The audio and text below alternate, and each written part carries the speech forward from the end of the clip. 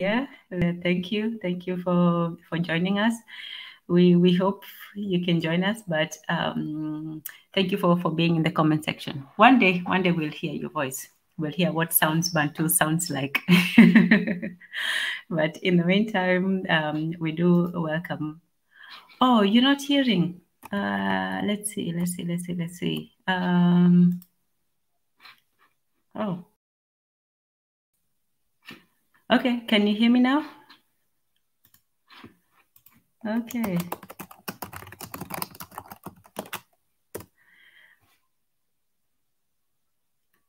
Okay, let's see if you can hear. I can see you guys. Let's first get the technical problems out of the way, first of all. So if you can hear me, say, oh, okay. Betty Hailu says yes. Greetings, Betty. Greetings, Sounds Bantu, and greetings to everybody in the chat. So welcome all.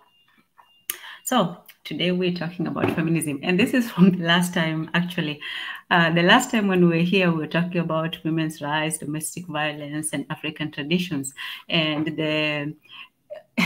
the consensus was nearly everybody was against the whole concept of feminism. Oh, this damn feminists, they're so angry, they're so mad, they're so this and that and so on. So I got to wondering why are people so against this whole concept of feminism? At its core, feminism is simply the equality between men and women. Hey, Mwendatezi, you are here. Good to have you. So we have Sounds Bantu, we have Mwendatezi. We're waiting for the usual Sam, Marie Antoinette. Well, you'll be here eventually. I know that. But so everybody was sort of almost on the war path against feminism. And I got to wondering, why is it that they get such a bad name? Why does everybody seem to think that feminists are just this angry, just terrible people? And yet most feminists, for them, their position on it is this, that historically women have been oppressed by society. Women have had a very difficult time maneuvering. They have been denied opportunities that men have been given. They have not been given the rights to political office, to their own destiny. They have been marginalized. They have been excluded from many spaces. And so what the feminist says position is that women and girls should be given a more important role in society. They should be given more responsibilities and more privileges, let's say, because they have been historically been oppressed. They have been the second-class citizens, and yet they make up 50% of the population.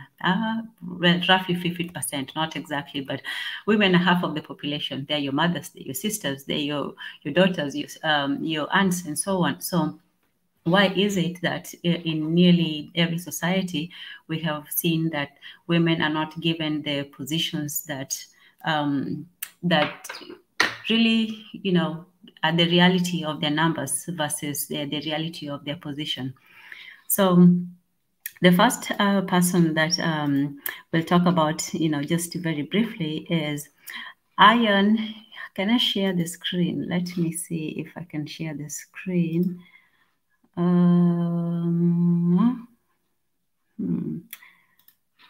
Okay, let me see. Oh, no, I can't share the screen right now. Window. I can't do it right now. But let me just read a little bit about what Adichie Ali now. Adichie Ali, I don't know if I'm pronouncing her name right, but she is from Somalia. And oh yes, and congratulations to Somalia for having the elections yesterday. We had Swahili Nation covering the entire broadcast, so that was a wonderful stream. And thank you, Mika, for covering that. So Adichie Ali she lived in Somalia for a while, and then she lived in Netherlands, And she actually had a documentary where she talked about the role and position of women both in Africa and in the Islamic world. So I'll read a little bit from her position where she says, Adichie Ali and the Transformative Feminism in Africa. This was written in December of 2016 or 2013. And in the paper, she examines the concept of transformational feminism in the concept of Africa's struggle for freedom, equality, and justice in social, political, and economic lives. The idea of transformational feminism is in part informed by the work of Adichie Ali, the Somali politician and critic of traditional African and Islamic oppression of African women and Western notion of women's liberation from all forms of oppression. The paper examines Western notions of feminism, contributing factors to the acceptance of Western feminism and the limitations of that feminism in the Pan-African context, even in the age of globalization.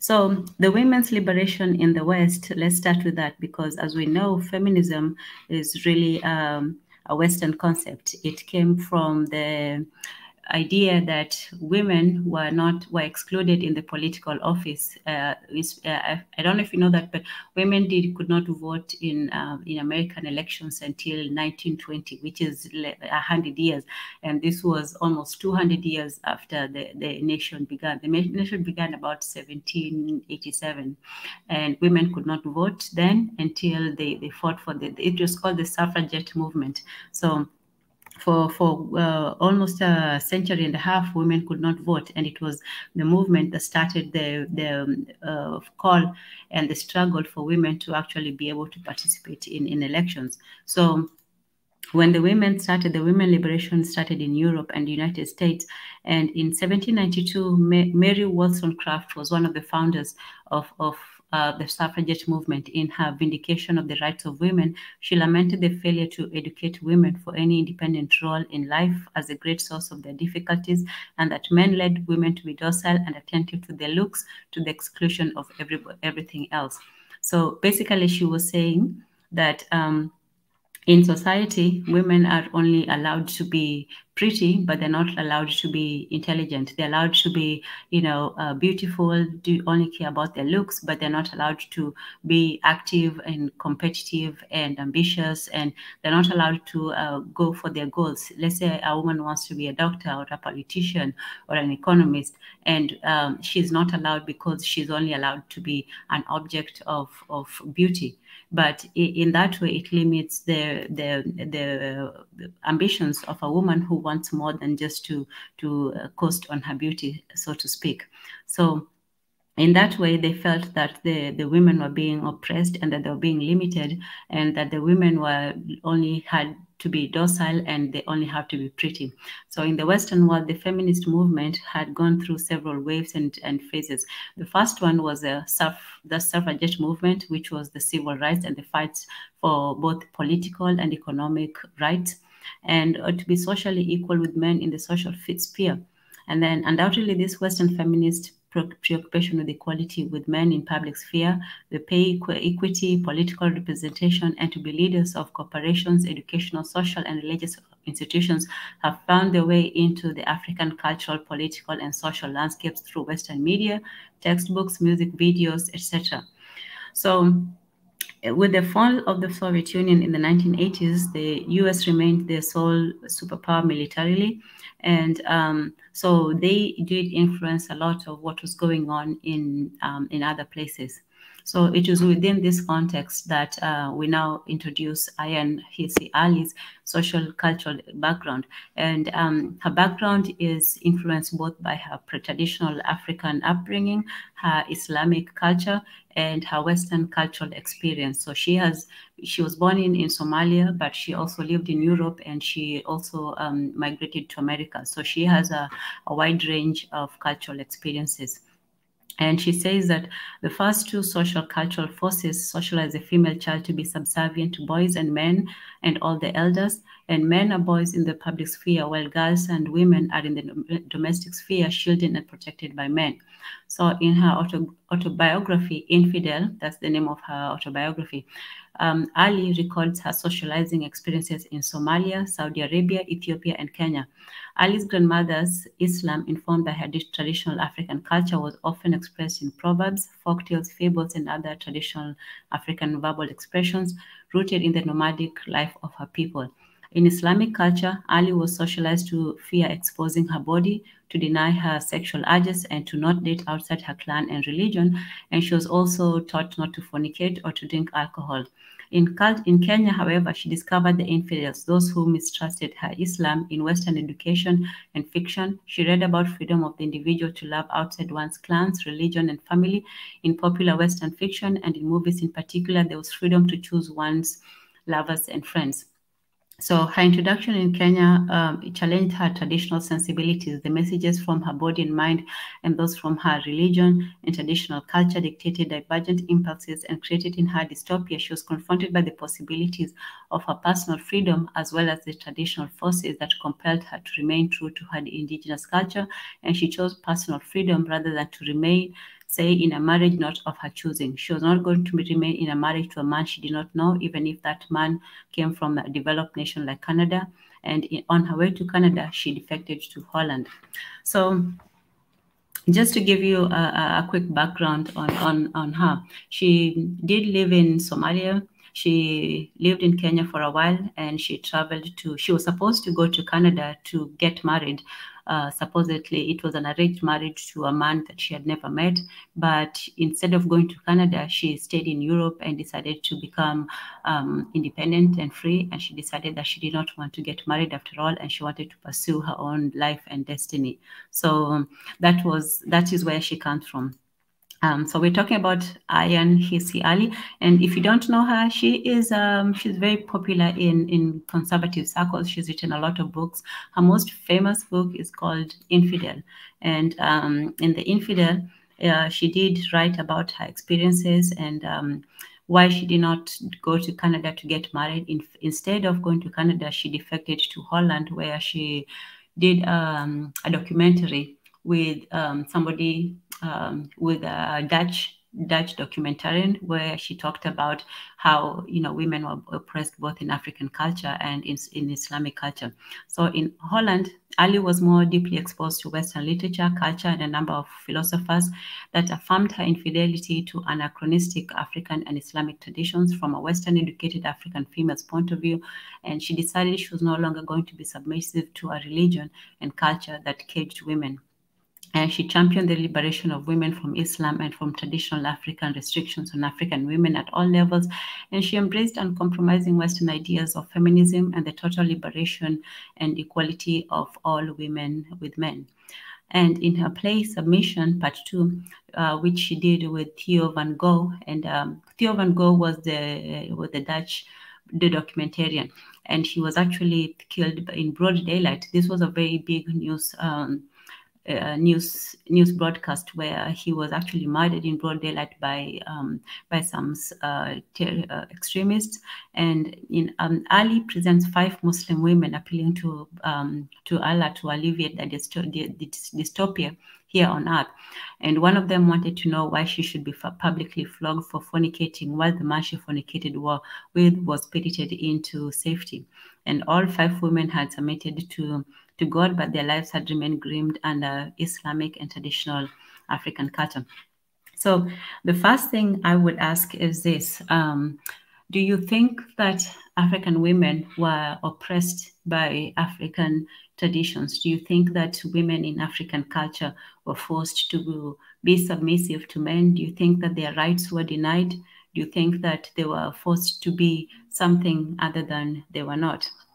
And this is where Adichie comes from. For her contention is that African women were always put second. They were always second-class citizens. They were not given rights to be who they are. They were not given that freedom to pursue their individual needs. Rather, their individual needs were put to the back burner of the men, to the family, to submit to their religion, whatever it is, they were not free to be who they were, and that they were oppressed in both society and in the domestic circle. In the home, they were supposed to be subservient to the men, and in society, they were subservient to their religion, to their culture, and also in politics, they were denied their voice, and they were not represented economically.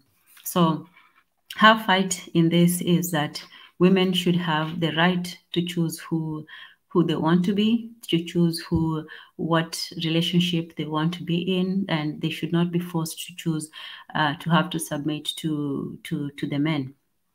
Now, she says this on being oppressed.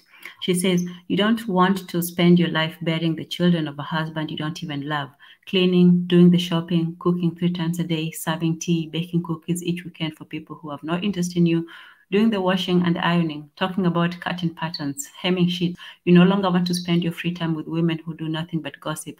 You're fed up with your sisters and cousins who refuse to use their mental capacity for anything but the creation of yet another recipe for cookies. You have seen the trap which the bride and the bridegroom fall after 3 days of wedding activities. The modernized African woman would rather live in a secularized Western society in which absolute freedom is the norm, and in which, therefore, there are no more forced marriages, and men and women are free to live their lives as they see fit, without molestation, tribalism, and religious dogma, only for the ignorant and the naive that cannot see the societies built on tribalism and religious dogma are destined to fail. And in her letter to her unborn child in her book Nomad, she tells her daughter that love between a man and woman is not a host, but it is conditional. It is contingent on chemistry, compatibility, temperament, lifestyle, even income. But if we fall in love and it's mutual, then it's a very powerful force. Love between a man and woman can be generous and should be generous. Unfortunately, my dear child, you will hear of many love stories where the basic desire is to possess one another, to change one another, to control. It is precisely these things that kill affection and passion. Steer clear of this if you can. Okay, so you have had the position of Ayan Hirsi Ali, and her position is that in traditional society, women do not have the choice of who to love, of how to pursue their dreams and ambitions, how to represent themselves both socially and culturally, and how to be who they want to be. You know, they don't have that freedom, and they have been oppressed both in African culture and particularly in the religion. So, having given that background, let us now invite all of you to come in and speak your voice. So, the reason why. Oh, yeah, please, you're all welcome to join in. Sam, are you trying to come in? Oh, hey, Senuti. Senuti is here. Oh, yeah. You are always on fire, so we welcome your input. We really do. Oh, sorry. Before we start all that, I am sorry, we forgot to have our prayer. So before we go on to this, let us always remember that we are merely humans, and that what we know is limited by who we are, and we always have to beseech the Creator. So in regards to that, I send my prayers to the Creator and to the Provider and to the Protector of the African people. And I pray that He may guide this discussion, and we may have a productive and informative discussion, and that we may all learn something, and we may challenge ourselves and each other, and that we may come to a greater understanding. Thank you. Okay, so with that said, you're more than welcome to come in and to state your views. So one type of, you can either say how you feel about her views, that her contention that African women have been oppressed by society, have been oppressed by the men, have been oppressed domestically, and also the influence of Western feminism on African traditions. So As we said, feminism came from the oppression of women, mostly in the West. It's a movement that came from women in the West who felt that they were not being represented. And Adichie feels that this also applies to African women who are also being oppressed in their own sphere, in their domestic sphere. And she says that African women also did not have a choice in their destiny. And so I have posted the link. So you are more than welcome to join us and to let us know, what you think. Are women oppressed in Africa? Are women oppressed in general? And is this something that African women should fight for or should just let go? So when we looked at the last time when we were talking, we were just talking in general, and we're talking about that. Senuti says, thank you. The author you mentioned collaborated with the Dutch. We must be careful not to follow the way of white women feminization from the West. Yes, I get your point, Senuti, because feminism is something that came from the West.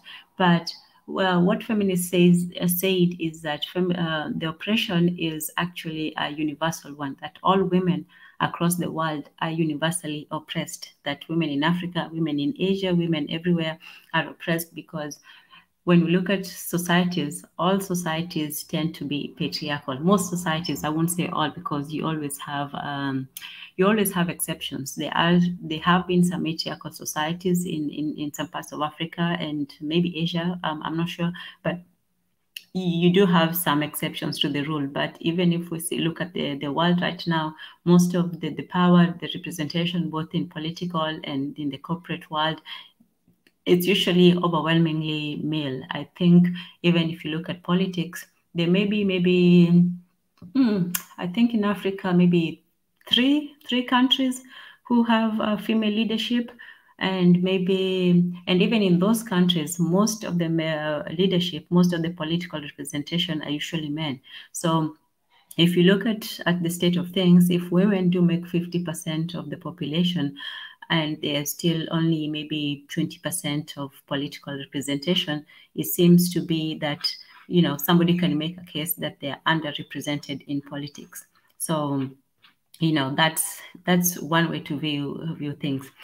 And I am so not going to pronounce this properly. Nyame earlier said that that feminism is demonic. Okay, I would love to hear your reasons for why you say that. And so let's go ahead and hey, my DG bro Pi Alkevilan, he's here. Greetings, Pi. We have Intruder 6, and he says that women are about 51 to 52%. Actually, yeah, that could be true. I think in some places the highest difference was maybe 60% to 40%. So it's still mostly 50-50, generally. But if you look at the representation both in politics, in the corporate world, in all, pretty much in everything, women are still underrepresented compared to their population numbers. So yeah, so there's still people who do view the representation of women as underrepresentation. So that's one of the reasons why Western feminists tend to view women as being underrepresented and therefore oppressed. So that is the reason for it. Okay. Senuti says, yes, there are work to be done in the way African women are treated. That's true. I believe it has to do so much with the Bible. And she says that African women were very powerful prior to colonization, and what changed. Okay, I'll give you a brief background on that. And in many places, you're right that some societies, African women did have quite a lot of power. And when I said most societies are patriarchal now, in the past there were some societies. I know in West Africa, for the example, the Igbos, they had a very powerful matriarchal system. The women really used to be able to do business. They had their own system of power, and they had their own affairs. So there was power, and when the new system came about, many women were forced to go back into the house. They were not allowed to work in the fields. They were not allowed to have their own businesses.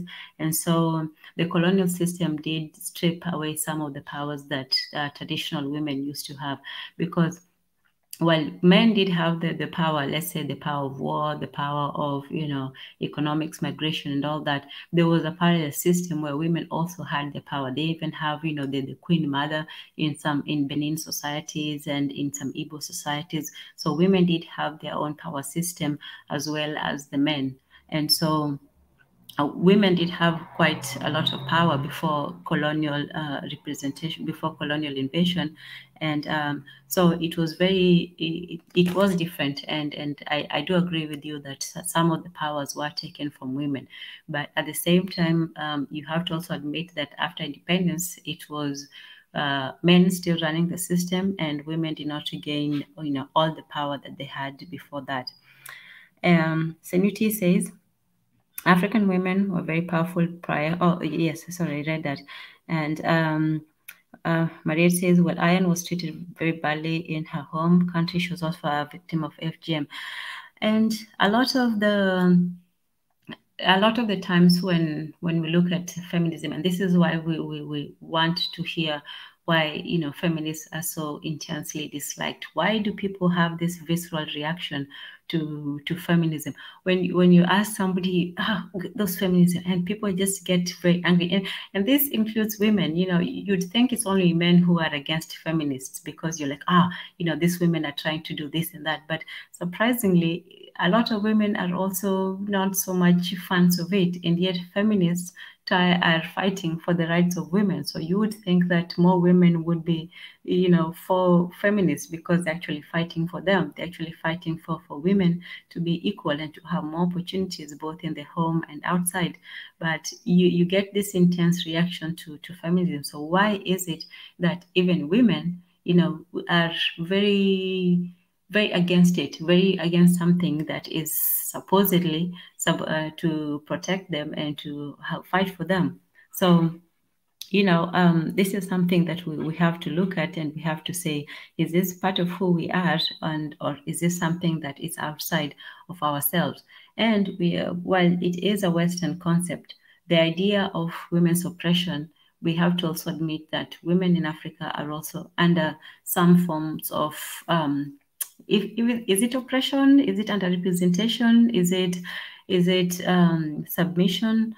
What is it that the African women do go through? Because is it the same thing as what the Western women were fighting against? We didn't have the whole history of the Suffragette Movement and voting and all that.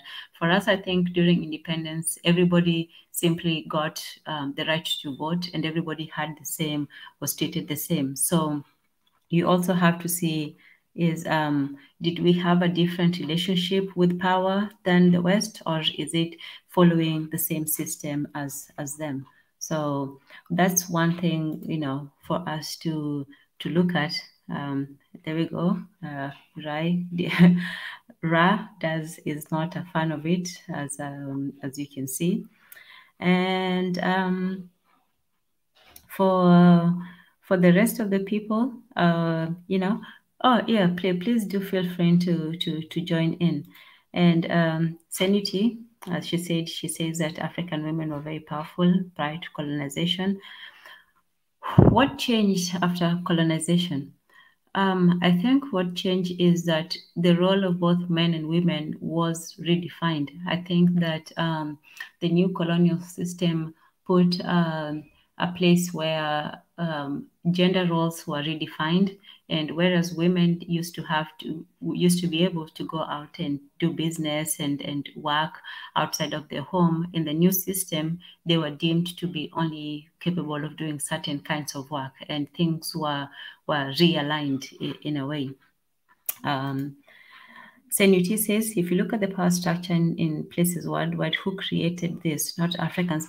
It's true, that there were some things that were imposed upon us. Colonization was not was not our doing, but we were affected deeply by it. So we did not choose it, but it was foisted upon us. We had to sort of get into the new world system, which we are now.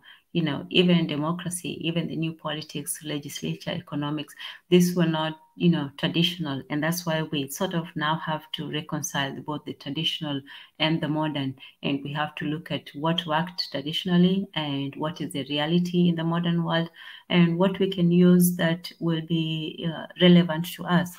So that's an important aspect of it. What did we create? Betty, Hailu? Oh, Montetezi is here. Okay, Montetezi, I'll let come on in and we'll discuss it. Let me just read a few comments before we start. Betty Halu says, you can go back and look at our history. There was oppression of women way before colonization. The fact that certain tribes allow women to rule doesn't show the whole picture. That is true as well. As I said, there were some matriarchal societies. There were societies where women had power, but there were also societies that were very patriarchal, and men did have a lot of power when it came to determining the economic and political systems of a group. So, yeah. Okay, Montetezi, go ahead. Your thoughts? Hey guys. Hey, Tanzan. Welcome. Hello. This is a very interesting topic. I know, guys. I usually wait for like an hour till they join in. So, well, let me keep you company, and let me also. No, I appreciate it. Thank you for coming on in. Yeah. This is a very interesting topic actually, because you know in Kenya, I don't know if you've heard about the Matakarua issue. No, please. What is it? Inform Oh, us. okay. Yeah. You know, in Kenya right now we have actually the feminism debate, because one of the presidential candidates, we're having an election this year. One of the presidential candidates, he's chosen a female deputy, which is like, you know, one of the first times that our leading presidential candidate has chosen a female deputy or running. It one of the first time wasn't there? Charity Ngilu, wasn't she the first one? I said leading. Oh, leading. Oh, okay, go ahead. Yeah, the leading, one of the leading, you know, Yes. they're leading, one of the leading now. So there is a huge chance, a huge chance that we might have a female deputy president this year. So, wow. So it's actually, it's a huge chance, you know. And there's now a huge chance in 2027 that we might have Kenya and Tanzania with female presidents. So very interesting times for East Africa. So yeah, just people are excited. People are excited because of progress, you know, and stuff like. But let me not. That's just news on feminism in Africa. So let me. No. Go ahead. Do you think that us Kenyans are ready for a female leader?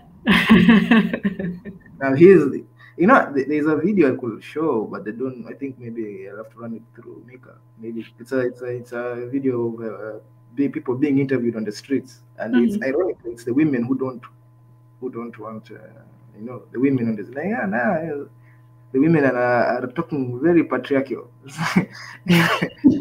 And this is why we did this. This is why I had this show, because even in the last one, you expect men to be, against feminism and all this stuff, because obviously, but what surprised me is the reaction of women. A lot of women are against even the idea of feminism. They are madly against it. They say, these feminists, they're just angry at all this stuff. And yet the feminism are actually fighting for the rights of women. So it's like you're fighting for somebody and somebody doesn't like you. So this is why I had to ask, why are feminists so intensely disliked, not just by the men, but the women, the same women who they're claiming to fight for, It depends where, location wise. Also, you have to ask yourself, feminists in Africa? or feminist in the diaspora. It depends on. Also, there are very different views. Women women in Africa or women in the diaspora, because those are I think women in the diaspora are more supportive of feminism. I don't know. I think women in Africa.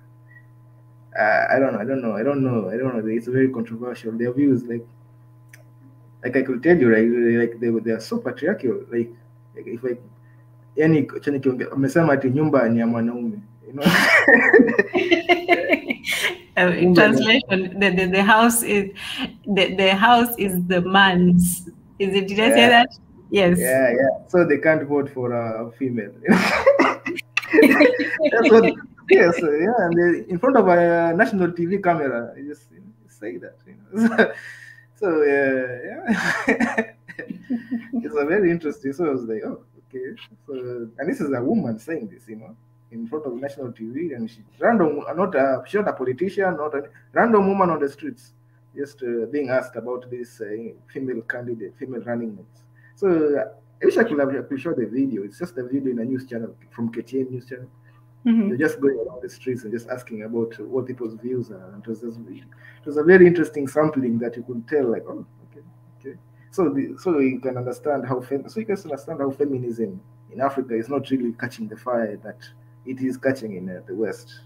Although there are those women who actually are happy also that a woman is being represented. We cannot just say one-sided things. There are also a huge group of women who are happy that they're getting represented.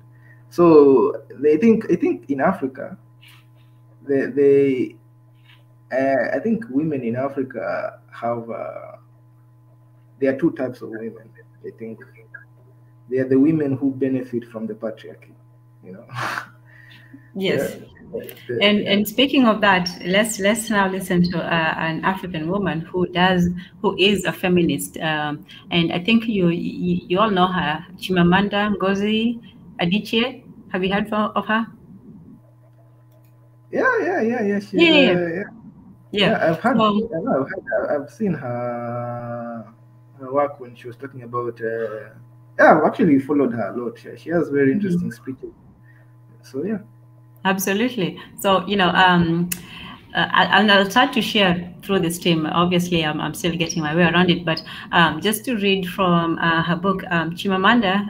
For those of you who don't know, she's an author she's from Nigeria, but she moved to the States, and she's an author who has never shied from voicing her opinions regarding feminism. As an African woman who struggled to find her place in society, she began speaking up, supporting women's empowerment. She is a feminist, and she's the author of several books: Purple Hibiscus, Half of a Yellow Sun, Americana, and she has also made her stance known regarding gender equality. Through her novels, she voiced gender equality and women empowerment. From Olana to Kainene, Chimamanda has made female characters in her books stand as a symbol of strength, resilience, and intelligence. In her talk titled "We Should All Be Feminist," Chimamanda shared experiences as an African feminist, citing the injustice resulting from gender inequality. She stressed displeasure for how society shoved women to the sideline. In her statement, she said, "I am angry. Gender as it functions today is a grave injustice. We should all be angry. Anger has a long history of bringing about positive change, but in addition to being angry, I'm also hopeful because I deeply believe in the ability of human beings to make and remake themselves for the better." In 2013, she gave a TED Talk on feminism titled where she quoted Beyonce's "Flawless," and she says, "We teach girls to shrink themselves, to make themselves smaller. We say to girls, you can have ambition, but not too much. You should aim to be successful, but not too successful. Otherwise, you'll threaten the man. Because I'm female, I'm expected to aspire to marriage. I'm expected to make my life choices, always keeping in mind that marriage is most important. Marriage can be a source of joy, love, and mutual support. But why do we teach girls to aspire to marriage and we don't teach boys the same?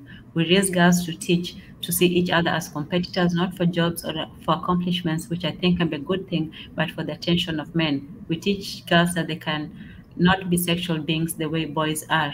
So she feels that in African society, she was taught only to look at things in a very limited way. She was limited in her perspective, in her ambition, in her, employment opportunities, and she feels that in the African society has limited African girls and women to only accept the very minimum, whereas they teach boys to strive for much greater things.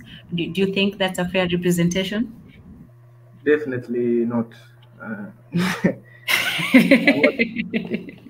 Yeah, I used to be a huge fan of her until I found out her where she resides, and Mm-hmm. and that really made me not not really take her views with a pinch of salt, because it's easy to comment about Africa when it feels like it just appears you're commenting about Africa from Ivory Tower or something, because But she did live there. She's not talking about somewhere that she doesn't know. She actually talked about her experiences growing up in Africa, and she talks about how even as a child she was taught to only strive for marriage. She was only taught to be prudent and modest and good and nice, whereas her brothers were taught to want to be competitive and to want to have their destiny. She was taught that as a girl, you're supposed to almost let your brothers do what they want, and whereas you have to take the second position growing up. yeah, she did, like, but she's not there anymore. I feel like, okay, here's what I feel like: you cannot talk for African women who are in Africa for when you are, like, I feel like, you are criticizing, the women in Africa. What are the women in Nigeria saying? That's what I want to know, because I'm sure they'll have different views because they live in the society that is, I feel, I don't know, it's just I understand, she is not, I understand her fight, because I've seen her talk against a lot of discrimination in Africa and stuff like that, and I'm a big fan of hers. In fact, her writing is very good. I think there was a time she made a speech about end SARS and a lot of hypocrisy in African politics, which is actually good. But this is why it keeps saying they are feminists in feminism in Africa. Look at, she's in the diaspora, so her view of feminism. That's why I feel like it's a bit warped when you look at feminism in Africa, where women who benefit from the patriarchy, which is it's not a small number of women, it's a huge number of women. I don't know, I don't have the statistics, but about how many women rely on their husband's work, how many women in Africa rely on their husband's work and their husband's income. But so these women are not going to look at feminism the same way maybe a woman in the West who is self-reliant, who easily can get a job. In Africa, even men are struggling to get work. So it's when you have that level of I don't know if to say privilege, maybe that you cannot really say, hey, women go to work, be independent. There are those who are benefiting from the patriarchy and they are content, and it's a huge number. So these are the people who are saying, you know what, nyumba ni ya mwana, nyumba ni ya mwanaume. So Yet, but are they really content, or are they actually just, ignorant? And by ignorant, I don't mean, stupid, because and the ignorance does not usually mean ignorance is just not knowing the options. What if there was another option that maybe they did not know about?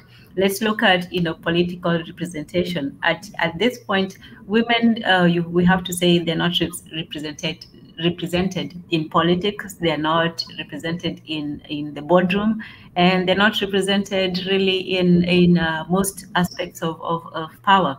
So do you think that this underrepresentation is a form of oppression? Because if you have a group of people who make up, almost half the population, and yet they make up less than maybe 20% of politics, don't you think that this is a skewed aspect of it? Don't you think that in some way that women are underrepresented?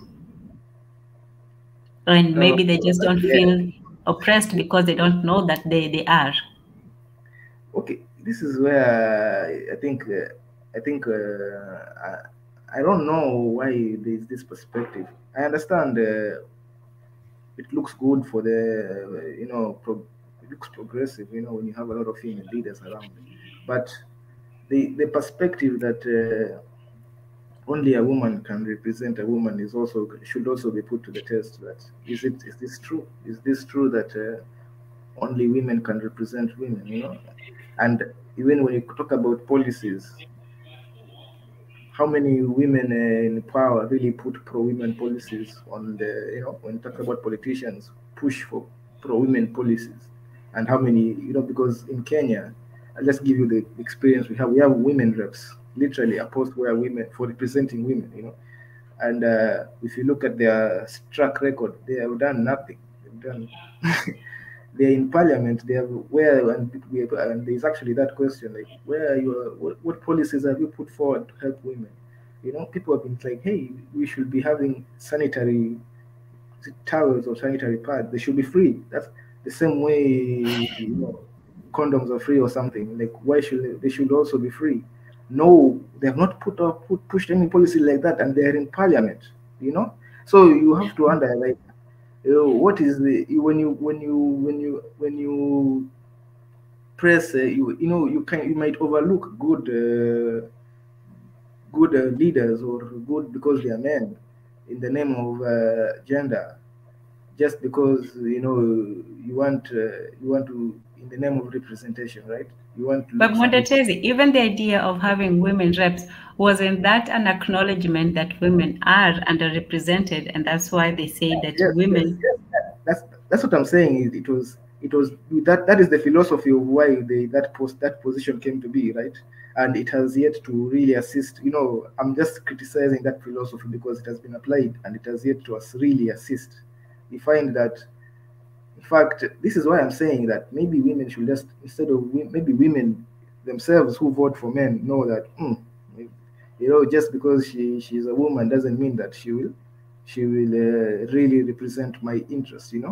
So that's a question I also have to ask, because this is why in Africa I feel like Africa women, we may look it may appear from the Western lens that, or from, like, there are Western lens that these women are ignorant, they don't know, but once you, like, just engage them, in a conversation and see their train of thought, you find that there is actually some logic to their thinking. They're not just, there is logic. Like, they're like, hey, I feel like if she feels that, a man can really push for my interests way more effectively than the women we have, as also the quality of women that are being put forward, like a lot, and you made a good, very interesting, comment when you talked about women in boardrooms. I think women in boardroom. What's that? How does that benefit women? I'm just like that's just capitalism. What is it? Black capitalism or something like. Support me because I'm a woman in a boardroom. That money is going to her pockets. There is nothing she's going to push for. She's just going to be, you know, I don't think it's like, these are things that capitalism is actually trying to take advantage of. It's like, oh, we have a feminism agenda. Let's put women in boardrooms. Then there is also What? this perspective of women. This is an actual statistic. This is an actual statistic. Although I'm being the devil's advocate, but they don't. No, no, no, no, no. Don't, It's fair enough. In fact, you're taking a very brave position on this. yeah, but because I know nobody will take it.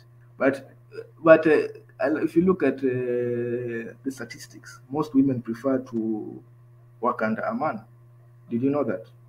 Most women prefer to work for male bosses than female bosses. That's an actual statistic. It's just. I don't know about that, but Yeah.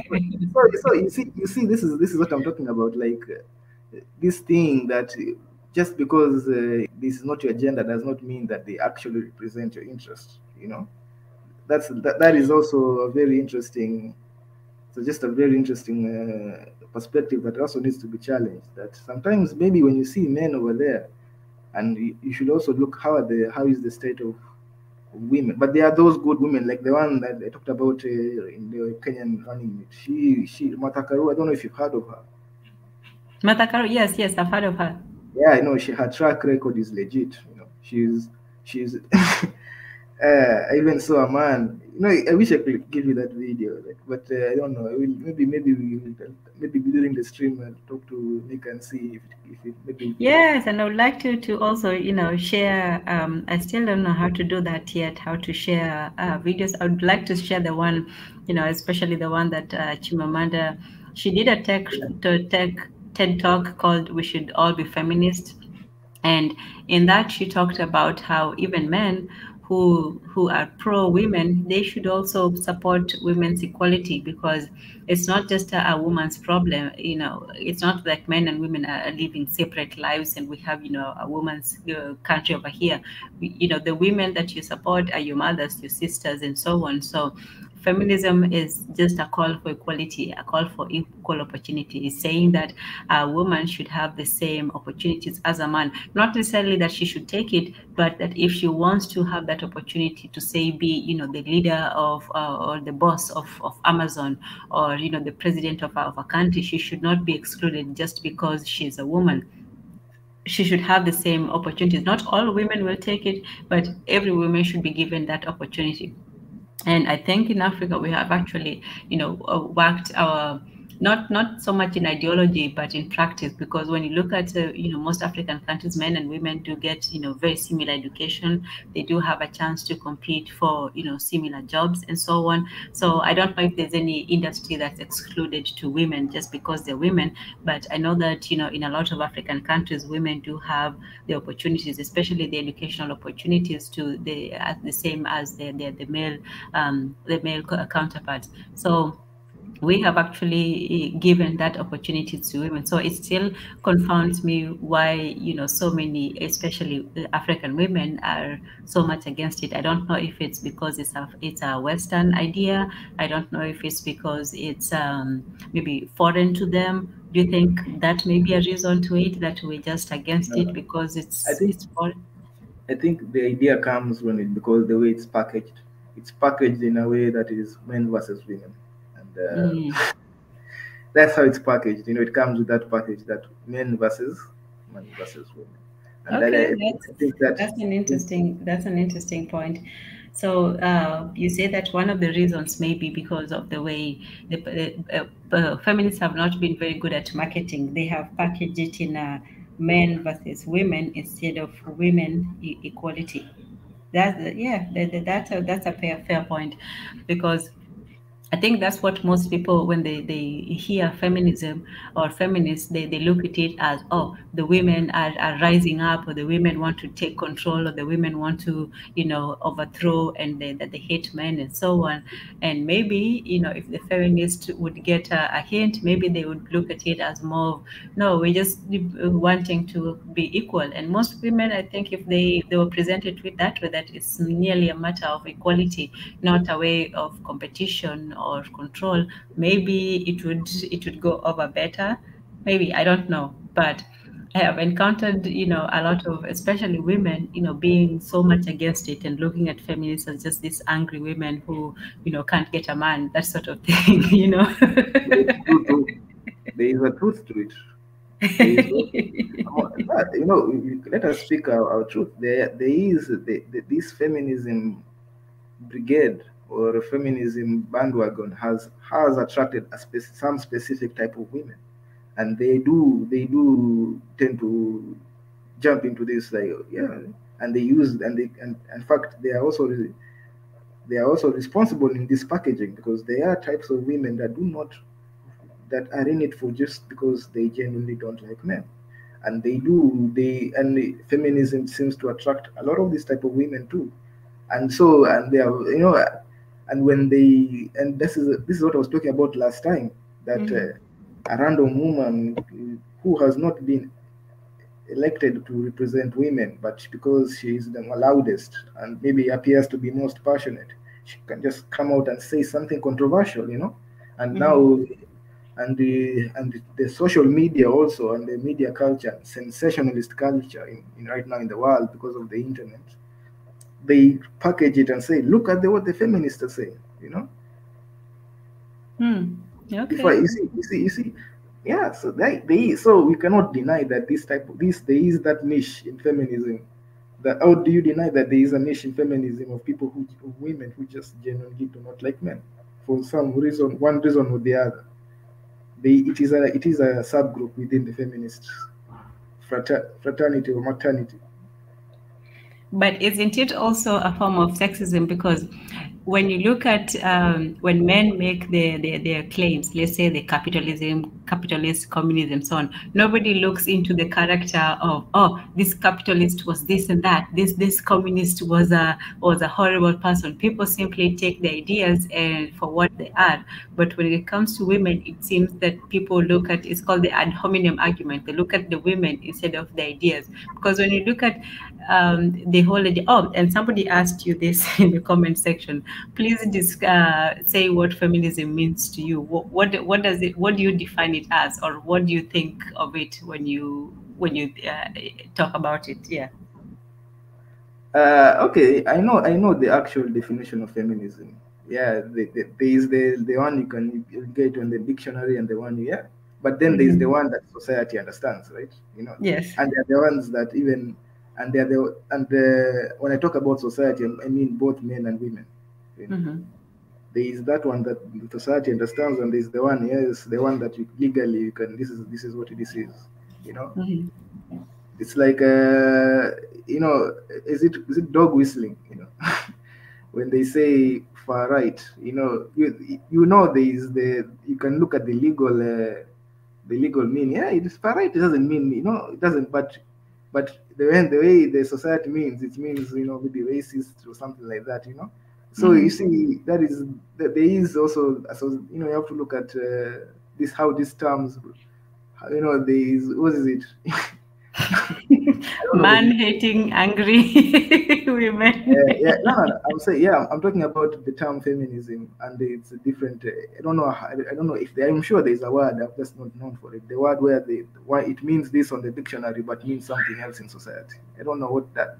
I'm sure maybe somebody already knows. In the comment section, or maybe there are very intelligent people here, probably know this thing.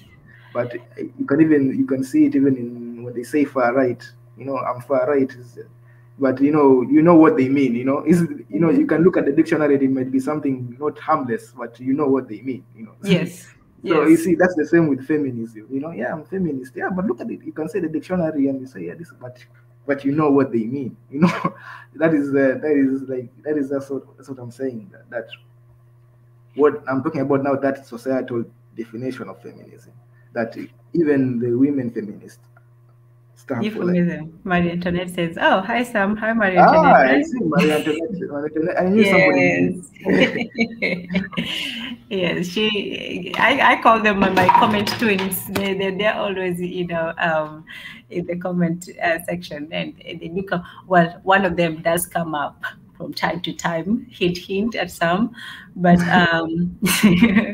but yes, there are the official definitions and there are the implied ones, and I think most people really do go by the implied ones. Now, do you think that's the problem of the feminists, or do you think that society is naturally just against women?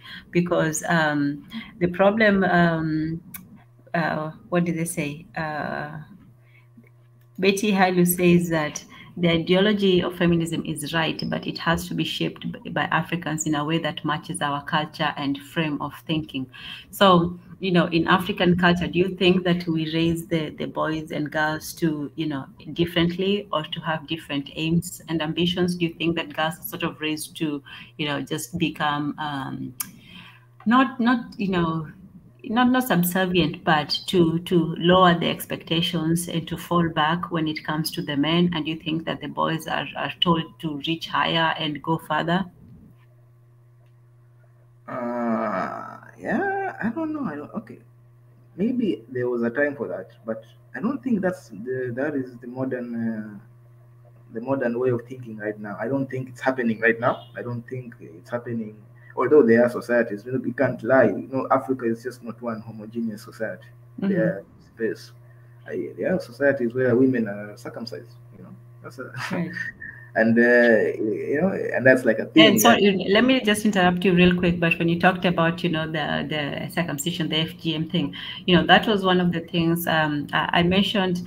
That there's two prominent feminists to me, in my opinion. The first one is Chimamanda Adichie, Ngozi Adichie from the West, and in the East we have Ayaan Ali. And Ayaan Ali did say that she suffered through that, and that was one of the main reasons why she really was against she became a feminist, because she felt that a lot of the practices and the viewpoints that were raised with girls was one of oppression, one of suffering, one of taking the back seat, and so on. So there are women who have actually suffered a lot of trauma, including last week we talked about domestic violence, and that's also, those negative experiences do lead women or to have this viewpoint where they feel that the men cannot protect them and the men are sort of their oppressors, and they as women need to fight for their own rights and to protect themselves.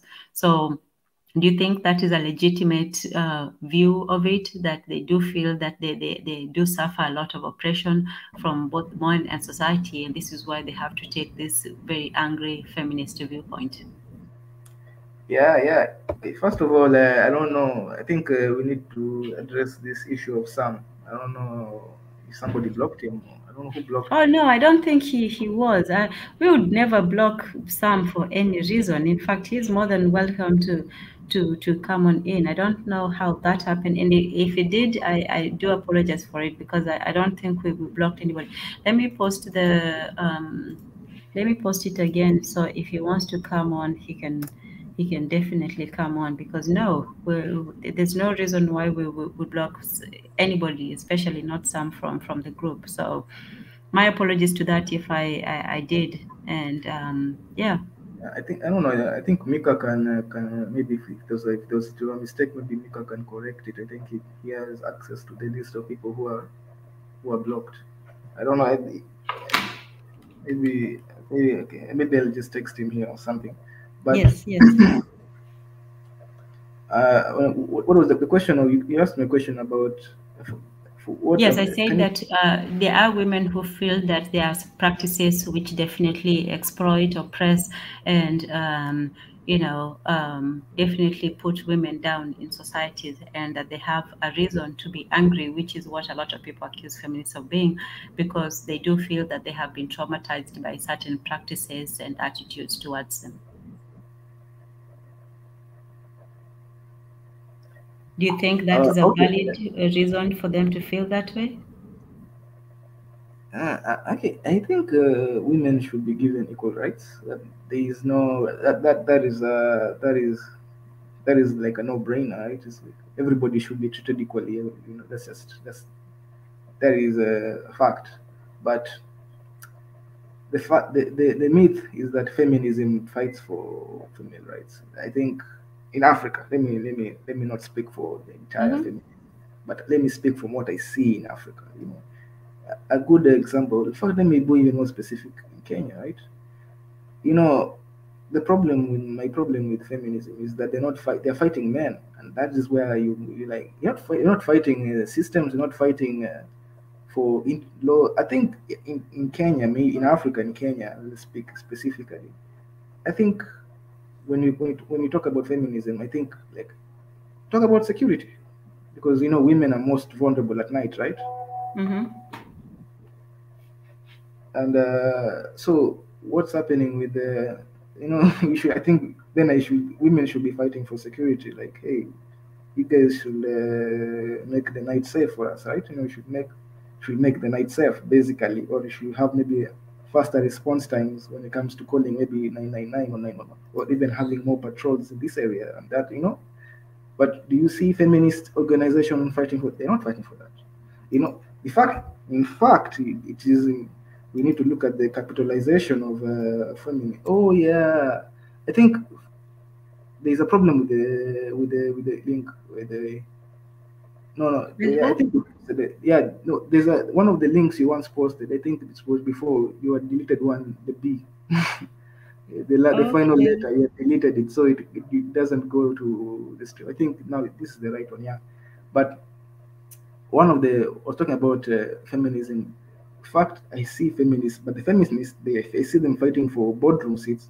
That's true. I see them fighting for boardroom, but you see that's the capitalization of feminism now. You can see, like, But do you why? think they have a legitimate complaint in saying that they have been oppressed both in practice and in attitude? That there are some practices that seem to to put women down. That's the FGM and some of the other practices, and also the attitude of a woman can't lead a man, or women are the weaker sex, and so on. Do you think that there are some societal attitudes that do put women down and that they should fight to improve?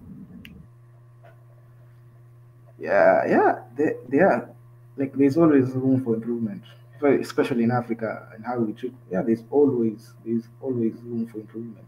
But this is the issue that I'm also looking at. There is like, is it, I don't know, capitalism or something, an elitism in feminism that they are not fighting for. I don't see them fighting for, like, women who, Mama Mboga, or the Mama Mboga, they are fighting for the women who are elites, and so there is a hypocrisy there that I don't know if you're seeing it. That, when you talk about, because insecurity, like security at night, maybe maybe you have a car, so nobody's fighting for the woman who is walking on the streets. Just, hey, make security safe. Maybe security should be an issue, right?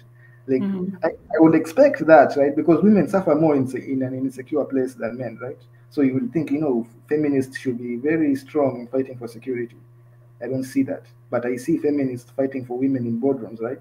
And you Mhm. look at that, because there is an elitist element there, that a woman in, even, let me mention, like, celebrity culture right now. There's this is this trial, right? There's this celebrity trial. It's all over the place. I see it on Twitter and stuff like that. Johnny Depp and Amber Heard. I don't. Have you heard of it?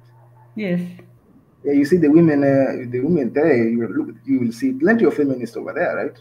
But Mhm. the woman who is, like, you know, truck driver, women in, you know, the, yeah, nobody cares about those women. I'm just saying that there is an elitism also, that an element of elitism that you can see. That that's what I'm saying. I'm saying there is just this thing where this is why maybe we find that, and those women on the bottom are the ones who have the most votes, right? And you see, so but the women on the top, they're the most seen, because they have the most followings on social media and stuff. And so you'll think, this woman. So you see, this is why you see there is a contrast, or there is a disconnect, that the women on the bottom, like, this man, when this man talks about security, and this woman is talking about women in boardrooms. Yeah, I'm just saying, you can see how logical, how rational, what should she make, who will she vote for? Mhm. That I'm running on the campaign that a woman should be here, we should be represented. And the man is talking about, hey, I will reduce the price of, what is it? Just food or something, because women also run the household in Africa. So they things like, food. So you have to understand that that people are looking out for their interests too. That women also are not voting just because men, they are voting for their interest, and you have to understand what are the interests of women, and not just representation. That is, I think Mariette spoke, just made a comment about it. That let me look for it.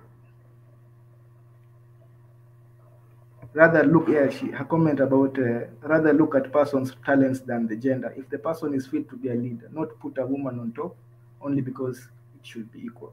Like, yeah, like I think that is what's happening. Yes, and I think she was responding to Seniti's comment about because women are in power does not mean it's good. Look at Tanzania. The current president loves the West above her own people, judging by her action. So it's not to say that just because a woman is in leadership, like you said, a woman could be, the head of Amazon or, the head of a corporation, but that does not mean that, necessarily should be in the interests of women. There are women who do support the system and they're going to go along with, what is going on, and they're not going to change it. They're not going to work for women's interests. They're simply there for their own. And that goes for men as well. But just because you put a woman in power does not mean that the woman is working for women in power. There are women who are there for their own selfish interests. Same thing with the men. And but I don't think I would agree with you, Sanity, to an extent. It's not just, put a woman up there and problem solved. I would say that put a woman who, if you're a feminist or if you're a woman and you care about women's interests, then you should put a woman who is there for the women, because not all women will fight for women's interest, and everybody has, their own selfish interests. That goes for both men and women. But unfortunately, right now, it's the men who are given the opportunity to make the decision. So we don't really have a lot of women representing themselves or other women. So we really don't have the opportunity to know what a woman could do if she's not given the opportunity. So okay, I don't know. I think that's. I don't think that. I think that's not true. I think majority of voters are women, right? True, because they're 50%. Yeah. So when you see men leading, is that a woman's voice who's when you say who's giving the opportunity, it's women who are giving men opportunities and not giving other women opportunities. Maybe we should discuss that. Maybe why is there distrust? Do you not feel that there is a distrust among women? I would say there is. I hate to say it, but there is a level of distrust, and that could be either because of the way that we are socialized, as a society, to distrust women in general, including women distrusting other women, or it could be just an internal, inane, womanly thing that women do not trust other women. So, I'm interested. Oh, BJ is here with us. Welcome, BJ. I'm interested in hearing your thoughts and opinions. So, welcome to the show. Thank you. I was just listening to you guys. It's really interesting. I think, like I was at something else, and I had to sort of iterate that people do not understand society's influence on the way people respond to whatever position they're in. I used to think that working for a company or organization or whatever is you can change things from the bottom up. No, it happens from the top down. So now you have, like you were saying, the women gets into position, and she may not be, looking out for women's interests. Well, if you've been indoctrinated, and this is the old boys club, and these are the way things are done, then you're going to do things because your power isn't big enough that you can change things. So you just a lot of times just go along to get along. So when they have an opportunity, because I've seen it on both sides, I've seen men get in a position, and a lot of times men will not hire another man because that man is a threat to their position. So I'm gonna hire a woman. A lot of times when a woman is in a position, she's going to hire somebody that is not going to be a threat. And that ain't just survival instincts. But when you have people put into place where they're not affecting real change or doing things like on a political side, our politicians are, in many instances, they're chosen. So they've already been indoctrinated to do things this way. This is how it goes. These are our friends. We're going to these big, meetings, and we're going to meet these little sponsors, and they cutting these checks. And you see these big checks, you're like, well, I do want to do this for my community, and they needed this and that, but I had to take care of him first. So we went through that for a long time. I got to take care of him first, and this company needs this first, and we'll eventually get down to you. They don't even say that anymore. They just they ignore the locals. They ignore, what needs to be done. It's about keeping their position. It's almost like, like somebody working for your local drugstore, and they just got hired in. They don't have anybody up at the top to protect them for what they do. I'm just here to get my paycheck. I'm not trying to make no waves. I'm just going to do what I'm supposed to do. And it's like you see that everywhere now. No one's trying to push against the system. And women, we have an added burden because, like with men, I've seen it over and over. A man to come in, and the other men who are in higher position will, have conversations with him, like, oh, okay, he thinks so like me, and start grooming him to move into leadership positions. I've seen it sometimes with women, but not to the point of how far the men got, and that people don't a lot of times look at that. A lot of times if you're coming into a company or you new or you're starting from the bottom, you need somebody to help you navigate up towards that top position. So are you saying that what is preventing women from, being in certain positions is because of other women? Is it women? It's both sides. It's both sides. It's both sides. I mean, it's, with women, we don't mentor each other enough. Mm-hmm. But is it the women's fault, or is it because a lot of the women are not sitting in those positions of power to do it, And even those who do mentor, and I've seen a lot of women who do that, but they're never in that, they're at that certain level and they're not busting, like back in the day, you say the glass ceiling. So they can't get you further up the top. So you sort of just sit in this certain little realm, and okay, at least I got you guys to this level, but we can't get to that higher level. So, so that's why I say it's not women necessarily, and it, only it's both sides, and it's and if you look at if it's both sides, then there's something that is creating this, whereby both sides did not have the power to make a change in the system. So this is the way the system wants it to be. Mm-hmm. And let me also ask you this, because we have talked about feminism, but let's also talk about femininity. Do you think that feminism is pro or anti-femininity? Because at no name, I don't know if this is Sam, and Sam, if you're out there, we're not trying to block you. You're always welcome. Free Sam, justice for Sam. Nobody's trying to block you. I think my spies may have been working overtime, but you're more than welcome to join in. Maybe that's your hint to finally join this, hey. But Salam, says that a way to protect women from domestic violence will be important in Africa. I think that's a very good point, that it's about the protection. Women, the feminists, they do feel that they are vulnerable to the, to society, to the system, to the power of the men's influence, and that is maybe one of the reasons why they do go maybe feel the way they feel. They feel that they are oppressed and they need to fight for their own protection. And I'm assuming this is Sam, but he says that there is an attack on femininity, and that is what feminism seems to do. Do you think that feminism is against femininity? However you define, and firstly, however you define femininity, and you can define it if you wish, but do you think that feminism is against it? Define it, then say if there's an attack, because also me, I want to know. Oh, femininity. Okay, let me try to define it. Although everybody, I haven't. It's subjective. Is it subjective to any?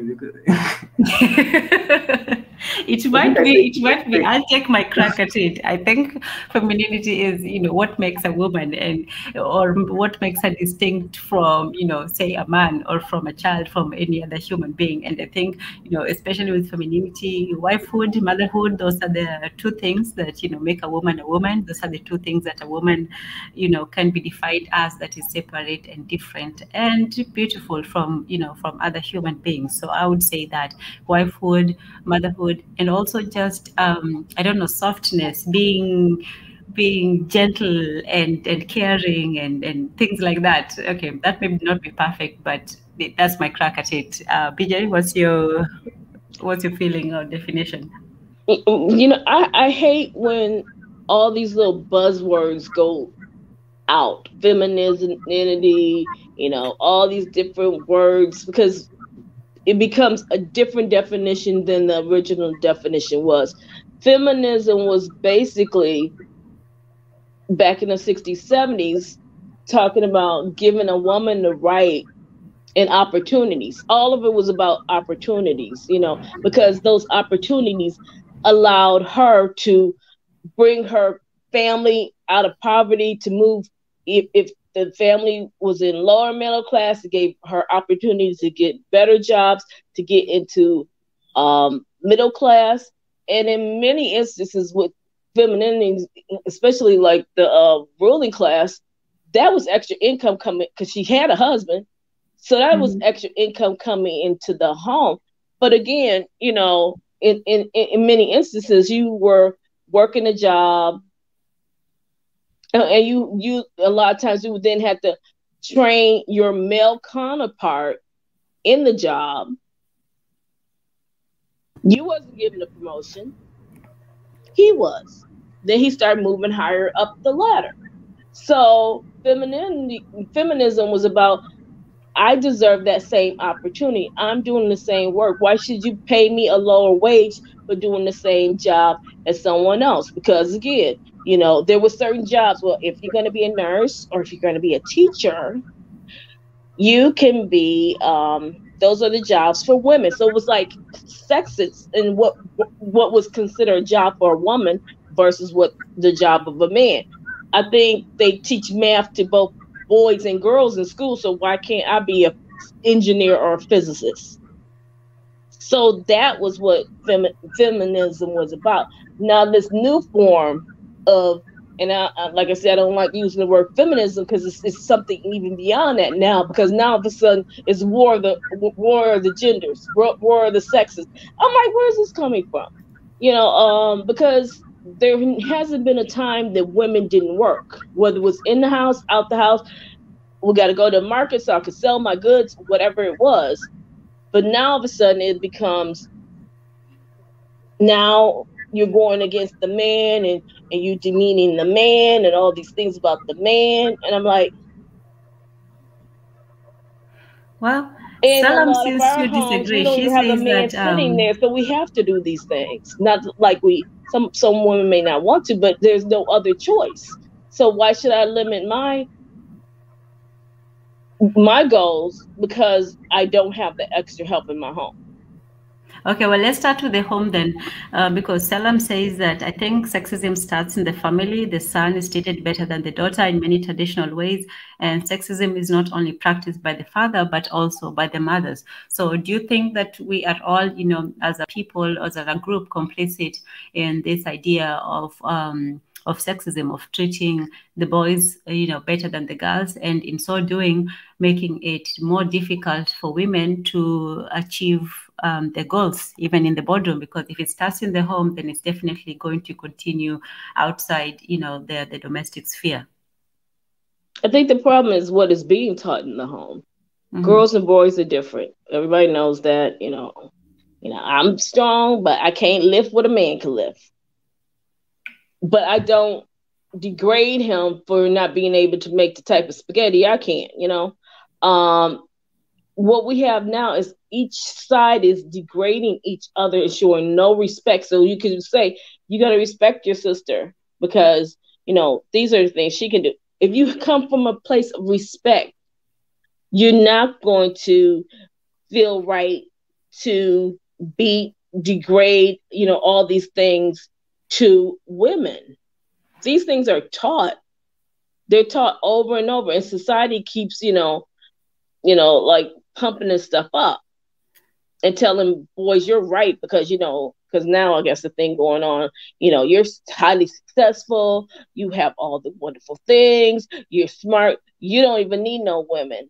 But then I look at certain little articles, it goes back, but now the women want to leave us, they don't want to be bothered with us, and it's just it's like you're rooting for opposing sides of the same argument. How does that work? You're gonna drive yourself nuts. 1 minute you're saying no, and the next minute you're saying yes, and then you think something's supposed to come out of it. That's why I don't get on to terms like feminism, because again, what is that? When was it a time people weren't working? I mean, you look at your African history and you saw queens, and they were doing all these different things, and they was ruling, queendoms and stuff like that. So it wasn't a time that you didn't see women in leadership positions. You have your African women warriors, just like you have the African men warriors. I didn't see anything going through history said, and then the men warriors got mad at the women warriors over there, and they went and just sliced all their heads off. I mean, so where's all this stuff coming from? Because this argument right now is like people just run in circles, and it's like we're now being taught not to even want to be with each other or to trust each other. And so you're literally creating the monster that's going to come out and throw you under the bus. Mm-hmm. So but why you would you also want say to birth that, kids and that then teach women them do to hate receive, you? You also say that women do receive an additional level of oppression. Can you explain that a little bit? Well, I mean, the thing is, being African American, you got the racism, but also you got sexism within it. So therefore, like with domestic violence, someone who can be, being beaten, they call the cops, and they're being beaten, they call the cops again, they be beaten, and they get called the cops. Oh, because again, I don't know how it is in Africa, but here it's like, it was always taught, they don't talk about it as much now, that your children and your wives are your property. So anytime you're being considered a property, that's oppression.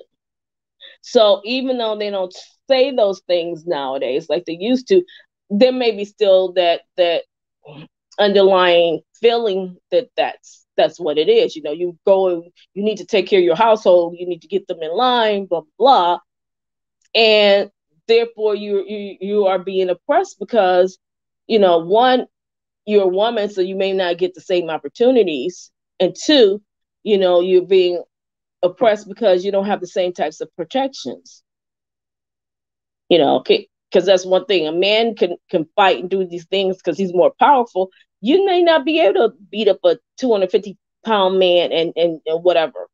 So you may not even be able to defend yourself. And then society as a whole is not coming to your aid when you're in that situation. In some instances, and that's what I mean by that extra layer. Wanda Tezi, do you think things are different in Africa? Do you think that the African woman is under the same level of oppression? Yeah, the fact that women are not. I think yes, women are under oppression. That one cannot be denied. Like that one is just they're not treated equally. Yeah, and there is also a negative. Society gives them a bit of a negative look, but I'm not sure. Feminism is helping women. The current feminine, I don't think it's helping those women. And so then what do you think should be done instead of the feminism?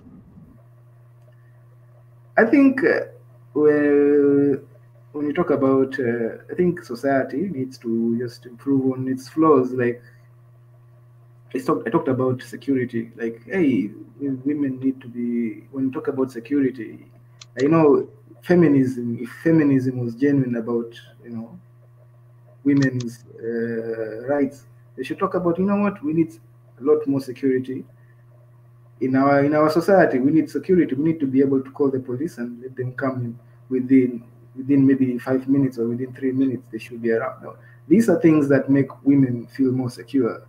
Things like, hey, we need free sanitation pads, right? These are things that should be pushed.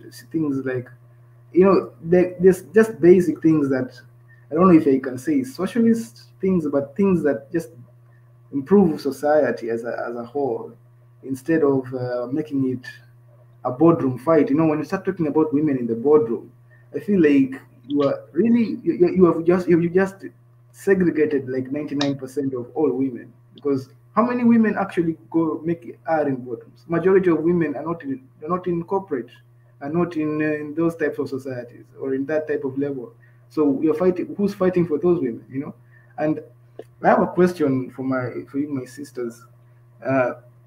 Do you think feminism, and just to prove my point, that feminism is actually elitist in a way, it just focused on the elite women, or just it's a tool for elite women?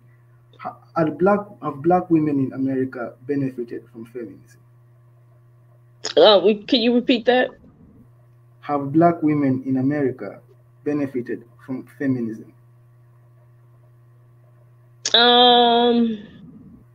Title IX, That's yeah. a good question, Manda. Yeah, Title IX, yes. Title IX allowed for Venus and Serena Williams to become who they are. Title IX also allowed a lot of girl athletes to get scholarships to colleges by running track, doing baseball, doing swimming, all these things. So yeah, Title IX. I mean, the changes in the laws allowed women to, again, break out of just being that teacher, or if you're not a teacher and you're not a nurse, that's the only thing we're going to hire you for. So it opened it up to those engineering fields. It opened things up for a lot of women to then achieve their dreams. So yeah, in that sense, it has. The problem is right now, I don't know what this new definition of feminism is, because everyone will say, you're a feminist, you hate men. Well, the feminists that I knew back then who believed in the Title IXs or equal employment rights and all this other stuff, no one was hating men. So when did this all of a sudden change? Because the thing is if they did not do what they did back in the 60s and 70s, a lot of women, because the system was shifting, a lot of women would be in a far worse place than they are now. Now, the bad part about all that is within that, the destruction of the family occurred. And because, you became a lot of single women household. I don't know what was, that's a whole nother story that have to be broken down by itself. Why did the men leave the home? I don't know.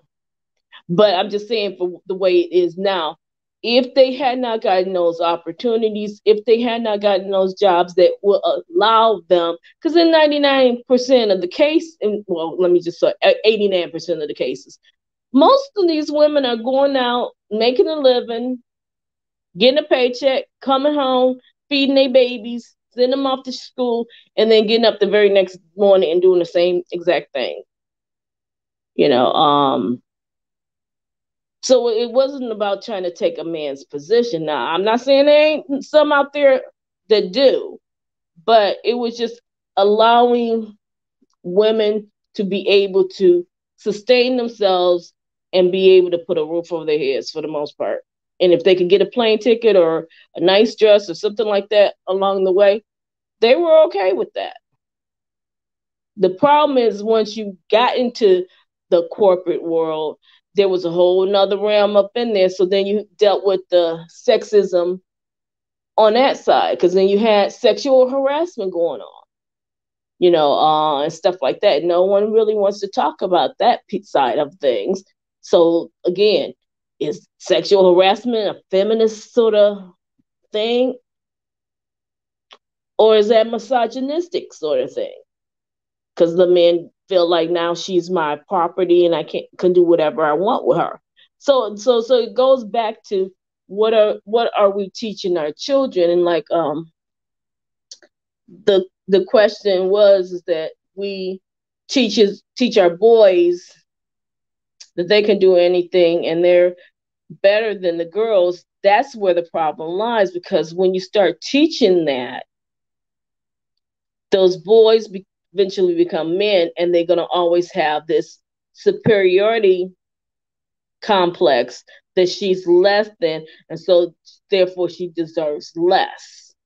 So we don't need to teach that on either side. We don't need to teach it because it's sort of becoming now women are earning more and doing this and this and that. We can't teach that on the other side either, because it's going to become the same thing. Oh, I earn more. I'm educated. I have this position. So you deserve to be treated like that. See, we got to get away from all that, because it messes up the family structure, no matter how that family structure is designed. And eventually it messes you up, because you're going to always think you are supposed to be oppressing something or someone.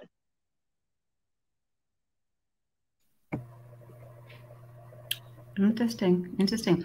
What do you think about the Jamaican Jankro channel's comment about the experience of Black women and white women, about the history that makes up one psychology? Because we do have to admit that feminism is a largely Western concept, even though the idea of women's oppression is a universal one that, everywhere we see. And mostly the one thing that they point to is the underrepresentation of women in politics, economics, in the domestic sphere, that women do in most places have less power than their male counterparts. So do you think that we have a shared view as women in general, or do you think that there's a difference in the way we experience it? It's the same experience. It's just different perspectives. Okay, that's fair enough. Because for him, he says that we do have a different experience, and I think somebody also said, let's see, Intruder 6 says it began with the social gospel movement about 100 years ago. I'm not sure what that means, the social gospel. And Intruder says also it's about equality. Then in practice, it must seek to eliminate this distinction between the feminine and the masculine, because if the difference, then fundamentally they can't be equal. So can we have equality? Well, yeah, they can't be equal, which they never will be, which is okay. The only thing that should be equal is the opportunity. So then if you're saying that, they'll never be equal, so the man has a right to get that higher position in the laboratory as a physicist, and she should only be like a assistant of an assistant, then that's not right, because that's sexist. That means his gender has more value than your gender ever will. And I think that's where we get in a problem, is that we think this is equal. This world is not equal. Mm-hmm. This world has never been equal. So everybody should understand the concept of living in a society that's not equal. Then how do you say this now should be equal? Because this is the main thing we should be focusing on.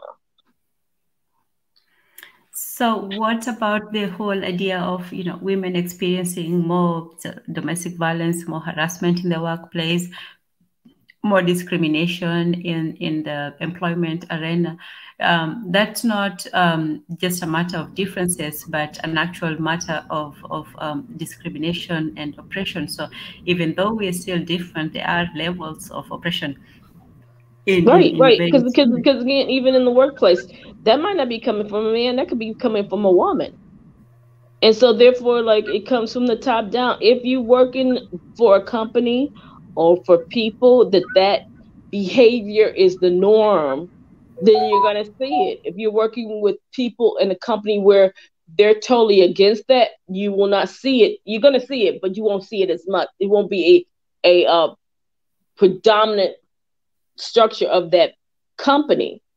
And it's just, again, like in anything, if that behavior is accepted, people are going to do it and keep doing it, and more people are going to do it because, oh, this is okay here, and again, when it's done, if you don't have those structure like the police or whatever that's going to hold those people accountable, then they have no reason not to stop doing it. Okay, that's fair enough.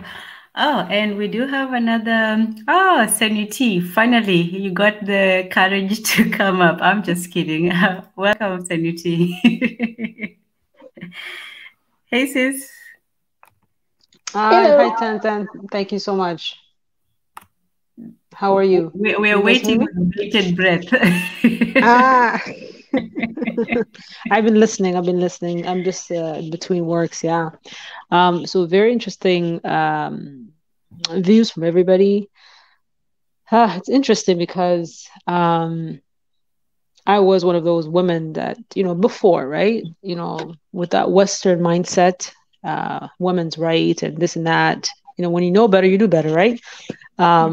So the thing is, I think feminism, that's an interesting topic because I certainly do believe in a woman's right, women's to do as they, to speak freely, to have the opportunity to be educated, to work if she should choose to, right?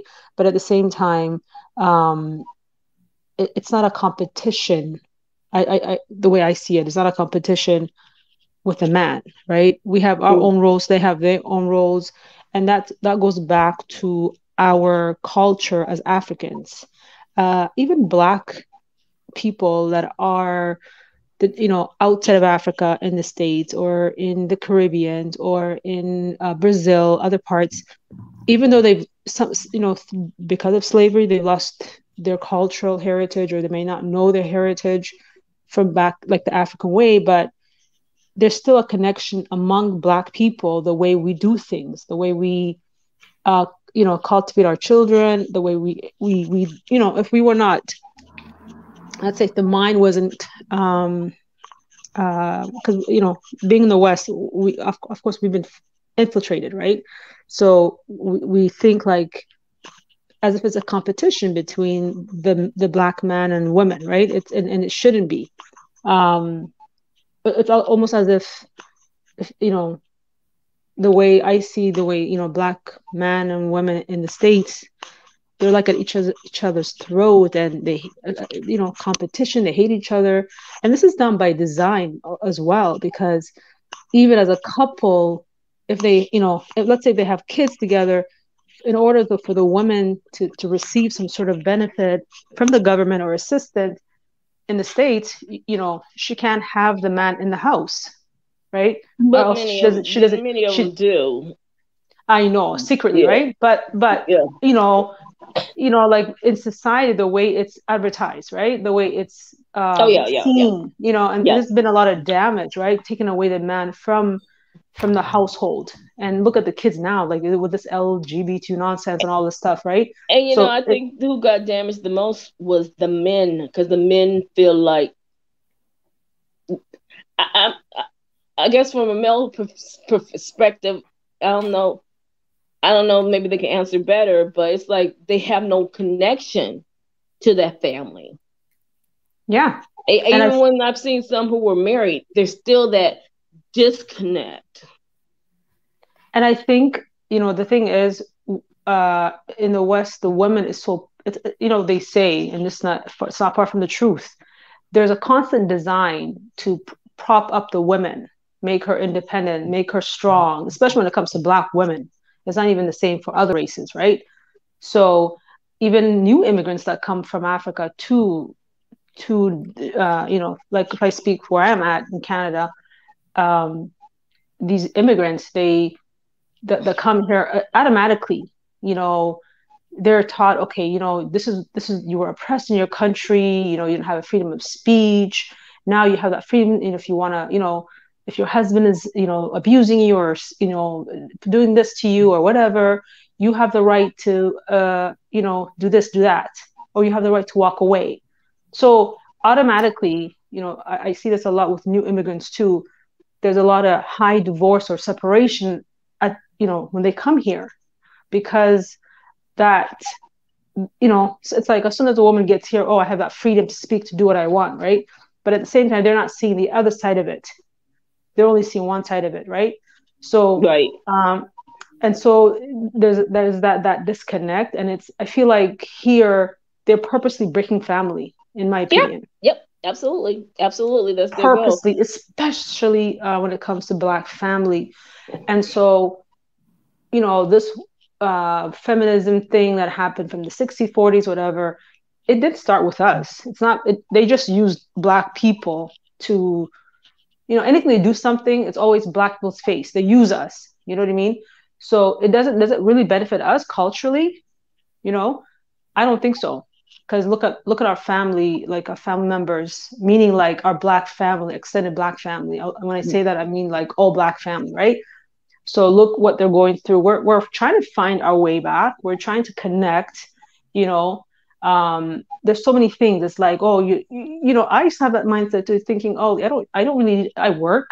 I can be self-sufficient. I make good money. I don't need a man. I don't really need you. If I want you, yes, but I don't really need you to survive.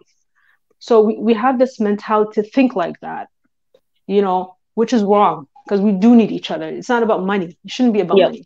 Yep. It should never be about money, Yeah, because the history of why the Black women were,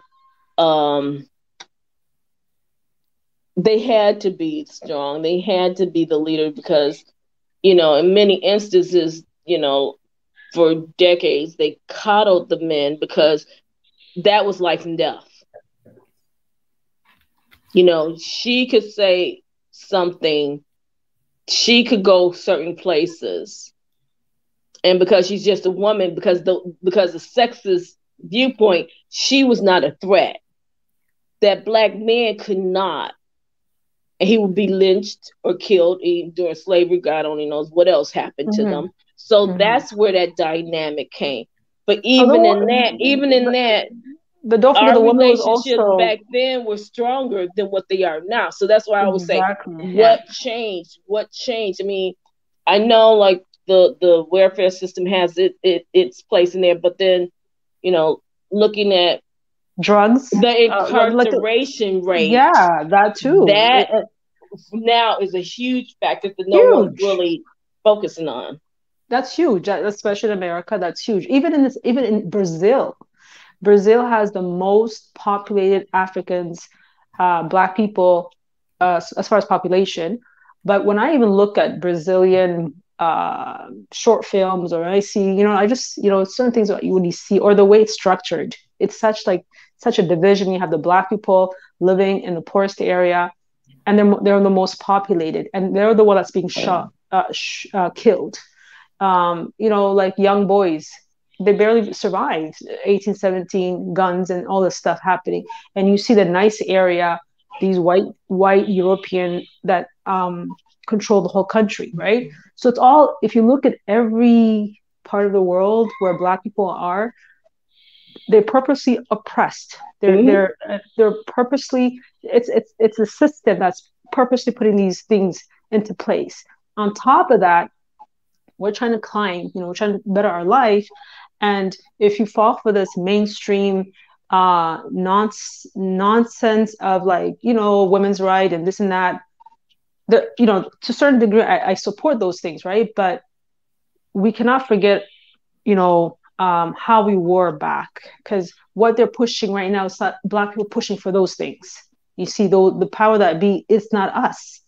So we're just jumping along with their agenda. Yeah, and I took like a vacation. I mean, my niece is Puerto Rico, and we like at the mall, like, okay, let's go see a movie. It was whatever. Like, okay, fine. They will have the news on is before the movie starts, and they showing all these wonderful things, and the new development and all this other stuff, and it's wonderful and it's great. And like you say, it's all the lighter complected people. Mm-hmm. Then it's like, oh, but over in that area, there was a crime, and then all of a sudden you start seeing the black faces. I mean, that right there is like cut and dry. The pretty people, the good people are the light people, but the bad people are the dark people. And that propaganda, the media plays such a strong role because it's sending you subliminal messages. These are the people you're supposed to fear. These are the people who are worthless. These are the people who are going to cause your demise. And a lot of people don't even realize those messages are constantly being fed to them. Yep. Ladies, can I ask you a quick question? If you had to choose, would you choose your men or your sex? Huh? If I had to choose, say yes. Say it again. Yes. Let's say you had to choose the sisterhood or the black family. What one would you choose? Because it seems, either, we women as a group, just generally universally, we're under attack and we need to stick together. That includes women of all, types and creeds and all of that stuff. Or we can stick with our men and, choose, our men. So which one do you think that you have more loyalty towards? The black family. Yeah. Okay. Yeah, I agree. I'll go for number 3. Yeah, I agree with you too. I would say I need my black man.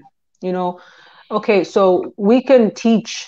You see, if we have our black men by our side, we need our men. I'm not. Okay, what's a bunch of women together going to do for me? It's great that we have we can empower we can empower each other, but at least if we won't have any kids to grow. Exactly. I need my king. I need to expand. I need to grow our family, right? And then we can teach these men.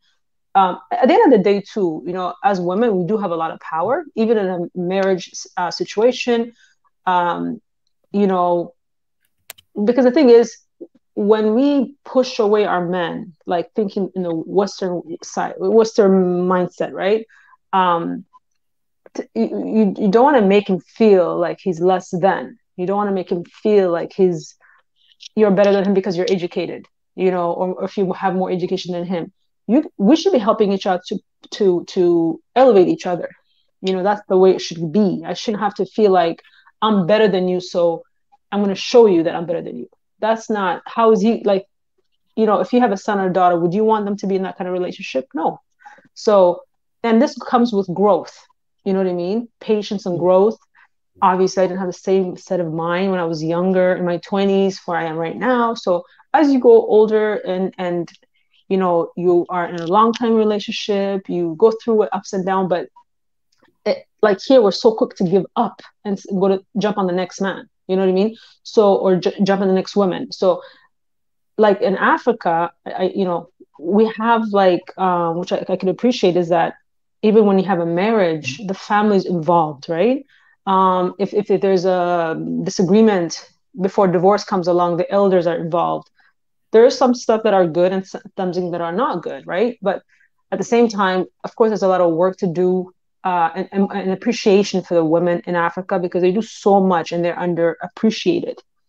Like I can speak for my own country, the women do so much at home. They're home, yes, but it's a lot of labor work that they do to feed their kids, to have so many children.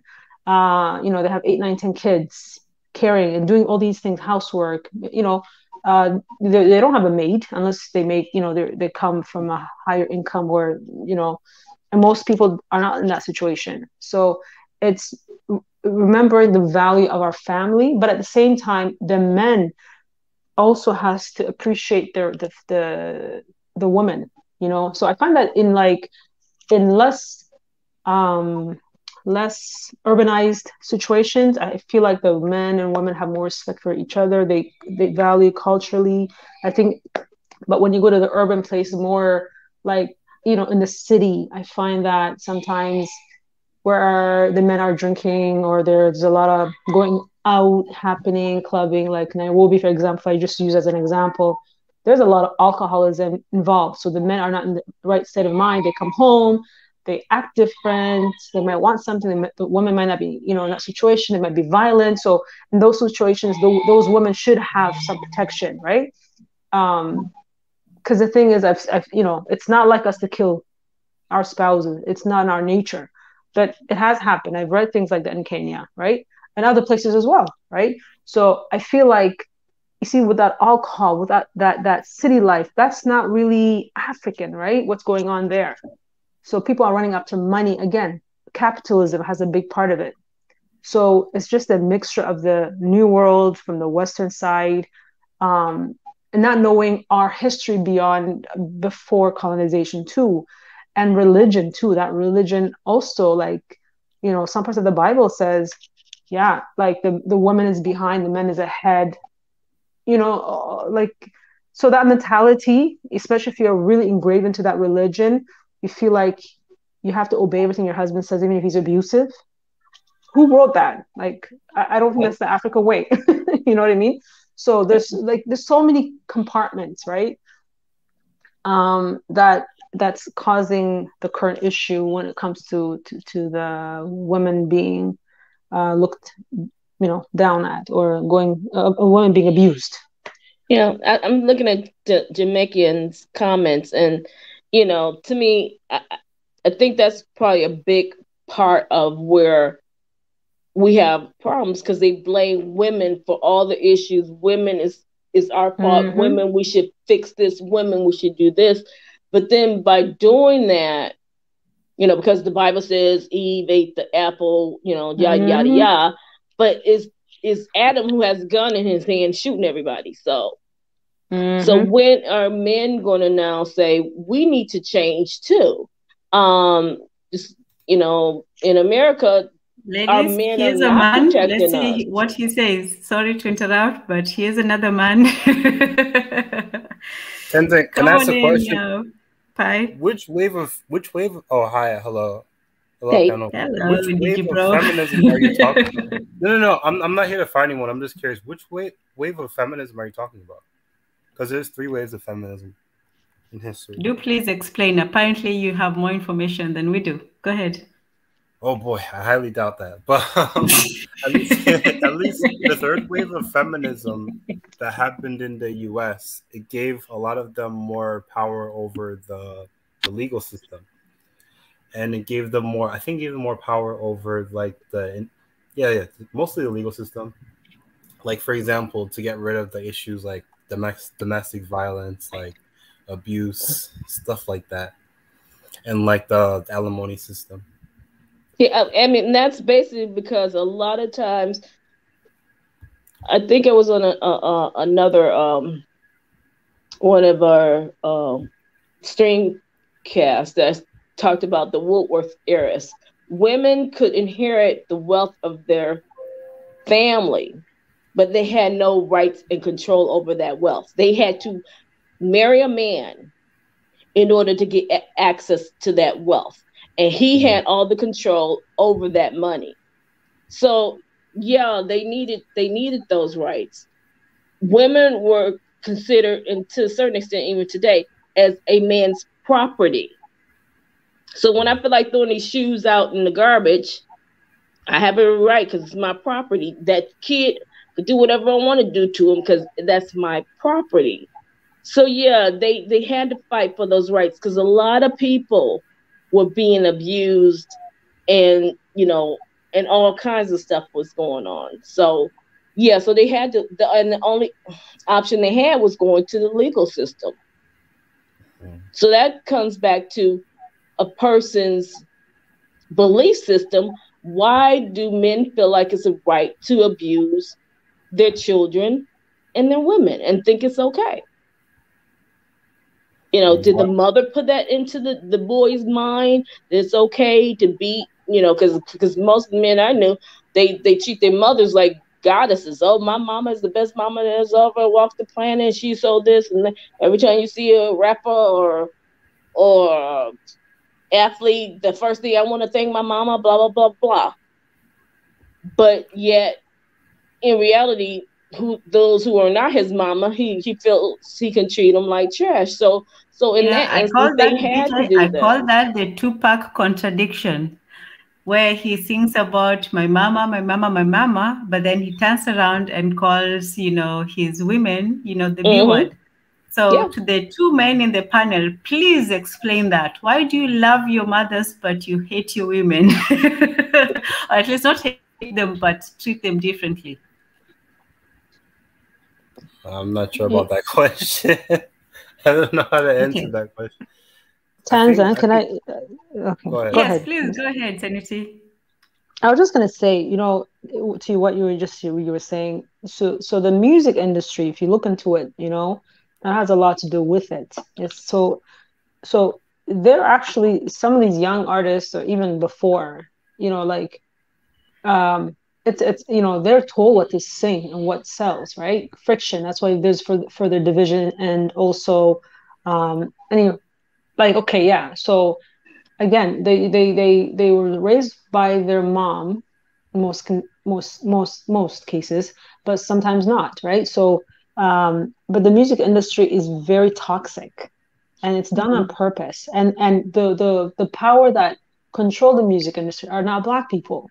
Again, these white, Jewish men that control the whole music industry, right? So even the Hollywood, that's why you see the things that's being portrayed. It's just like all this thing that's happening. It's part of the whole global control, right? Yeah. So we contribute to our own genocide.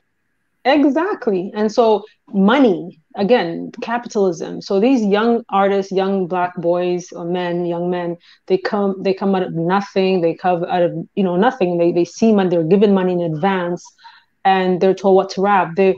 They're turned into, into gays. Maybe they wouldn't even have been into that, but they're told to do these things. They're told to make sacrifices, whether we like it or not, So in order to justify their actions, they then start to believe in this crap. Because they're fed into it, and they're controlled. They don't have freedom.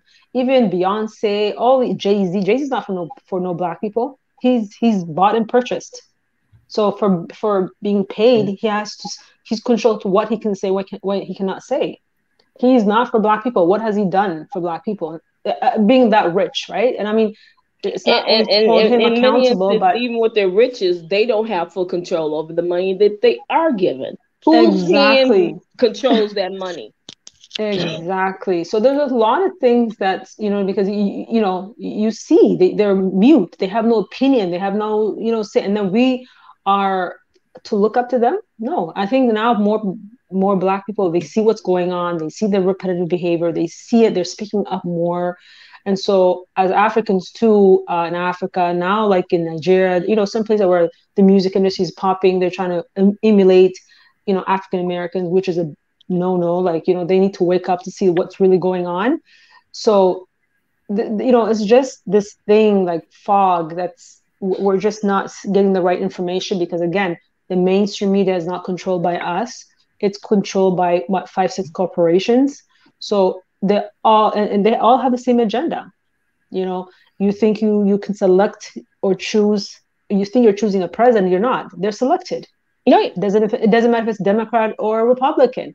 The agenda is the same. There's somebody on top that's telling them what to do. Blood, all the same family. Yeah. So you get excited. If you watch, if you watch YouTube, literally, if you look at any of the Black channels, the ones that do like pranks on each other and degrade each other, like black men and Black women, more Black women, you'll see they go viral because that's the kind of message they want to portray. But go ahead, sorry for interrupting. And yeah, you're right, exactly. And the ones that are trying to, add value to the Black family, they either block them or they're messing with their channels again, because YouTube, we don't control it either.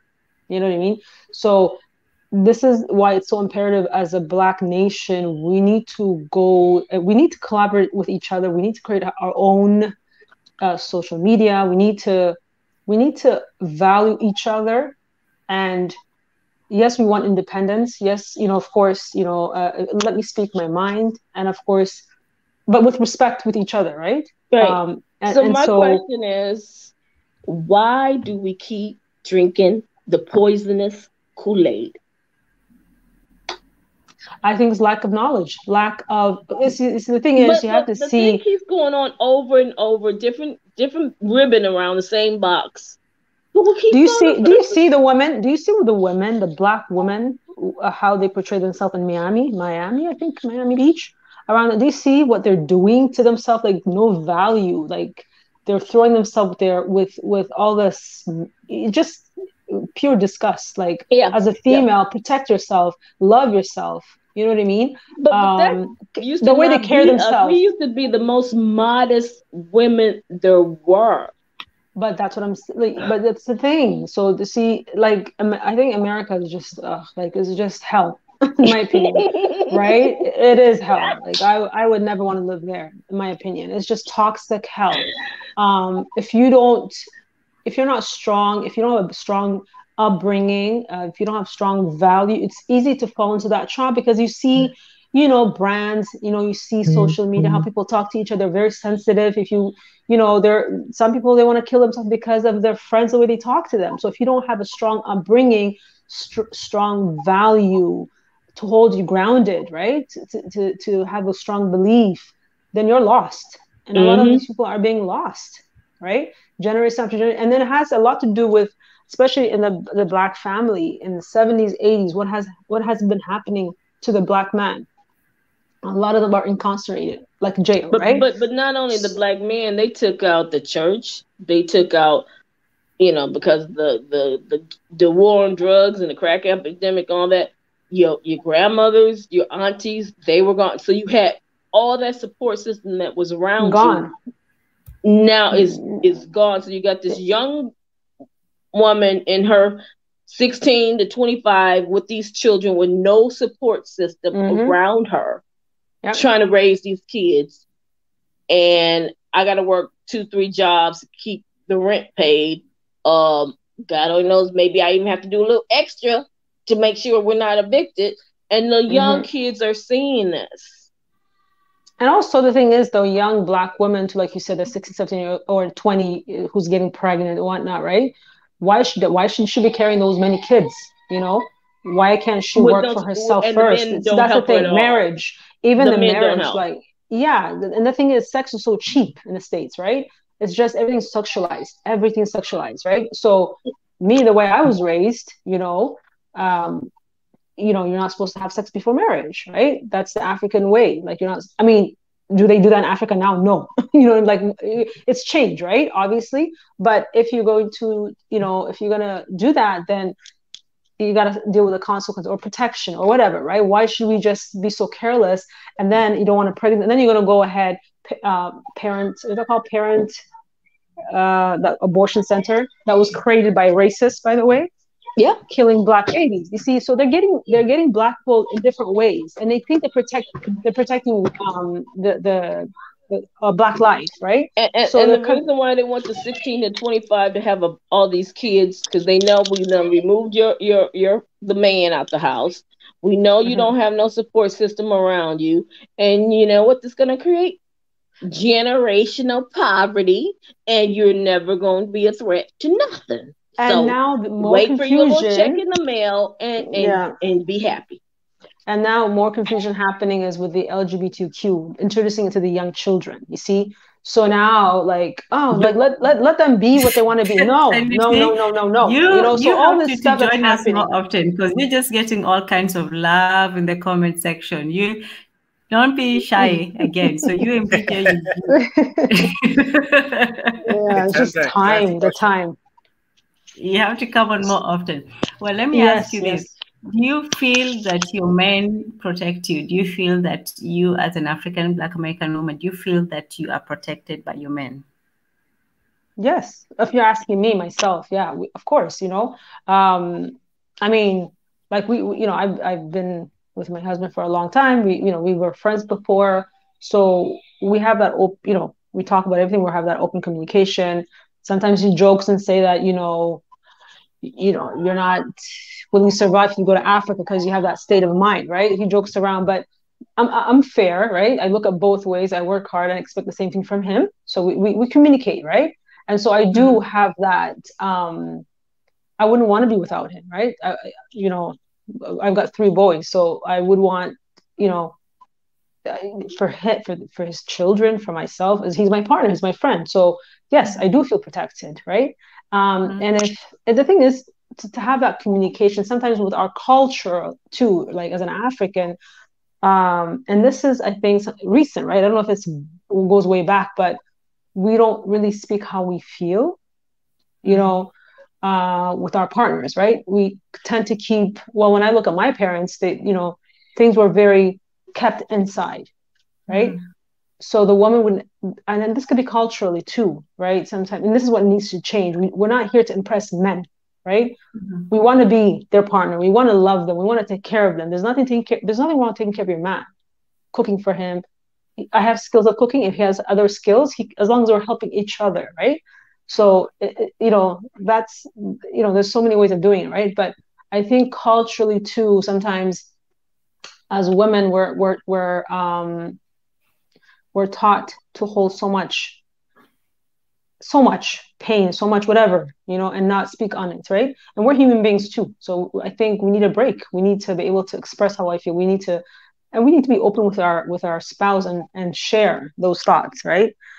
Between the 2 of us, not to your friends and talk bad behind him in front of and embarrass him, right? Not like that, but among the 2 of you, right? Have that conversation behind closed doors, and then if you need further help, then yeah, right? And sometimes you grow out of love and you have to separate, and that's okay, right? I'd rather be that than being in an abusive, unhealthy relationship. When I say abusive, the woman can be abusive too. We're not easy to deal with either, right? We have let's be fair, right? We got that tongue, you know, so when we're angry, we were the best. yeah, we can cut that tongue is not easy when we're also angry, right? So whereas men, the way that I think the psychic of men as well, what I've seen, right, from my husband, is that they're narrow, one-sided. Not to put them down, but like they're just one way, one thing at a time, right? Yes. Where we are natural, we're just multitaskers, right? So it's being able to appreciate your partner, his, you know, whatever skills he has, support, and vice versa. As long as he's doing the same thing for you, it shouldn't be one way in any relationship, because then eventually you're going to be worn out, tired, and then you're going to look elsewhere for love, and that's where that stuff happens, right? So I think the communication is number 1. And then don't forget the value of our culture. You know, there's a lot of good things from our parents, right? But there's other things that we could do better. There's always rooms for improvement. Yes. But my culture keeps me grounded, you know, not abusive, but grounded. Our value, our family, you know, how we want to present ourselves to our children, and so forth. Very well yes, said. Free Sam, you're absolutely correct. It is all by design. I think a lot of us don't realize that. I think it's beautiful that your experience, Senator T, that, you know, you feel like your men protect you. I think all men should protect their women in the community. Unfortunately, in America, it ain't quite like that, but I have hopes that will change someday. Yeah, but in America, you see, like to you know, when you see it from the outside, it also, as women, we have a lot to say too, and sometimes we're just so defensive, you know. If I could be defensive too, I could be like, well, this is what, you know what I mean? And just in general, understand that, like, when it comes to one-on-one relationships, but our community as a whole, they have sort of pulled so many of the men out. The men have views of us to the point that, you know, I'm walking down the street, and I remember younger, you know, you see a black man, he'll just nod, how you doing? Now I'm starting to see they nod at each other, but they will not acknowledge me at all. And then I look around and say, oh, they're acknowledging each other, but they don't acknowledge the women at all. And I'm like, whoa, that's interesting. So that means let's listen. Let's ask the men. Muletezi and Pai, do you feel that it is your duty or your obligation to protect the women? Ask Monetezi. Okay, Monetezi, you go first. You put a lot of pressure on me today. I just can't ask you questions. Because we might just be talking all this stuff and you guys are just listening and just rolling your eyes. So please let us hear from you. Well, yeah, obviously women women need to be protected. I think that's not a no-brainer. I feel like we have been put in here to answer for the crimes of men, but wait, you always having us answer the crimes of women. Wait a minute. yeah, but yeah, definitely women need to be protected. I think that's one of the duties of a husband, or just men in society. That you should definitely protect. I don't even think that is contested. Is it contested? Is there people contesting that? You would be surprised, but go ahead. Yeah. Actually, that's the point. I think I can only make that. Yeah, men should protect women. Although now we are moving towards a more equal society. I think there is where now things start to get interesting and controversial, right? Because now we're looking at equality. Now, how equal is that equal thing to do if men protect women?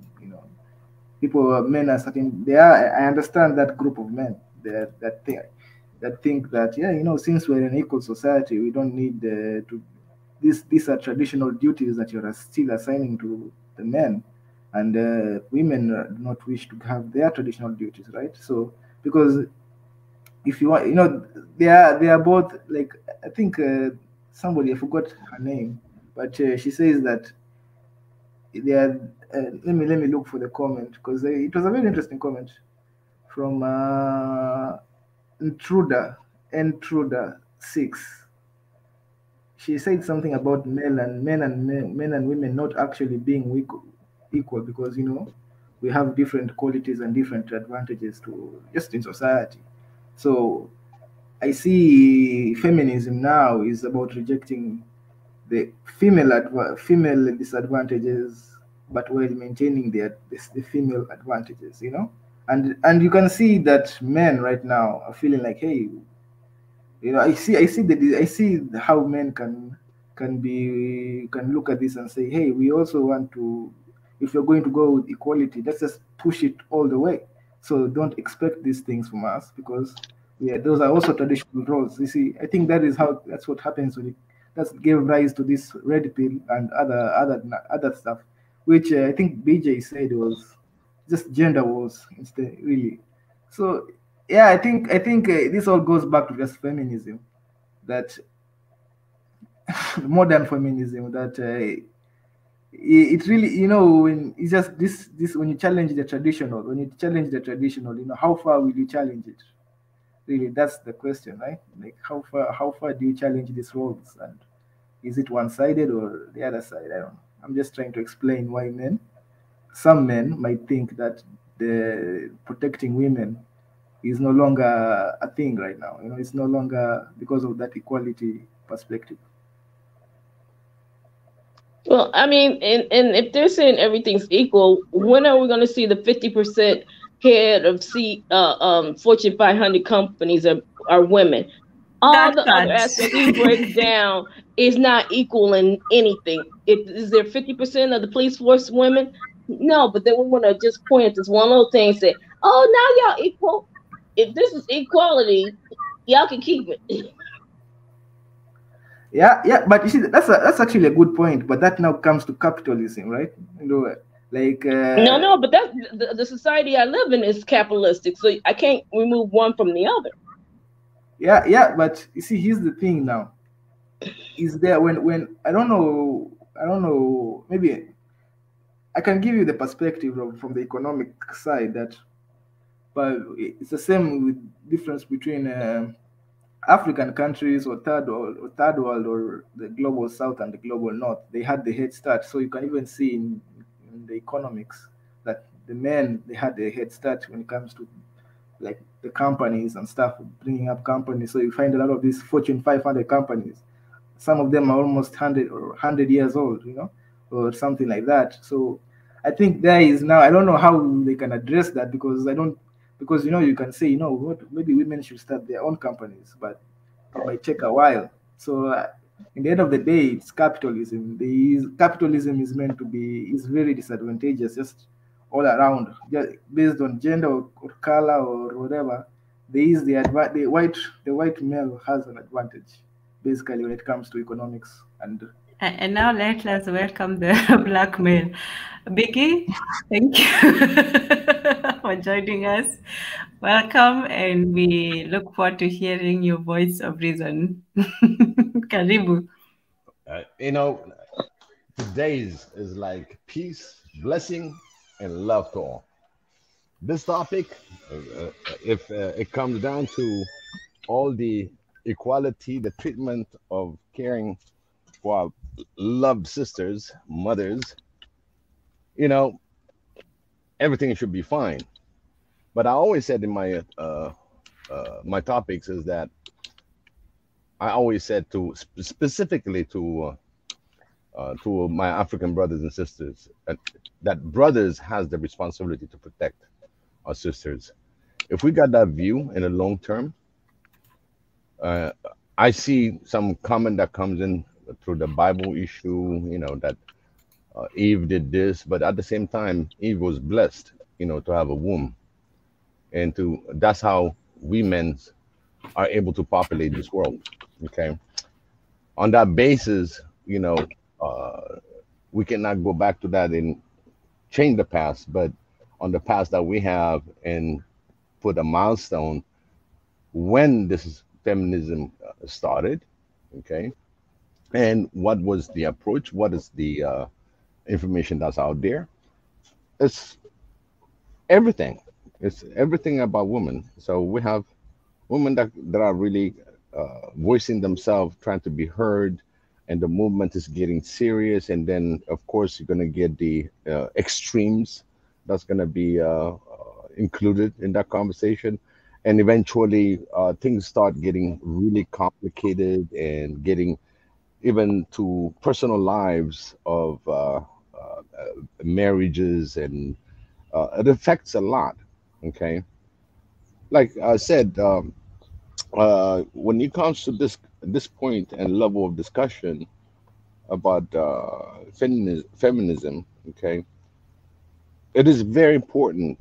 The awareness should be on the brother, okay, how you treat your sister. You start at home.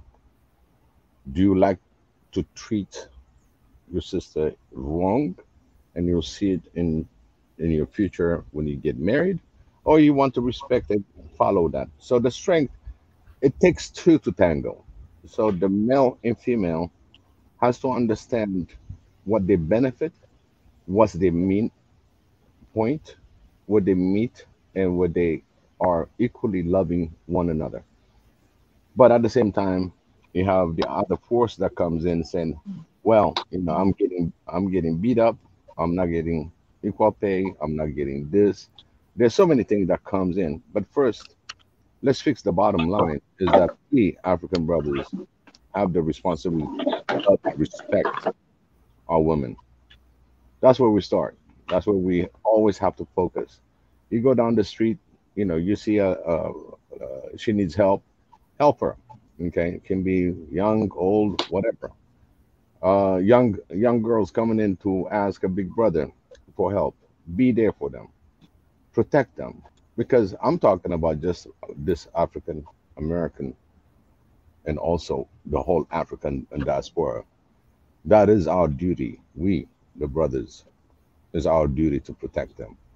When it comes to the social differences, it should not exist if we start respecting them, and have, in fact, it has to be mutual too, because there are some other matters also that comes really abusive women also, but that's exception. But in general, if we do pass on respect and love and be really when you walk down the street, you are always ready to protect and help a young sister. or a mother. It can be aunts. This is something that we have in our culture. It's built in to care. It's just it's buried somewhere. We're always trying to dig some of the past, your culture and everything that you learned, the respect uh, that a woman deserve, because they are really the future. They hold them in their hand. So we have to identify that. And the feminism movement, yes, until we get this sorted out and come up with a solution for the Fortune 500. Do you know there are more women in colleges and university than men right now? So as we progress, there are more women that are really on top 500 Fortune companies. So it is there. It's just now how we're going to get better and better. And for that, we got more women that are in the uh, higher level education. That's going to change, and it's going to change real quick. That's how I see it. It's really changing. Yeah, hi Biggie. So I see what you're saying, but what I just want to add to what you're saying, even though women are, in North America, right? In the West Side, there are more educated females doing great things. At the same time, again, a lot of these Black women that are in powerful places too, do they really, I mean, bringing it back to feminism and Africanism, to our cultural ways, right? Do they have the freedom, or are they also in part of that system, because they're being educated by that system that was not created by Black people? So are they propping or supporting the Black men? Because in the West, purposely, the Black men are not given the same opportunity, but they're choosing to select, especially Black women, in high places and do whatever their plan is or agenda is. Even like in government position, there's a lot of Black women, but it's either she's married to a white man, or she's a lesbian. She'll get into places of making decisions for the betterment of Black people. When I look at America, for example, right? Even in the West overall. So again, the thing is tying the feminism, right? So is this the education system that's being that these us being educated? Is it helping us culturally in our family, right? In our Black men, Black women, putting ours together, working with each other, empowering each other? Or are we just being washed with everything else the Western way? So, like, if I'm sure you guys have heard of J. Edgar Hoover, that racist. I'll just keep it that way. But he had a famous quote that goes something like this. He didn't want to see no Black Messiah. He was making That was sure. Johnson. Was that Johnson, not Edgar Hoover? Oh, okay. Never mind. It was Johnson. Yeah. It wasn't the FBI, because J. Edgar Hoover was the one who was making sure that he was taking out all the Black people. Right. So but he Malcolm had a quote and saying, Martin and all those guys. Exactly. He was making sure there was no Black Messiah. Right? Yeah. Right. So if they were going to create one, it would be something that they approved or they controlled. And right? If you know, all of our leaders now are basically have been chosen for us. And the ones who are trying to fight against it, like you said, they're gone. Exactly, right? So again, these are all by designs. They try to do the same thing in Africa, because you see in Africa, it's the same thing. So if you see all these leaders that are in power, right? The good ones, they eliminate them. A lot of them, like 10 of them or whatever, 10, 12 of them during COVID were eliminated, including Magufuli recently, right? And the ones that are in power, they're just puppets. They're just basically doing what they're told, right? So they're controlling so that we don't rise, because Tanzania was on the rise. They were doing so good. They were so good. They were doing so many great things because of Magufuli. And now, just to use her as an example, you see she's reversing everything that's been happening. She's excited. A lot of Western French companies are coming. Just recently, Uganda and Tanzania made an agreement, signed an agreement, I think for oil extraction, right? And that was the company that actually received the contract was a French company and a Chinese company. And what happened to the Africans? You know, so again, you see, we got to think globally what's going on, and then they're trying to push this LGBTQ into Africa, right? They're not even like hiding it. It's already happening. This is already in Addis Ababa, like in Ethiopia, they have the LGBTQ, but it's hidden, but it's there, and this was forced during the president, I guess the previous president, Meles Zenawi, right? In order for him to get AIDS, he had to agree to that. Even though it's not widely spoken, but it's there. It's there. So this is not our culture.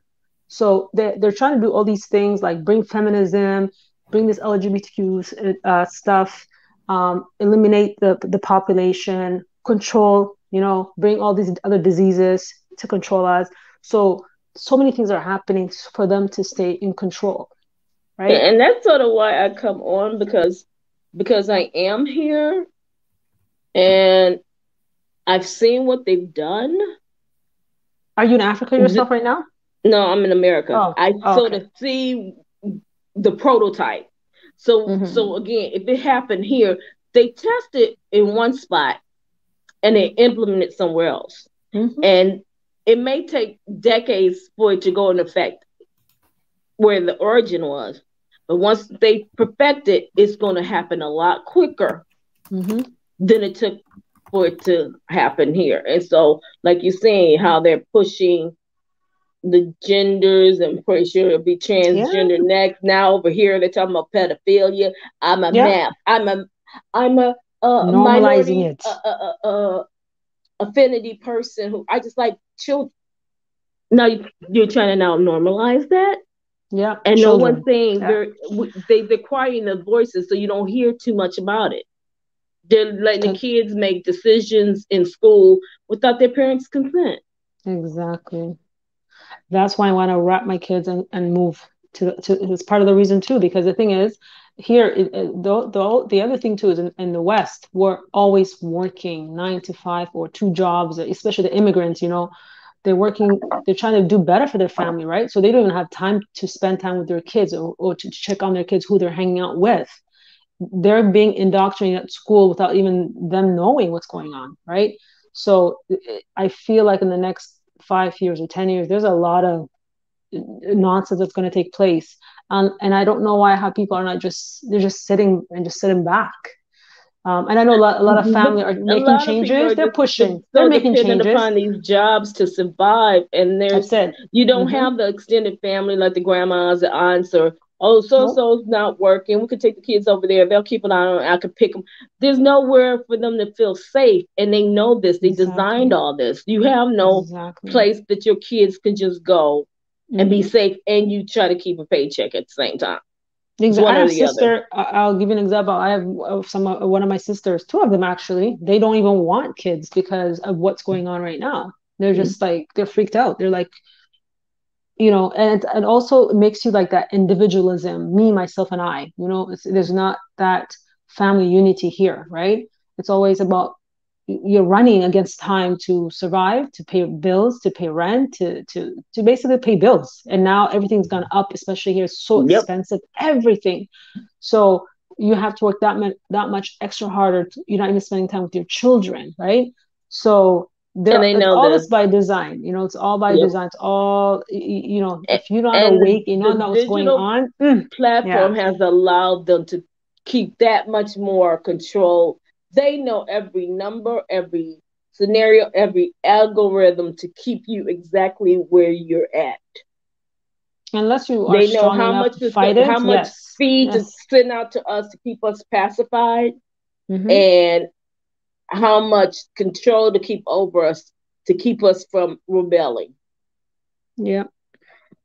And so they say, because people see you try to tell these things here, even when I share to other people, they're like, well, they're not, it's the education level. I'm not saying I have a university degree means nothing here, really. You know, it's just theory, to be honest with you.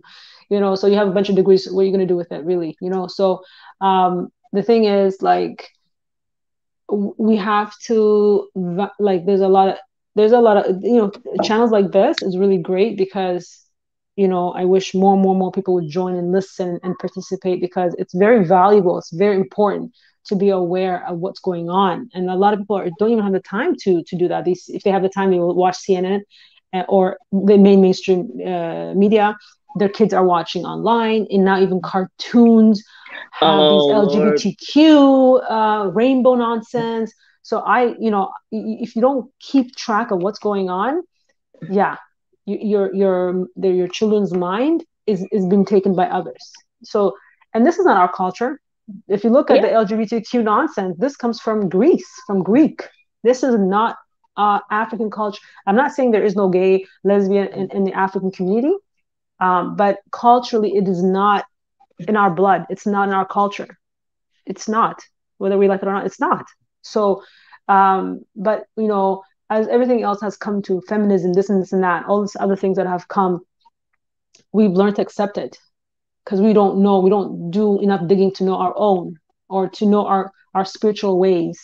You know, yeah, we believe that Bible that was given to us, but that Bible was compromised. There's a lot of things from African roots, but there's a lot of things that's not.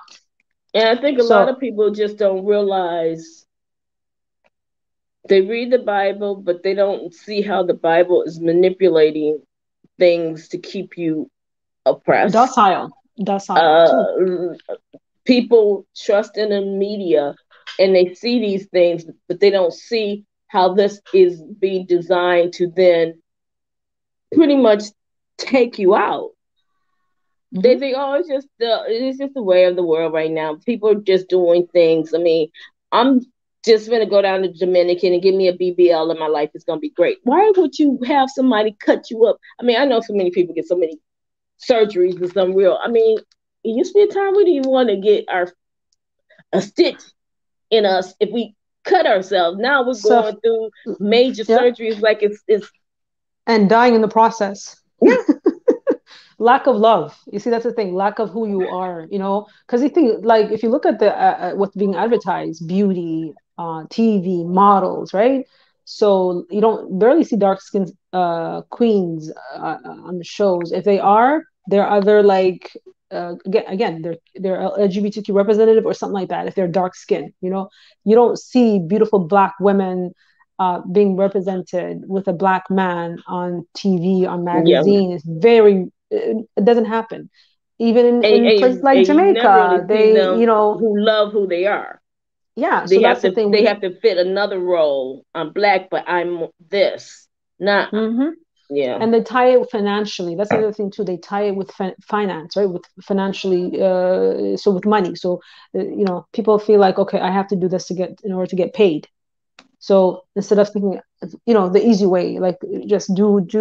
Yeah, I know it's bad in my mind, but I'm going to do it because I'm getting paid. Mm-hmm. So it's that, you know, that toxic, continuous thing that's happening. And social media is, of course, a big part of it. But I think, again, the way it has a lot to do with the way your upbringing is as well. You have to have a strong foundation. If you don't, it's easy to get lost in the streets. It's very easy. And that's what's happening, unfortunately. And then in Africa, that's why I think the diaspora that are awake, or even like, I feel like the African American community that are aware of what's going on, they're so important to Africa because they're so highly educated. And also I feel like the empowerment of being Black, you know, or just, you know, melanated, very strong, not going down without a fight, you know. So that I really appreciate the African Americans, what they've gone through and what they can do in Africa. The ones that are awake, right? The ones that are like, know what's going on, like yourself, like a lot of sisters that are here on this channel, right? So us going back to educate, you know what I mean? To let our sisters back home as well. Like, it's not all about money. The money can come, but to appreciate each other, right? So there's a lot of that. A lot has to be tied with the finance, especially like these countries that are a little bit modernized, like Kenya, you know, Ghana's on the way too. But like the woman in Kenya, for example, geez, like, it's all about money, and not all of them, but they just want to go to that white guy because they think they have money. And it's sad. It's so sad. They drunk the Kool-Aid, and they don't, and that's the bad Skin part bleaching, about us being in America, because people look at us and we see he's got this big business, he's a millionaire, Barton, Johnson Products, yeah, their family, look at how they're living, and you think this is what I need to obtain to, but you never pull back the curtain to see what did they have to do to get this, and what is their real life like. What are you, because it's always a give, quick pro. You got to give something, but if you give something, something's going to be taken in return. And are you willing to pay the cost to get that? Because you're looking at it with rose color glasses, and you take the glasses off, you're like, never mind, let me go back to the hut. I'll create my own board, there's some water, I'm good. Time out. I'm out of this. Yeah, you gotta disconnect. You gotta disconnect. Yeah. I think that we're in a fight between the proponents of life versus those who are anti-life. I would say death, just anti-life, because for me, I think I said in the last stream, well, maybe you guys are not there, but what we are proposition, or what we are campaigning for, is the idea, the propagation of life. That means you live your life in a way that makes sense, that makes it better both for yourself and for other people.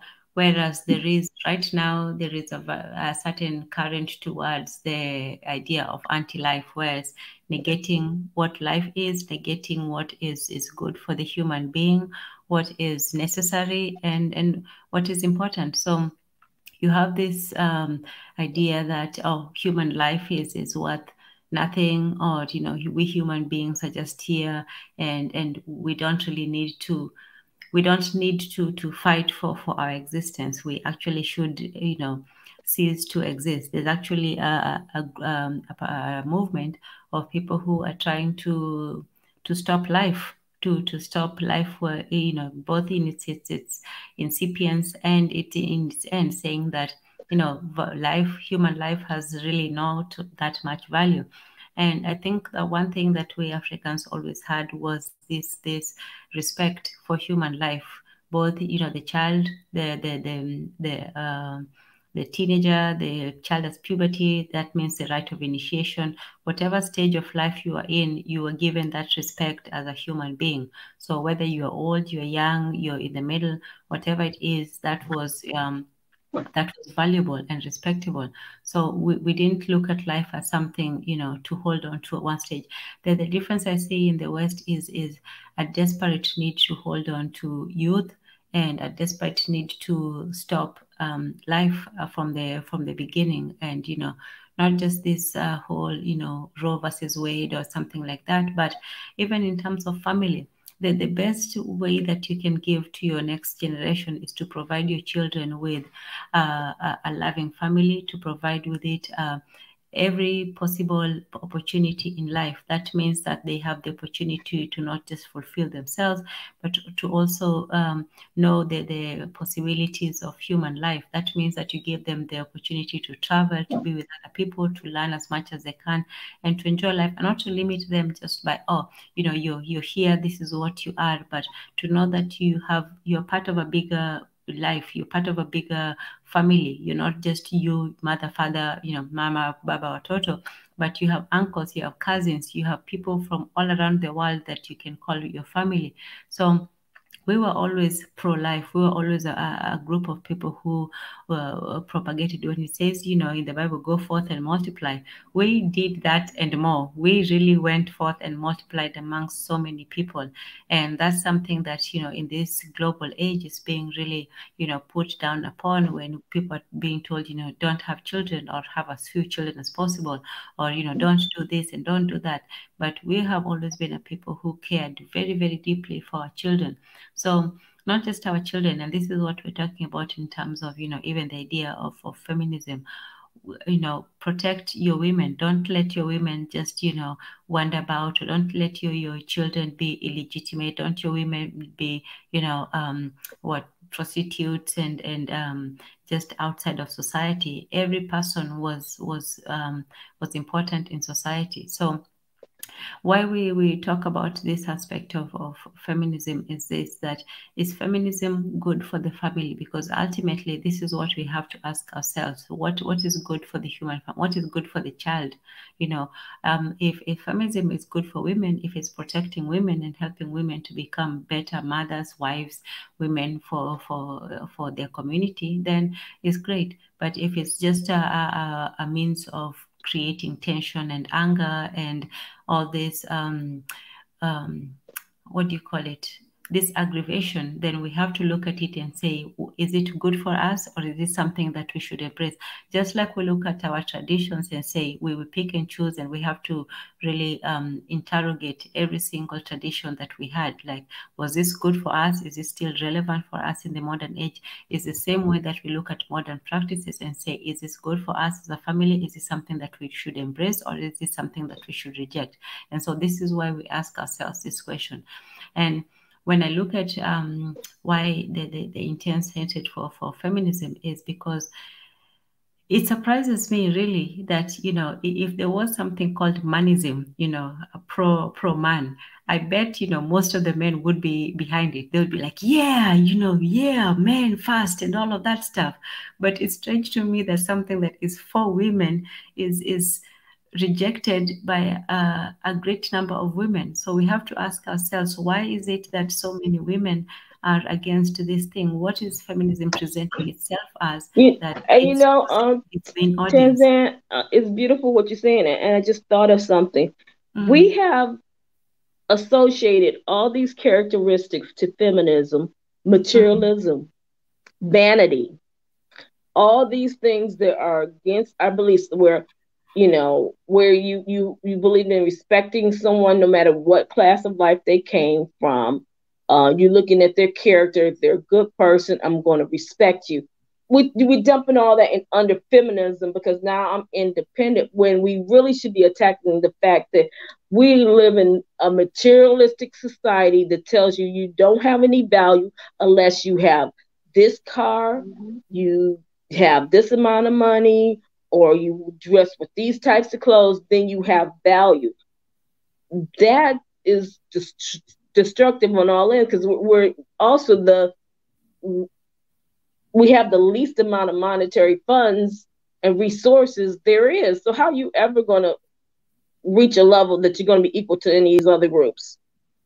And number two, that was never our mindset. No matter whether someone had a lot or they didn't have much, we always used to look at their character. They're good people. They take care of their kids. They volunteer. They doing stuff in the church. I always see them, and we put value on that. Now it's like, well, you don't have your nails done. You don't have this. So we do everything to pick piece by piece on each other. Oh, you don't have somebody I used to know. I only associate with people who have degrees. I'm thinking, what does that mean? That's just a piece of paper with your name on it. But it's insane stuff like that is just pulling us apart, when we should go back to what we knew and what our grandparents and what our parents used to teach us. Because, working hard, being patient, things will come to you. Our kids are thinking these other things have all the value in the world, so they're trying to do whatever they can to get that car. It's nothing wrong with accomplishing things in life, but when you put all your value in a material piece of anything, that thing is not going to last forever. That Maserati is going to break down eventually, and you're not going to be happy. It's not happiness either. Like, people think it's happiness because you have material. As maturity, as you grow older, you get to see these things, and they're temporary happiness. Sorry to interrupt. Sam says feminists are masculine women telling feminine women to be masculine. And, you know, we did speak about that a little bit, about what is femininity. And I would really like to hear your views about that. Now, we're not talking about feminism. Now we're just talking about, you know, being a woman, being a feminine woman. What do you ladies think about femininity? What do you think, or what do you see as your role as being a woman or a feminine woman? Tanzan, can I ask you what your opinion on that? I just want to, because I feel from hearing you, I feel I see, you know, and I could be wrong, but what is your opinion? Like, what is feminism to you? I'll be happy. I don't want to skirt the issue. For me, femininity is about the two things that only a woman can be, that, you know, is given to her. The honor and role that a woman has is to be a wife and a mother. Those are the two highest forms of femininity. There are others, you know, the aspect of nurture, of caring, of loving, of being, you know, strong and not strong in terms of independence, but strong in terms of being, you know, the emotional centerpiece in the home, in being the one that, you know, brings people together, the calming voice, and so on. So yeah, femininity is strength in gentleness. Okay, thanks. Yeah, I agree with everything you said. In addition to that, it's just, you know, men are made different, women are made different. Of course, we genetically we're two different ways of we're made different, right? So I agree with what you're saying too. Being feminine, being a woman, taking care, you know, motherly, being a wife to your husband, all that. But naturally, also, I feel like we're strong beings because we multitaskers, right? Absolutely. Yeah, but again, you know, sometimes this feminism thing that it gets propped so big and make us feel that we're less than our counterparts, right? By the way it's commercialized. So we have to be careful not to fall in that trap, right? But at the same time, yeah, you know, fight for our rights in a sense, like, you know, when, you know, culturally, we shouldn't be so silent when we see females being put down, or, you know, just because she's married doesn't mean she doesn't have a voice, but also being respectful to her spouse and him too, because they're both human beings, right? So respecting each other and culture and all that. So everything you said, I agree with you. Okay, BJ. Yeah, I agree with both of you guys. For me, I don't like to use these terms because the terms change. You know, my thing is green is green is green. No matter what, it's always green. Here, you come up with the word. 3 weeks later, the definition has changed. So, but to me, I believe that women should have the right to achieve whatever goals they put before themselves, whether that's being a doctor, an engineer, a physicist, an astronaut, whatever. I don't think it takes anything away from men. I don't, for the ones that I've seen who've accomplished these things, it has not prevented men from accomplishing the same things. I have yet to see an industry outside of the originals, meaning teaching and nursing, where the men have not been dominated in those fields. So I don't know where the conflict comes in that. But I believe a woman still has to be, as you said, a woman. You still do not take on, you know, those masculine characteristics. We're supposed to be nurturing. We're supposed to be caring. We're supposed to, you know, the teachers of our children, the teachers of our neighbors, the teacher, because that's innately a part of who we are. When we start trying to redefine things and fit into another box based upon who created another definition, that's when we get into problems, because that definition may not be even the design that even fit us. You know, and then we have this conflict between men and women. I'm like, where is that coming from? I don't know nothing about that conflict. I know the conflict of living here, and 70% of my men in prison, and a lot of these so-called, now y'all want to classify them as masculine women. These women just want a man come in the house, not beat them. A man, hey, they're not even asking them for 100% of the salary, but can you help pay the light bill? And we're good. Yeah, and you know what? And when people say, when I say, nurturing and caring, it's not to mean that they're soft. I think that women can bring their I call it nurturing strength into everything they go into. For example, Marie Antoinette, she is in the medical field and she is the most empathic individual I know.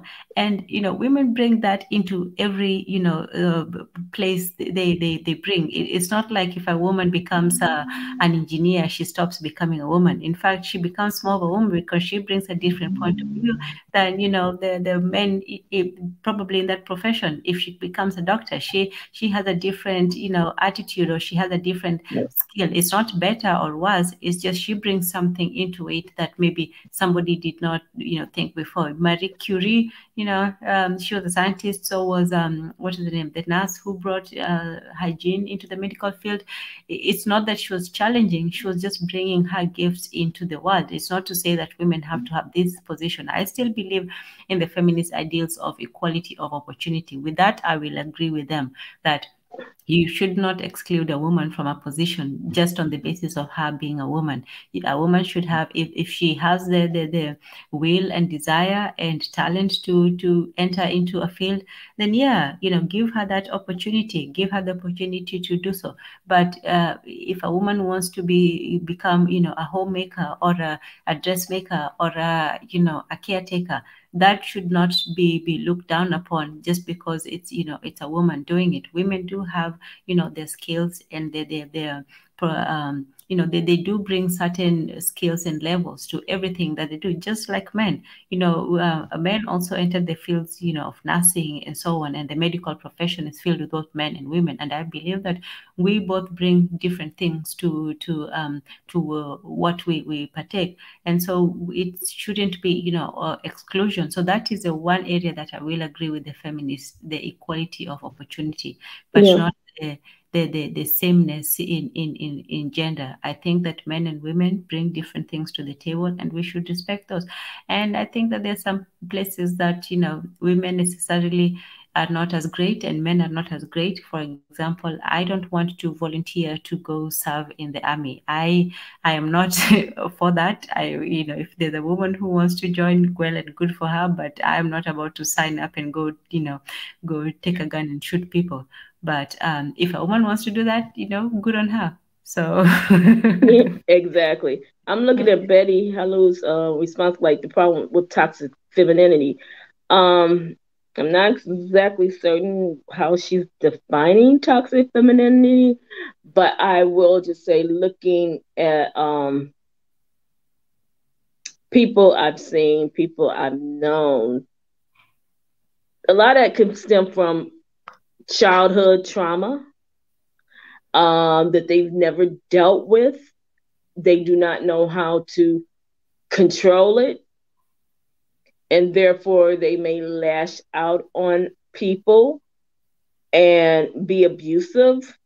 On the flip side of it, as far as in the workforce, a lot of times it was said, oh, if you want this position, you're going to have to think like a man and, do the things the way men do.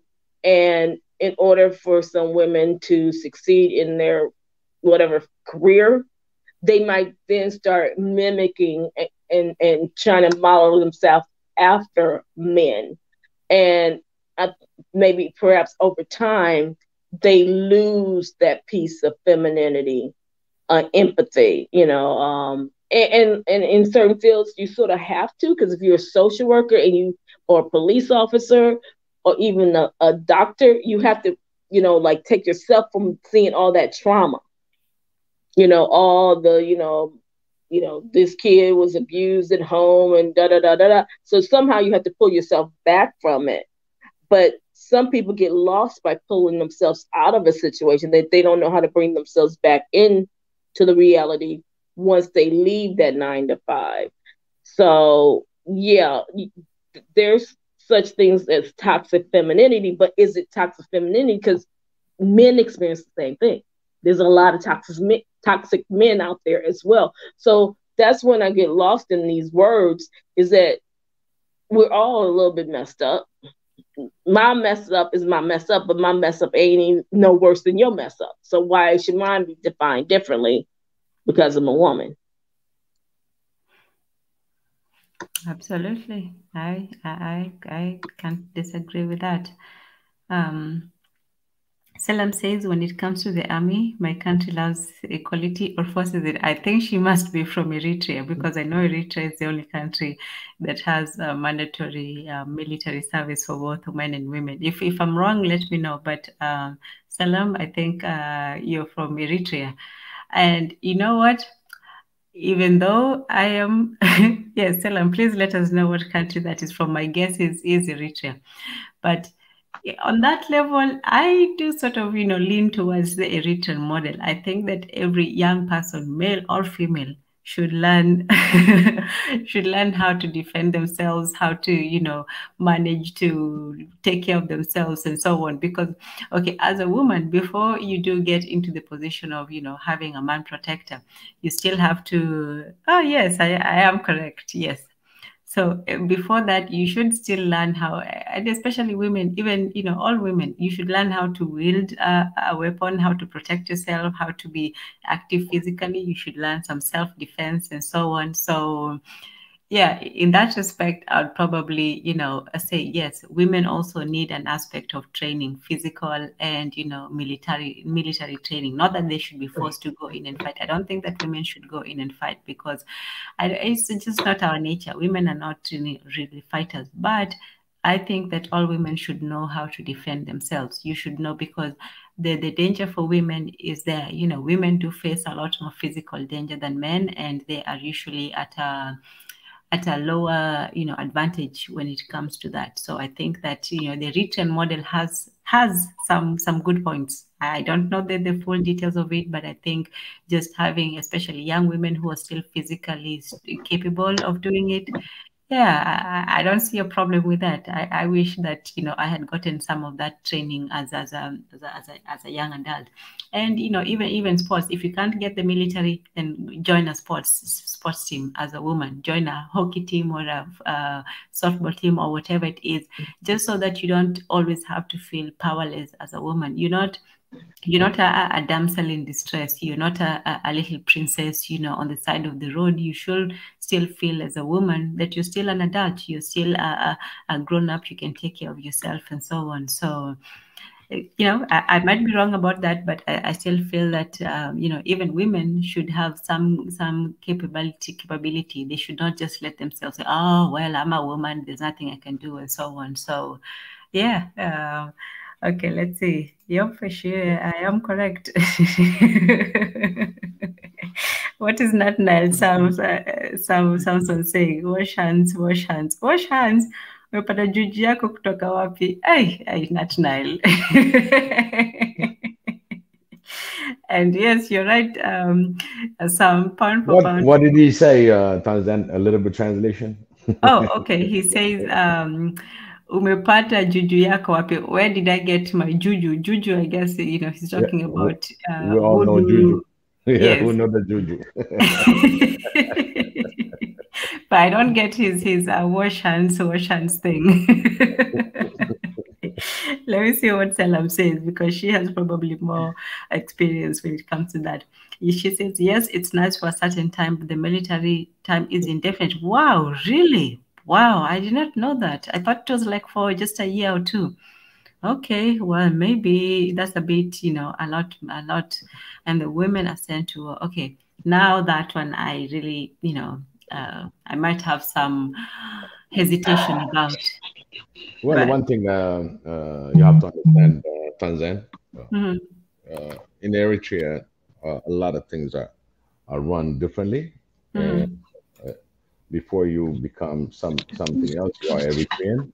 You defend your country, and our troops are built out of this military service.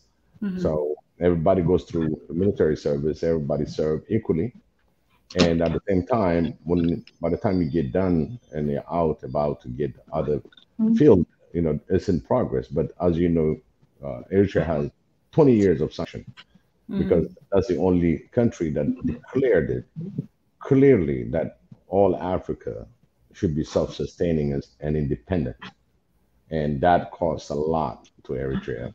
And again, this military service created a lot of protection for Eritrea now that we see the wars.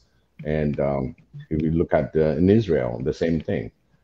There are countries that are conscripted to go to military service, and as well you have a civilian duty. I'll tell you one thing: you walk around any soil in Eritrea, a woman can walk 5, 3 o'clock, 9 o'clock, it doesn't matter what time. Nobody approach her to abuse her, nor to rob her, to intimidate her. No, it doesn't work. Eritrean women are more respected within the country. Salam Hossein, you can correct me in that, because that discipline made the awareness of each other as male and female, the equality. And there's no such crime. If you commit a crime, you really are a criminal, and you'll be dealt with. You know what I mean? But again, this is a natural thing that came in because they both, male and female, served during the war together. They have this Eritreanism that is really built in you, that you cannot deny the respect for the opposite sex. They respect the men respect the woman. So this is something that's been indoctrinated ever since the war, since 1960s. Okay, and it goes into 92, and then after the independence, the appreciation on how they gain independence is because of that. So the feminism movement, this and that, I think even to discuss about it in that level, it's just they have this respect for one another. So Eritrea would be unique to really, let's say, any nation can go to Eritrea and get trained in Sawa. By the time you get out, you are a real Kenyan, you are a real Nigerian. Now you would feel your country in your heart, what it means, to protect the country. So it's different than Eritrea. Well, Salam says also that there's also molestation in the army, and that's why where women need protection. And you know what, Salam? I know that in most militaries, even in the American one, that is a big problem.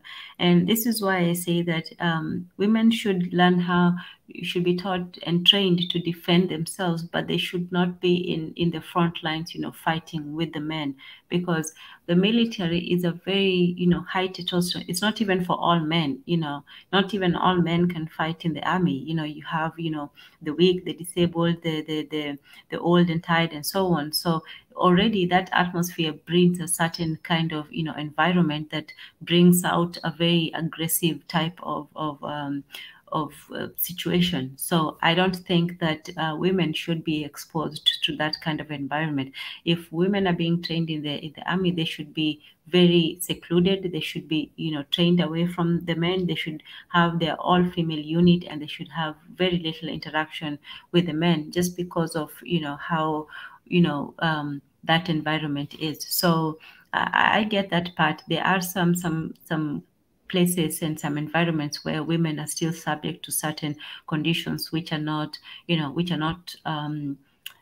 suitable for them, and it's usually very unfortunate that they get exposed to the worst aspects of male aggression. I would say that. So I think that that's why I still say that women should be trained to defend, but they shouldn't necessarily be expected to fight, because I would put my bet on a man fighting for me rather than me going out there. But if I'm attacked and I'm alone, I want to be able to defend myself, if it comes to that. So that is an unfortunate aspect of that. And I do feel for the women in the military, and I know that it's not just in the Eritrean army. This happens in nearly all armies around the world, where women have to be trained alongside the men and be exposed to the men. So my sympathies and condolences. Yes, in that aspect also, anything that's being reported, they are dealt with. Mm-hmm. They are really dealt with seriously. Mm-hmm. And Salam, I don't know if you are in Eritrea, but I know these crimes are dealt with. Yeah, yeah, I agree, and agree that, as I say, the gun is the great equalizer for men and for women. It really is, and I think that both, even women should learn how to, to defend themselves, because unfortunately, sometimes that's what it gets to. I think everybody should learn how to defend themselves, because as much as we wish the world to be a good place, sometimes it just isn't, and especially now, things are getting really, really difficult and very tense. And however you choose to do it, even if it's whether it's getting a defensive thing, like, getting an alarm system, getting a bodyguard, getting a watchman, however it is, your life, you only get one. So guard it with everything that you have. Protect your family, protect yourself, protect your children, protect yourself, really. So, yeah. And BJ is also empathizing with our sister Salam, and this is a silent issue in the military, and no one is trying to end it. I agree, and I feel for our sisters in the military. I feel for our sisters who are out there, on the front lines and so on. I don't think that women should be put in that position, and I do feel, that empathy for them. Absolutely. Yeah. So, yeah, I just want, if I could, sorry, go ahead. go ahead. No. Yeah, it's tonight. Yeah. So I just wanted to add to what you guys are saying. So in Africa, for example, right? Tantan, you had asked earlier, would I choose, to be, going along with females to prop them, or choose to be with my man, right? Or something like that, right? Earlier. Mm-hmm. And, so in this situation where we want equal rights as women in Africa, or Black women, or women in general around the world, right? Mm-hmm. So, sometimes I feel like we want to pick and choose to be part of something. Mm-hmm. We want to do what men do, but then we don't want to fully do what they do, right? Mm-hmm. So, and of course, we have, in my country, yes, we've got the, men and women in the armies, and I actually appreciate that. Whoever wants to join, right? It's for everybody, but Mm-hmm. we're not it's not a high population, and I don't know if that's part of the reason why everybody has to contribute, because we're not such a big population. But it also empowers the women as well, so they're able to do what the men are doing. It gives them respect. But it is a double standard, because they're doing the same thing on the ground when it comes to military, but at home, do those women have that right to speak up, and to voice to speak their voice out, and fight for women's right, not disrespecting the men. It's not a competition, but just to allow us to run for government, or allow us to lead in power. Again, not to overstep, or not to say that we're better at it, or it's not a man versus women competition, but just to kind of level it, right? Because I think if you have the right type of people, right, the right type of set of mind, whether it's a man or woman, could be a great leader, right? If you're not compromised. Of course, the women we have intuitions, we have the empathy, I think, more than men, because we raise kids, we the feminine side of us, right? Yes. But at the same time, we should be open to criticism as well. Both sides, right? Because if you want, equal rights and equal this, you've got to be able to take on both sides too, right? So, and I know what you're saying. Like, the female should probably be part of or join the military. I mean, to each his own.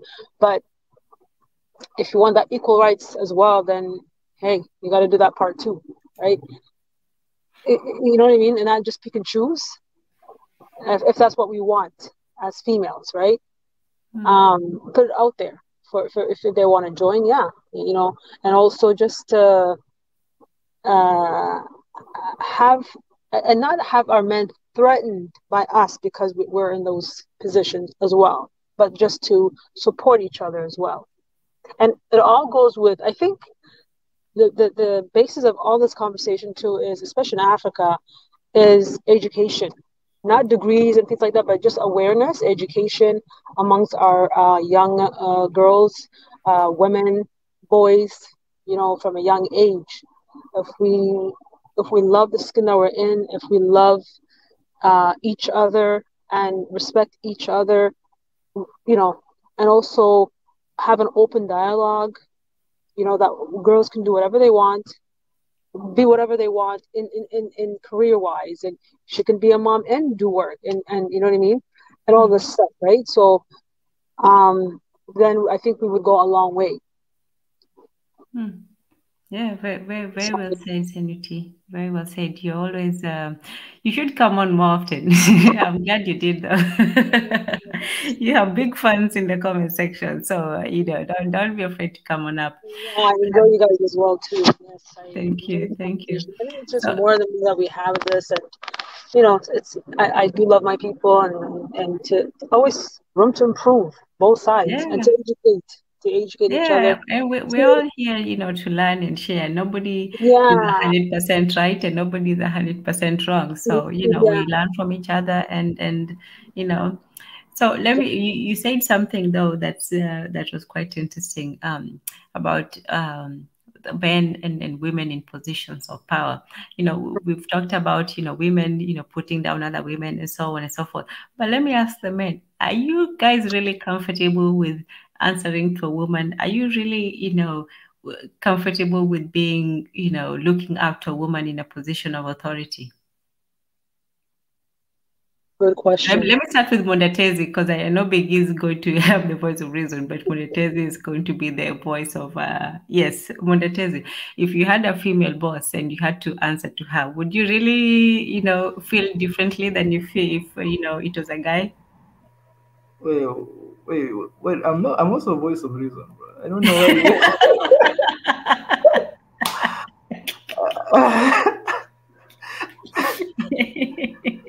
just different reasons, but ways of reason too. Okay, if you say so. Yeah, I don't have nothing against whether male or female boss. I don't have anything, as long as there's. At the end of the day, it's professionalism that is really what matters in a workplace. It doesn't matter your gender. So yeah, but let's say like the president, if you have a female president or something, if she makes a mistake, it's not just that she made a mistake as a human. It's like, oh, it's because she's a woman, that's why. Is that the same way that you view things? Are women women leaders held up to a different standard than the men? No, I think women leaders are not. I don't think women leaders are held to a different standard than men. I think it's pretty much. I don't know. When it comes to politics, all of them are same breed of people. I don't see them as any different. There's no one who is holy. There's no holy person over there. But when it comes to women, I think women have. You made a point over there. I'm going to go back on a point that I wanted to make, but couldn't interrupt our ladies talking about ladies talking about issues of women. So, but there was something you were talking about the army. It's a very interesting point. That women should, women should be able to, if they want to join, they should join, but they should not be, what is it? Is it forced drafted? They should not be drafted. Yes. But, yeah. Sounds like a little bit of what is it? Special equality. Picking the equalities that you want. So I feel like that that is an advantage women have. I feel like like you can basically just pick your equality. Like I want this equality, but I don't want this other equality. So I feel like yeah, I don't think men can do that. I don't think men have that type of privilege. And I just wanted to point that out because I'm going to go back to I think I've been making the same point all this time. I'm going back to also when you talked about, I don't know if it was DJ, right? I think it was DJ who was speaking about women can be physicists, engineers, doctors. I didn't see anybody talking about plumbers. I don't know. Good the point. men can dominate that field. Let the men dominate that one. So, no plumbers, female plumbers. Yeah. In fact, in Africa, And they own the one that I know. There are two of them, one male and one in the DC area. They both own the businesses. Yeah, and they'll come on the field. There's nothing wrong. That's the thing. That's what I'm saying. There's nothing wrong with plumbers, right? There's nothing wrong with I don't know what the name is in the United States, but in Kenya we call them mtu wa mjengo.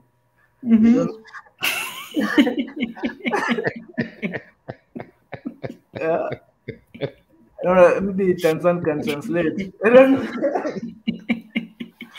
It's like a general contractor, general repair guy. Yeah. But there's actually there's actually a lot of women, like I see some YouTubers in Kenya that are making bricks, building, doing a lot of what men do, even better than the men do. You probably heard of that. I forgot her name, but there's a Kenyan lady that she started building bricks from, I think, using different products. From plastics. Plastic, yeah. And there's another one too I think it was in Nigeria or Ghana, I'm not sure where. But yeah, so women are very creative, finding ways to create jobs and things like that, owning businesses. So the plumbing is even in Gambia too. In the Gambia, there's a lot of women that do construction, by the way, plumbing, putting, initially building the homes together. A lot of them, and that's a moving country. I agree. I agree with you. In fact, in Africa, the dynamics are quite different. Africa women jobs are not as jobs are a job. There's no ranking of jobs. There are women who do lots of stuff that are backbreaking in Africa, in Kenya, really. It's I don't know, sometimes I feel it's unfortunate, but it is what it is. But because it is just the situation and the economies of in Africa, they have to do a lot of backbreaking labor. But I'm talking about a situation where they don't have to do that, and that's why even feminism isn't that really in Africa, right? Isn't that much of a big movement in Africa? Women are just doing the jobs they get to do to survive, same as men. Really, we have bigger issues. It's called poverty. Poverty is a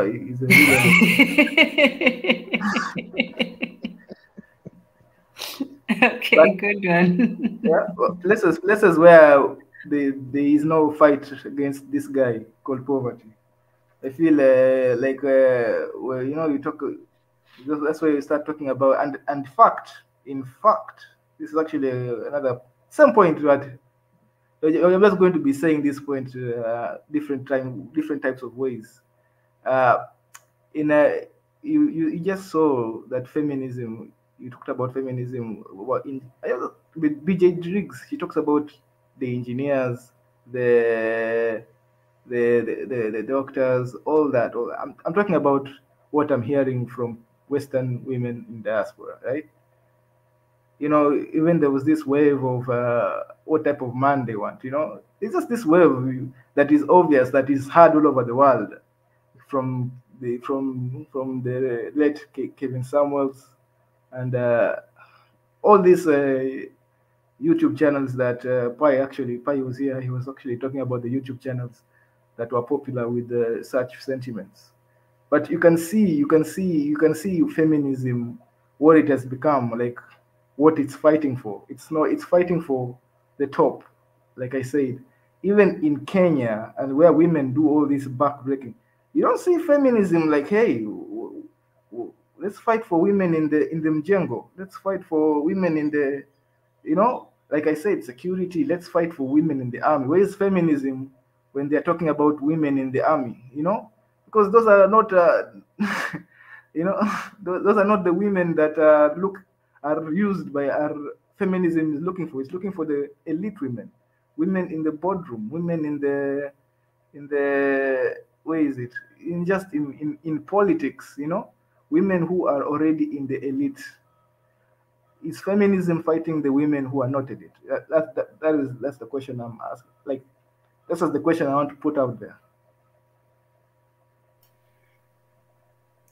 Okay, well, before we continue that, I would just want to say one point about what you said in the military. Firstly, it's not a privilege for women to ask for some consideration, because let's say, you know, somebody said about the firefighters.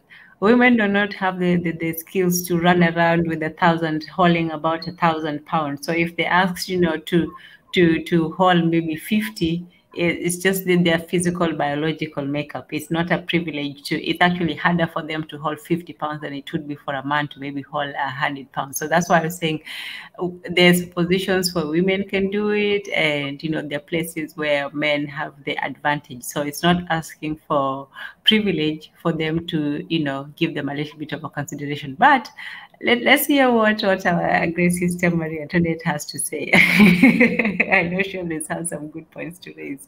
Hello. Hi, everyone. Welcome, sis. Yeah, I wasn't really addressing the fireman aspect. I had a question based on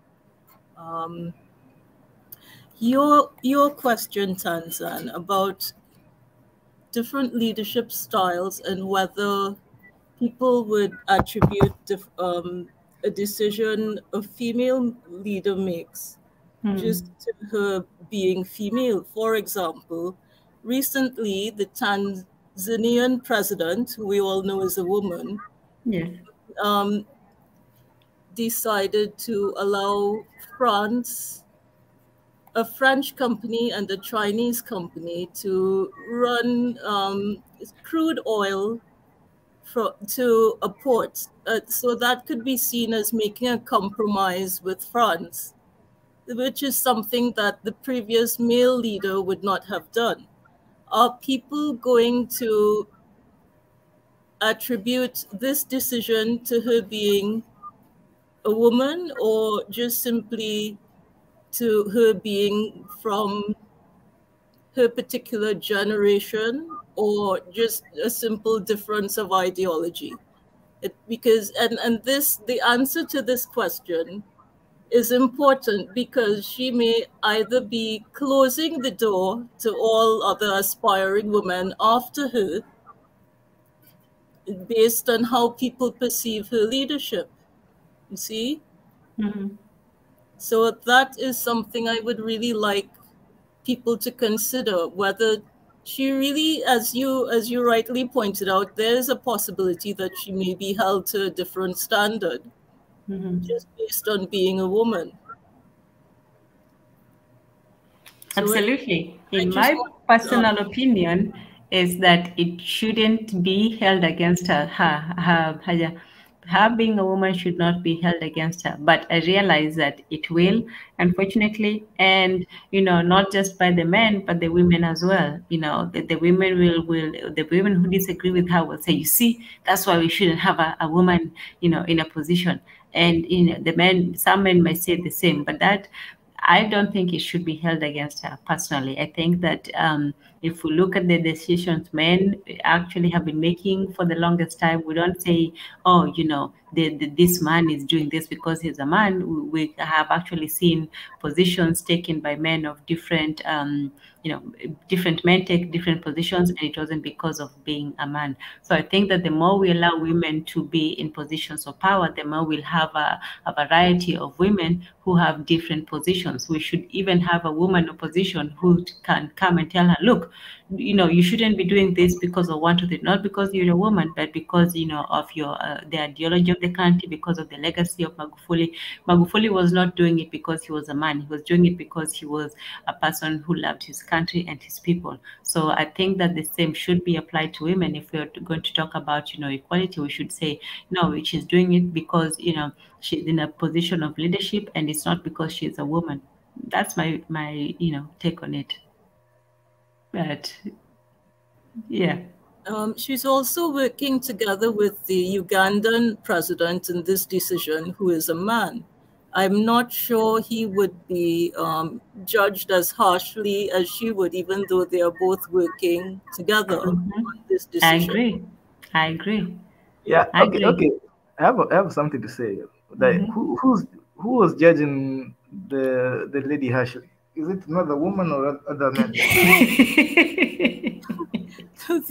Well, both. I don't know. I feel like maybe it's a. She may be potentially closing the door to all aspiring women after her. We may never have, or I shouldn't say never, but for a very long time, we may not have another woman leader based on the decisions that she decides to make.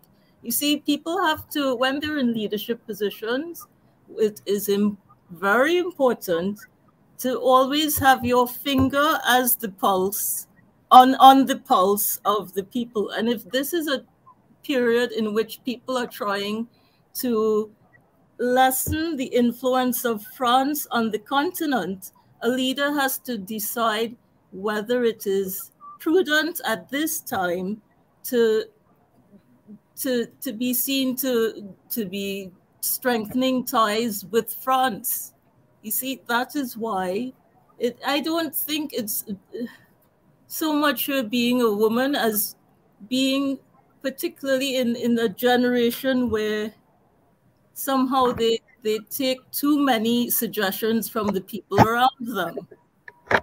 A millennial woman would not have made that decision, honestly.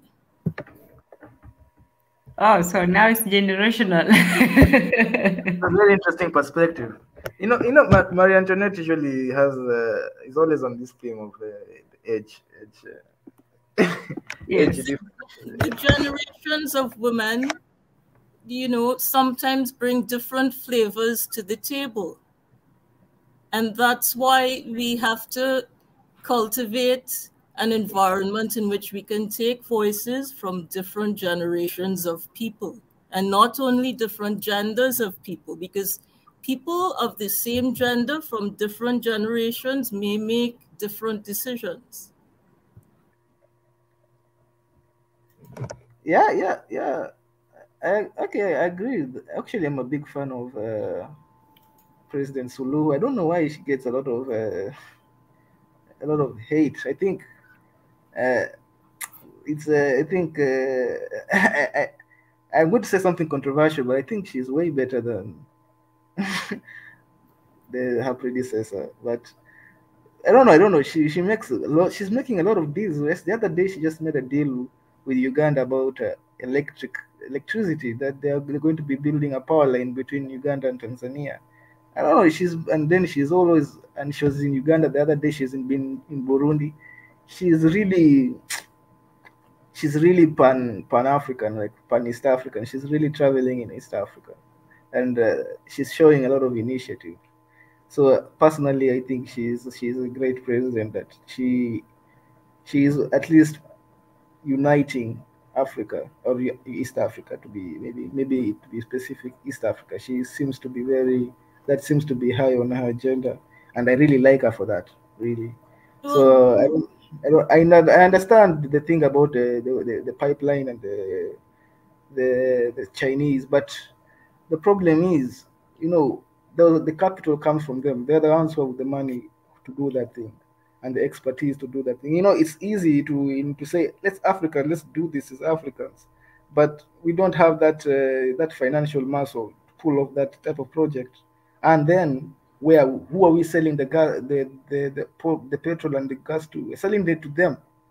So so you still have to have a relationship with them, whether we like it or not, because they are the people who are going to buy these things. So it's not I know people who don't like it, and I understand that it's a very exploitative relationship between Africa and the West. It's very exploitative. But sometimes as a leader, I think you have to look out for your people. You have to just get it done. I think that is her objective is, let me get it done. Then we'll discuss those other things later when it's happening and the oil is flowing, because a lot of interest in East Africa is riding on that pipeline. Really, a lot of huge investments in East Africa, because that oil is also, there is also a gas. It's also going to make it to Kenya through to Mombasa port, part of it, because the gas, they're making a gas pipeline from Tanzania. I think there's a city around the coast of Tanzania to Kenya. So it's really going to power East Africa. And I think she's just looking at she's looking at the goal. Her eyes are on the goal. So I think that is the perspective. I'm not going to speak for her. This is just my opinion. Yeah, really. But I get why I think she's getting a lot of heat from the Pan-Africanist community. That is where I see a lot of fire is coming from. I don't know. Maybe Mika can come us and tell us what is the temperature in Tanzania. How is her own constituency looking at her as their leader? But she's very popular in Kenya. That's a fact. I can tell you for a fact that in Kenya she's very popular. Yeah. Right. I agree with everything that you expressed. I just think that she has to find a way to communicate her vision to people, so that we don't have this problem of people doubting her competence, while she definitely has the best of intentions. I don't think everybody on the ground has the ability to see exactly what her intentions are. They would just see, as I said, very simply, she is making a deal with France, full stop. And you see in the social media, where people on the ground, many of them, not all, many of them really do not have the ability to see the benefit of compromises when compromises are made. I am not saying what she did was bad. I agree that definitely she has to make these deals because we need the income. But people on the ground are just not seeing the wisdom in compromises. All they see is she's female, she's weak, full stop. There must be a way to have, let's say, roundtable discussions on television to bring out these points so that everybody on the ground is aware of these points. It's a matter of communication, and women are supposed to be better at communication. I don't know. Something is happening. I think she okay. I think maybe it's because she speaks in Swahili. A lot of people, unless I say, I think it's the Pan-African community that gives her a lot of negativity. I think it's the Pan-African community. I think because she speaks in Kiswahili, most of her speeches are in Kiswahili, so that's why I can tell you she's quite popular in Kenya. I think she's not that. I don't think she's. I think she's also popular in Tanzania. I think I've seen Tanzanians praise her for her liberal. She made peace with the opposition leader, and then people assume, there's this assumption that Tanzanians were okay with Magufuli saying there is no COVID. I think there is that assumption, but there's a huge group of Tanzanians was like, "Yo, this is a thing. This is a global pandemic, and we need to treat it seriously. We need to understand what it is, and we need to be treating it like it's a real pandemic, not that complete dismissal." There are some a lot of Tanzanians were not okay with that. Like, I've seen like, now. So it's politics. In the end of the day, it's politics. So they will always be opposition, and I don't think she should be free from criticism too. I think people should just another thing that I think women should also be criticized. I think men, there is also this aspect that when you criticize a woman, you're criticizing her because she's a woman. Sometimes just people are criticizing her because they don't like making deals with France. Like sometimes that's just a political opinion of somebody. And you should also allow that person to to express his political opinion without calling him a misogynist, or something like that. That is also maybe that's actually an interesting issue that maybe Tanzania or you guys can talk about, or what do you guys think about it?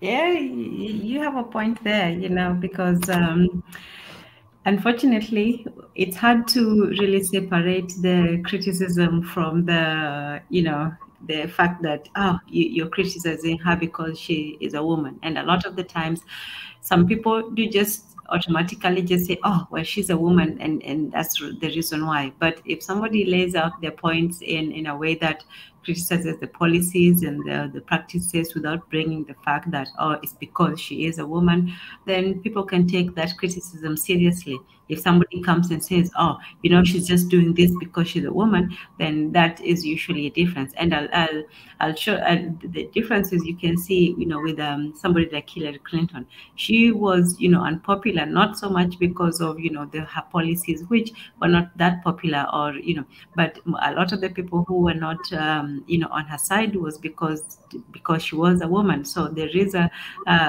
certain segment of the population, amongst men, especially out here, who don't like, women just because they're women, because they're in a certain leadership position. But I think when it comes to, the president of Tanzania, I don't think that it's because nobody I have heard is saying that because she's a woman. I think most of the people have kept the criticisms to actual, facts and policies, and not to, stoking a gender war or something like that. What do you think, Marie Antoinette? No, well, now that it's clarified, I think I feel a lot better, because I was a little worried about the way in which her decisions were being perceived on the ground.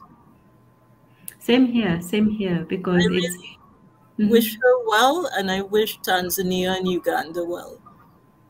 Yes, I do too. Same here. Yeah. Personally, I think she's one of. I now currently think she's the best. She's one of. I think maybe apart from Kagame, I think. I don't know where she is. I think she's one of the top presidents in East Africa at the moment. Right now, she's the top leader in East Africa. I think if she continues the way on the trajectory that she's on, I think the former German chancellor, Angela Merkel or something. I think she can. She's giving me those vibes. She's giving those her moves are very tactical, like crazy. She's giving me those vibes that she's just going to be a very domineering leader in East Africa. So yeah, that's why I'm probably more supportive of her than majority of other people, because I see the logic behind her moves, and I see the way, and I'm personally I've seen the logic behind her predecessor, and I can that if you're going to be, I think we here are going to be very brutally honest. I feel like she is more, her predecessor was a bit divisive, divisive, and yeah, and she's more unifying of African countries, really, because right now trade between Tanzania and Kenya is on its all-time high. It's never been this high, and trade between look at now they're making deals with Uganda. Those deals were never happening before her. Before, with her predecessor, Uganda and Tanzania were not talking. Rwanda and Tanzania were not talking in 2019. So these are things I really like. So these are just things that I've seen that she has achieved in just a year. That Uganda, Tanzania, Kenya are talking, and even Rwanda, they're talking. They're actually having projects together. They're having military. Even the militaries are now having drills together. The other day they had a military drill, all East African military drill in Uganda. So there is a lot of collaboration that has happened specifically due to her influence. And she knows this. I think her philosophy is that nobody can make it alone, and I think that was a very rare philosophy.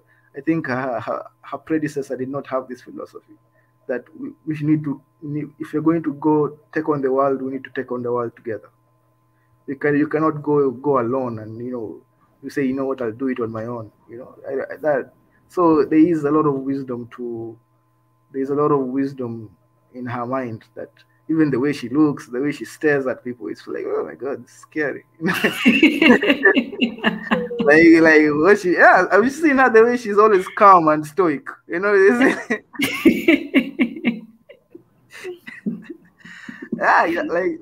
Yeah, I think I can't wait for her turn to be the leader of the East African community. I don't know when her turn will come, but probably very soon. When her turn, I want to see what she'll do as the leader of the East African community. But yeah, the key thing is about her, Montezi. She knows how to feed and how to network and collaborate. That's exactly, she's looking at the future.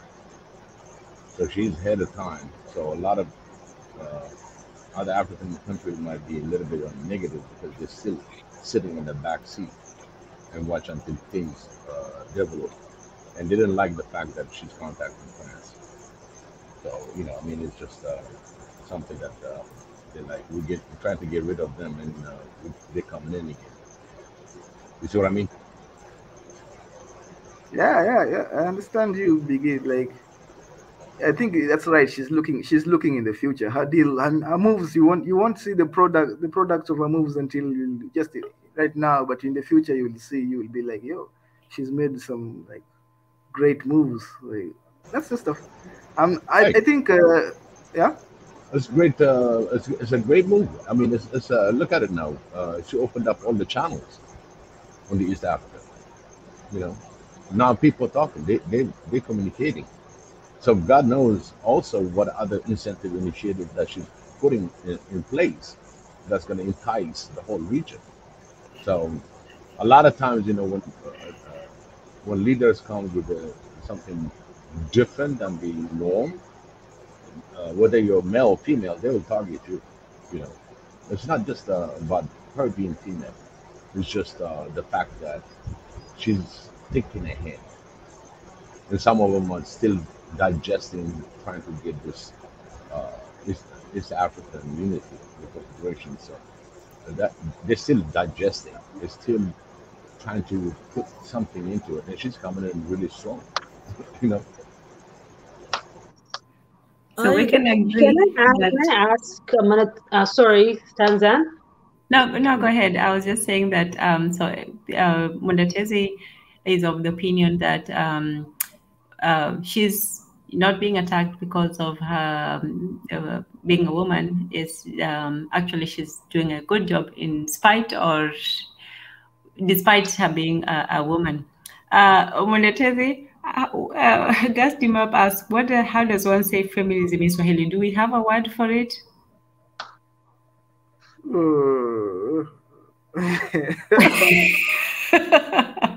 Wanawake. Wanawakeism. Maslahi kujalia. Okay, me, I know I can define feminism in Swahili, but I don't know the word. But I can define it in Swahili, like kujalia maslahi ya wanawake. Hiyo ndo hiyo naweza kusema Kiswahili, lakini sasa the actual word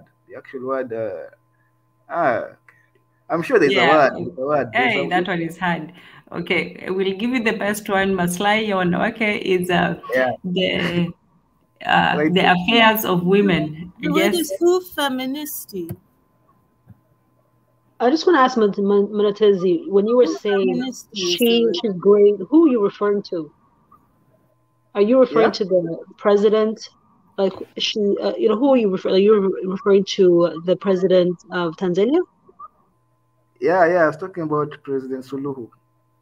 President Suluhu. So you think what she's doing is positive? She's doing great for the East Africa, for her country. Yeah, okay, that's a political question.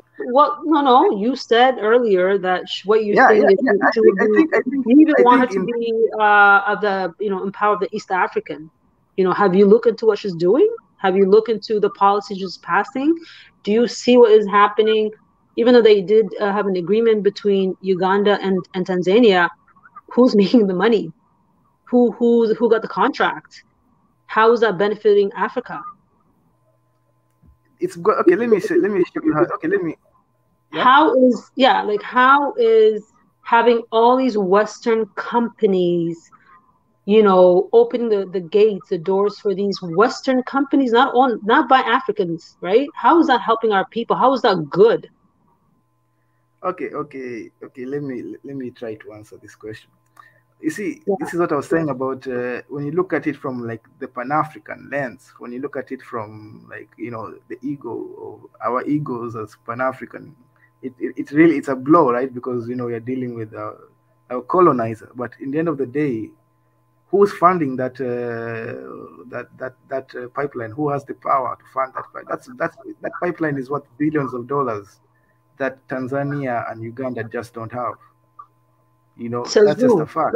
But how do we know that, right? How there's a lot of why not give a contract to African American companies, or there could be out there, right? Why not work with the richest man in Africa or other ways, right? So because you think, see, that's a mentality. Okay. So what you're saying already, the state of mind. Sorry, I just want to add to what you're saying. Already, you already made that decision that we don't have the funding to do these things. And even if they do it, who's benefiting? Should we not focus maybe doing roads connecting the countries before even we dig these oils? Do we really need to do those things right now? And if they are, what percentage? So they also have these Africans, because there was a debate that was happening, like these companies, right? I think it was Total, which is a French company, and then I forgot the name of the company, but the Chinese company, right? That got the contract. That there was a lot of companies that bid for it. And now, because we read the Tanzanian paper almost daily, and she was even boosting that, how she went to America and to France, and now a lot of French companies are coming to Tanzania to invest in Tanzania. Like a lot of French companies are coming, so they're being kicked out from West Africa, but they're coming. Another door is opening for them in East Africa. So how is she helping the people of Tanzania when she's giving contracts to Western companies? And these companies are coming with joy because the contract is in favoritism to them. Magufuli, when he was in power, he fought tooth and nail to have equal rights for the people of Tanzania. Like when they have, when they're coming there to do dig gold, diamonds, or whatever, the contract was 50-50. He fought for that, and a lot of companies, left.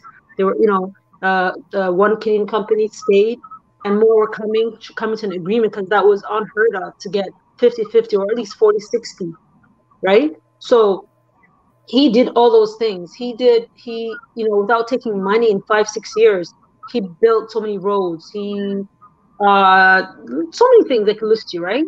And she, she's basically going around worldwide, to Europe, France, America. Magufuli didn't even take one trip in 6 years. He was working with his neighbors. He was working with his people. He was empowering his people. So how is this woman? How is she helping her people? You got to look at what she's doing. You got to look at who she's rubbing shoulders with. You got to look at the organizations she's part of. You cannot just say, oh, because we see these two countries are talking to each other, then things are happening for the best of the people. Not really, because you got to look between the lines. You got to see what's actually the policy that's being passed. Not to be hard on you, but I just have to say that because there's those are legitimate questions. Yeah. Well, when it comes to economic policies, there is no policy that doesn't have a flaw. There's all of them, all the policies have flaws. Even I can talk about Magufuli's policies and their flaws. They will always have flaws. So the one, just because somebody chooses this policy, it's always, there will be people who criticize it. There are people who prefer another policy, other political policies than the other. It's just, that is just the nature of economics and the nature of politics. But I don't think it would be fair. And I think now this is criticism because she's a woman, that because she's traveled the world, which I think is more advantageous than Magufuli, but this is just my opinion and my opinion. It's not because she's a woman. I'm not saying because she's a woman. I'm just not at all, right? Just I want to make that clear. It's not because she's a woman. It doesn't matter if it's a woman or a man. I'm saying, all these things that she's doing. Yeah. So, let me interrupt you both for a second. We have to give thanks to Gastimap for the $5 super chat. Thank you so much for that. And the rest of you, thank you for supporting. And please feel free to, support us too, all of that.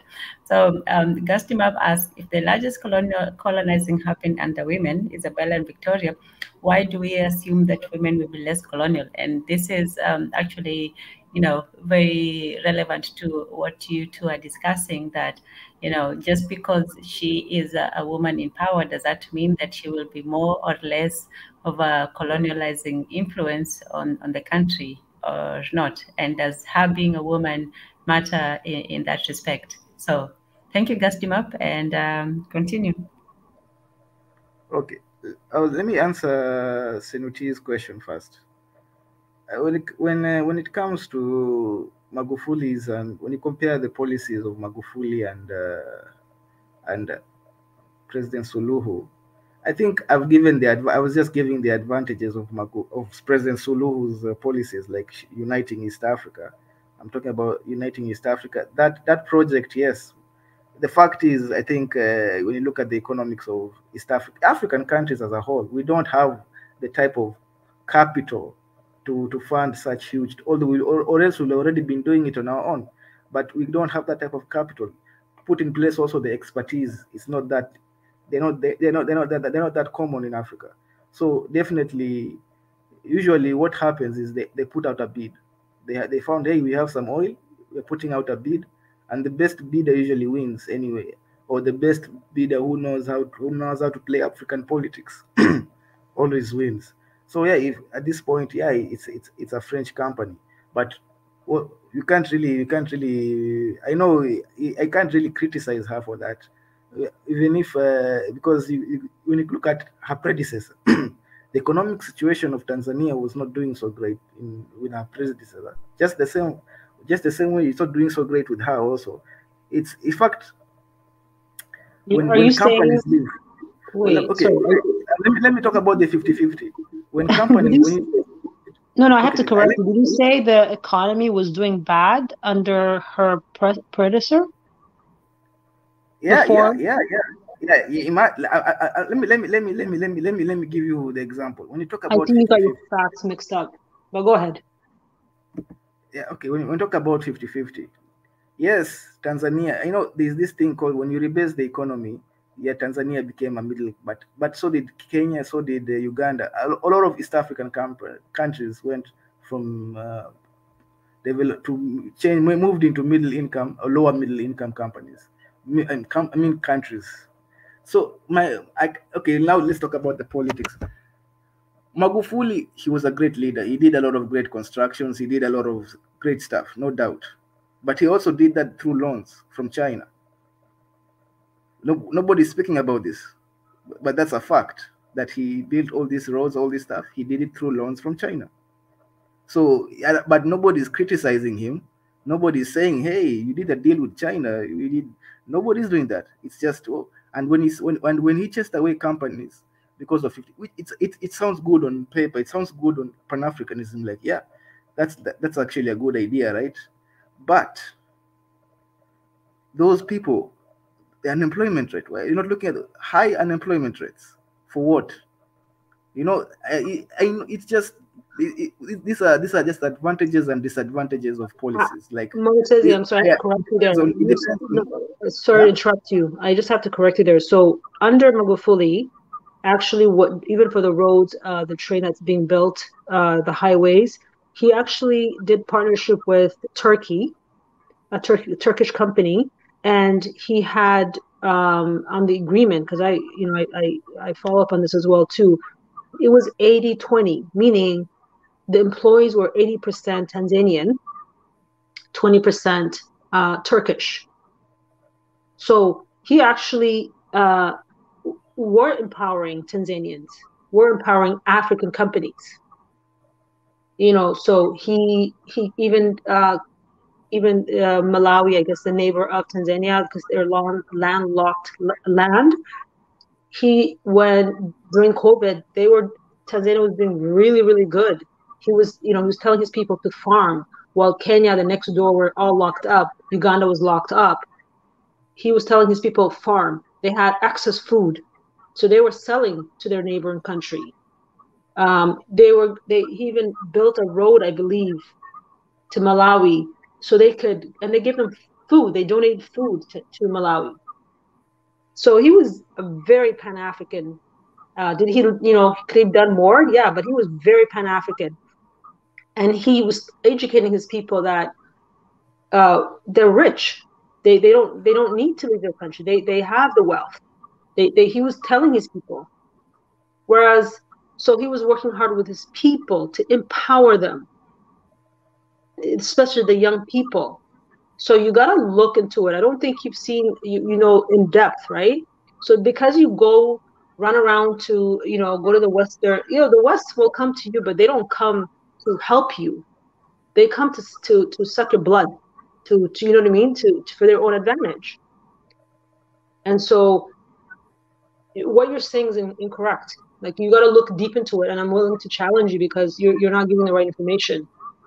Of course, no one's perfect, right? But he did a lot. And this lady, within a year, she's taken so much loan from IMF, left and right, the European Union, and no one's questioning her. So just putting it out there.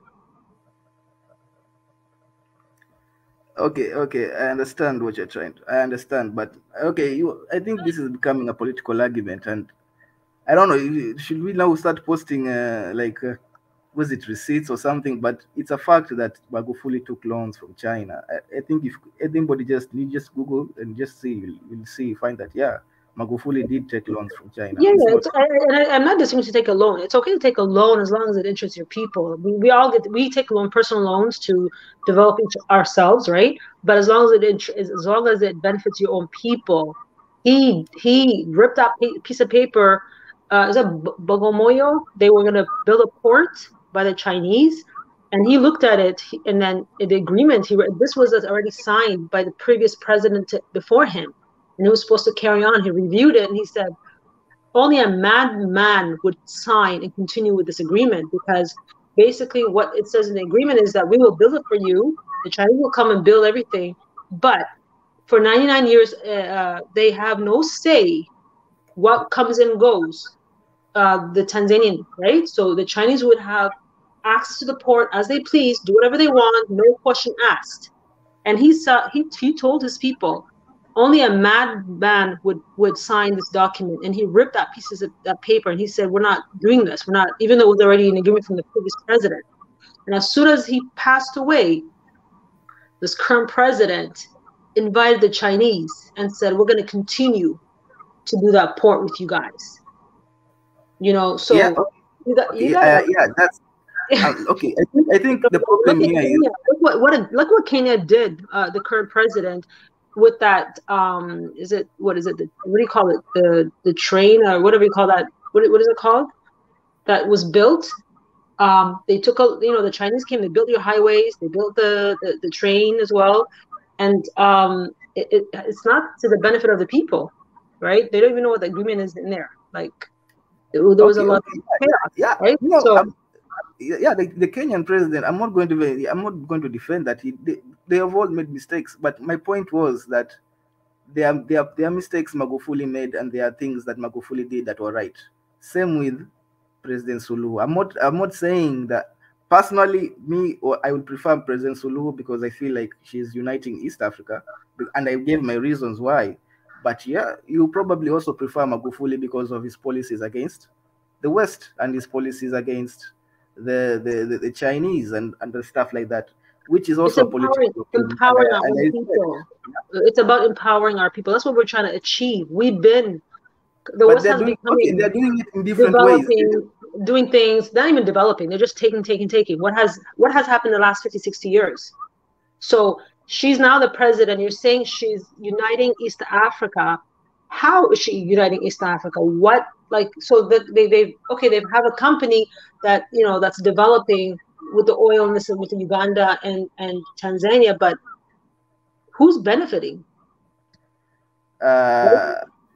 You got to look at those details. I challenge you to look at that contract. I challenge you to look at that. I've seen the contract, and Tanzania gets a lot of money from that. I don't know how much Uganda gets, but Tanzania, just because of the real estate that it's passing through Tanzania is getting paid a lot. So I don't understand what you're saying. What I'm saying is, at the end of the day, who is benefiting from all these contracts? Not African companies. Obviously, the fact is, when it is an exploit. Then this is contracts between West and Africa, the global North and the global South. They will always be exploitative. That's just a way it is. It is unfortunate, but that's what I'm talking about. What you're saying, the language that you're using, we gotta change our way of thinking. It is not just the way it is. No. Magufuli was on the track of changing that mindset for all of us to think different, to value each other's strength, to build our own. We don't have to do it the way the West does it, right? We don't have to go that route because it doesn't benefit us. That's not that, it doesn't benefit the people of Africa. So that's what I'm saying to you. The fact that you're saying it's the way it was, let's continue the way it is. Let's continue with that. Here's the thing. The West, the problem is here. I think I'm a bit more pragmatic. I understand what you're trying to say, and I understand Magufuli. I'm not even against Magufuli. Magufuli was a great leader.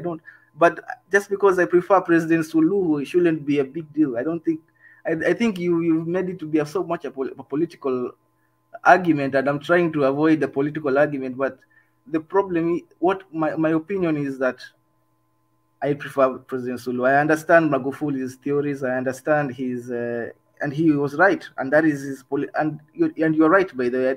I just don't personally. Can we both agree that it has nothing?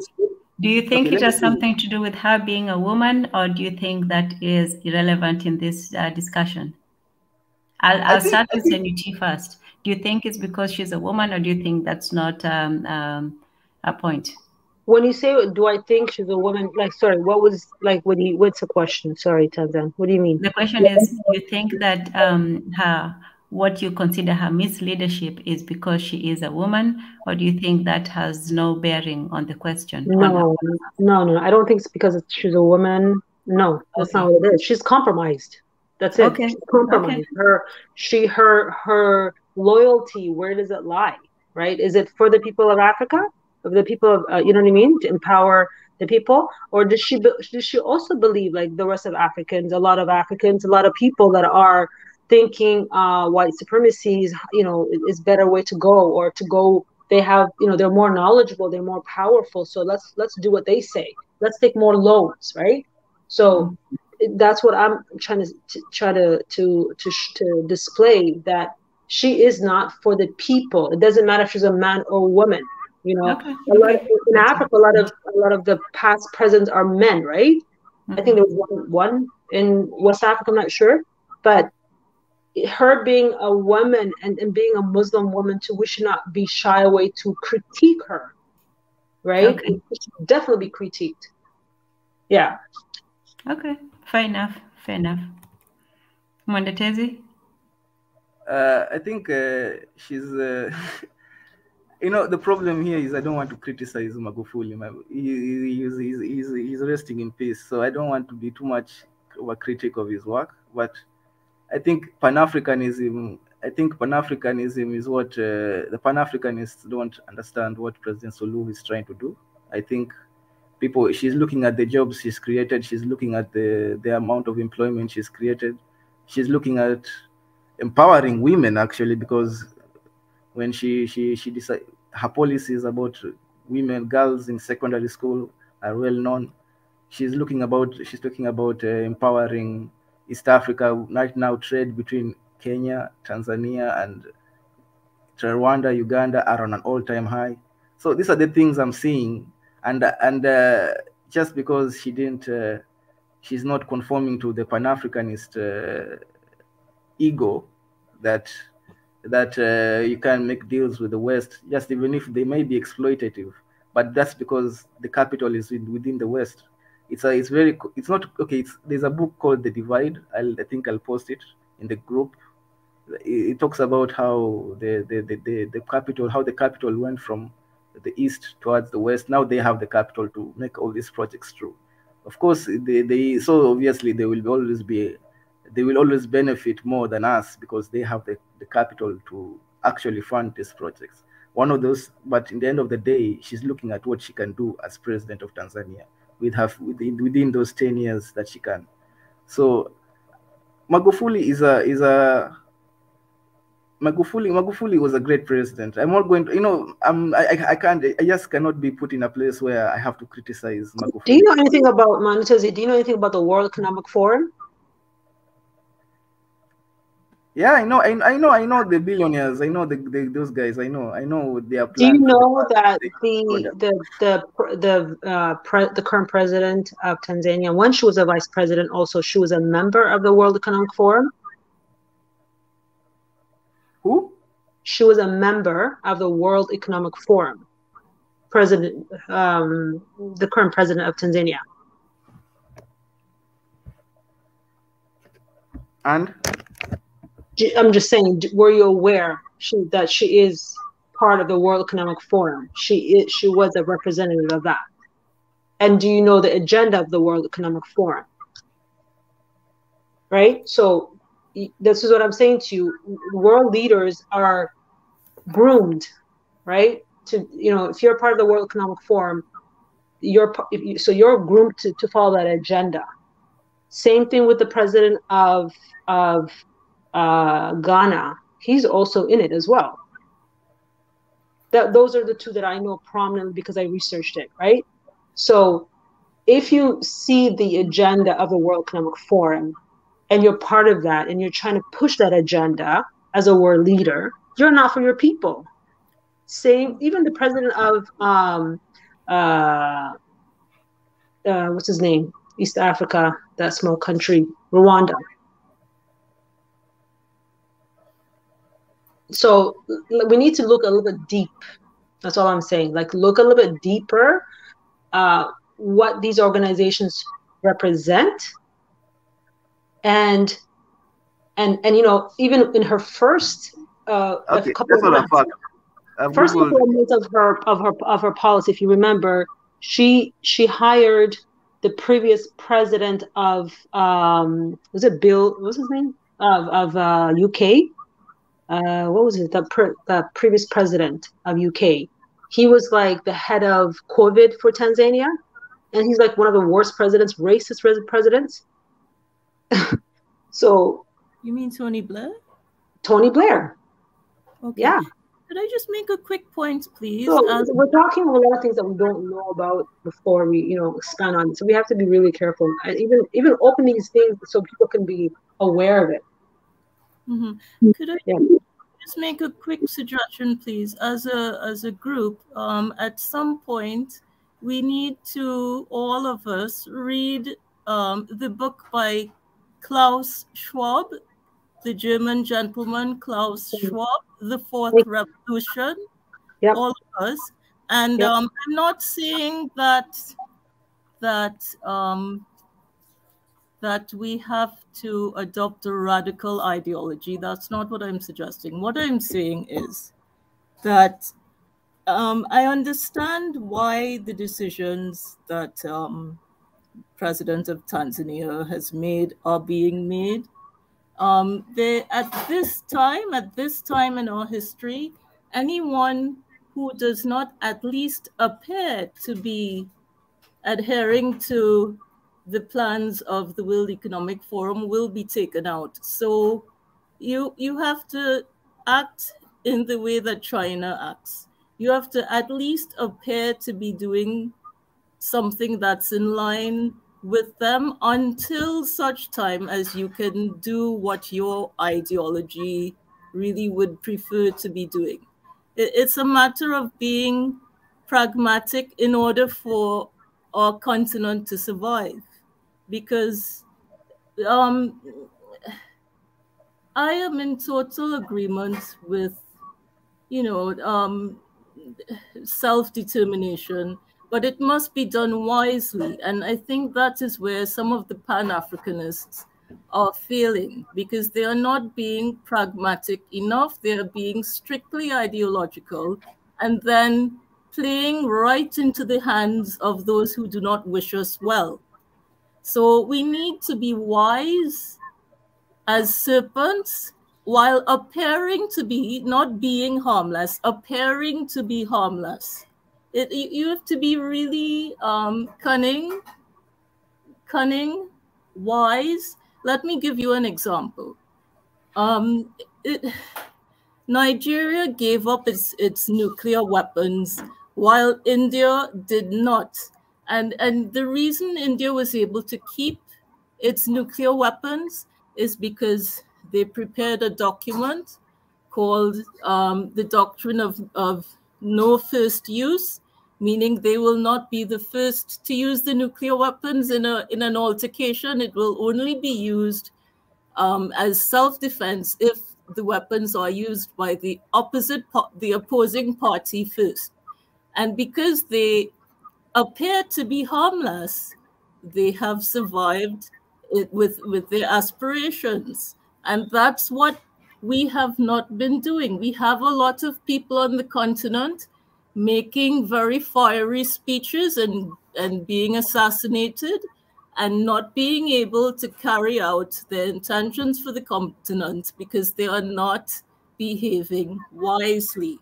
You have to be pragmatic, have your ideologies, yes, but if you just, there is no wisdom, and that is what is killing us.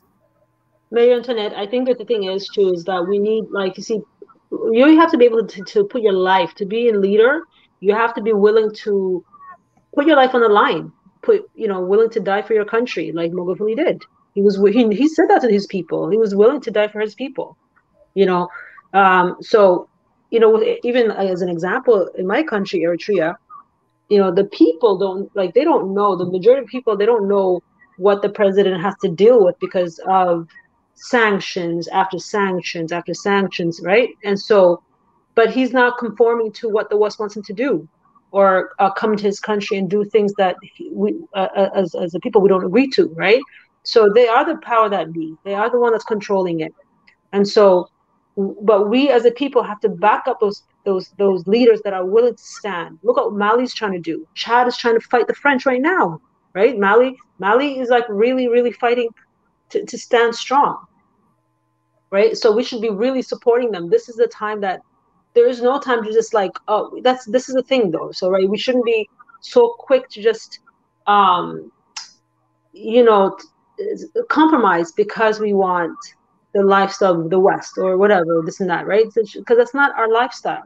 But the people that are, to fight that imperialism, to fight that these people that are been controlling Africa, taking the resources, while people live $1 a day or less, you know, we've gone through so much pain. We've gone through so much things. So many things that are happening to Black people worldwide. So it's we have to wake up and say, you know what, enough is enough. Like we can't say, well, looks good, we're doing this, but we got to look deep into it. We can't just read the paper and just assume what it is, right? Because the West not coming to help you at all. They're not there to give you to make your life better. They don't, because as soon as Africa wakes up, Europe will be a third world country. France will be a third world country. As soon as we take control of our land, of our resources, and that's what they fear. They fear that we wake up. They fear that we, you know what I mean? So they're coming with this feminism, LGBTQ, all this distraction. I call them distraction. So we have to stand in our values, and we have to see what's going on. We have to work with each other. We have to like wake up and see what's really going on. Don't just believe the news. Even the news that you see in Kenya or South of the main mainstream media, these Chinese newscasts, it's all propaganda. They're giving you news what they want you to watch because they're controlling the media. So we got to speak up and do our own thing and speak up. And we cannot just be nice anymore. We don't have to be like there's ways of doing it. Yes, of course, be smart about it. Can't advertise everything, but we gotta support the ones that are fighting for us, and we gotta do a little bit deep and think and do a little bit of homework and look at our roots. Again, goes all back to that. And just because we see things happening, we have to question like who's behind that company, who's benefiting and who's getting the contracts, who is at the end of the day, is my people getting better, or is it enhancing those other French companies or American companies, Canadian companies, UK companies, all these different white establishments continuing to build and get that wealth for their families while we continue to be poor, right? So we got to read. We got to look into it. We got to look deeper, and it's there. We just have to research. We can't be lazy to look into it. I think a lot of the West power comes from occultic, and I know this is controversial, but it's true. A lot of the power of the West comes from its occultic practices, which is why they are so interested in our artifacts. We need to do our research and come together and counteract it because we are powerful enough to do so. You see?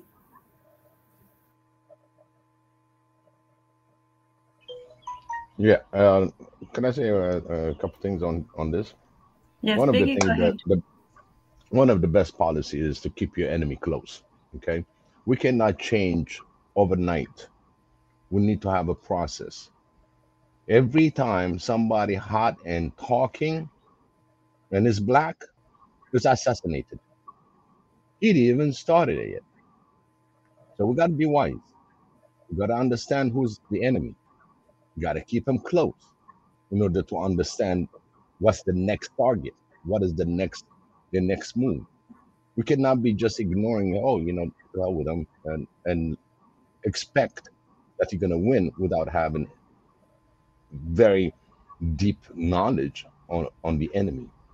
So sometimes we do things. So listen, the enemy has been trained to dismantle you for years. For years, here we are. For years we've been battling the same battle, and we still didn't show any progress. Now there are some progress that's going on because some of the progressive one laying low, putting policies and putting directions, they're achieving. They keep the enemy down close. Because what's the next move? If I make this policy change, what is my enemy look at it? How I'm gonna be protecting my assets? How I'm gonna protect my people? All that remember, we just can kick them out altogether from Africa. They're always going to have a way to come into us because they've been practicing it literally for 1,000 years. They've been doing this cannibalism, this atrocities throughout their entire generation. So we got to be smarter. Yes, son, we have to really get informed. Let's get the histories, our past, and where our forefathers were able to win. How did they win it? How did they do it? These are going to be something that's going to be spoken across the continent and the diaspora. But every time that somebody comes, look at Magufuli. Very simple. I mean, there's a lot of things that been going on. The president now, Solu, they attempted to murder her, assassination. She's just there representing in Tanzania, and we have to be smart. How we're going to be dealing with the West or East. It doesn't matter. We have to look for the interests of Africa, how it benefits us. For me, if in a policy, any foreign company comes to venture or invest or partner, it has to work with an African. When they lay down the pipes, when they lay down the technology, they'll get their project manager. I get my project managers and all my resources available for them being trained. Because that trained force is the one that's going to go from Tanzania to Ghana, to Rwanda, to Angola. We can share that trained resource within us. So we're going to need to build ourselves and slowly start disconnecting, slowly getting in power, and slowly being on the world stage. Right now, Africa is not represented. So we got a long way to do. So we'll see what this president is going to be doing. And let's gauge it. Let's look at it because we are really making the history right now as we speak about the new presidents. You got a new president in Somalia. You got the Salud that's coming in. There's other new president coming, and all that is going to be really something that's going to be affecting the move of Africa. You have to think, if one African country is touched, the rest of Africa is next. So we got to keep in mind that we have to really keep the enemy close enough, but not too close. But everybody also is entitled for interest. Whenever we borrow from the international organization, we're going to pay for interest. I don't want to lose my airport. Just a reminder. I don't want to go to that level. So we're going to make a very smart decision. So we have a long way to go. But Sanu, you did a great response. Mondotezi, really great. Maria Antoinette really bringing some of the points. This is what makes it us. That's what makes us one Africa, Swahili nation. And I really thank you all. Appreciate that. Thank you, Biggie. Always a pleasure to have you. Thank you.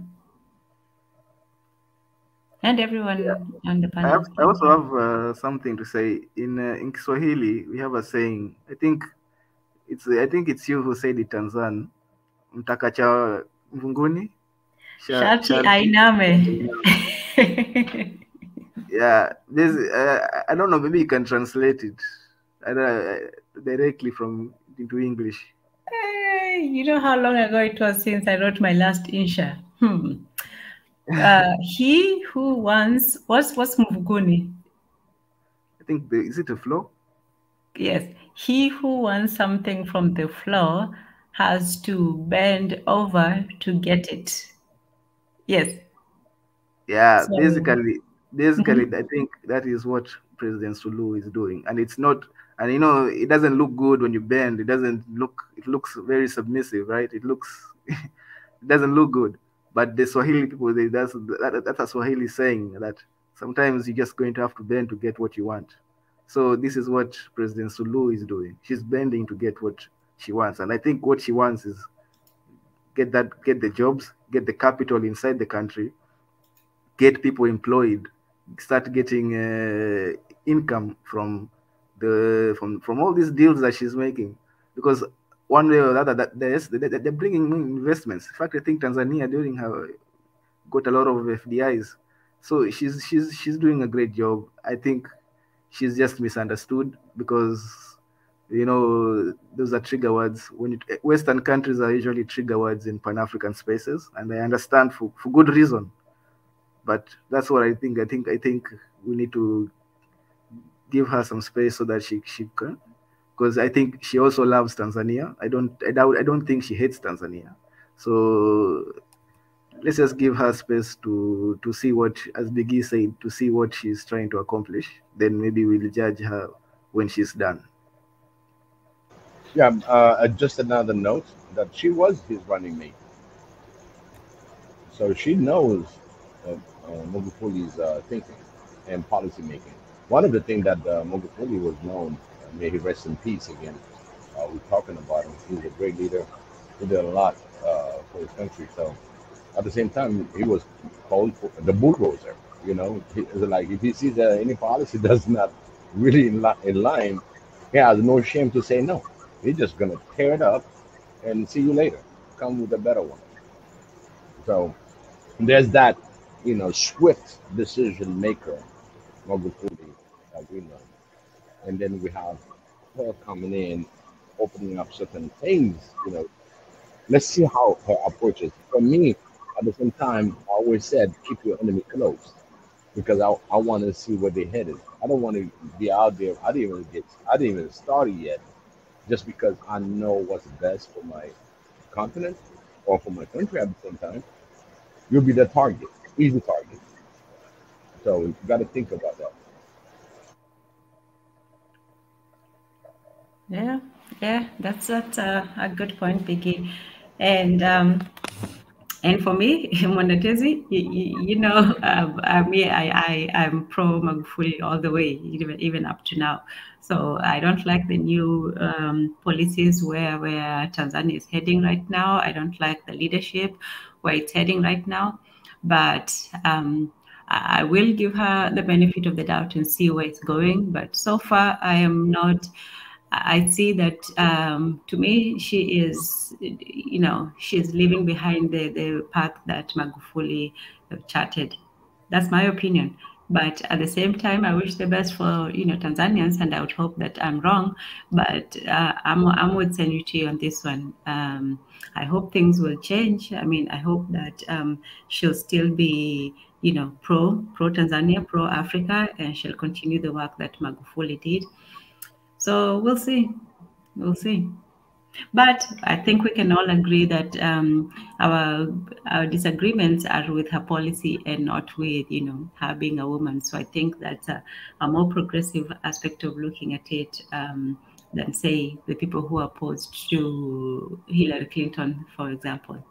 So I think we're mostly agreed on that. I didn't hear anybody saying, "Oh, she's just doing that because she's a woman," or not.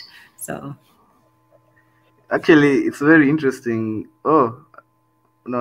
I was going to say that it was, but also Maria Antoinette is support. I don't know which side on the political divide, because now you have become a political divide. Which side of the political divide Maria Antoinette stands?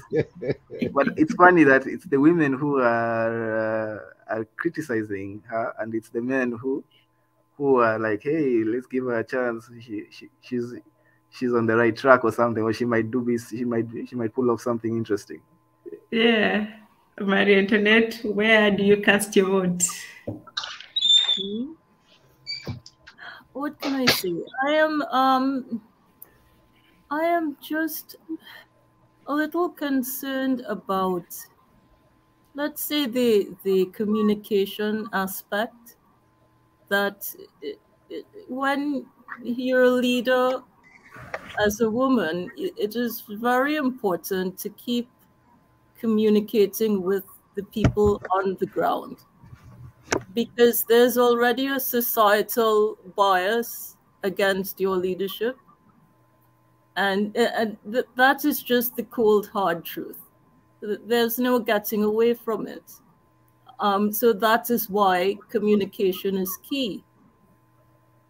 But in addition to that, I would also really like us to take seriously the imperative we all have to read The Fourth Industrial Revolution, written by Klaus Schwab, to research the character of Klaus Schwab and to study in detail his philosophies. It is important for the protection of our beloved continent, because the people who are in charge of this project do not have our best intentions at heart.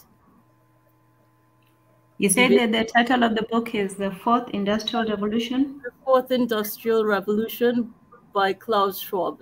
They do not have our well-being at heart. Okay. And it is important that we understand their philosophies. Yeah. Also, I posted a link on the chat. President Suluhu was not a member of the World Economic Federation Foundation Forum. That is just a rumor or something, but it's not true. Okay. I am not against her leadership. I am not saying that she was wrong to make the concessions that she had to make. I am just saying we have to be extremely careful that we do not get ourselves into a situation from which we cannot recover, because we're in a grave, very, very grave situation. And when we as a group read the book and speak to people who are in positions, careers that allow them to learn even more than the book outlines, such as Biggie and others who have information that the rest of us don't have, I think we'll understand better what we're up against. Yeah, this will include food security, food sovereignty, the cryptocurrencies, electronic currencies. Everything is going to be so interconnected, ridiculously interconnected. For the sake of our beloved continent, we have to study the philosophies of Klaus Schwab in detail and do intensive brainstorming sessions, because life is going to become much more challenging than it is now. Yep. This is far beyond any single president of any single country within our continent. And Mary Antoinette, I just wanted to add, you see, Klaus Schwab, he was actually, his grandfather, I believe, was friends with the previous, the Nazi, what's that guy's name? That Nazi leader of Germany passed away. Hitler. Yes, his grandfather was closely working with him. So this is what I tell you. These people, they want to do, like you said, one currency. Basically, what's happening in China to their citizens is what they're trying to emulate for the rest of the world. So that way they can control your movement. They can control anything. They can eliminate you if they want to. It's what's happening in Canada too. Already they're implementing it. You can't leave the country if you're not inoculated. They already did. If you don't get the shot, right? You can't leave the country. You can't travel. So this is part of it. We already know that if you do get COVID, it's not really part of it. It doesn't really protect you either way, right? So it's just this, and I think they know that people are waking up. They see it. So they're really trying to fight it to stay, to keep it going with their plan. This has been an active plan for a very long time. But most of us are busy with our daily life. We don't, we barely can make ends meet with our family. So we don't see these things happening. And so they pick and choose world leaders to make sure that these leaders are following the orders, right? So they're not going to put their face and say, well, you guys have to follow what we're saying. They're not going to put a white face, right? They're going to use your own people, and those people are indoctrinating. They're you know, their mind has been already either purchased, or maybe they and not to her credits, you know, credit the president of Tanzania. It could be because of fear. It could be so many different things, right? So a lot of these, you know, they don't have the backbone to fight back, and they just follow through. So if you can't lead your people the right way, then step back. You don't have to be a leader, right? Unless you believe in it, unless you believe working with these people is going to you know, do well for your people, which in the end we've seen in the past it hasn't. So I strongly, like you said, Mary Antoinette, read those books, look into it, research, you know, and open your mind. So that's why I'm not going to argue with people that have not read or have not. If I hope she does good for her people. I wish, but her policy, like, we read the papers every day. Like, my husband reads what's going on in Kenya and Tanzania every day, right? So he sees what's going on, because we were going to pack and move to Tanzania because of what was going on, what Magufuli was doing, right? Because he really influenced us. But now it's like 360 turn what's happening, right? And so you got to question that, like, you know what I mean? What is going on? You know, these are the things that you have to put question marks. And the things with our people, back to the cultural behavior, we know something's wrong, but sometimes we will just stay quiet out of respect, you know?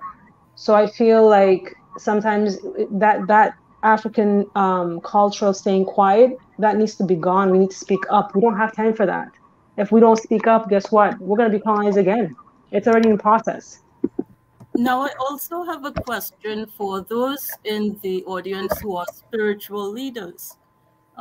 We pride ourselves as Africans as being very spiritual people. I have one question for all those in positions of leadership in religious communities as well as spiritual communities. How is it that any powers from the Western world can assassinate any leader that they wish and succeed in that sort of operation if we are so spiritual? Maybe we need to do a little work in this area. We are not as strong as we thought. Something has to be done about the apparent lack of protection of our leaders. It doesn't look good for the continent at all. And that is one reason for which we are not respected in the rest of the world. Exactly.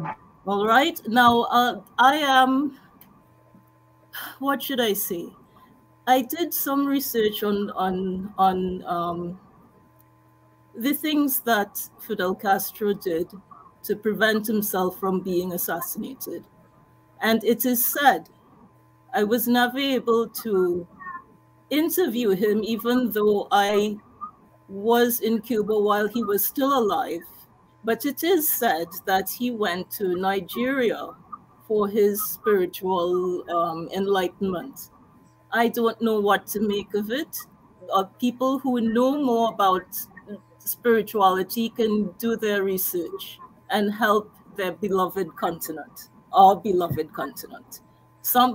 We seem to be very weak in this area.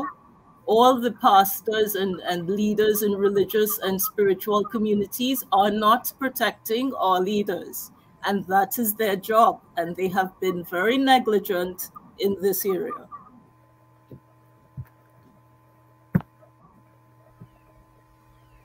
Marie Antoinette, That's a good point, you just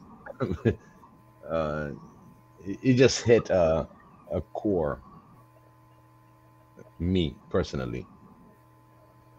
And you know, when I say I pray for you,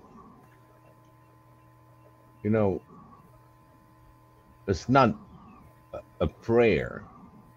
just prayer that does it. How leather sharp that I am into your being. It has a lot to do on what's going on right now in the world. In fact, some of my ideas or ideal trying to figure out when it comes into the RF field, okay, on the radio frequency field. I have the knowledge, uh, deepen the knowledge, and including when it comes to the actual being victimized out of all these signals, uh, out of all these things. You hit the core. Here, we are one.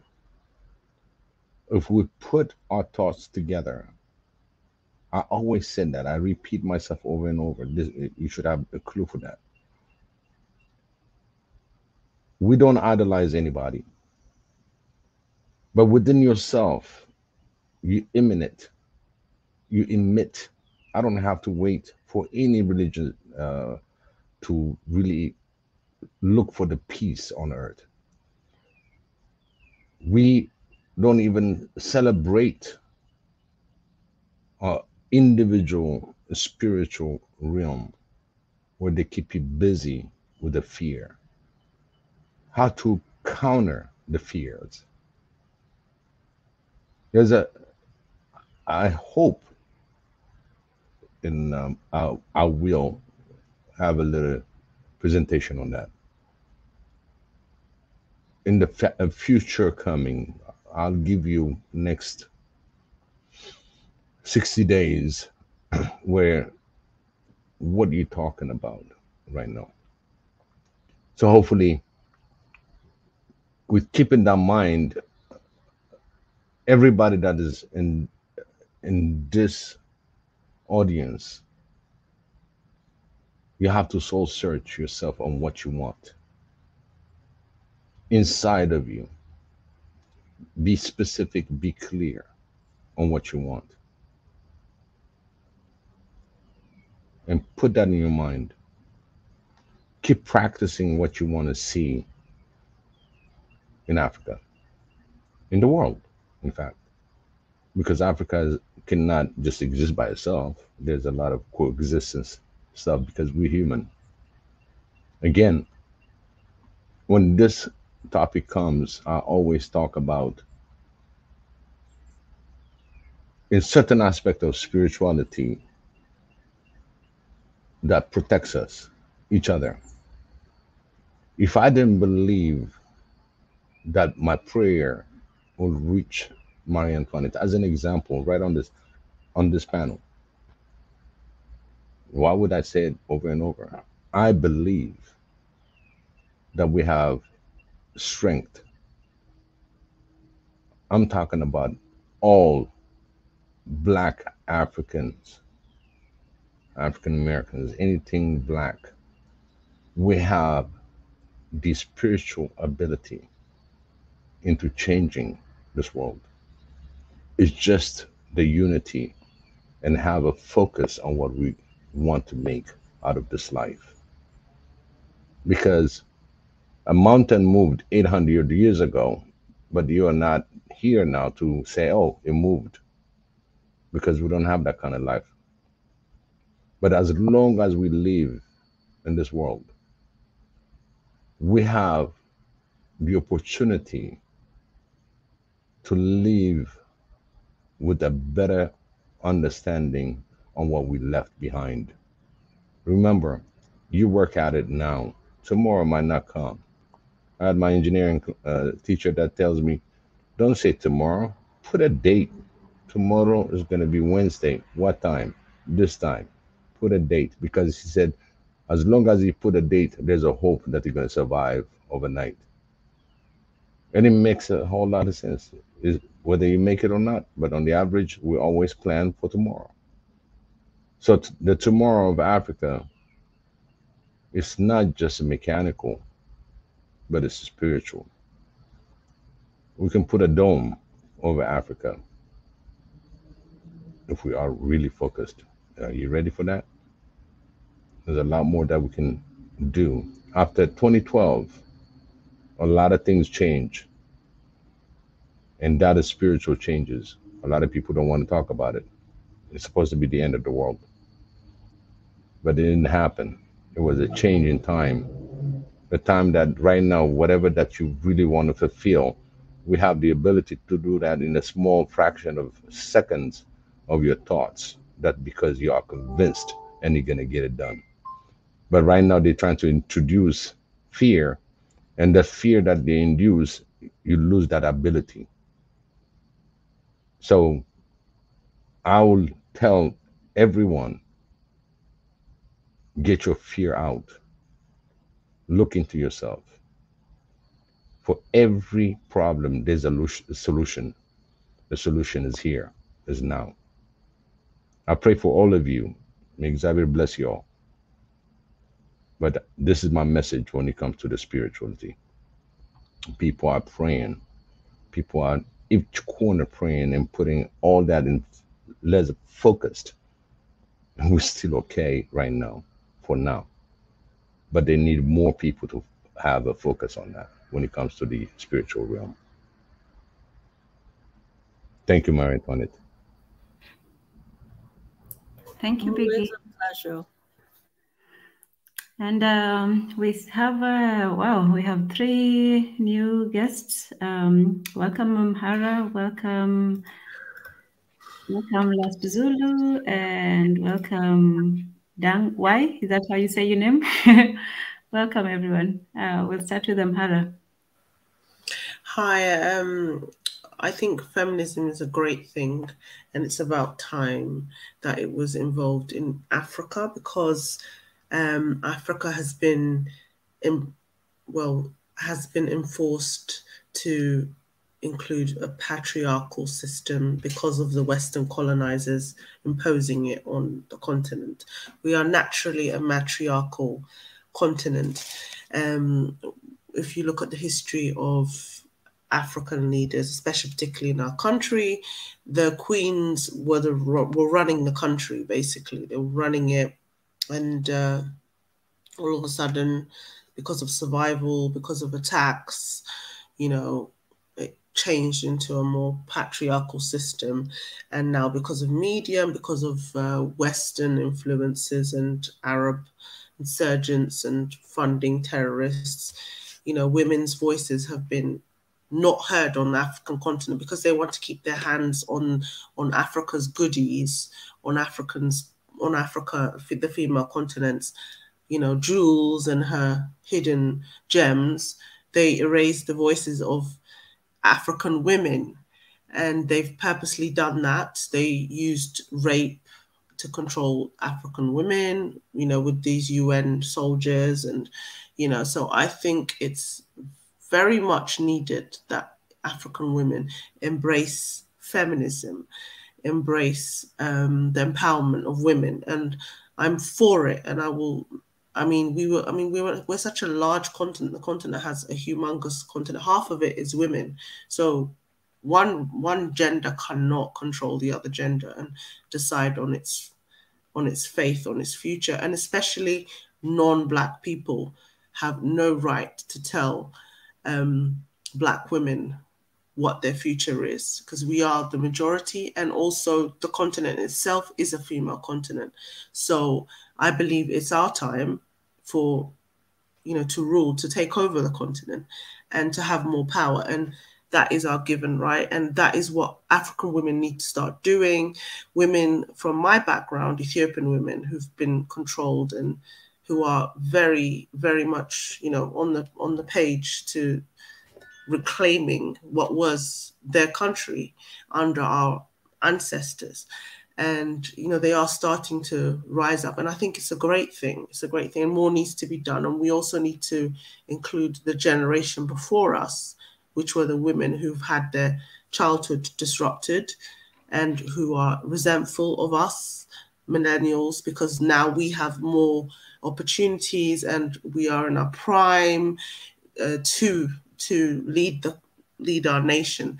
They have a lot of inbuilt resentment And, you know, just look at our people. We don't even put our face, you know, when we talk, we hide behind a aviator. We don't put our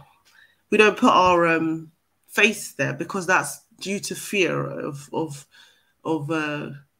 you know, years of control and manipulation and worrying about what people think. I just think if you're on the panel, just show your face. Why are you talking behind the picture? Like, this is another thing where, you know, what have you got to be? If you say something and you don't show your face, then that means you're ashamed of your message. So that's another thing that we need to break down. Anyway, just thought I would say that.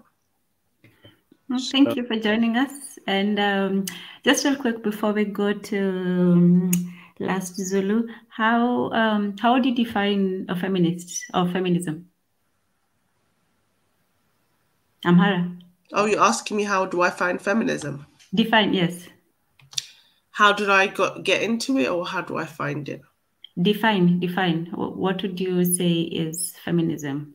Feminism is women being given respect, equality, and a right to live without others determining how they should live their life, or, you know, influencing them down a road that doesn't benefit them, but because of their gender, they are being led to do something they don't want to do. So feminism is reclaiming your power and your choice, and that's what it is. That's all it is, really, and it's equality. And that's what was in the ancient days on the continent. You know, when you look at the ancient Egyptian statues. Oh, sorry, quick question. Do you think of feminism and matriarchy is similar? Is it the same thing? Feminism and what? Matriarchy. Yes, I think matriarchy stems from feminism because that is the natural order of society. You know, because we Africans, we provided civilization to this whole world, and because our people do not read history books, you know, they've taken on the colonizers' history books as Bible gospel. They haven't researched and, you know, critiqued things. They've just accepted what others, enemies, have said. But the natural original order is matriarchy, and we need to start, you know, bringing the continent back to that, and it's linked to feminism. Okay. 100%. All right, thank you for joining us. I'll let Last Zulu and then Dang Wai have a few words. Last Zulu, go ahead. Last Zulu. Okay. Okay, we'll come back to you, Last Zulu. Dang Wai, we? Hello. Hello, welcome. Oh, thank you. So I just wanted to ask, is it Dang Wei or Dang Wai? You can just call me Dang or Dang. Okay, Dang. All right. Go ahead. We'll keep it simple. Okay. So I was gonna ask Amhara a question. So you believe that essentially the natural state is matriarchy, but because of outside aggression, we were forced into a patriarchy. It happened when Alexandria, when they moved to Egypt, that's when patriarchy came onto the continent, and we've been fighting patriarchy. But, you know, India was the continent of India was a matriarchal society, just like us, Africa. They had their patriarchy, which is those wild people from the north on horses, and imposed patriarchy, and then imposed racism, colorism, and caste system. So we've always been fighting patriarchy. The North won, and we just need to start rebuild the South. We need to go back to the original way, because they've tried to impose who we are and telling us, you know, what is the way, and tried to corrupt Black men, African men. They've done so much. If you look at history, they've been doing so much to forget who we are, and we just need to go back to the natural balance of the planet, you know, of how it was originally. So my thing is like, it's not as if there wasn't war on the African continent before, you know, Europe made their way onto it. Like, that's kind of like a universal thing, almost really everywhere you have two different Yeah, sets they had of people. war within each other, but they followed the same principle. You know, it wasn't the way that the outsiders have done it, in a way of taking over and enslaving and changing religious doctrines, using religious doctrine to control people. We still followed the same principle globally, while the world was matriarchal. Like even the original indigenous people of Europe were a matriarchal people. You see their monuments everywhere. You see them in Stonehenge. You see them in, you know, all over the world, like Mayan. They followed our system, and that's what we brought to the African world. But it got changed, and they know this. So I think the only way Africa, you know, can be more powerful is if we just go back to our original way of living, in balance with the earth, with our the original system. So and that's why I think feminism is a very important thing. Feminism is not knocking male. We are, you know, equal. We support. It's not about dominating. It's just bringing the original balance of how things are. Because right now, I mean, you cannot, you know, when you watch news, when you see the election, like the Somalian election the other day, I did not see one woman. And believe it or not, Somalia is very much connected to the ancient Egyptians. They have pyramids there. You know, they had queens there, but that history is just erased because of Arab Wahhabism that's been influenced. And actually, one of the first women to be feminist was in Somalia, but that history has been hidden, that has been erased. And we saw how female leaders in Somalia have been targeted. They've been assassinated because they don't want to bring back the old ways. So that's why I want to see more women participating in politics, in leadership, and things like that. We're not going to be silenced. Like half the population of the continent of Africa is female, but the West purposely erase us. And you have white women going in there with their ponytails, trying to speak on our behalf and trying to save us, and they behave disgusting. These NGO white Karens that are all over the continent are aggressive. White people send them to try and dominate women. And there's a lot of anger on the African continent. And we're not having that. We're not having that anymore. And African women need to speak up about things like this. It's not a playground for non-Black people to try and control and speak up for, you know, Black women. I was on LinkedIn last time. Some Dutch man was saying how the only way we can rescue Africa is if we empower the African women. And like, who are these people? Who are they speaking on behalf of African women? It's insulting. These African women are busy living life. They don't have access to LinkedIn and things like that. Obviously, there are the professionals, but they're not going to have the guts to say something to this white, crusty old man in Denmark. Obviously, I said something to him. I said, on behalf of my ancestors on the female lineage, go to hell. That's what I personally said, because I felt such disgust that he could speak on behalf of African Black women while he's in Denmark, wherever he is, Netherlands. And this is the lack of, because of a lack of feminism, they can do this. So it's a big problem. So just thought I would mention that. So thank you all for joining. Just a quick second. Let me take this time to just thank you, Senuti, for the cash app. Thank you so much. Your support is appreciated. Senuti is a great supporter of the channel, and we always appreciate her input, both financially and with her comments and joining us. And yeah, so Thank you all. I'm just going to go back to my admin work. So it's been great talking to you. So I would just like to see more African women speak up and also show your face. Yes, and thank you for showing yours. Okay, last Dang and last Zulu, go ahead.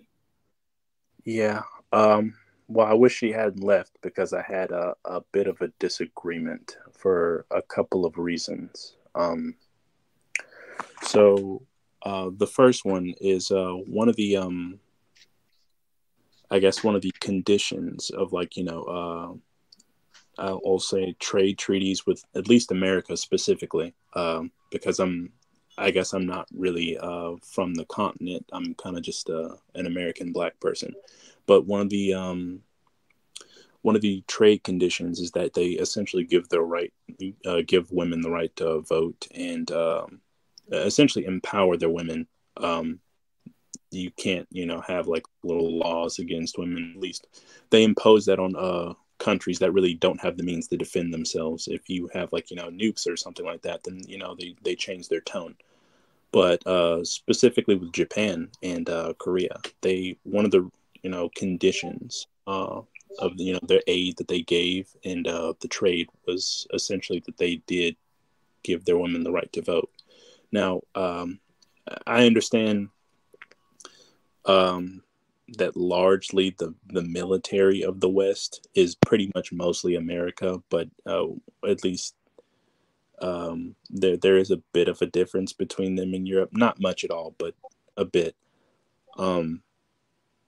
And I guess my second little issue with that, at least as far as like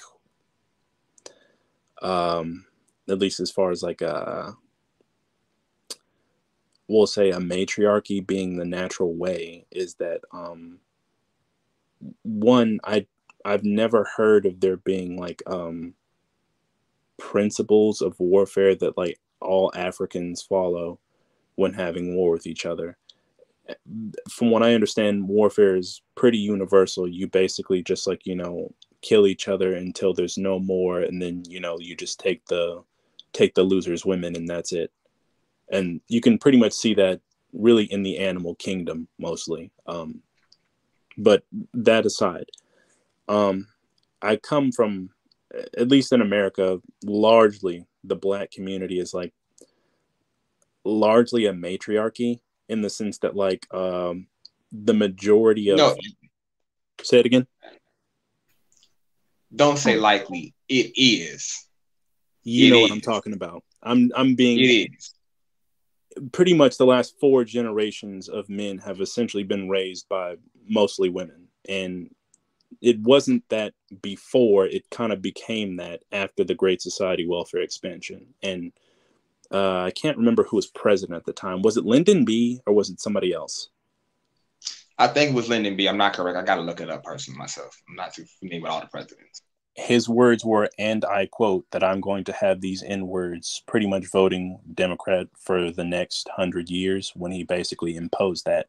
And pretty much the condition of it is like, and there was a young woman earlier, maybe about an hour or so earlier, speaking, and I didn't get the chance to get a hold of her, but she was speaking and she was like wondering why Black men aren't in the home. And it's like, you have to understand that, like, as a part of the condition of, like, you know, this welfare expansion, women got paid more if the fathers weren't in the house. So they essentially pushed them out. Like, if they weren't married, then they got more money. And you can see this in a different example, actually.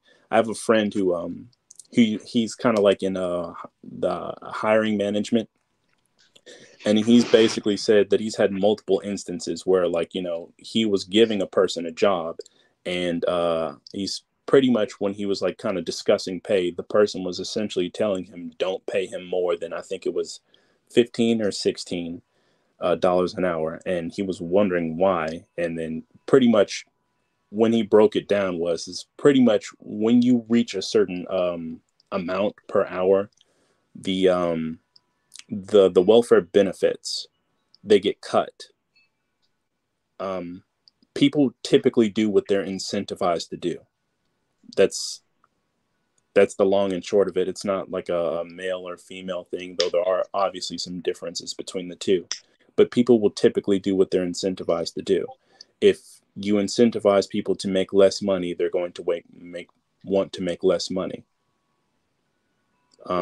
If you incentivize people to not be married, that's what they're going to do. Zulu likely understands that, like, you know, the Black community is a matriarchy.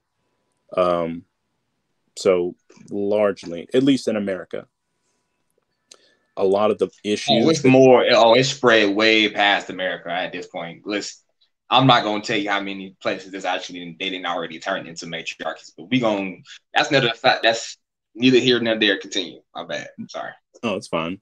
Pretty much, Black America was the canary in the coal mine. It essentially happened to everybody, but the difference is we weren't. When it happened to us, we were essentially poor. We hadn't even on average made it to middle class. We were moving towards that direction, but it came to a grinding halt.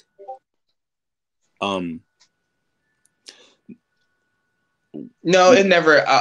We gotta be a little bit more correct, because you gotta understand when I think it was in 1970, if I remember correctly, when what was it? What rights? What is it? Not civil rights. Affirmative action came along. When affirmative action came along, Black men fought for those rights to get those jobs, to get those things, right? They changed the wording on it necessarily, right? Where they said women, right? So basically, all the jobs that quote unquote was supposed to go to Black men necessarily, which is hundreds of millions of jobs that, you know, we have secured and whatnot. Basically, they just said, okay, we're gonna necessarily give it to Black people and quote unquote women, right? So they say, okay, we're gonna give it to Black women because they're considered a protected group. Yeah, they consider them a double protected group. So necessarily, so not only is she a Black person, she's also female, which means that she's also a more protected group necessarily. That means, but the reality is, most violence in the community is towards Black men. There's nobody really just jump up on women like that. Most likely, the most violence you see in police is from men to other men. You know what I mean? It's not men to women usually. So we continue. My bad. You was speaking. And so I was gonna. That's fine. Either way, I was just kind of going into like why I disagree with her stance that the natural order is a matriarchy, and that, like, you know, you feel like it's for, I guess, like Africa.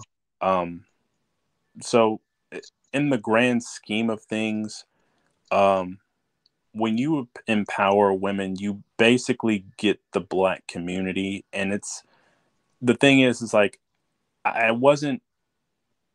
took some time looking into it.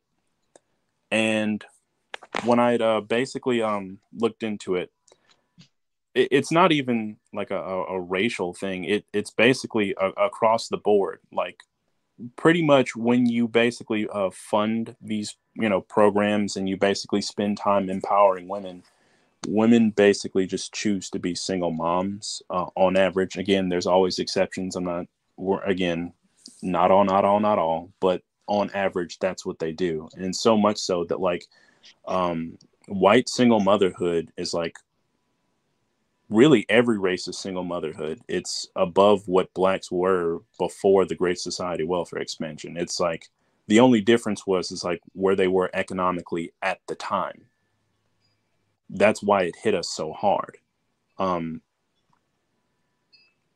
Basically, if you don't mind me speaking, go ahead. All right, cool. So let me basically kind of give you the quick bullet point rundown. Basically, all right. Like you said, feminism, that's some fake shit. I'm gonna speak as plainly as possible and honestly as possible. The chick that just came up there, she's crazy. If you accept anything she says the actual reality, you're going to doom yourself and doom your people. The reality is men do all the work.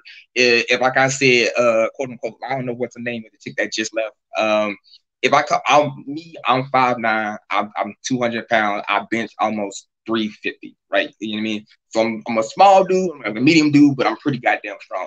If I come and slap the shit out of her, what's she gonna do to me? To the group, anybody? Yeah, No. that's the Yeah, question. I don't think She'll call the police. She'll call the police. That's exactly what she do. She gonna have to call some other dudes to come help her. Necessarily, reality. There is no, there is no. You know what I mean? If another man don't come up here and stand up for her rights, she ain't got no rights. I hate to be that crazy and be that mean about it, but reality is, if your men are not strong, then you are just going to get pillaged as women. That is the fact of life. If your men are not strong, you will get pillaged as women. The Black American necessarily feminist thing was what they said, oh, we're going to try to quote unquote empower our women, or quote unquote, we want to empower our women and whatnot, right? Basically, they try to neuter the shit out their own men in the process of doing this. In the process of doing that, now they have no. I don't agree with what the lady said. Trust me. I understand. I understand what you're saying. From you may believe that it's not true. You don't believe it's. I'm here for canary in the coal mine. See what I'm saying? We've already did it. You're going through it. The difference is I'm already 20. We're already basically 60, almost 80 years down to it. It just touched our continent probably the last 10 years, 5 years, right? So the reality is we already know where it's going to go. I'm telling you, this is almost one of those movies we tell you from the future.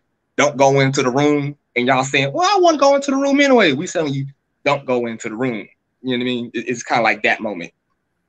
The reality is women do not build the infrastructure. They do not control the infrastructure, and do not defend the infrastructure of any community.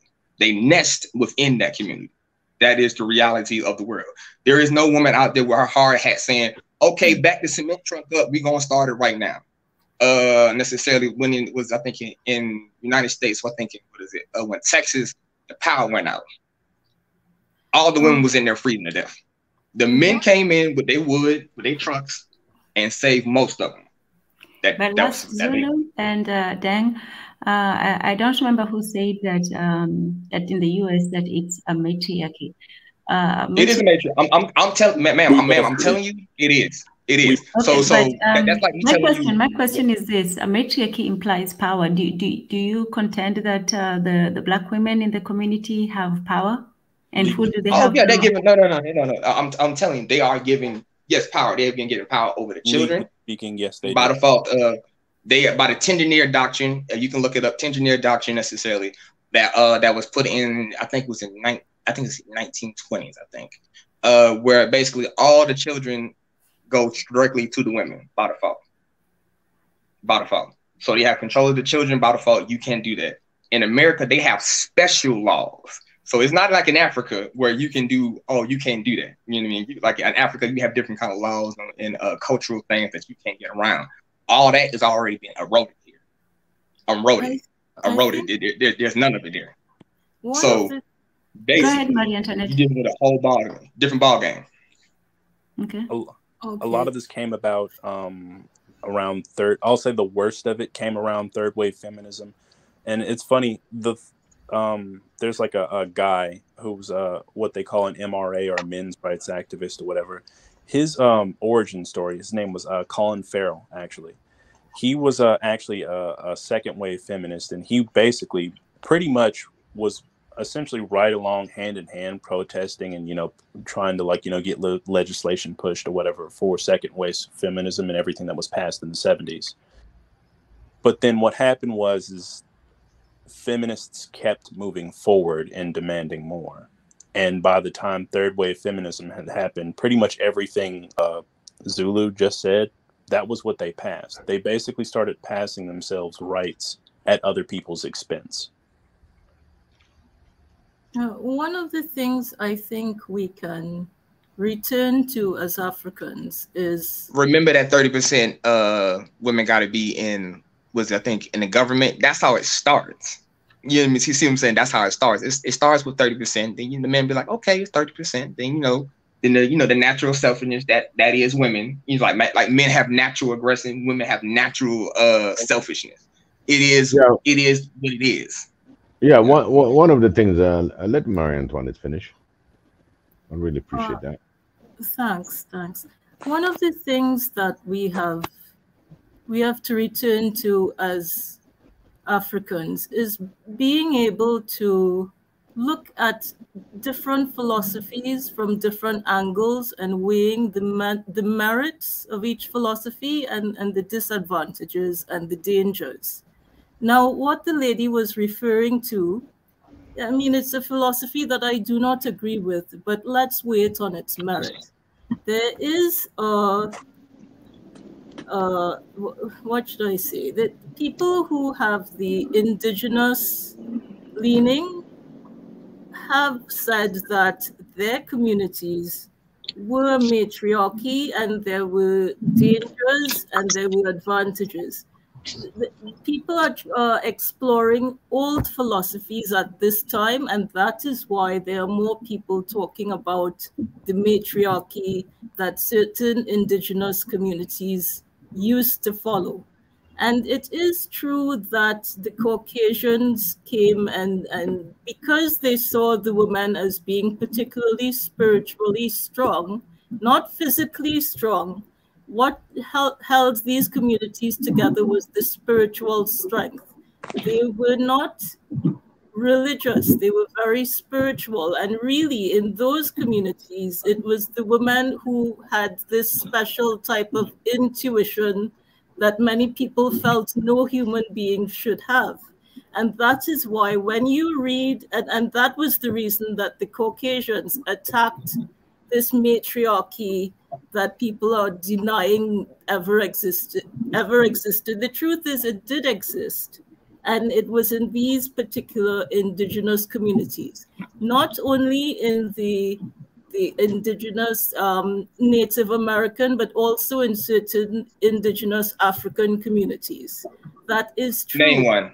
But name me the. I'm just being funny. Can you tell me the matriarchal societies that have built anything? I'll get to that. Not that they built things, but what the colonizers were attacking wasn't the physical strength, because the women were not as physically strong as the men. What the colonizers were very threatened by was the spiritual practices. What country are you from, man? I'm studying different religious philosophy. What country do your people come from? Trinidad and Tobago. So we are very. Then you already know that's a lie, right. Ma'am. Wait.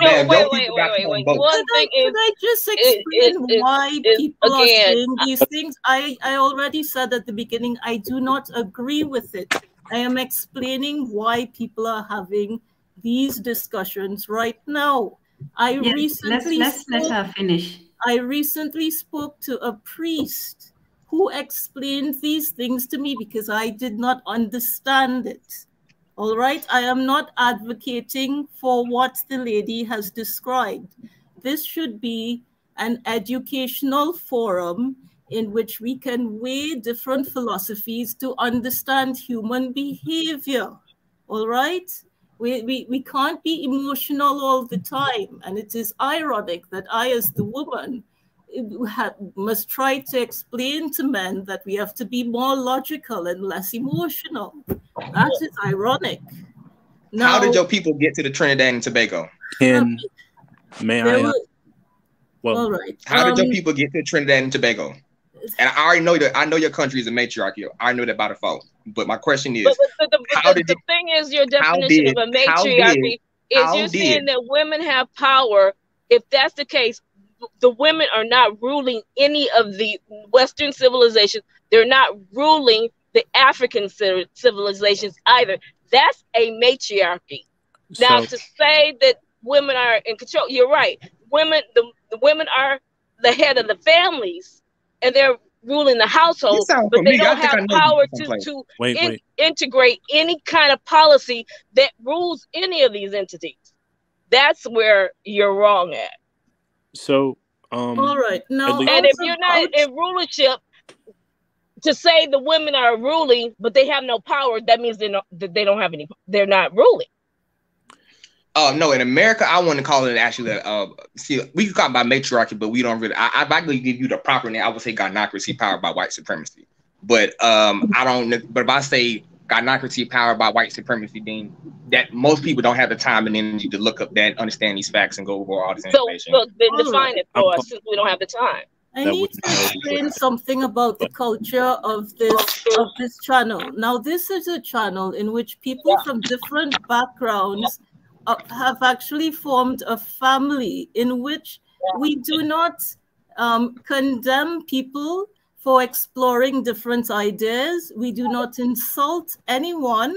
I know that in the US, life I have a question to ask you, ma'am. Stressful, and because life is stressful in the US, that can just immediately condemning others is a trauma response. And you are, ma'am, I'm asking you a question. I'm understanding why we have this trauma response, but there is no need to feel threatened in this group. We can relax. Ma'am, I'm asking you simple questions, but then you haven't answered. What is your question, Zulu Nation? Last Zulu, okay. Sorry. All right. So how did your people get to Trinidad and Tobago? There are so many different groups. Each person. I mean, okay. So are you? Or my question: Are you? Okay. I'm being direct. I'm trying to be direct because you're not. You're being anything but direct. If you're asking a question, you have to let her answer. She is answering your question, but you're interrupting. So let her finish answering. How did her people get there? There was some. She said. How did they get there? Okay, let her finish answering, and then you can make your point. There were some who came from Africa prior to the slave trade. Then there was some who came from Africa through this by means of the slave trade. Then there were the Indians who came as indentured laborers after slavery was seen to not be profitable to the capitalists anymore. So it is a multicultural society. It is not by any means homogeneous.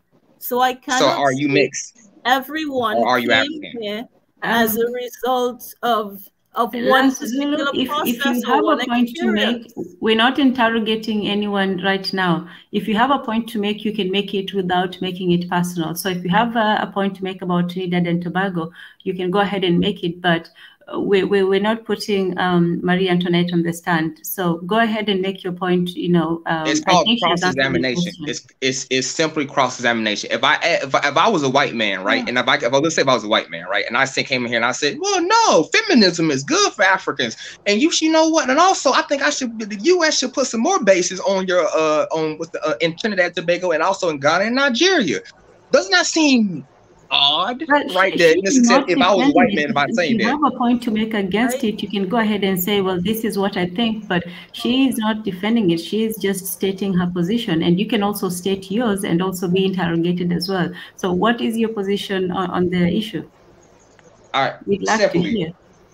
Trinidad and Tobago is in the same issue, same problem that Jamaica is in, the same problem that necessarily the U.S. is in. You have groups of necessarily, we call it matriarchy, but if you really want to go into deep, if you want to go deep dive, we can go into that. But basically, Trinidad and Tobago is in the same issue that America's had and the Jamaican has had.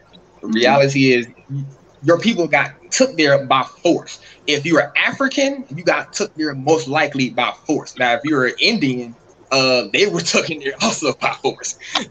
there was no spiritual awakening, and you just popped over there. Somebody came, forcefully got your people, and took them to another land necessarily to work for cheap labor to benefit them and their nation. That is facts. So you see the difference between how I'm saying that information. I'm getting directly to the facts, what you needed to fix it, and and everything you need to know. There is no spiritual isness about this, because the reality is you will die. If you do not necessarily have the things that you need to survive, you will die. It's just simple. There is no spiritualness about that. I got a question for you. I got a question for you. Go ahead. You're living today, and you die. That's your timeline. Say it again. Before You're born and you die. Yeah. If you're gonna look at everything that you're living for, why you came into this planet, have you ever thought of it that when you leave, you're gonna leave a little trace of you? You said leave a better race to people. No, little trace of you you. leave something of you. I can't really. It's like he's speaking so low. He said, "Leave a little trace of you, like a piece of yourself somewhere." Oh yeah, that's what. If you want to say that, but I guess that all humans do that by the definition of having kids, also building structures, things to let people know that they live at this point in time. You basically mean civilization, which you basically mean is what I'm saying, the accomplishment, quote unquote, legacies that men leave necessarily for their future generations. So, in that which is aspect, a patriarchal necessary mindset in the first place. Right. The same set that you're gonna go through all this. You're gonna go through certain spiritual life, right? You got a soul. I'm not spiritual like that, so you have the wrong individual. I'm asking you whether you like it or not. When you're a child, you've been exposed to spiritual life. You might deny it. I can't. Can somebody speak for him? Because I hear him, but I can't hear him. He's saying, when you're a child, you're exposed to spiritual life, if I'm not mistaken. Correct. Did you hear that? Okay, so you're trying to say when I was a child, was I exposed to spiritual life? Yes. When you grow up today. Oh yeah, I was raised in a church, like I was raised in a Christian American church necessarily. Yes, like a lot of Africans and a lot of people. So spirituality exists in your childhood all the way to now. My question: what does your spirituality have to do when men are coming into your country, taking your resources, fucking your women, and destroying your civilization? Now tell me, where's your spirituality gonna come in between that and those two things coming in? Well, at the same time, you bring in another subject, but what I'm asking you, I'm spirituality. That's fine. I'm asking you on your spirituality because you're saying that spirituality had nothing to do on what we're going through right now. You are not. The problem with Africa is not a spiritual, actual problem. The problem with Africa is the resources is been taken out of Africa. You are being hit with necessarily on two ends by being financially crippled. Which if you don't understand that part, then you're already in a worse position. So you're looking at it from the physical aspect of it. Africa has more resources. You didn't let me finish. And you're being attacked on a psychological framework also by the fact that they're using the very nature of your women against you. Simple as fact. See what I'm saying? Simple facts. What about? I don't understand on your answer right now. Which part do you not understand? Which part is about the women? The nature of women? Do you not know the nature of women? Or do we got to go over this process? Like, if I got to go through a whole process? What you're saying, what is your solution to fix all these problems? So, we were defining them, but how do we fix them? Because we know all these things have occurred both here in America and on the continent, and they keep occurring. And my thing is, how do we change it? Because if we don't change it, it's going to get worse, and it's just going to continue. Exactly. I got your solution. It's a very, very simple solution. Depends on if you're on the African continent necessarily. In America, it's already dead. Them chicks already dead. It's dead over here. There ain't no Satanists at that point. If you're talking about for the African continent necessarily, what they need to dig yourself a grave and just call it quits. Ma'am, I'm telling you as I see it. I'm telling you. I'm telling you the problem that you can fix and the problem that you can't fix. Okay. I'm giving you the answers. All right. If you accept them, don't matter if you accept them. That's what I'm giving you. Okay. In the African continent, what they need to do is work on three things. A, taking their money necessarily and keeping their money within their country by they don't have it in a central bank. Most African nations don't have central banks. Most of their central banks is in different countries. So that by default, they don't have control of their own money. Sure. Two, you need to open up more schools. Those schools need to be headed by men necessarily teaching and informing the reality of where the people are actually at. you need money for that also, but you gotta also have schools, have people, you know, educate the kids so the kids can therefore have an understanding of that. And you should teach these kids from all different tribes, no matter what tribe they're from. Break those tribes. Now, I'm not gonna say break the tribes. I'll say break necessarily the tribalism a little bit by having all those kids go to different schools and mix with different other kids, with different tribal kids. So it's a lot easier to have. You don't have that tribalism necessarily, or that level of tribalism when I know, see what I'm saying, for Flemi or whatever name, what African name you want to go, you know, kid you want to give it necessarily, when you know the next tribe next door.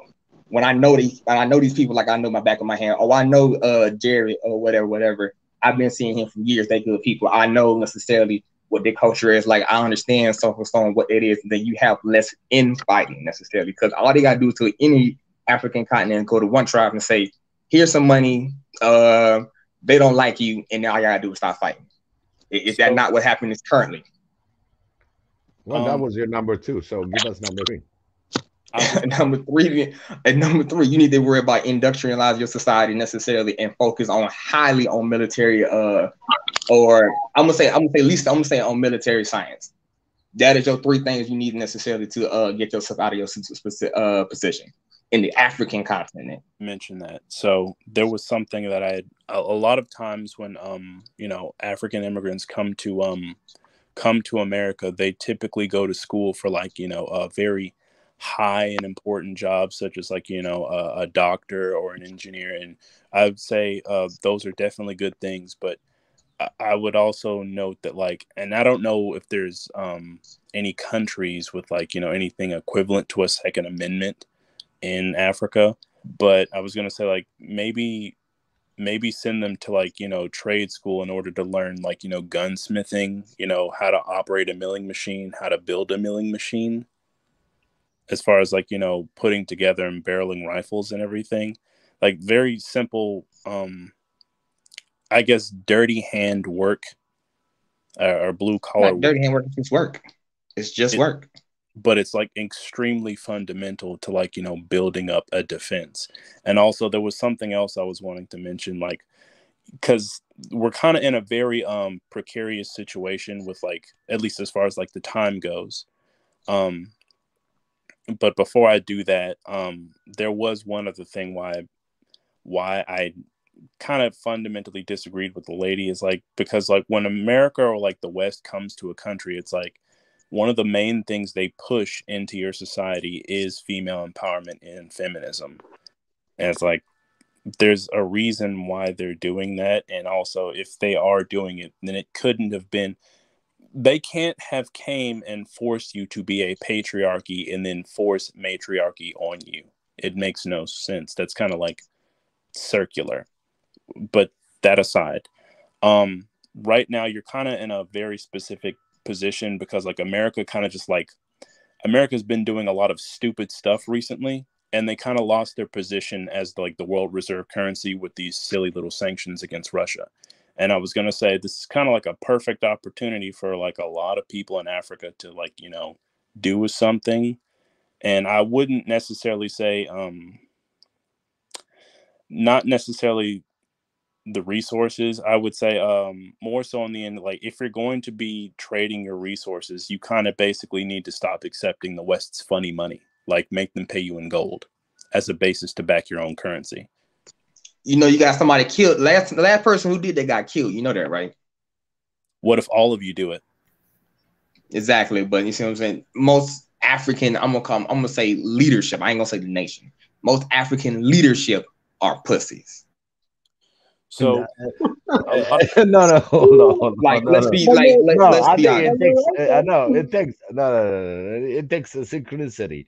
Have you noticed that how many leaders they killed? They have no backbone. You know, I mean, the guy that started, and he's got suddenly all the followers and everything, the leader goes.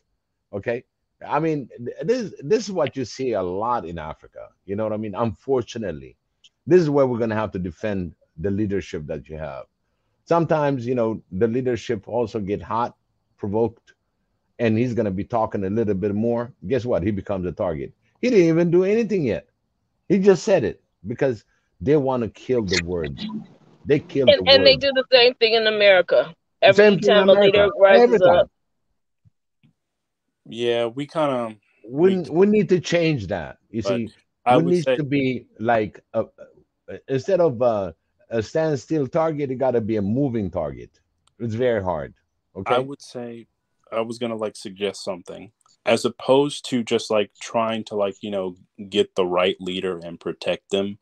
Perhaps you should restructure the system to like essentially incentivize a person getting into office and doing the right thing. Like the problem with like kingdoms or really any form of like I'll say a form of government where like the leader essentially has the power to do well, or power is centralized, I'll say, is that like more often than not you get a leader that like isn't so good, or at the very least like okay at best, but once they're there you're kind of stuck with them.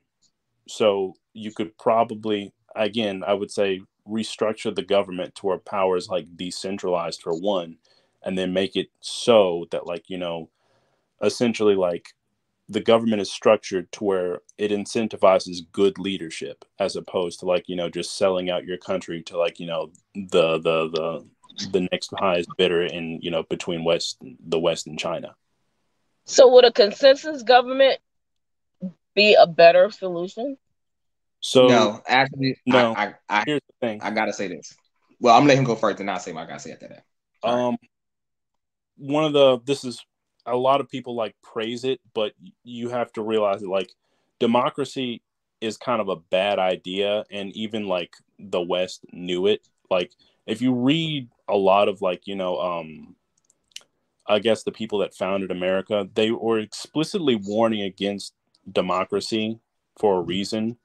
And that's like basically because like, and I'll pose you this scenario, right? Let's say you want a leader to do X, right? You need the leader to do X, right? But everybody can vote. He doesn't have to appeal to you to get X, even if that's essential to like, I guess like, Your survival. The survival of the nation.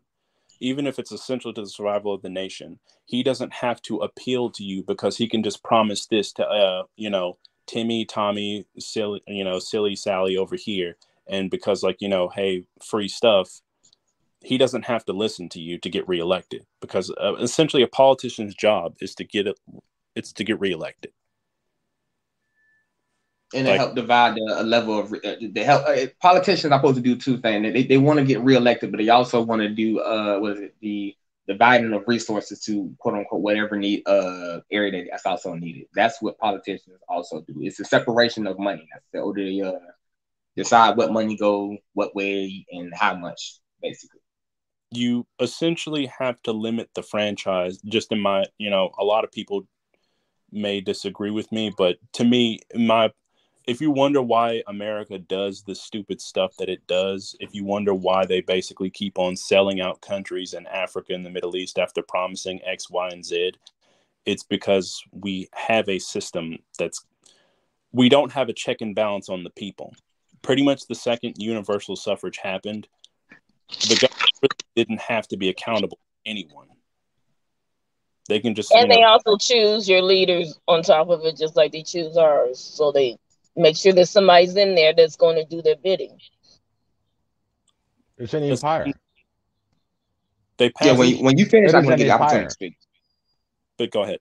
It is an empire. Okay. It exercises just like an empire. Yeah, it is an empire.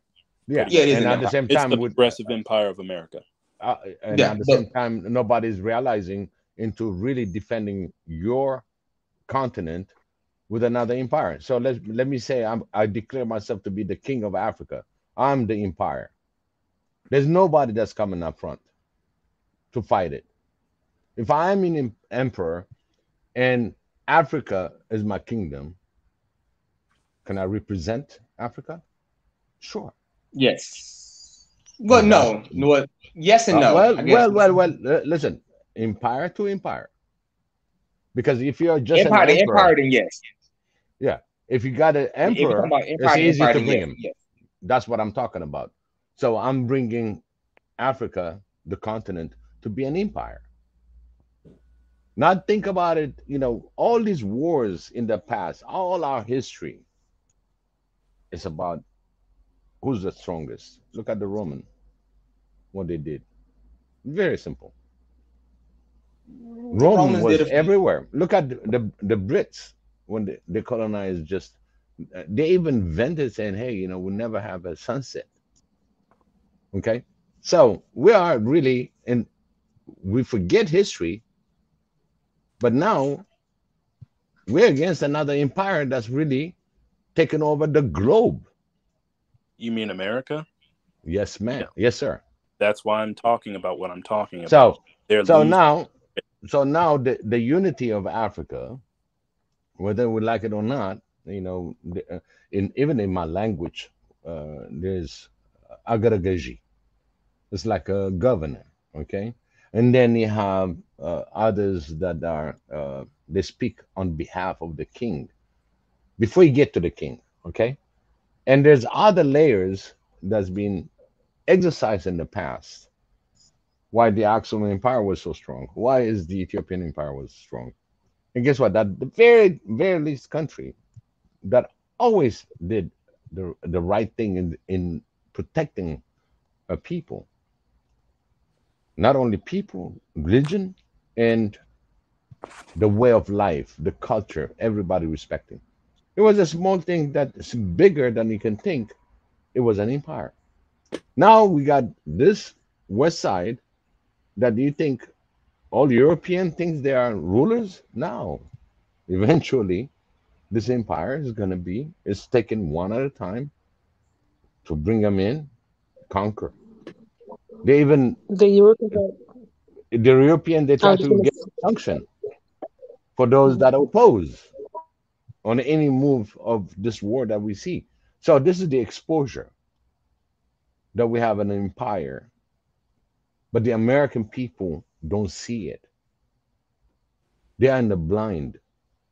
Very few sees what's going on in the rest of the world. Hold on. Do Very few. I'm not gonna do. sit here and let you even say. Hold on.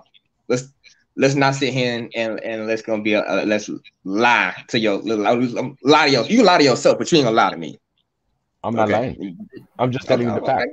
He's just Like I said, you he's can giving. lie to your. Everybody has their Hold on, opinion. let me finish. So, you know, Let me finish. be You Because can lie one to thing, yourself, when you but say you you don't have to lie, lie to you me. know, when you When it's accuse simple, someone do that I white people lie, do you're coming Caucasians in in America personally. Hold on, hold on, Caucasians hold in on, America hold on. do Let's Caucasians in America not know it's an empire? listen. That's a simple question. The whole freaking America. How many Americans go down south, go down west side? Do you think they know about all Do that they that we know? talked about? Man, you're out of your mind. I would This is a yes or no Because question. I have a fact, Yes or no. and I'm going to Hard give you question. all They the don't facts. answer it.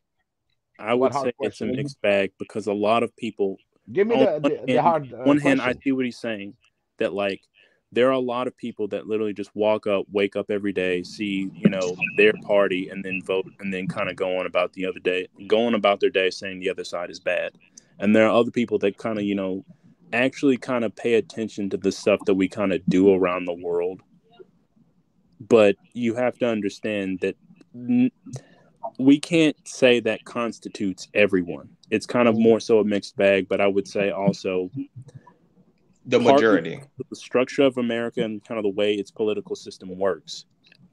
And because there's just enough people that don't know voting, like it may as well be. So like to his point, yes, there are people that do basically kind of just go about their day and don't actually see that like America essentially is an empire. And while at the same time, your point, me and you, we exist, and there's not just us. There's quite a few of us that know that I can walk up and find somebody that knows that it's an empire, but we can't actually do anything about it. There's like just enough. It's a mixed bag.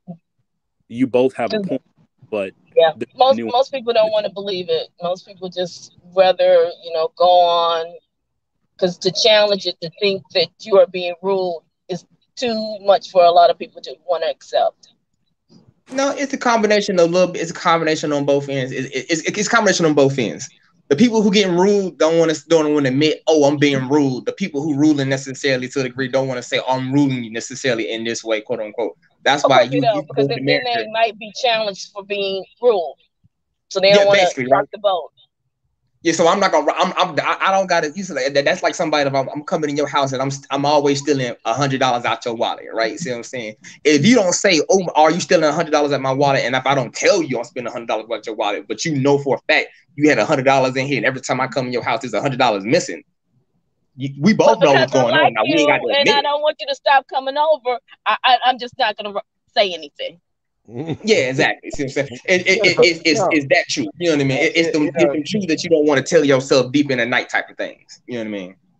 But at the same time, from what I'm talking about, how many people are watching CNN, how many people are watching Fox, and how many people that really follow both ends, and not to mention other YouTubers and everything that he followed through the Common Under.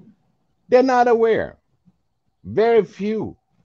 Yeah, but a lot of people you are severely underestimating the knowledge of humans. I really believe you are really underestimating the knowledge that the average person has and the willingness and complicitness that the average quote unquote person has to what's going on around them. Like, but guess what? There's a chain on the hand. They're chained up. Yeah, not chained. A lot of people not chained. You rise up. Let me see. The patriotic actor is gonna be right under fire, and they're gonna lock you up. And you're black? Forget it. We're talking about blacks, our own brothers. They're trying to not all kinfolk are goddamn what's that? Not all of us is kinfolk and kinfolk. How do you say it in the South? That's a very, very old term necessarily, which basically means just because they the same color as you don't mean they actually down with you. But you guys they have been groomed from an early age to become a part of the system. So then now they're the gatekeepers. So now from the ones who are educated to the ones who are uneducated, they don't have to burn a cross in front of my house anymore because they got Ray with the gun shooting inside the window. See, same effect. I'm dead. Just a different way of doing it. That's an American thing, but we should put that one to the side. This is an African. Well, no, but in Africa, they still got all these those different wars. Al Jazeera. It's the same effect. So, you putting a gun in their hands, and now they're killing each other, or they're oppressing each other. It's the same effect. Different. No, you got to be real specific with things, because I really tell people you got to be specific with things, because all these words mean something for different reasons. So you got to be specific. The issues that's going down in America isn't completely unique. The thing that's going down they're unique. You're right, they're unique. But my thing is, the end effect is that you still got, this all of a sudden this thing going on in Ethiopia. All of a sudden it's all out of nowhere. Now they're fighting over what? Who's causing this to go in? The Saudi Arabians. Done. I just saw it for you. Saudi Arabia. There you go. Right, but still they want control over those resources. So you start doing stuff. Here where I'm living at is gentrification. Well, the black folks get a place, they never want to leave it. We're gonna figure out a way to get them out of them neighborhoods. Boom. AK-47s going off every night. People getting bang shot up. Same effect. I want your resources. I want something from you. I want something from there. The different, man. Okay, in American context, I hate to correct this again, but that is a lack of opportunity. You have a narco economy. No, I'm not saying it's not a lack of opportunity, because the opportunities are not there because I was just speaking, man. I was just speaking, and you just interrupted me. I let you speak. I try to let everybody speak and have their point first before I speak. In America, you have a narco economy, which is completely different. Which I mean, there's people who cannot get jobs, and men are not going to wait until the United States government says, "Okay, we're going to give you jobs." So men will go, just like in the Irish did necessarily, just like the Italians did. They will go underground and find their own way, which will all men do necessarily if you're not going to allow them to work in the actual establishment of actual businesses. That is the But reality.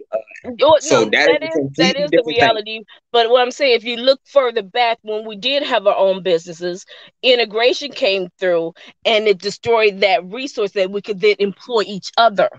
See, it's never Okay, a short term thing. It's always multiple.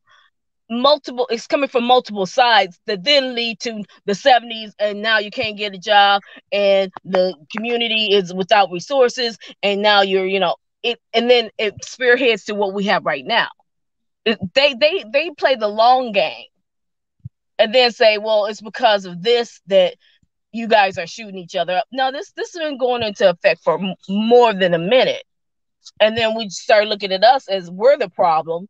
And why are you doing this? Because if you buy into what they're pushing out there and say, yeah, it's because, they selling drugs, they doing this. But then where the drugs coming from? How are they getting guns? I don't see no armory on every corner.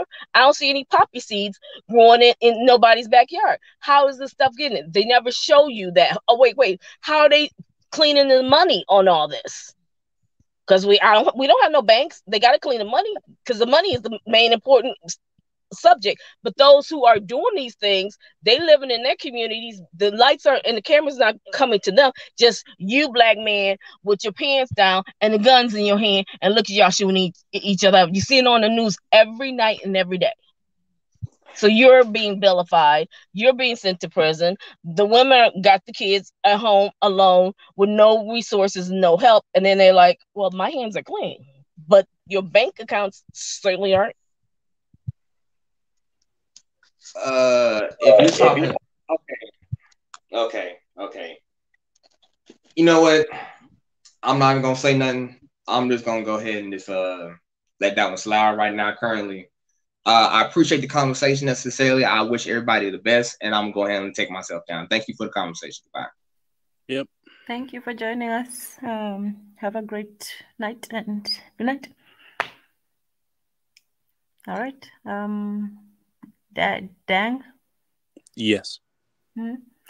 So, in your estimation, do you still contend that there is a matriarchy? Because I asked that earlier, and I think the answer was they have been given power, but power is not given. It's either you have it or you don't. So if you're given a power, that's not really you having it, it's you receiving it. So I still don't understand the matriarchy that exists in the Black community. If you can explain a little bit.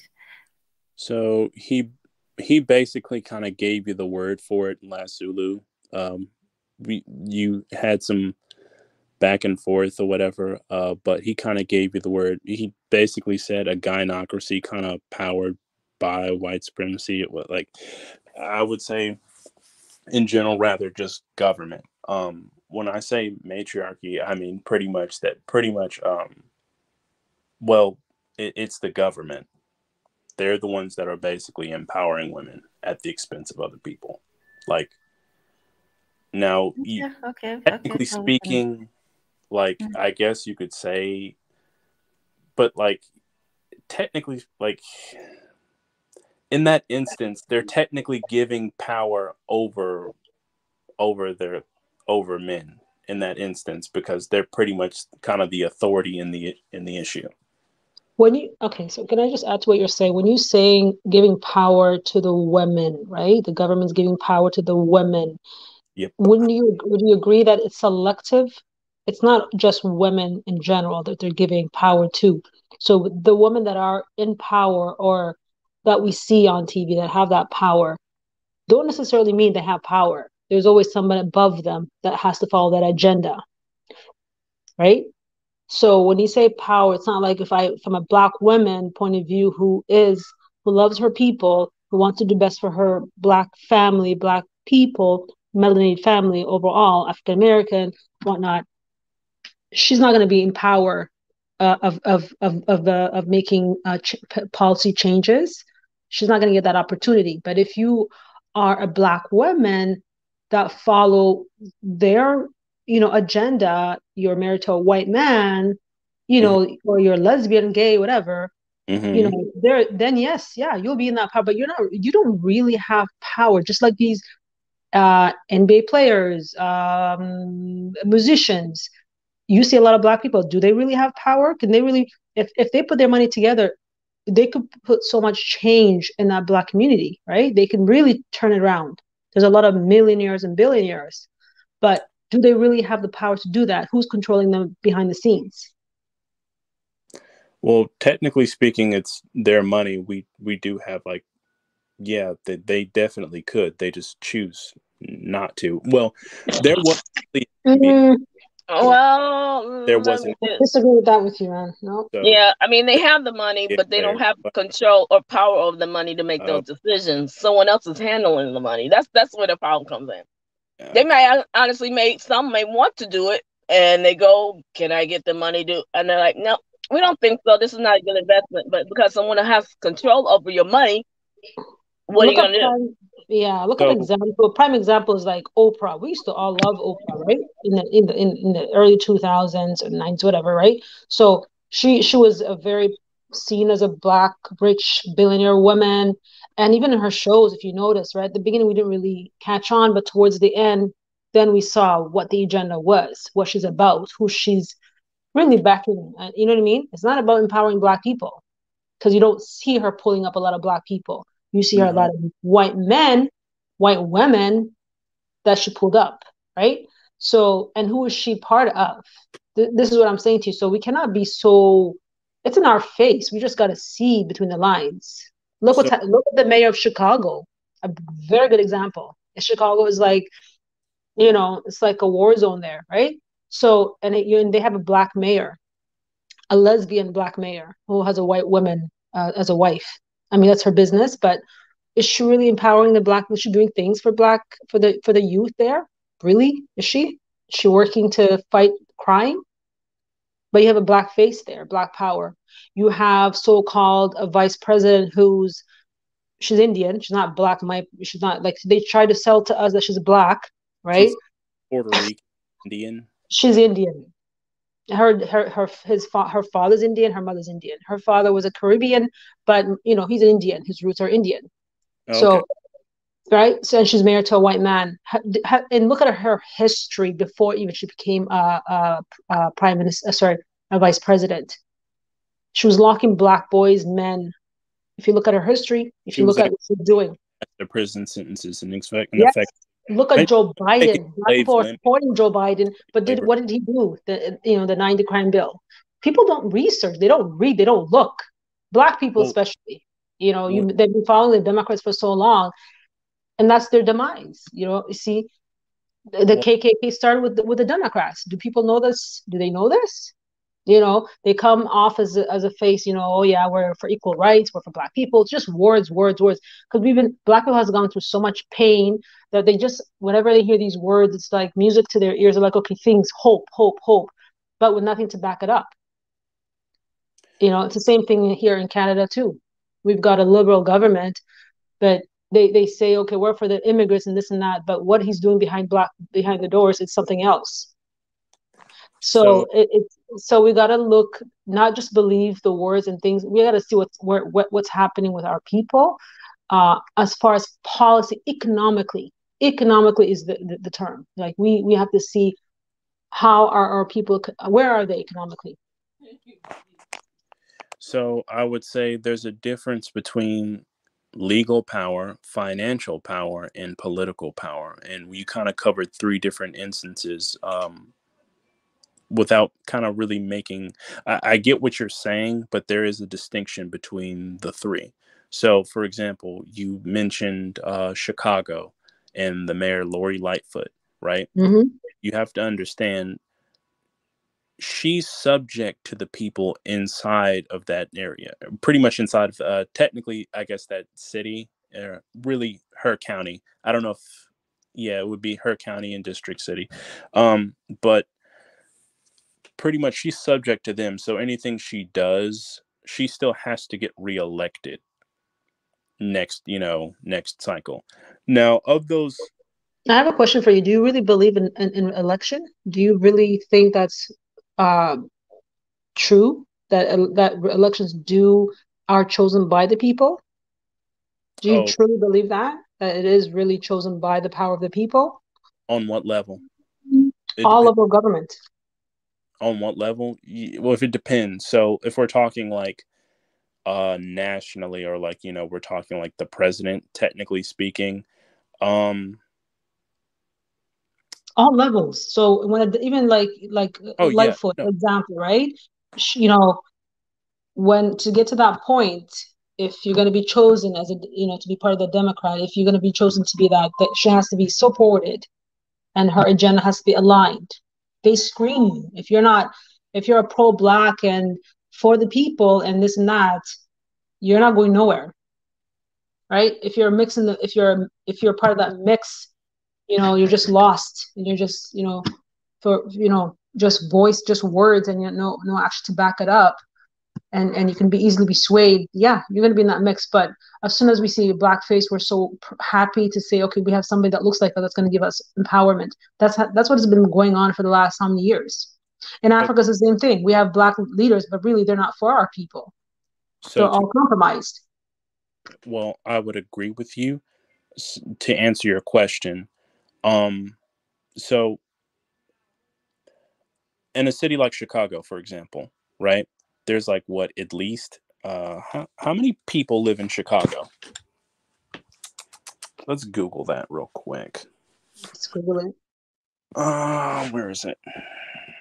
Where's my dead guy? Okay, so then we're gonna do, well, we have to deal with the majority, because the majority, you know, concerns are important for the mayor to, and they just can't get to the other side. Well, I'll look at a city like Detroit, which has the majority that are African American, and most of the time our money that was sent from the feds went directly out of the city, wasn't used, didn't get any improvement until now that gentrification is going on. So it's all the same political, it's like the same political powers make the decisions. We have figureheads who are mayors, council people, and you're lucky if you can get 10% of what you want. But you're not going to get 50%, and you're not going to get nowhere near 90%. To answer the now, we're not even getting to 10% anymore. So to answer the question, it depends where you are and what level of government. If you're talking in an area like Chicago, where there's technically like multiple millions of people, unlikely, for one simple reason. Well, yeah, that's what the people want. And I just mentioned this earlier when we were talking about, you know, government and everything. It's kind of impossible to, like, for a politician to see individuals, but it can see groups. Okay, so can you tell me where it's worked, where the majority has gotten their needs taken care of? I was trying to answer a question she had asked a second ago. Okay, go ahead. I'm sorry. Forgive me. Yeah, while, you know, in this area, it may not be possible, right? But, like, let's say you were talking about, like, you know, the millionaires or whatever, you know, Oprah, multiple NBA players, which, you know, I personally always kind of viewed Oprah as like a bit of a snake just off of the stuff that she's done, but that's aside. Multiple NBA players, right? They don't have to stay in the areas that they stay in. They could just there's plenty of counties in America. They could just find some downtrodden county with a very low population, pretty much buy up the land, move there, and pretty much run the county, because they pretty much, well, they run the local politics. You can do it on the local level, but you can't do it like on, like, you know, say we'll say national levels, just off like the scale. And like pretty much only a handful of states actually decide what happens in America. And those are pretty much the swing states. Everybody that's pretty much blue is already blue. Everyone that's pretty much red is already red. But there was nothing actually stopping like these millionaires. Like, so if you're like conducting business in a city, you have to you have to like grease the palms of the local government, or they'll kind of ruin you. But if you're talking like, you know, something like a small downtrodden county, because there's plenty of them, which they could have moved to, but they never did, you could definitely affect something on a local level. It's easy. Okay. And I guess when you look at people, even like Oprah, because look at Oprah's past, she came from Mississippi, small town, no money, didn't have any resources. If you look at most of the actors outside of Willow and Jaden. They come from not of a lot of means. Most of the athletes come from nothing. So once they get that first check, who are they giving that first check to? Once they give that first check to whoever they give it to, and they're going to manage their money, they are in charge with the money. So do they really have power or knowledge on how to affect change when they're starting out?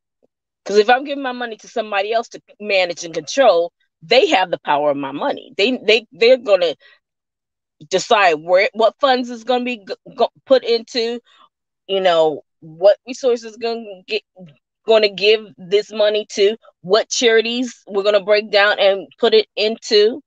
And if you're talking about the NFL, look, if you're lucky, you got 3 years. So really your money isn't going very far anyway. That's where the problem comes, is that they don't really truly have control to be able to go buy a small town. And if they do decide to buy a small town, how much knowledge do they have about the town, how it's ran, how it's not ran? Because even, who was it? I think it was Kim Basinger decided to buy a city. Buying even a small city can get very, very expensive, because municipalities is not a profit-making entity.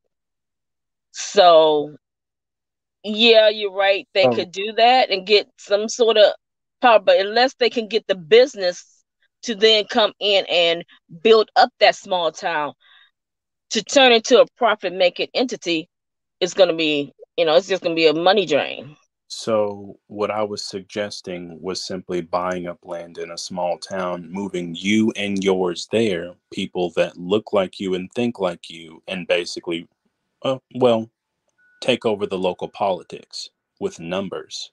But you need numbers concentrated in a small area. You have to think small from the ground and build up. And secondly, when it comes to like money, like just learn to manage your own money. It's not that hard. Like Dave Ramsey does like free. He pretty much does he has like a whole radio show teaching like the basics of financial literacy. Now, obviously, like we're in like a very specific type of like situation in America when it comes to like investing, but like it's not that hard. It's not simple what you're saying. It's not. Yeah, it's very hard what you're saying. When your rent is $1,500 a month and your paycheck is only $2,000. And I just wanted to add, Mwendatezi, your comment is interesting. You said Obama was great. Do you mean he was great for the continent or for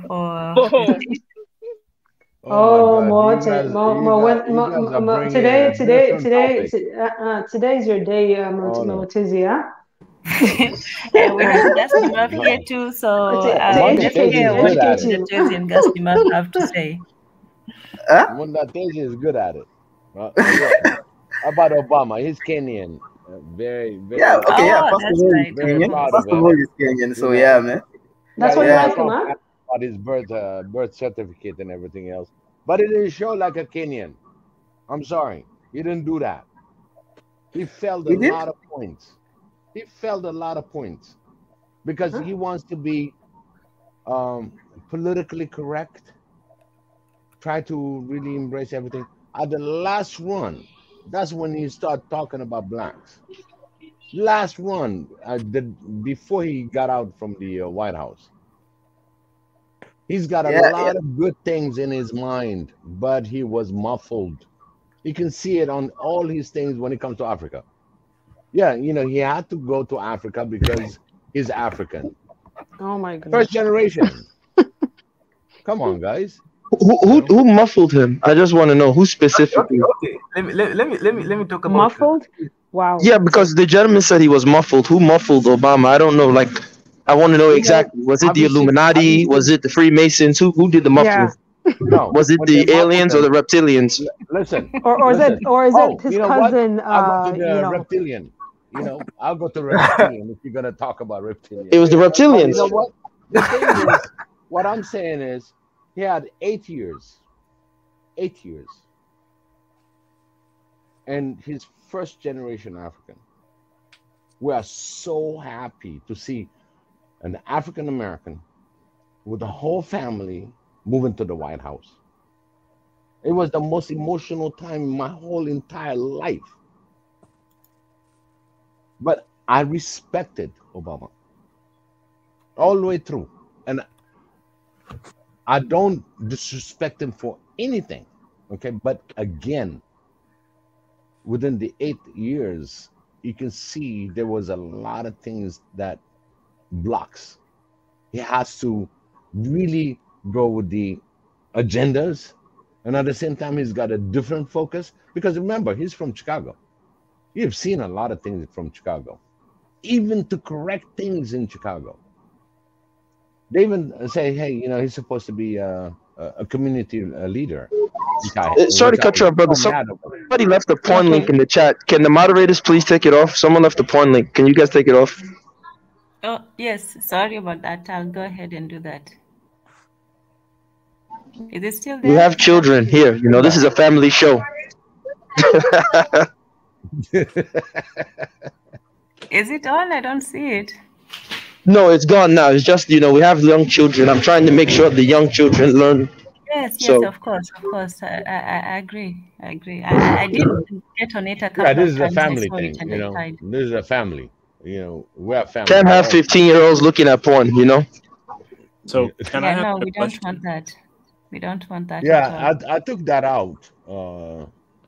Actually, I blocked them. So can I ask a question to just like the whole panel? Go ahead. Do you all believe? It depends on the color of your passport. I don't have a passport. I love it. Then you are good. Ask your question. All right. So do you all believe financial literacy and handling your own money to be something hard? What exactly is financial literacy? Essentially, like handling your own money.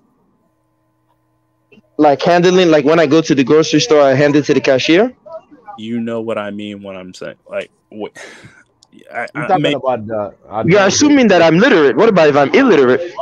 I'll leave it alone. I don't know if you're trolling me or if you like. I might be a poor farmer in Nigeria, right? Don't assume that everyone is educated. Well, okay. This is why I'm asking the question. Do you believe handling your own money to be hard to do? Because, like, I'm gonna be frank. Like, I think somebody has their mic on. If they could mute it, or let's see here. Go ahead. So, just a second ago, like, we were talking about, like, you know, millionaires having, you know, black millionaires not knowing what to do with their money. Like, I'm gonna be frank with you. Like, if I had even like $500,000 or like a fraction of the money that they make, I could do a whole lot with that. Like, I think they simply choose to live the lifestyle that they want to live. But I don't believe financial literacy and just handling your own money is something that's just like that they're just incapable of. So let me ask you this. Let's say every black person in the world was able to be financially literate, right? Let's make that assumption. Okay. How would things change? How would things change? Well, one, none of them would be in debt. Two, they would probably have some, you know, actual assets. Three, probably the ones that, like, because, you know, you have like misnomers, like people that are frankly too old to start investing, and like, you know, people that are too young or whatever. That would probably put us a leg up, at least, like, you know, as far as like where we are. I would definitely say that would definitely put, like, we're talking just black Americans or just like black people as a whole. No, just black people around those. So let me ask you a more specific question. What would be the liquid amount of money that a person would have to have, and the net worth regarding assets that a person would have to have in order to create the change that you are looking for? If you could pinpoint it to a dollar amount. Pinpoint it to a dollar amount?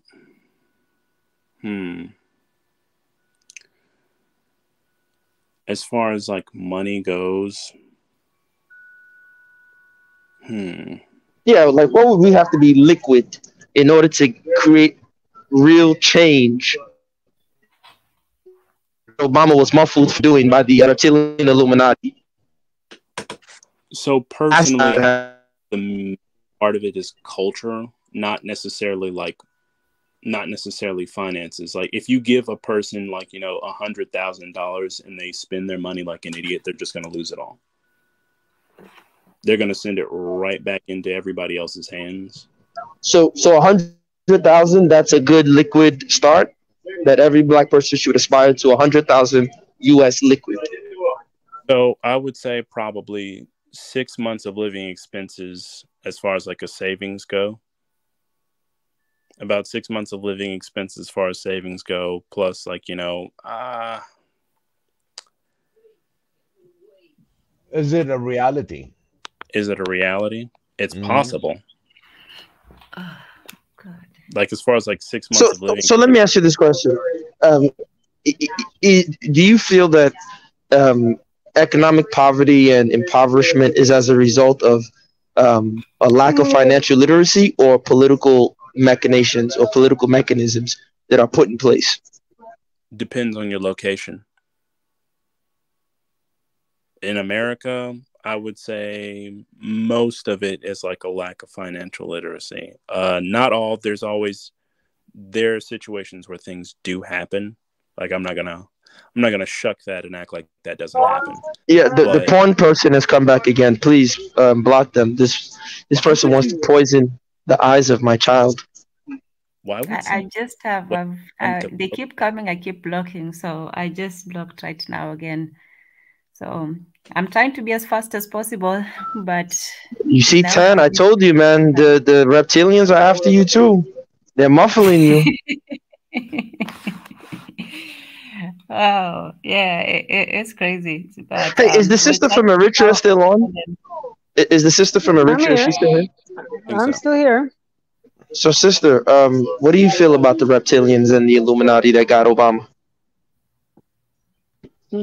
Do you really want me to speak on that? Lulu got it. How about you share your thoughts? And I'll follow up. My thoughts? I have no thoughts. I'm just a really silly guy who tries to copy smart people. I don't know anything. But I definitely was interested in your premise when you were talking about the president of Tanzania, because the whole thing was feminism. And, you know, no one addressed my super chat. That's why I called in. I felt very hurt because we're talking group economics. Do you know how hard it is to get $5? And I had to put $5 in. What was your question? What was your question? I did mention your chat. Okay. But they didn't address it. No. You know, Okay, I was thinking because I'm Nigerian, you guys are against West African. I'm just joking. No. I know. Okay, I've heard you before. I know who you are. So what was that? Oh, she knows me. Oh my God, I'm scared now. But no. Our family extend very fast. It's kind of like I was saying. When the gentleman, you know, was talking about it, and you know, the sister is right in my opinion from Eritrea, right? She's spot on, because look, this lady, and that's why I'm not a fan of all this feminism stuff for two reasons, and I'll let you guys respond. I'll say these 2 quick points. One, when I asked you guys to say feminism in Swahili, none of you could say it because there's no such thing. The structure, you can't even say it, right? Then you said about women. Okay, but then when you read bell hooks and all these new age intersectionality women, these people, they say, oh, no, it's not about women. Feminism is for everybody. So I would like for you guys to, you know, give me a new definition in Swahili that says feminism is for everybody. How can you, in some weird form of voodoo, address women but still make it for everyone? I would love to see this translated in Swahili. That's one. Then the second point, and I think the sister... I would say use it. Hold on, brother. Yep. Hold on, brother. I'm almost done. And then the second point I wanted to say is that, as the sister was saying, here's this lady from, she's held, and I put it in the comments, right? She's been penetrated by white male knowledge, mentally, and I'm sure physically as well. But this lady is put there purposely because of this women empowerment stuff. So now you cannot criticize her. And the men will never criticize her because men are raised by women, right? So when we see women, we see our mothers typically. So we're scared to criticize this woman. And she's just implementing policies that just allows her country to be ravished even more by Western cowboy capitalism. So Okay, it seems to me, wait, I'm almost done. I'm almost done, brother. So it seems to me that this thing of Western feminism and women's empowerment, in many ways, looks like, as my mentor likes to say, colonial cowboy capitalism in drag. So this is just their way of putting women in positions. I'm sorry about the train. I'm on the bus, but they're putting women in positions to continue the exploitation in drag. That's why I said the biggest colonizers were women, Isabella and Victoria. And Isabella, by the way, never took a shower. She only took a shower twice in her life. But I'll stop there. Okay, Gaslimab, I will take this one on, and thanks again for the super chat.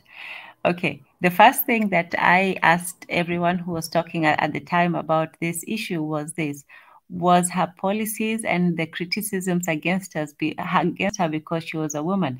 And both the person defending her, Mondatezi, and the person criticizing her, Senuti, they both agreed that no, it had nothing to do with her being a woman. It was just her policy, and it wasn't because she was a woman. If she happened to be somebody else, these criticisms and the defense would still be the same. So did we not address it? I remember that. Yes. I was probably in the gym training, so I stepped away.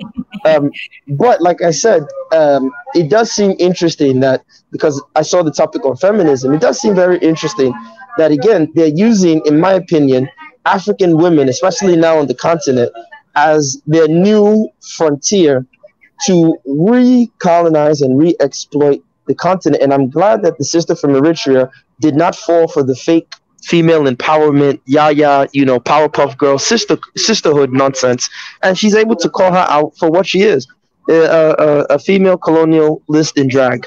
That's all she is, and we have to be able to call out whether they're male colonialist or they're female colonialist. We shouldn't have any sacred cows. Yes, and it has nothing to do with her sex. It's her policies and her practice, which was, both attacked and defended.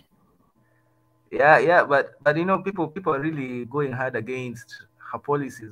But what are these bad policies that people are talking about? I think we need to mention them so that we can really like the sister said, the minute you are down with the Council of Foreign collaboration with the French and the letting of foreign companies to come, and she's opening Tanzania up to foreign companies for exploitation. You know what I think the issue is? Hold on, brother. You know what I think the problem is? Honestly, and we Africans have to really face this. This is just the truth. We have to decide, how do we want to live? And to a certain degree, we are ashamed of how people live in the villages and in rural Africa. We think that is poverty. We think that is bad. Instead of us using the Oyibo knowledge, the Western knowledge, to create rural development, village development, so we can still live in our villages, still trade, still live our lives, because we can't beat the Oyibo at their game, in my opinion. But I think a part of us still wants to play this game that's, we can develop and do things. And I've never seen, from Nkrumah, Benbella, all the leaders from the past all thought they could dance with Babylon. They all thought that, I can find a way to make a deal, and they all get screwed over in the end. So I don't know. Maybe I'm crazy, but I think we have to acknowledge that the Western way of living is not for us. I agree with that. I agree with that. I agree with that. We have to change it. Yeah. Let me say something about the policies that President Suluhu. I don't know why people are so against her, like as if she's doing something that is so strange in the world. Literally, China owns a port in the United States. So these are just so funny things that, like, you put Africa into such crazy and economical standards that it just doesn't make sense that because she allowed, and she didn't even allow, that's a Ugandan deal. The only thing she allowed is for the pipeline to pass through Tanzania. The oil is coming from Uganda, so it's actually a Ugandan deal. The only thing she got and she signed and she secured, and she was competing against Kenya, and she won over Kenya because she's that good of a businesswoman that she's got let the pipeline pass through Tanzania, and she got paid for that. So I don't understand how people are just criticizing her. I think, you know what, I'm starting to think, I think it's because she's a woman now. I'm starting because I see a lot of African men do all sorts of funny stuff. Look at Kagame, what he's doing. He's inviting everybody to Yeah, he's a puppet himself now. Come on, it's not because he's a puppet. African men are puppets. African women are puppets. It's the same game. Let me tell you something. They're not puppets. How many people?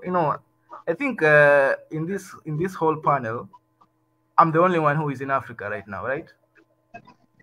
I'm in Africa, but again, look, listen, look, wait, hold on. Let me put it like this. You see, one thing I don't like. Wait, because here's the thing: when we do this, right?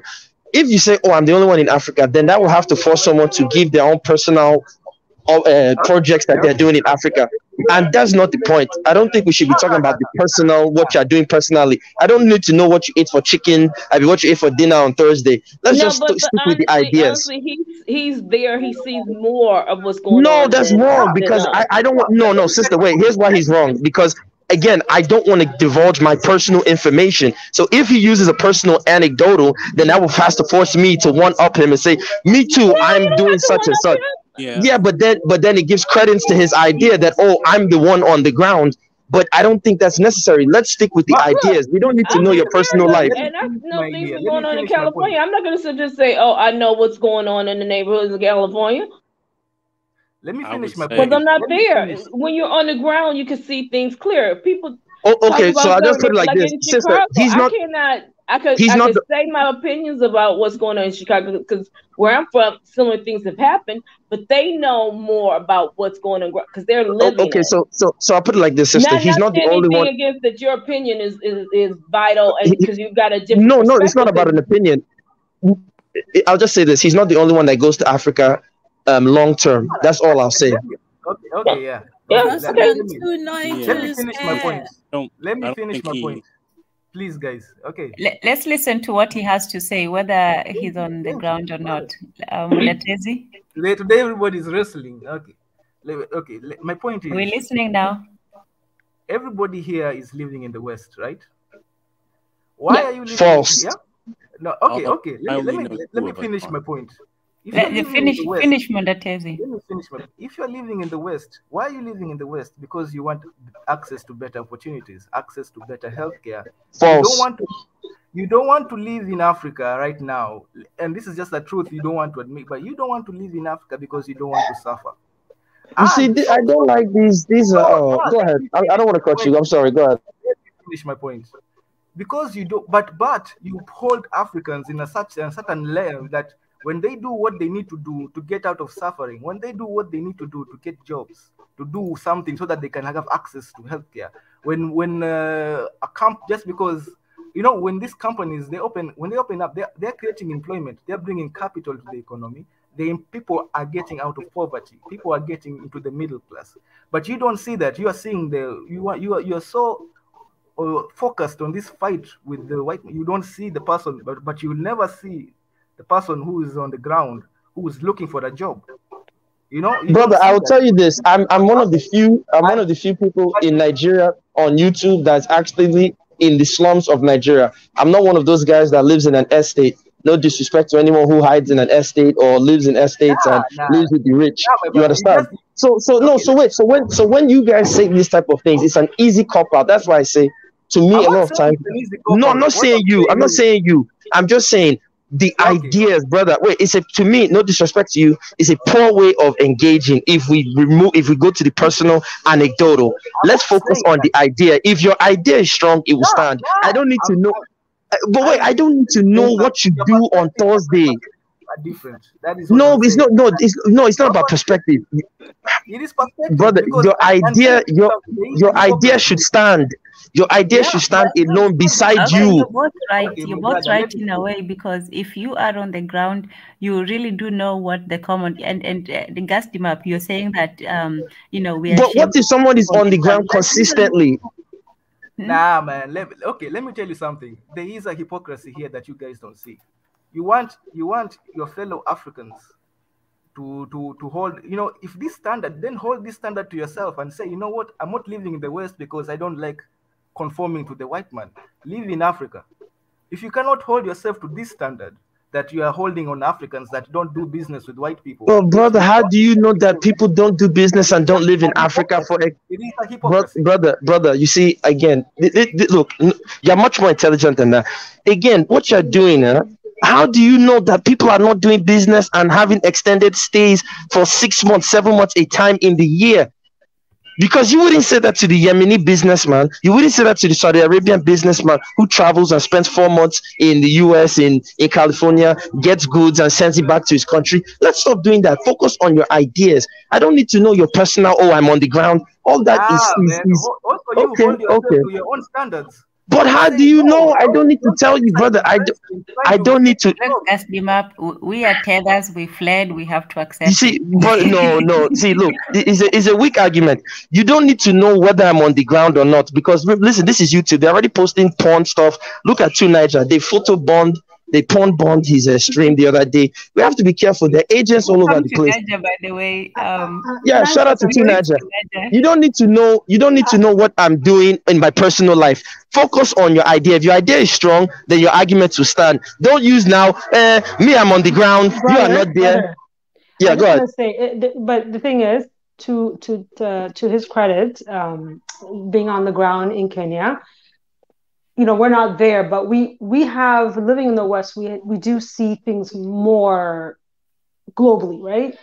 But us not being on, so we have a more different view. We I think for most of us that are willing to learn, to open their mind and read and see what's going on globally, we can see, especially how the West, how the white people, how they operate here compared to the people on the ground in Africa, right? So him being on the ground, of course, if he's more involved, he has more insight than we do. I would fundamentally disagree. You know why? Because no disrespect to him, he's most likely a cosmopolitan city dweller. When you look at the rural people, wait.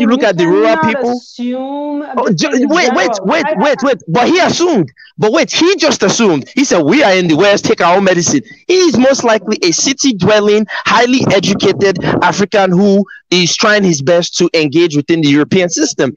When you go to those people who are in the rural areas, there's a reason why a lot of UN policies fail. And that's why we were going to have this dialogue so we can know each other. System. I don't think any of us are not. Because the Western world rules the world. So we all are somehow connected in this system. And we're trying to figure out a way to navigate our way out. No, but what I'm saying is that when they come on, a lot of the ones who can afford to come on YouTube, look, if you go to the average poor guy in Kenya or the average man in Kenya or Nigeria and you say, hey, take your money for phone credit and come on YouTube and have a debate, he'll look at you and laugh in your face. He'd rather use that money and save towards something that's productive. He's not going to be on YouTube having debates. These are the educated, rich ones who can come on YouTube. Let's be clear. You understand? So when he says, oh, I'm on the ground, keep in mind, he's most likely a city dweller who's well-to-do. But the poor ones, maybe we can actually say something that's going to be important to the one who's not a city dweller, who might have 5 minutes to just listen to our nonsense. And like, I never thought about it that way. But that's why I'm pointing the criticism to his, but his statement. Maybe I need to look into this.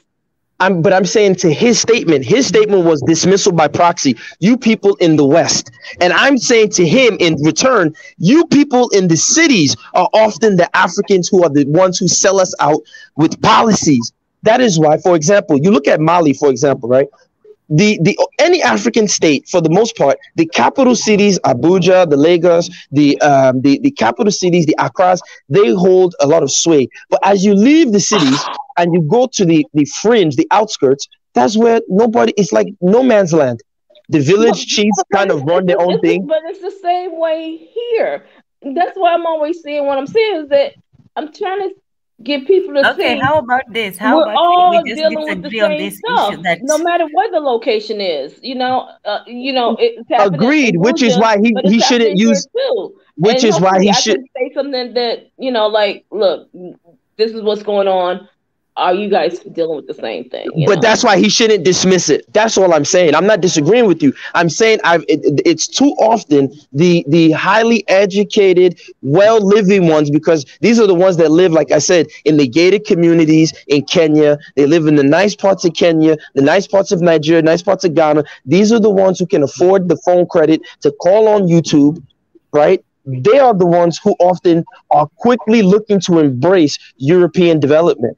Well, some are and some aren't. Let me say. Let's leave it at that, because firstly, we don't know enough about each other's intimate details and secondly, let's do like some say, let's share the ideas. So we will put that on rest for now and let our invite welcome to Naja.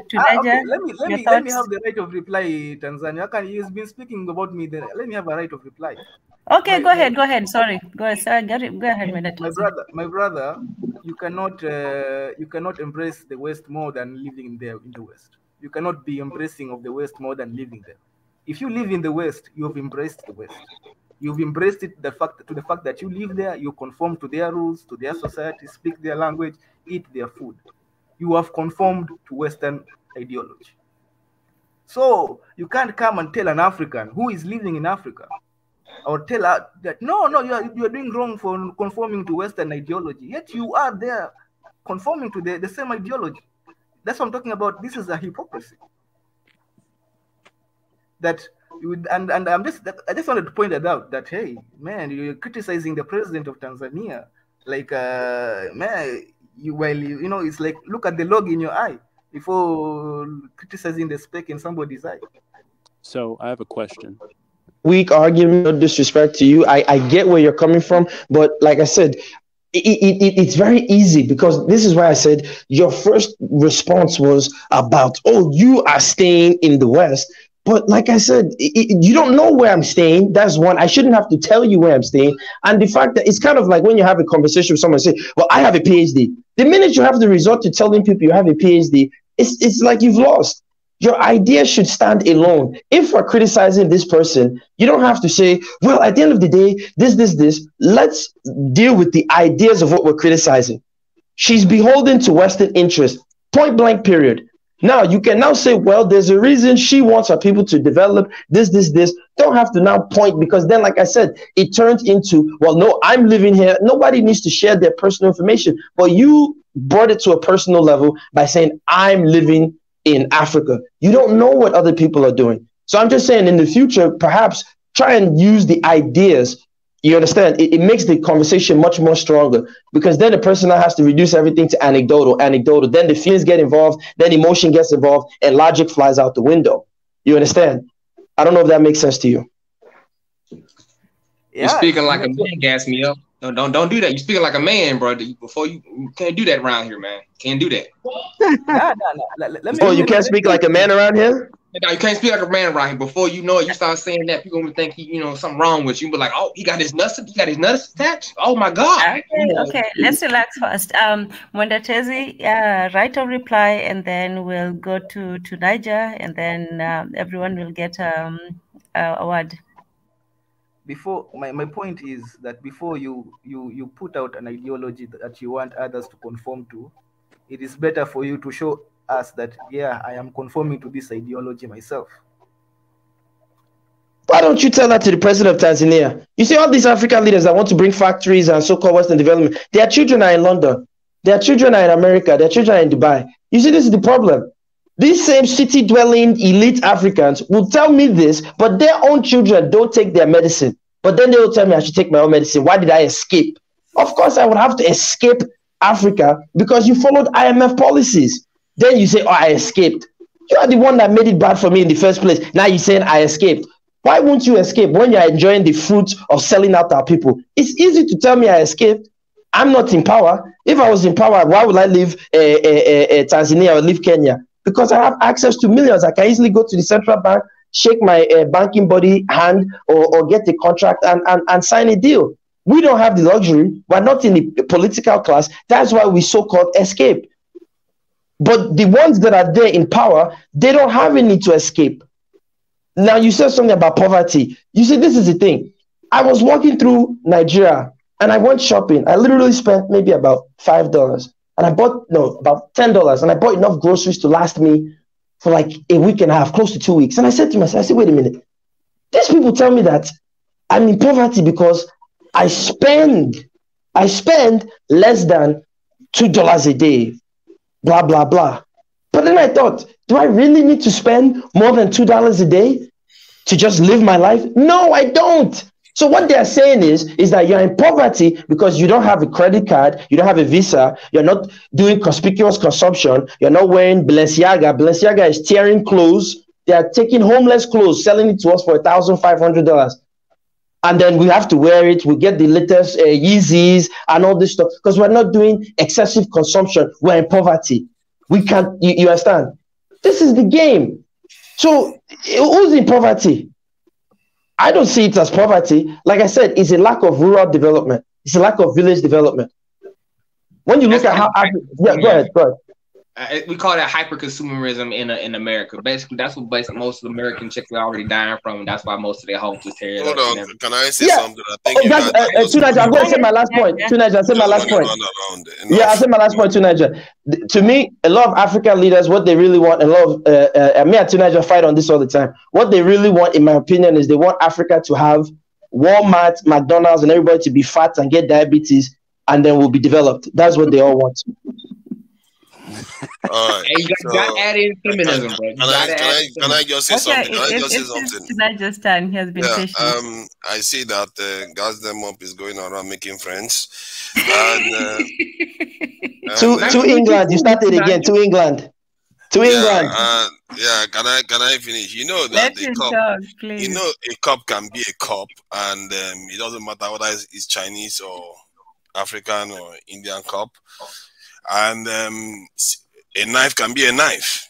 If civilization is in Europe, doesn't mean it's European native. You know, civilization is civilization on its own. They stand on their own. Just like maths stand on its own. Maths is not European, it's not Indian. It's an abstract concept that belongs to all existence. Let's put it that way. So I don't understand this idea where some people just say, oh, this is European civilization. That's not how it works. Because even the Europeans got a lot from Africa, from Greece and Rome and England. They pass it around. And if it's got to come round, it comes round. It's just what it is. And when people say the world, it cannot be beholden in any way to any other group in the world, that too is just a kind of something that doesn't bear resemblance to reality. Because clearly the Chinese are beholden to the European, the Americans and the Europeans today, but they are also rivals at the same time. So you have to understand the line between co-opting what you need for your own people and excluding what you don't need. Civilization, if you want to build civilization in Africa, you can build it without being westernized. You build an African civilization, it's just that simple. I agree. And so that's on one side anyway. Regarding feminine and this feminine stuff that people go on about. Personally, I've wondered about this myself, and I thought about it from the concept of what the society wants. Because depending on what the society wants, different policies can be beneficial. That is how it is tweaked. I even found out that the Aztecs, they used to, change the this age of consent among their population based on the situation in the country. Like when there is famine, they might reduce it. When there is not, they increase it, something like that. They tweak it based on their society, the requirement of the society. And personally, if you ask me, Africa needs more people, in my own personal opinion, and hence I wouldn't want to pass policies that will decrease the population growth that is going on right now. When it reaches maturity, you can decide to pass policies to tweak it so that it comes down. Like the Chinese did, I think they probably made a mistake with theirs and they are regretting it now. So it's not about. So when feminism is used in the concept of Africa, in terms of Africa, I see it as a danger because of I believe that the population needs to grow further. What they are doing with feminism is that they are saying women should pursue career. That career takes about 20, 30 years to build. And while you are building it, you can't have children. It is very, very disadvantageous for you to go and have children when you are trying to build your career. So, and because of it, population will drop. And so that is where I disagree with the kind of feminism that is going on. You know, we have to do our own African feminism. I'm not saying women should be discriminated against. I don't believe in that. And besides, the kind of feminism that can happen in Africa is there's no reason why women cannot run the states. And you know, hold on, let me finish.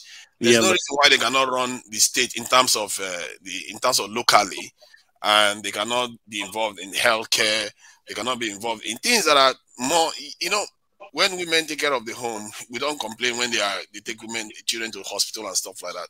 They understand those things quite well. So that's very sexist too, Niger, because I understand those things too. That's sexist. I feel offended. I know you can call it sexist. That's fine. And I don't mind if it's sexist. It is what we're going to cancel you too, Niger.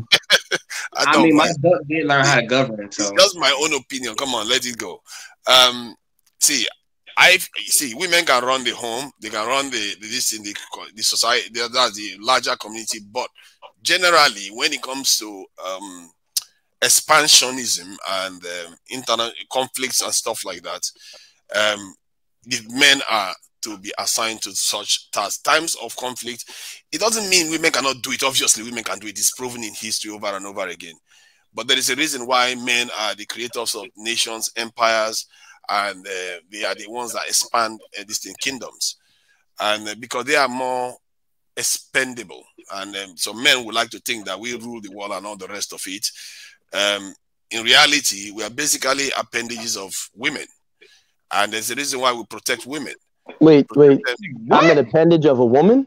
Oh, yes, man. You like it or not, that is what you are. So you guys are really fight on this, man. Yeah, but that's what you don't understand. You know, you can do whatever you like. Evolution is playing its own game. You think you are the one in charge. You're not. There's a reason why men are dying far more in societies than these women, because they're tired of the nagging, so they just want to end it. Come on. Who are you dating? Let's see. You have to understand. One man, if you have 10 men, you can get rid of 9, and 1 is enough to raise 100 children. Sounds like eugenics. Can you let me finish? Eugenics, but hear my point before you start getting this triggered. But if you have 10 women and you get rid of 9, leave that 10 men. Good luck with them having 100 children. You see that evolution is designed to have women be valuable and precious. This is a resource. If you want, can you say this in your language, if you don't mind? Can you translate exactly what you just said? That men are expendable. Men are expendable. No, say it in your language, please. It's not that they are not important. See, they are both equally important. Don't make the mistake. I'm not saying men are not important. I'm saying you said expendable. You can afford to lose men. Yes. Haven't you seen the movie like The Expendables? You can afford to lose men and the society will still carry on. So tonight again, women, your society will fail. Nobody is saying that women should be thrown to slaughter. Nobody is saying that. My point is that some of the ways people have been coming across today, you know, it's like, oh, they don't fully understand the way these things are shaped. And that is why you have this conflict, because if you don't truly understand it, you will not see the value of women. But when you say this conflict, Nigel, which women are... See, look, when you do this, right, which women are really, like, you just said it, women are living longer, they have access to more capital. For the most part, other than, you have some certain locations where women have to unfortunately face rape, the glass ceiling, intimidation in the workplace. And that's unfortunate, and that's a problem. It should be dealt with. But for the most part, where are women suffering compared to men, Tunaja? Who look at Ukraine? No, wait, Tunaja, wait. Look. No, but shifting me to a different I didn't shift it. No, I didn't shift it. I'm just saying. Women were suffering. But you keep, every time you talk about this, right? You always emphasize it as if people don't know that already. Like, So look at Ukraine. Why didn't you say it if you knew because neighborhoods no, I didn't. Women are raising these children, and in many instances they are alone, so that's not suffering. No, those. I don't want to get into that. I don't want to get into that because I never said that. Let me finish my. Yeah, go ahead. I never said women were suffering, so I don't know why we are. No, I'm saying that you always say, you always have to emphasize women are the people, the resources, and you always say it as if people don't know that. And I'm trying to say, don't, like, actually. Okay, so wait. So wait. From the way you talk about like, women should just go back to this thing and stuff like that. And no, I just don't. No, the difference is, Tunaja, I don't take my time to filter my thoughts. Let me finish the point I'm making. I want you to understand because you. No, I'm not arguing. You always say this to me. You say, "Oh, I'm not saying it to you. I'm talking to other people too, Mr. No, but you said this to me. Okay, go ahead. Sorry, go ahead. All right. So my take from it is that because women have this value, and men tend to miss that point because they feel like, we are the ones that go out. Men are basically, that's why I call them appendages. If you create a system, the system, when you want to explore your surrounding, you send out sensors to explore the surrounding because you can afford to lose those appendages. You don't take risk with the most valuable asset of that resources. So that's what men do. That's why men are expendable. But because you can expend men. That's why they go to war and they can sacrifice their lives on behalf of their women and their children. But Tunaja, no disrespect. It's like everyone knows that. I'm trying to tell you that. You keep saying you don't know that because wait. That way because slow down, Tunaja. Wait, slow down, Tunaja. The problem is, this is what it is, right? This is the clear difference between the way you approach it and the way I approach it. Like I've told you before, the Chinwezu, great Pan-Africanist, right? I know you don't necessarily like him. You should read his book. I can email it to you. You didn't email me. I can send it to you. He wrote a great book, The Anatomy of Female Power. You can read Esther Villar, right? And I'm only talking for myself, the manipulated man.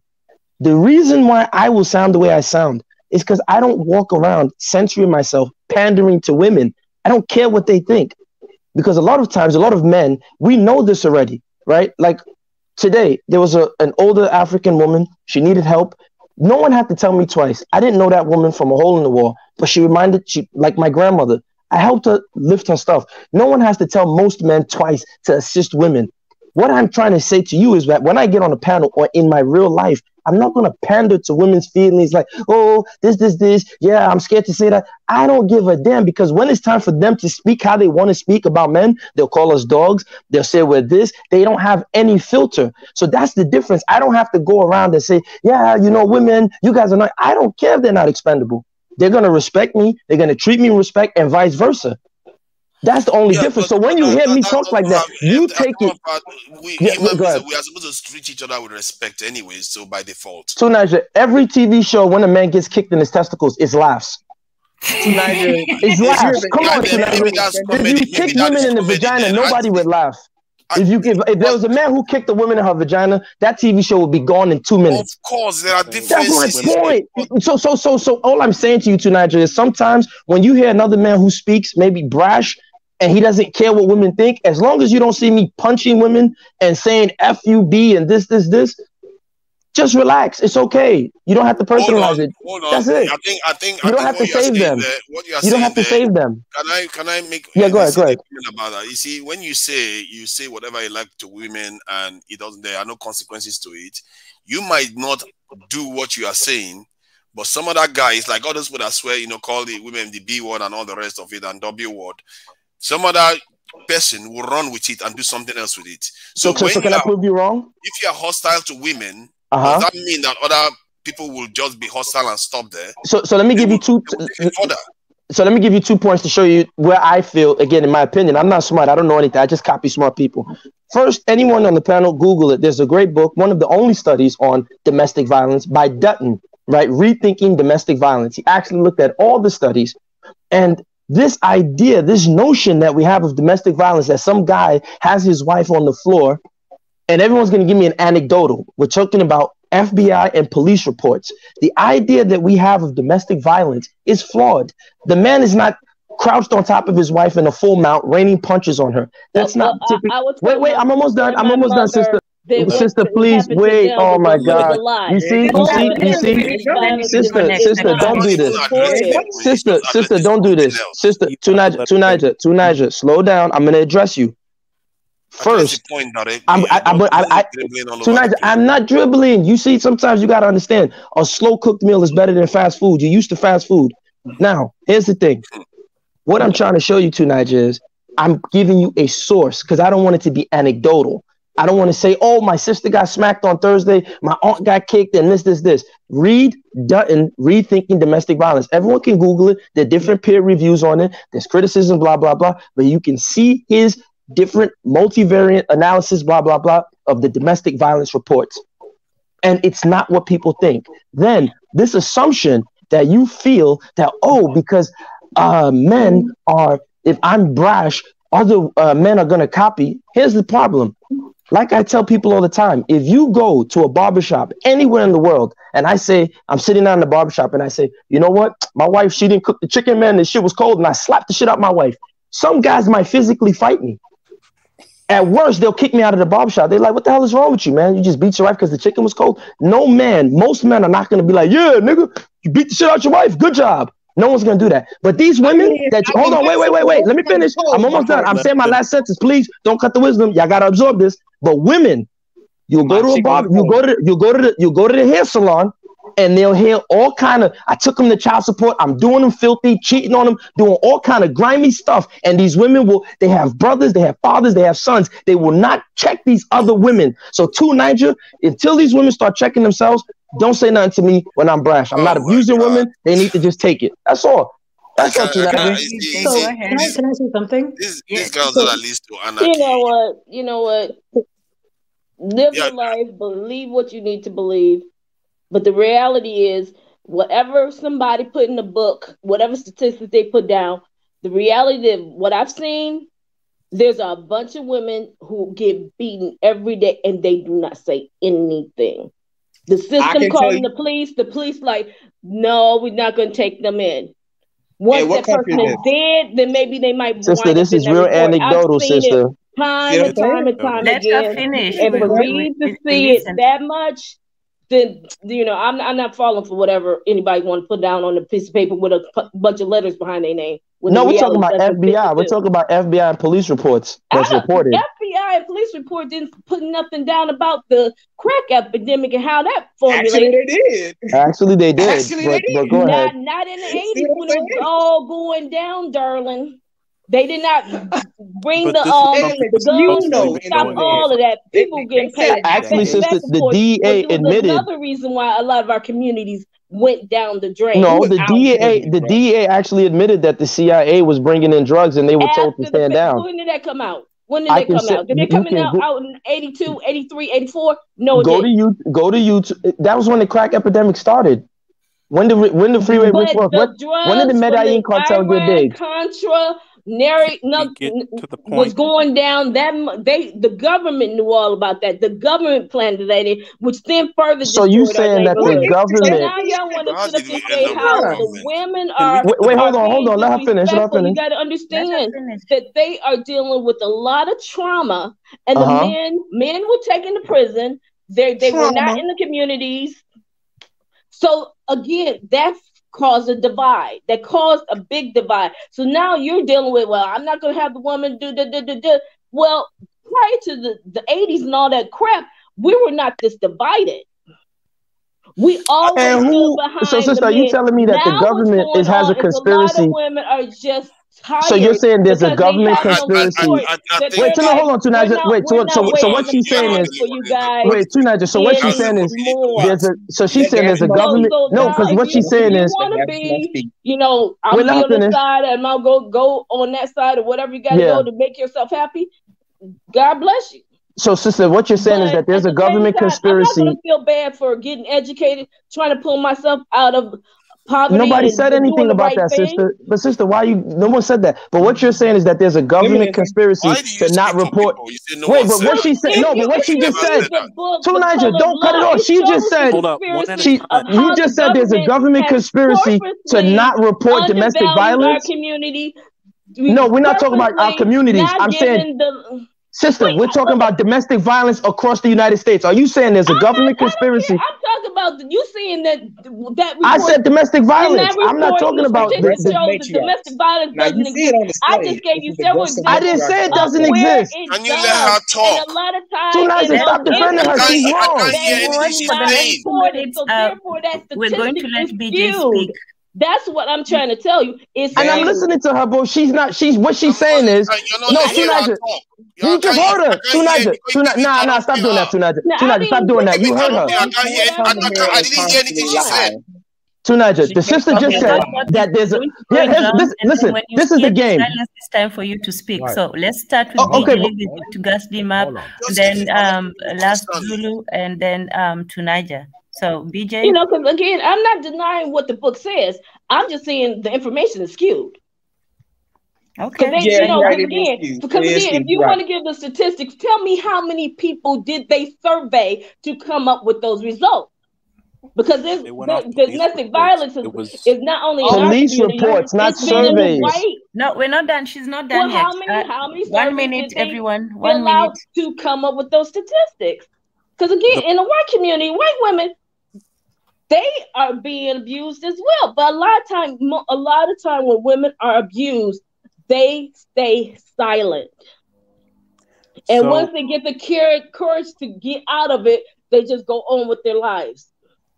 Okay, I know, BJ, girlfriend, her eye is messed up till this day because her significant other decided to use her as a punching bag. And so the reason why I say that is that if what you're saying is true and the numbers are low, why do I know so many people who have experienced that? I didn't say the numbers were low. That's what you heard, but go ahead. You said based upon the information the FBI has investigated. Am I wrong? No. Wait. Let's say what I said. Yes, sister. What did I say? No. Tunisia. Wait, no, don't do this. Tunisia, let the sit. You see, don't save her. You love to save. Tunisia, why you like to save women, man? Stop doing that, man. Tunisia, it's hard to deal with you because you always got to come in like a superhero. She didn't finish. Let her say what she said. People don't know how to track you. Tunisia. The sister, you cutting her off. No. Tunisia, you're cutting her off now. Tunisia cut off. Sister, can you say what I said?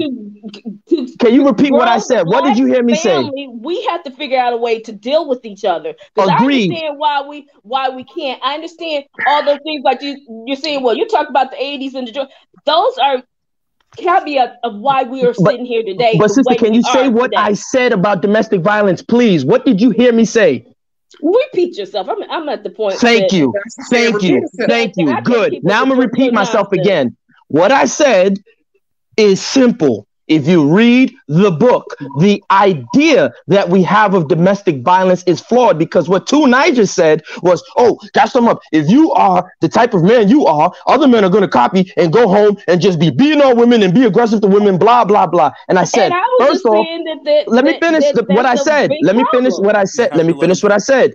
What I said was, Tunisia is wrong. That's why he should read Dutton, Rethinking Domestic Violence, because the idea that we have of domestic violence is some woman at home cowering while her husband is raining punches on her with a broken nose and a busted eye, and the police reports don't show that. The women are not going to the hospital with broken noses and broken eyes. That's false. That's all I'm saying. Wow. And all I'm saying is they are not going. You're absolutely right. So but that doesn't stop their eye from being busted. And we let Gasly speak. Let's hear from Last Zulu and then you're next. All right. My first question, the lady that was speaking, I think it was BJ. Was that her correct? Yeah, it is. Where are you from? Americas. Matriarchy already, like literally the first thing she came in. Matriarchy, whatever. I do not care about your terminology because the bottom line, patriarchy. No, we're not doing interrogations now. Everybody just come and make your point, and then we move on. So just make your point based on your ideas, not on We basing it off the point. Now we already know. Every man in here from America already says a matriarchy. So by that's why I don't care. I don't care what y'all want to say about us women, because y'all always want to say we're all the problem and we're the reason why our families are messed up the way they are. We'll take it. A bit more concise. I know who you are. Okay, I know who you are. You know, we have 2 ears, but we only have 1 head. So we let DJ gassed him up, and so last Zulu, just speak. If you ask questions, you're going to get an answer, and you're going to get interrupted. So the best thing is just to make your point, you know, without asking questions. So go ahead. Then you cannot grow without asking any questions. How do you? Yeah, but BJ, don't ask questions, because then it turns personal. Try to just keep it to the ideas, because then people get triggered and they get emotional. So we don't want people to get emotional. Just keep it straight on the ideas. You know, a lot of people can't handle that. Okay, all right, cool. Like as we have said, the reality is, we know. Has anybody seen a Johnny Depp case? If anybody been watching it closely? No. Kind of, sort of. I mean, I've been seeing it. Yeah, she took a shit in his bed.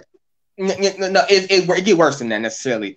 That is domestic violence. What she has been doing to that man is domestic violence, but necessarily it's been put out on the show for the world to see. That is female domestic violence. Oh, it happens all the time.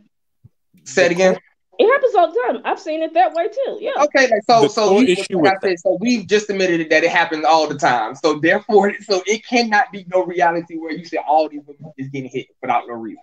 It is reason why things have. No man just comes home and says, "Oh my God, this little casserole is a little too lumpy. I'm gonna beat the hell out this chick." Well, no, that happens as well. What I'm saying, it happens on both sides. Okay, like I said, we're trying to talk, but now you're talking. All right, as I clearly have said, like just like Gansy, because it's you're right. I am personally. I have done time in police. I've done police work. I know for a fact. When I go to calls, a lot of these chicks out here, I personally have seen it necessarily. It's not that. I understand it because I've been in these fields. I've physically done the work. I can give you all the information that you need, all the study stats and everything you need. That is true. What he's saying is true. Women are equally as violent as men if they have the opportunity and ability to be violent. That's why women also kill the most kids. Facts. Yeah, that's very much true information, true knowledge. The reality is, when it comes to that situation, women are just as aggressive, just as mean, and just as low down and just as backstabbing as any human male would be necessarily if given opportunities to be. That it is. Just like if you go into Nigeria, necessarily, the false parental rate necessarily is like at 40%. In Kenya, it's like 50%.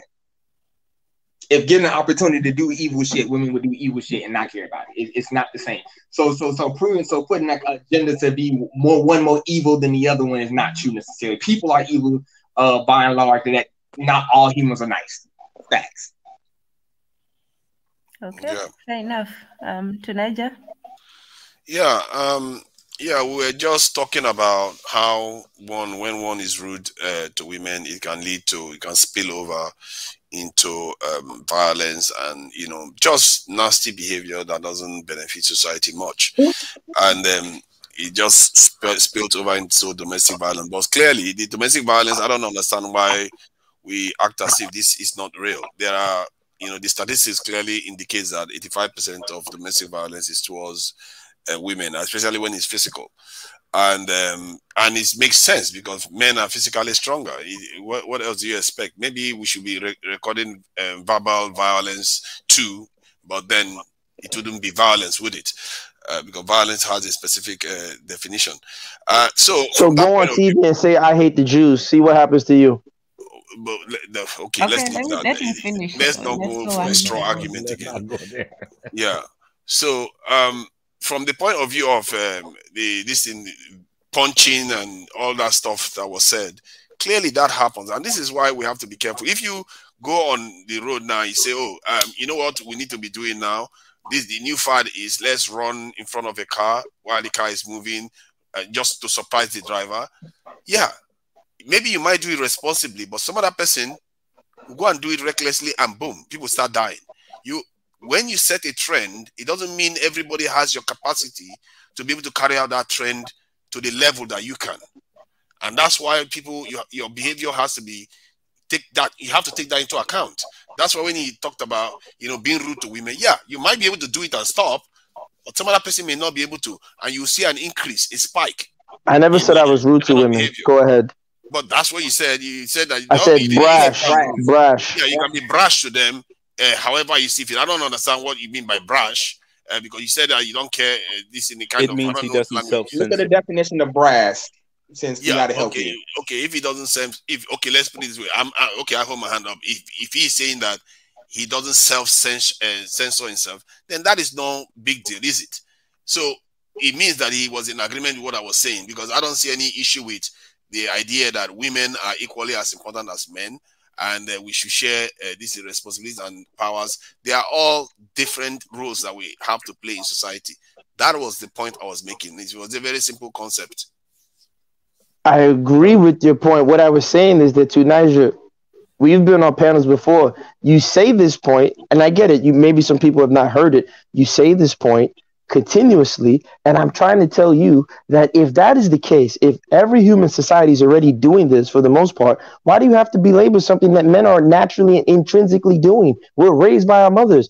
The subconscious programming we get from our mothers is already deep enough. Look, see, the funny part about hold on. I need to correct something. I just agreed to something that I shouldn't have agreed to. Go ahead. The term brash. Let me tell you what the brash means. Okay. That's what I understood. I'm so sorry, but this guy just misled me. Okay, hold on, everybody. Sorry. When Maria Antoinette is speaking, everybody has to be quiet. Hello. Right. I'm really sorry, but I have to leave because I have a webinar starting now, and I'll be back. Don't leave us. Come back. Everyone is still there. Yeah, yes, come back. Take care, Marie. I was trying to get to like that. No. Yeah, neuro-ophthalmology, which is a difficult topic, so I really can't miss this one. You said neuro-ophthalmology? Neuro-ophthalmology. Man, so you got to write that in the back chat. I don't know what that is. I got to learn about it. A super smart one. Don't play with her. Yeah, man. I feel stupid. So, we really appreciate your time, and we're still around. You know, go what you got to do. Okay. Xavier will be with you. Okay. Thanks for understanding. Okay, bye. We do understand. Bye, Internet. Absolutely. You're always welcome, and thank you for joining us. Thank you. Yeah, as I was saying, the term brash means, that's what I understood it to mean at first, self-assertive in a rude, noisy, and overbearing way, which is basically a form of domestic violence if you do it towards a woman. And that is what I'm addressing. Yeah, let's face it, that is what it is. Come on, let's not pretend. Tell me what else you consider that when you talk to a woman. Come on. You know what's funny, guys, about 2 Niger, right? 2 Niger is from the same region. It's a form. It's a form. Great, no problem. It's a bullying way. I'm bullying women. It's a form of, if you use this type of way to talk to mental somebody. Abuse. Okay. So here's the funny part. Let's not pretend that. So here's the funny part about 2 Niger, right? 2 Niger is from the same region in Nigeria that I'm from, right? And I'm Isoko. 2 Niger will tell you. The funny part about it is, I find it so interesting because when you get to Africa, for the most part, unless you meet these new age women, these city women, or these estate rich women, when you get to Africa, you deal with a lot of the women. They actually want the men to be aggressive. They don't want their men weak. They don't want these men who are coming like, hey, Karen, maybe I could take you out on Thursday. They want them as a woman, come here. They'll tell you the opposite, but this is what they want. They like the man. Hey, woman, come here, cook my food. They laugh it. They smile. This is what they like.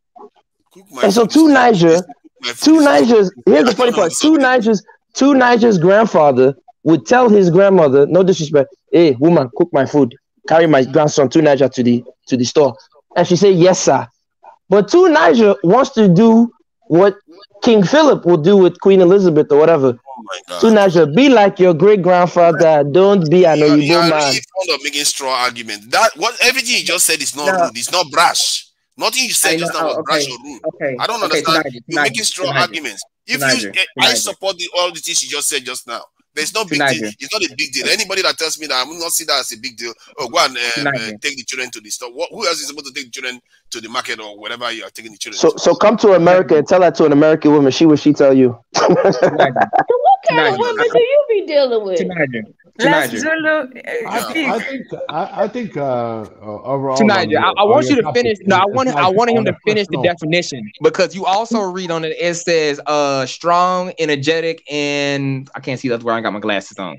But that's also necessarily is in the word brash, right? You see what I'm saying? So Niger read half the definition. You got on. No, I didn't read half the definition. I'm looking at the definition here. And I'm looking at it right here. Self-assertive in a rude way, noisy, overbearing way. Then he goes down to also say having a ostentatious or tasteless appearance.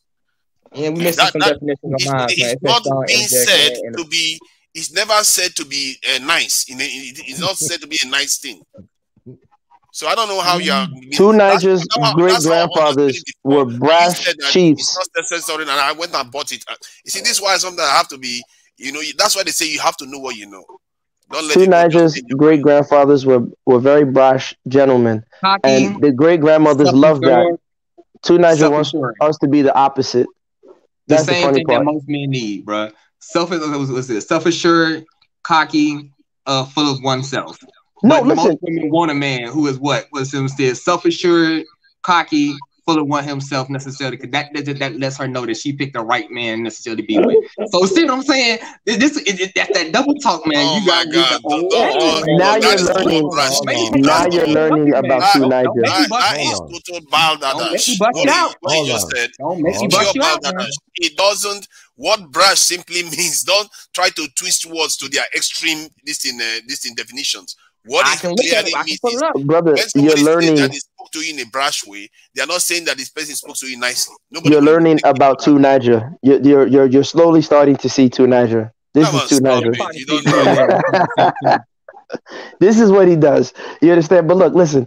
Truthfully, for me, in my opinion, anything. I just. Brother, I'm not beefing. Two Niger, I'm not beefing with you, man. Two Niger, I'm not beefing with you. It's in jest, man. Relax. I'm not fighting you, brother. Hold on, guys. You know, you probably know Two Niger in different circumstances, but this is a show for One Africa, so let's have a little bit of respecting the person. And if you have any criticism, criticize the opinion. Do not bring the old baggages and stuff like that to this, because the audience don't understand. Don't know. Yeah, you're right. But me and him, we always we play like this. Let's keep it. Yeah, I understand. Let's keep it in a way, because this is where I say, opinion you criticize, but leave the person alone. Exactly. No, he's right. You're right. But like I said, me and Two Niger, we always go back and forth like this. This is our usual, brotherly fight. If you're gonna do that too, be on the open. Say, hey, me and tonight just been on this, so the audience know. No, it's not personal. Like I wouldn't. I don't attack Two Niger. A lot of people, when they come into the view here, and they think, oh, wait a minute, tonight and this guy's having a beef and something. No, now you declare it and you say, I know Tanaja. I've been on. I was just on his platform yesterday, trying to help him out to make sure they didn't, attack his stuff. So he knows. He knows. I just want to reiterate that we all respect each other. So yes, let's speak in that spirit. But what I will say, and again, someone in the chat wrote, "Oh, trash women and stuff." No, sister, it's not trash women. I'm saying that what I've observed in the U.S. Especially in general, not all, because not every man is the same. I met some hardcore American dudes that didn't take no nonsense, but I've noticed that for black men in America, they don't allow black men to be brash. Right? I'll give you guys a perfect example. Floyd Mayweather, and he's not perfect, right? But Floyd Mayweather, the media, the American public hated this guy. Every time he fought a foreigner, they always voted for the foreigner. Now this white guy, Conor McGregor, comes out, literally steals everything that Floyd Mayweather does, and they love him. This guy throws, he breaks buses and windows. He attacks old men in the bar. He beats up people, and Conor McGregor does no wrong, right? You know, there's white UFC fighters who domestic violence have beaten up women. There's Ben Roethlisberger, a football player, accused of rape and all kind of sexual assault. Still has his job. No one's attacking him. There's the other football player that and that goes for women athletes too. It's the way they treat us. I mean, look at Serena Williams and Sharapova was the darling and taking enhancement drugs for years and nothing was said. No, but what I'm saying is that it is particularly about masculinity, right? That black women have a femininity to a certain degree. We know that they attack black femininity when you make minstrel shows like Tyler Perry putting that guy in a dress. What are they trying to say? It's an insult to black women. But what I'm saying is that black masculinity is always attacked, and that's something that continental African men don't have to contend with, right? A continental African man can be a man. He can command. He has the last say of authority in his house, right? It's not even seen as an issue. The women will say, "Oh, wait, what did your father say?" Right? Allowed them into your house in the way. No, but wait. What I'm saying is that people will quickly say, they'll wait. Hold on. They'll quickly say, like women will say, "Well, ask your father. What did your father say?" That doesn't exist. Like even when you watch the TV shows, right, on the media. I remember as a kid, I would watch American shows over here, and we would go back to school. Like, yo, you saw Family Matters or Fresh Prince? Yeah, remember Uncle Phil slept on the couch? And they would laugh. I'm like, I don't get it, because my father would burn the house down if my mother told him to sleep on the couch. That's not happening. The house would be burned down. How you gonna tell a man to sleep on the couch? But in America, the black man is taught and conditioned to be this subservient. He can't be aggressive, and it starts at home. He can't be brash. He's told to tiptoe around his woman. He's told to tiptoe on the job. And the African continental man and the Caribbean man, they don't have to contend with that. But why do you want to worry about? Hold on. Why do you want to be brash at home? Instead of worrying about defending your community and building for your community, you're worrying about being brash at home. What does that do for you? What kind of a man wants to live like that? Idiot. I gotta say it. Fuck this shit. At this point, I can't even keep. Don't do that. Don't insult him. Just go back and forth with him. Don't keep whatever you want to keep. Personally, if you are a man and you think being brash at home is being a man, you don't know what being a man is. You really don't understand it. Okay. Your job is to protect the people that you want to be brash to. What kind of creature is that? Yes. Okay. So you're basically saying showing your strength at home. Yeah, you can maybe show that you are strong by doing masculine tasks, but being brash and being useful. Pardon? By being a useful slave, I'm guessing. That's what I'm saying. No, there's no. Why?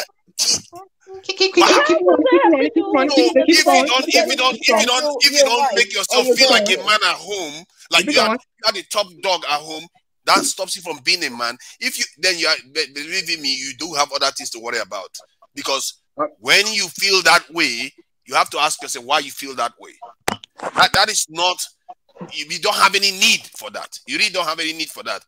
I have gone past that point a long time ago. If you sit at home and start thinking that you are competing, you have to assert yourself to a woman or your children or any, then you are missing something. There's something is missing. You have to focus on the building. That was a very interesting way you switched what I said. But go ahead. Oh no, it's my turn now. I got it. Because you keep saying, oh, in American society they don't allow you to do anything at home. You have to tiptoe around the women and all. No, you don't have to tiptoe around them, but neither do you have to be mean to them. I never said anything about being mean, but go ahead. Culture, you don't have to be that way. But go ahead. Have to be that way, even in African culture. I never said to be mean to them, but go ahead. You see what I'm glad that we have witnesses here, because I never said anything. You obviously you're gonna use sidestepping terms like brash, tiptoeing around women. But what you are actually saying, I'm calling it out to mean you want to assert yourself in front of your woman and say, I'm the man here. Look at me, I'm the man. If you have to do that, okay, God help you, man. I don't know. I mean, and tonight, right? See what I'm saying? I'm looking at definition. It says, I'm like, he can be brash, cocky, and arrogant. Now, most women like an arrogant man. Is this true or is that not true? Yes. Yes, that's true. You see, but okay, that is hold on. We baby stepping this, man. Baby stepping this. The reality is the same nature that the cockiness, the brashness, it still comes out necessarily with necessarily what feminists want necessarily, and what you kind of pushing necessarily is, I need you to be half a man, or I need you to be a quarter of a man. So, I need you when I need it. I need it when I need it, basically. See, I'm being attacked. Now I need that aggression. Basically, necessarily, something going left. Let him finish, Nigel. It is easy. You get the whole thing, or you get nothing of it. See what I'm saying? That you trying to make Frankenstein men. That there's no such thing as a Frankenstein man. Just like I can't get a woman to sit there and be like, oh man, I can treat her bad and disrespect her and so forth and so on, and expect her to be nice to me. No. It doesn't happen like that. I can't be a man and not provide for my family and whatnot. And my woman say, okay, I want to go and mess with somebody else or something like that. You know what I mean? Like, we know these things are just in the creature itself, right? See, what you're trying to do is go in between. I like the I like what we call cherry pick. Cherry pick. I like this part. Ooh, I don't like that part. Let me get this part.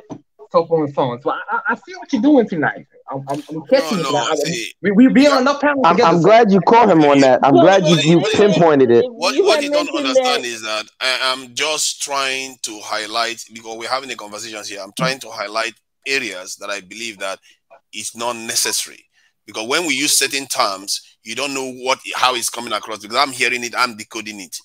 Nigel, when black men in America, for example, were complaining, right? And I didn't agree with everything that Kevin Samuels said. I wasn't always, like being mean-spirited to women. I said brash, calling women Big Shirley and talking about their weight. You don't have to do that. Like, look, come on, let's go to the gym. Let's jog. Now, if she don't go to the gym, hey, that's on you. I can't deal with you because you don't care about your health. That's a sign that, you don't care about your health. I'm not gonna, that's just me. I don't have to tell you, yo, you're fat and this. No, but we could go to the gym together if you want to go to the gym and care about your health. But when men were in mass writing commentary to support what he was saying about the rudeness, the lack of listening, the dysfunction, then you hear the opposite, like a Derek Jackson, who was saying what women want to hear, but he's out there bullshitting women.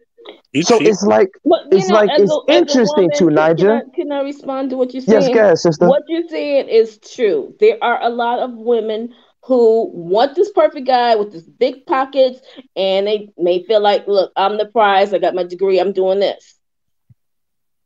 But if that man doesn't want her, then that's fine. Because there's many of the hers there out there. There's many others who are going to the gym every day, doing all the right things, who's not brash, who's very polite.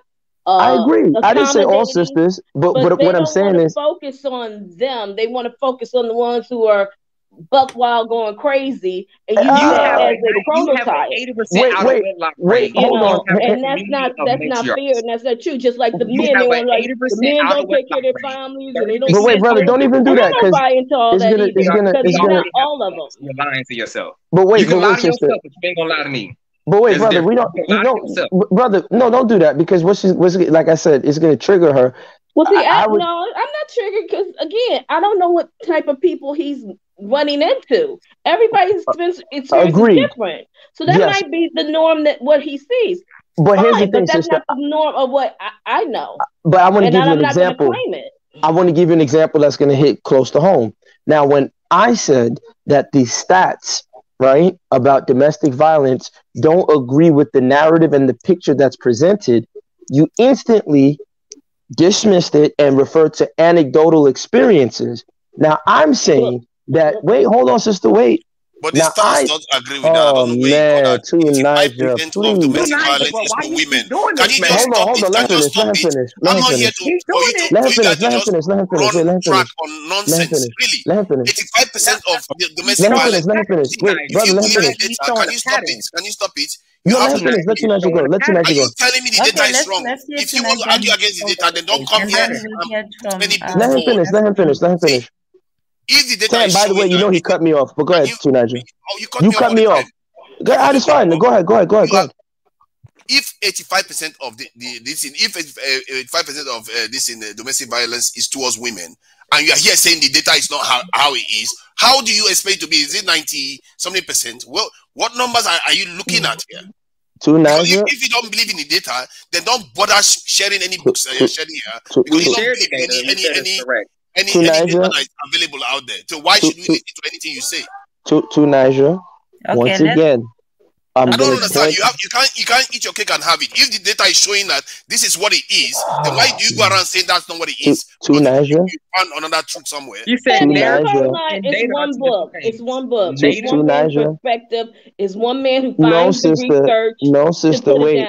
Here's the problem. Again, Dutton is actually the most authoritative research on domestic violence because he actually looked at the numbers.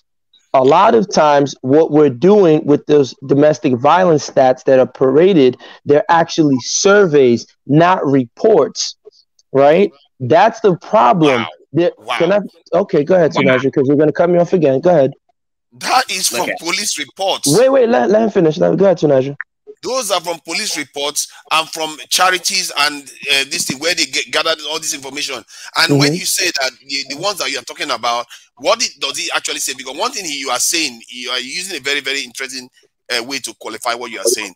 That it doesn't look the way people think. So tell us how does it actually look? Because you not actually describe how it looks. I just want to know what is your point, both of you guys? Because you're going back. Wait, hold on. Wait, I wanted to. No, see, I was getting to a point. You see, but what Tunaja likes to do, he cut me off when I was talking to the sister, right? And he does this consistently. I was trying to give her an example because she said that the brother was dealing with certain type of women. See, because I use my memory. And I was trying to give her an example to say, but sister, when I mentioned domestic violence and I gave you an authoritative book that you can go and check out, I don't think anybody Googled it. You can Google the book.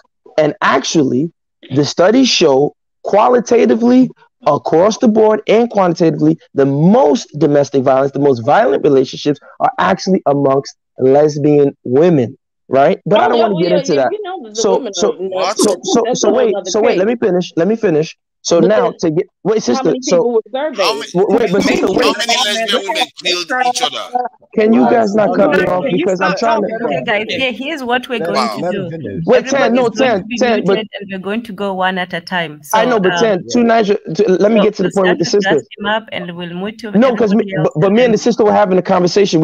Because he cut off the flow, which he does when he doesn't understand something and he doesn't let me land. And if I do it to him, he gets frustrated. And I didn't get frustrated. So let me and BJ finish our conversation. So sister, like I was telling you, because we're talking about black males and black masculinity in America, sister. So what I'm trying to tell you, sister, is this.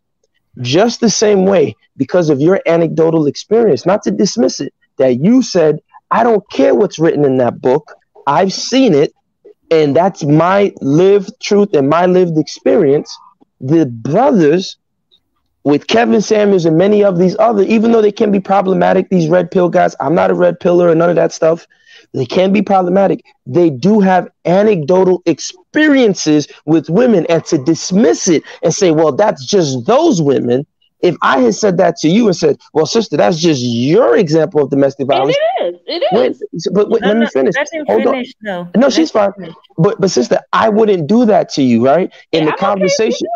Because you can't change the life path in my life story. I know what I've seen, and I've seen it over and over again. But the fact that therefore I'm never going to put anybody in a box, because it's like anything that can be said as truth, you can find a fallacy within it. Okay, from somebody else's perspective. So you have to respect all people. Rethinking domestic violence by Dutton. But the point, sister, is that the fact that an overwhelming amount of black men came and supported not just Kevin Samuels, a lot of these other guys, and they're leaving their anecdotal experiences with black women across all economic classes, whether they were low income, middle income, high income, and they're reporting this frustration. I think that people should somewhat consider that. And so what I'm saying is that Tunaja is saying something that's very interesting. And I was saying that, again, If you look at the African and the Caribbean male experience, they don't have to necessarily have that crisis of masculinity because in their countries, they are afforded and allowed the opportunity to have masculinity. Perfect example, and I'll end with these 2 points. No, In America, can I end with these 2 points, sister? Can I end with these 2 points, please? I want you to absorb this. Kevin Samuels used to always give this example. You will see, and just do these 2 points. You'll see a Mexican man who is not so-called high value, right? He doesn't make that much money, but he is wanted in his house. He is treated with reverence. He is the last word of authority in his house, and he is respected in his house, regardless of his economic standing.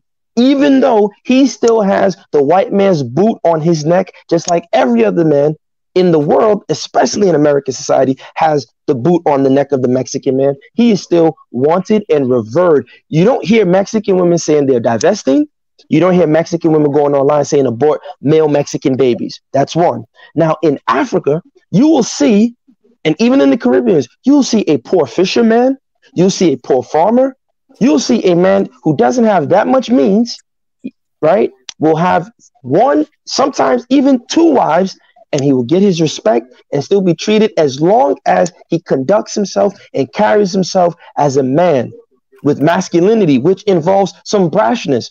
And that's all I'm saying is that as someone who observes the difference is that, wow, I find it interesting that in America, we tell black men the only way that you will get this so-called respect that other men of low status or low, let me not say status, low income get is when you become a so-called high value man.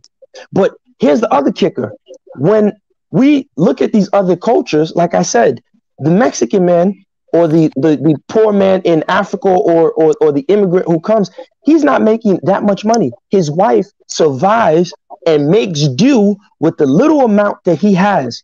My brother. And I'm done. Yeah, can I just add, the points that you were making? Because the thing is, you're not really, because you're comparing the Mexican, family unit against the African American unit with the African Caribbean and African. No, I didn't compare the family unit. I just said masculinity. I said masculinity. Yeah, going back to masculinity. Okay, so you got to look at the history of African Americans, what they went through. The Mexicans. Hold on. The Mexicans didn't go through slavery. Like the Mexicans were wiped up, but there are no. Hold on, brother. Let finish. He has been quiet while all of you guys finish. Go ahead, sister. At least 5 minutes uninterrupted. We're not being. Your point is. I mean, I understand where you're coming from, but the point to be fair to the African American, the women and the men, right? So, for example, the Mexicans, they're a very close unit. They respect their men and so forth, right? But systematically, the African American women and men were, divided from a long time on purpose. They went through a lot of stages, right, to make sure that they're not a unit. In the 60s, the 70s, the 50s, they were a very strong family unit. So they went through a lot to where we are right now, to why they're so division among them. Wait, are you saying from the 60s on, or are you saying pre-60s? No, in the 60s, in the 50s, even after slavery too, or during slavery. They were married, and the man was still respected in his home. The black man was in his home. But then in the 80s and the 90s, even the 90s crime bill, a lot of the black men were taken away. Yeah. Women were given. Hold on. Wait, let her finish. Go ahead, sister. Well, maybe not in your neighborhood. And also, they were. But they were. The thing is, let her finish. Please don't cut her off. Let her finish, please. Go ahead, sister. What I'm trying to say is, because I didn't compare the family unit, sister. I'm comparing masculinity. And keep in mind, you said what they went through, and I agree. I know what black people went through. What I'm saying to you, sister, is that even with all that they went through up until the 1960s, the black family was still intact. So that's not an excuse. Yes. But then hold on. But then later on, right, as you take the black man away from the household, right, and he was seen like he went to jail or whatever for little things, right? For little thing, for marijuana, whatever. They were systematically put into jail, incarcerated on purpose. So the woman was left with raising the kids on her own, and on top of that, she was given money by the government, more money or more to keep the husband away from the family. So let me so I'll tie this in what's happened to the immigrants now, even in here in Canada. It's the same thing that's happening. They're building apartment buildings in Toronto specifically for single mothers, a nice unit apartments specifically for you, but you have to be single mother to be in that. You see what they're creating? So what are you going to do? You're going to obviously you're going to pay less rent. Which part of Toronto? Etobicoke? I'm not sure what part of Etobicoke, but somewhere in Toronto. I'll find out. But I know there's a lot of projects in Etobicoke. Yeah. So I used to live in Etobicoke. I used to live downtown. So so these are the things that are happening, right? And then even here, when the new immigrants come, like a family unit, even people from my country, when they come here, as soon as they come here, they're told, as a woman, like, you need to speak your right. If your husband's not doing this, he's not buying this for you, So you have to, but the thing is, there's, we come from a culture where the woman doesn't have a voice. She doesn't speak how she feels. And this was not the case. I don't, based on what I read, the history, women were not, African women, family we were not like the way we are right now before slavery. You said they didn't have a voice in their countries? Yeah, like for example, like husband and wife, whatever the man says goes, right? So if a woman, I can't speak for every country, but like say even in my country. But what's wrong with that? No, not to say that women should be abused. What's wrong with that? What is wrong with no, I know, brother. I don't want to do that. I don't do the personal. But what's wrong with that, sister? Because here's the thing: if like Tunai just says the man is responsible for building, and he doesn't. Yeah. Let us speak. Ask her what is wrong with it. Let's hear her answer. So you're saying, what is wrong with women not speaking her mind, not speaking with how she feels to her husband, and she just should follow what? No. What I'm saying is that if the man is going to be blamed solely and responsibly, like Tunai was doing, right? Oh, you should be building, you should be doing this. Because keep in mind, right? When you're the leader, you need at points in times you need to have communication with the people around you, but there are times in leadership where you need immediate compliance. So you don't have time to go ahead. I just want to interrupt you, but the way women are treated now are not the way they're treated, the way our great grandpas were treating the woman, right? Like, but where are you getting that? So you're saying that because the women had to follow the man's order and obey him, that was bad? Okay, so I don't, because this is the same obeying the man that kept our generations. We built thriving empires. We built old Zimbabwe. We built Benin by having these type of cultures where the women have to follow the last authority of the man. What is wrong with that? Obey, but how obey far means don't respect. I think that's what we're running into now. That's not how it works. Lack of respect. Yeah, but we're not Kemetic. Not all of us are Kemetic, right? So no disrespect to Kemet. That's great for them. That's where the nation started. Like where you were going, Sudan, Eritrea, Ethiopia, where Kenya, all that surrounding. That was Kemet. Okay, cool. But you know what I'm saying? So I'm just saying to you, there was a lot of powerful Black women in the past. Right? We know that, sister. Okay, then. So what I'm saying, I'm not taking anything away from men. I'm not saying that having, they're stronger, they protect her for the females, and having a mutual understanding amongst each other. I'm not against that. I'm not against that. That men being. I'm not against that. What I'm saying to you is, when you're talking what's going on in America or the women in America. You're saying, well, this is not happening. The men don't have to deal with this in Africa. The men don't have to deal with this in the Caribbean, right? Yes. So, no, the Caribbean is a whole other ball game, boy. Y'all may want to leave that one completely out. Like, but I'm just saying, you have to look at this is systematically on purpose. Same way that they're pushing the feminism nonsense, the LGBTQ, all this nonsense that's being pushed. It's all on purpose. So we have to be wise as a people. It's not about,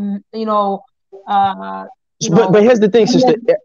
If the women, like I said, because you still, to me, haven't addressed, because if the man is responsible for taking care of the women, as long as he's what the bell hooks, right? They call benevolent patriarchy. If he's a benevolent patriarch, they shouldn't have a problem with it. That's one. And two, at the end of the day, I still don't understand why. I get it. They're institutions. In reality, that's not what it is right now, though. You see, you've got the rich ones taking care of their wives, and they have multiple wives. If that's her way of life, then hey, who are we to, you know what I mean? That's their business. Yeah. But in reality, that is not realistic, even here in the Western lifestyle. Just a man can't just be a man. Women and wives have to both work to do their life, right?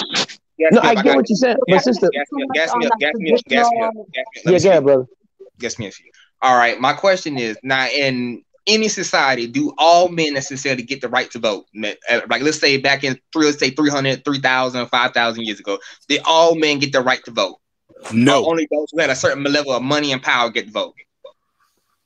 Or decide what the nation is going to do? Was it everybody, or was it just, which was it?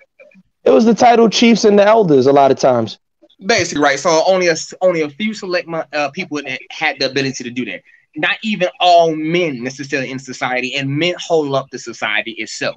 The men are the ones who build the walls. The men are the ones who go fight the wars. The men are the ones who also keep the businesses and can do the trade. Reality, that is what it is. Hold on. Let me finish. I didn't cut you off. Even though in said society, those men do not get the right to vote on everything of national, state, and security. That is a true fact. Is it not? Okay, can I just say something? I think sometimes we forget when we describe things, we don't see the other side of the ledger. Yeah, men create walls and do all those things, and women give birth to the most advanced creation that we know in the universe today. And so we have to always weigh things. I'm not saying that, there is not a role for men to be able to do what they want to do, even in the home, because I think that there is a reason why men have to take charge, because they are the ones that go out there. They know what is out there. The women don't necessarily know. You're not exactly going to send women to go hunting and figure out what the dangers, the hyenas, and all the stuff that is out there. As a matter of fact, on the African continent, they practice that till today, where the women sleep inside, the men sleep outside to protect this thing, because they understand what is out there. Does it not make sense that the women listen to what they are saying? So, but it doesn't take away from the fact that their primary role is to protect, so that they can make it to the next generation. So that is all I'm saying about this. And when we want to start using the terms of domestic violence and non-domestic violence, we have to be quite specific about what we are talking about. Did you check the link? Can I finish what I'm saying? You said, why would I say I don't check links until I know that you're making a coherent argument? If you see, that shows you exactly what I deal with. Can I just finish my point then? Okay, so if you are saying that link says domestic violence is not as it appears, okay, that's good. It's not as it appears. So what he said was, the only information you provided so far was that domestic violence is often mostly between lesbian couples. But what you didn't highlight is that lesbian couples are less than heterosexual couples. No, that's not what I said. I said the most violent forms of domestic violence are amongst lesbians. Okay. And you see, so what we perceive. Let me finish my point then. You see, if you say the most violent, then you ask yourself, where are the body bags coming from? Is it from those lesbian domestic violence that you call most violent ones? Is that where the body bags are coming from? Because from what I can see, that's not where the body bags are coming from. Nigel, what body bags are you seeing from domestic violence? The deaths from domestic violence. It's a myth. It's not that. Oh my God. Nigel, you've taken statistics, right? You know what something is statistically significant, right? We've seen the videos, not statistics. Wait, Nigel. If I gave you an economic statistic, you would tell me that it has to be statistically significant, right? Can you ask a question? I know, but wait, he has to wait, sister. No, He does this. No, he loves to do this. The domestic violence thing you're saying. Are you saying that does not exist as what? No, that's not what I'm saying. Look, Tunaja loves to do this. 50-50. This is what I'm trying to say. Statistically speaking, something has to be statistically significant. If out of, let's say, 10,000 people, there are 2 deaths, that's not statistically significant. The number of deaths that come from domestic violence is not statistically significant. Domestic violence is not the number 1 killer of women in any society. That's a fact. Of course not. And so when that's just a wait, Tunaja, let me finish. Don't cut me off because I let you cut me off the last time. Let me finish, please. Now, when he does this, this is what he does. This is part of sensationalism, right? So he'll now come and say, oh, with a body bags. So most of us, we're raised by women. Women are on the panel. When you hear body bags, you hear a woman, of course, we'll get defensive. We'll think of our mothers. We'll think of our grandmothers. We don't want our mothers and grandmothers in bags. So you'll quickly say, oh, what gassed them up and saying, let's dismiss it because we want to save our grandmothers and our mothers from being in body bags. But again, what he just did, he just raised up a point that's statistically insignificant to the argument. What the premise of the book says, the premise of the book is simple, is that, wait, I'm going to end it with this sentence. The premise of the book is simple. The idea that we have a domestic violence of a woman being battered, UFC or boxing style, is wrong. A lot of times, it often involves the woman says something verbally that triggered the man may have hit her once or kicked her. That is what you see in the police reports. You don't see black eyes, you don't see broken ribs. That is what we see. But when we see on TV, what do we see? Yo, Lisa, come here. Where did you go on Thursday? What? Oh, boom, boom, boom. The chicken's cold, bitch. Kick her in the head. I'm going to kill you. And the kids say, Daddy. Oh. That's what we see on TV when that's not how it plays out. You don't see domestic violence play out where she says, nigga, your dick is little and your mother's a bitch and your father, he died of cancer. Good for him. What you said, bitch? And he smacks her. Oh, you smacked me. I'm calling 911. And that's what 9 out of 10, that's how it happens. And that's what the police report shows. She said something about him. She said his dick was little or something like that. Assaulted his mother. He hit her one time. Wait. Can you guys admit to that? He hits her one time. That's what the police are reporting. African Americans? Say that again. Are you specifically speaking about African Americans? Yes, with Dutton's book. I'm talking about Dutton. I was only talking about Dutton. Again, a lot of times it may not be that she said anything. For a lot of people who have. We're going on the police report. She did say something. No, the police report says. I'm not saying that there aren't instances when that happened, but it happens when she doesn't say something, or the dinner isn't right, or because they're dealing with the tensions of the job, they're bringing it home, they're already on edge, and any little thing is going to set them off. Of course, sister. So yeah, it doesn't lead to death. But but again, a lot of other things. So all I'm saying but if that's not what happens on the norm, you shouldn't bring up this example. You wouldn't take Tylenol if it only works 10% of the time. If your example is only happening 10% of the time, you shouldn't bring it up. Let's stick within the bell curve, right? So it's only domestic violence if at the end somebody's dead. Is that what you're saying? No, sister, don't do that. What I'm telling you now again, because y'all gotta listen to me. What I'm saying again to you, sister, is simple. The domestic violence the domestic violence that you are describing is not the norm. You just said, oh, but it does happen sometimes when the man is not triggered. Yes, no one's disputing that, but that doesn't happen as much as you would like to think. What typically happens again is the woman. All right, go ahead, flesh out what you are saying. Let me flesh out what you are saying. No, don't flesh out. Just say your interpretation. Say your interpretation. That's what I mean. Just like when I meant brash, right? Just like when I meant brash. Go ahead. Okay, yeah. You said that domestic violence is not how people see it, that some of them it just involves a kick and all the rest. That is true. It's obviously true. And most of them, nobody cares about reporting them. They will not even bother reporting those. However, it still doesn't take away from the fact that the most grievous ones are leading to people losing their lives. And personally, I'm not here to pander to. Let him finish. Personally, I'm not here to pander to women. I'm just here to call things out for what they truly are. Because I know, it's true. You have not successfully done that. If you make a movie, you don't exactly come and say, "Oh, let's make a movie of the guy going to toilet. Let's make a movie of the guy doing this," because that is not the point of the movie. When you hear this stuff on TV, like you are saying, or you hear it on the radio, They're talking about the most extreme ones, of course. But so you would complain if they did a most. But wait, Tunaja, if they did a most extreme version of painting Africans in a negative light, you would complain. You wouldn't like that. So now this is an extreme version of painting men and masculinity in a negative light, and you see no problem with it. That's very selective. No, if somebody says Africa is messed up, I will not have any problem with that, because they are calling also what they truly. No, I said extreme. I said extreme. I said extreme poverty. When Trump called Africa this thing, what he called Africa, many Africans agree with it.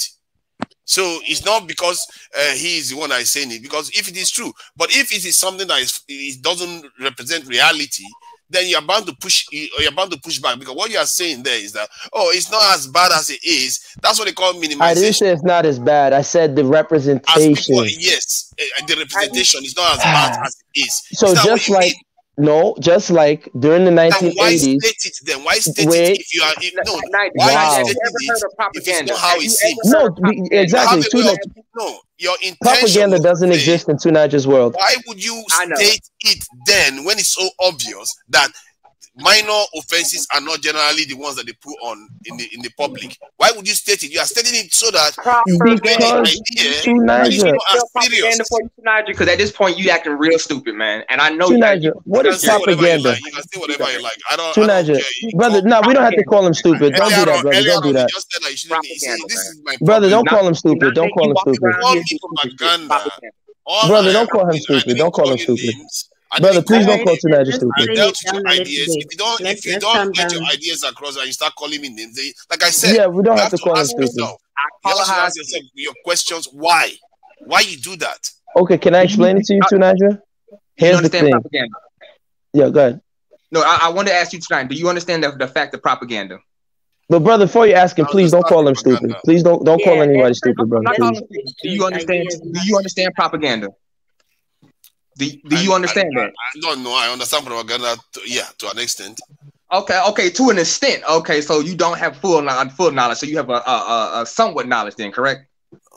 Well, I like to think I have some knowledge. Anybody that thinks that I have full knowledge of anything, good luck to you. You know. Okay, well, I mean, so you don't know. Okay, let me explain to you. Propaganda is the assassination of a person or a group, or let's say ethnic group person or whatnot. Image, basically, right? That is propaganda. Like I say, all quote unquote Russians are evil and have a small tail. That is propaganda. Not all Russians are evil. Not all of them have small tails. But if I say it loud enough, I say it again, and I put it on every billboard, I put it on every TV. Just like I saw it was a video today of some lady in Nigeria asking necessarily, what do you think about South African, so it's a country, South Africa. There's a chick in Nigeria who ain't never left her goddamn fucking village saying, oh, I think that was the South African men are lazy. Bitch, you ain't never left your village. How do you know that?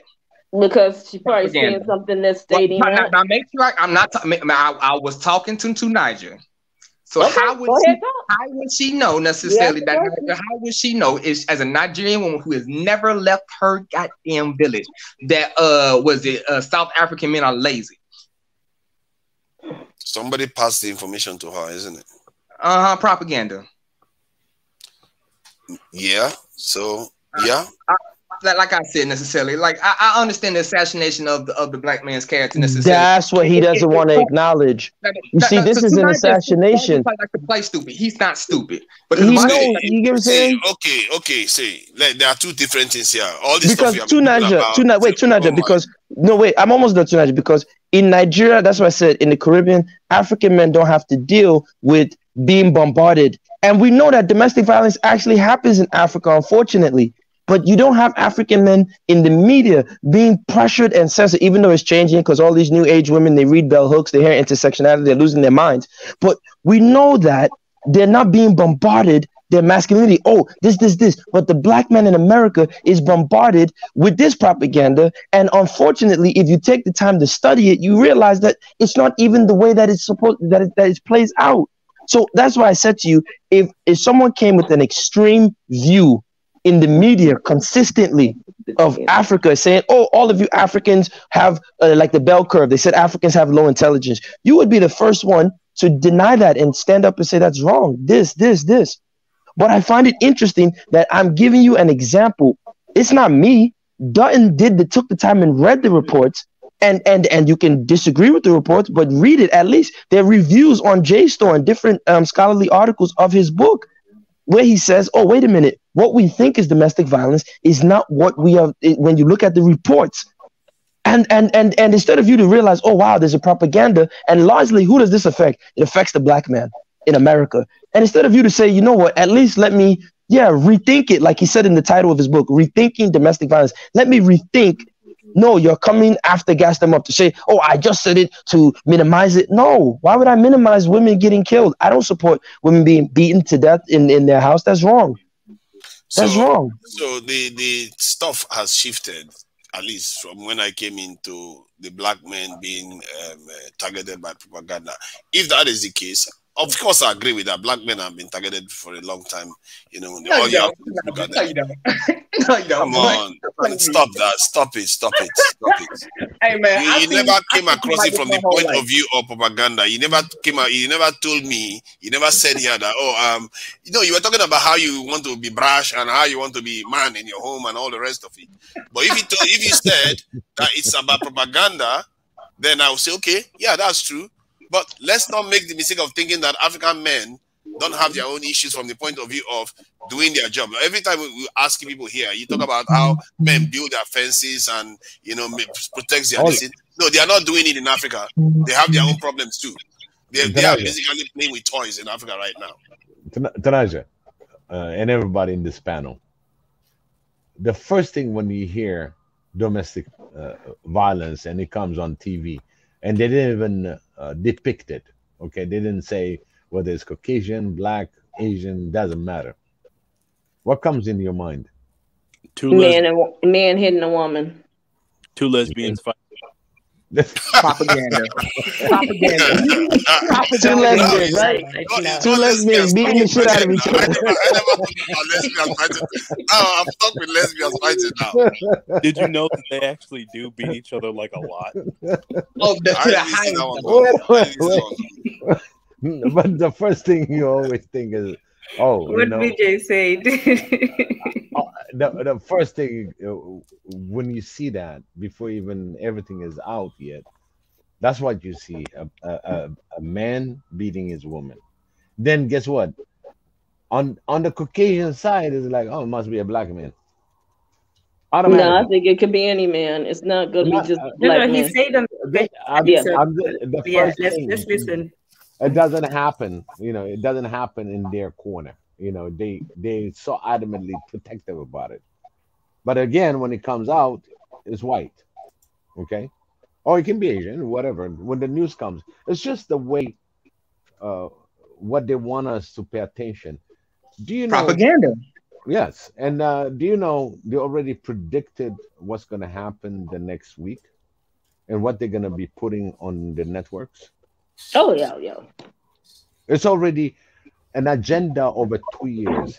There's a document that's been done in 1968 that came out as a little a play, but it is coming now to the future on whatever that we want to discuss about.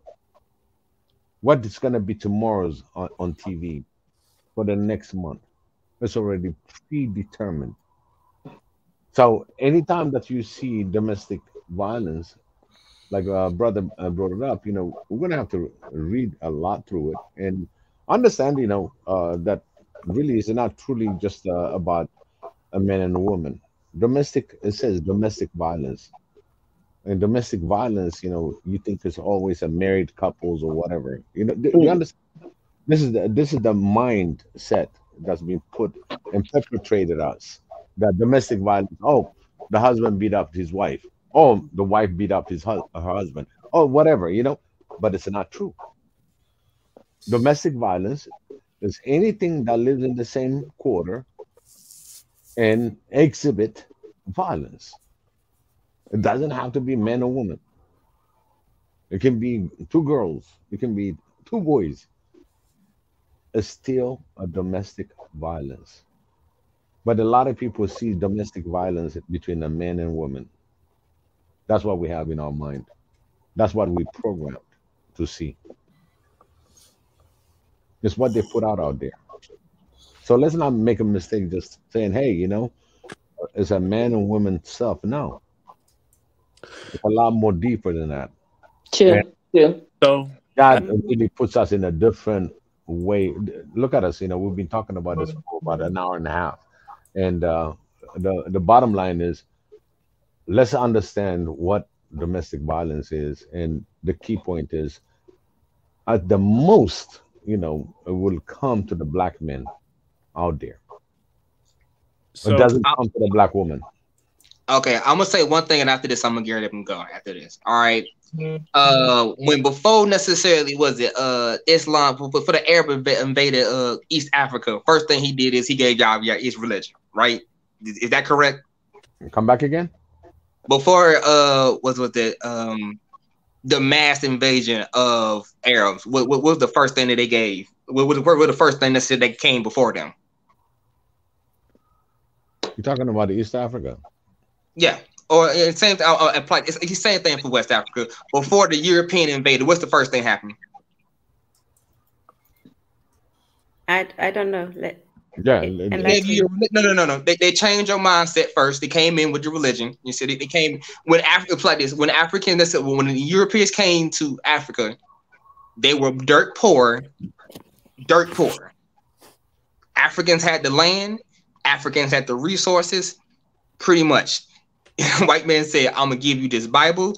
You're gonna pray necessarily to my God. Close your hands, get on your knees, close your eyes. By the time Africans woke up eventually again, what had happened? The European had all the land.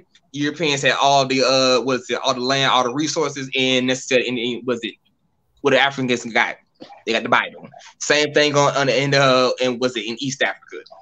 Arabs came in, gave some Muslim necessarily, gave them Islam and whatnot. Can't left with the resources. You have to understand, this is geopolitical warfare. These people don't give a damn about you.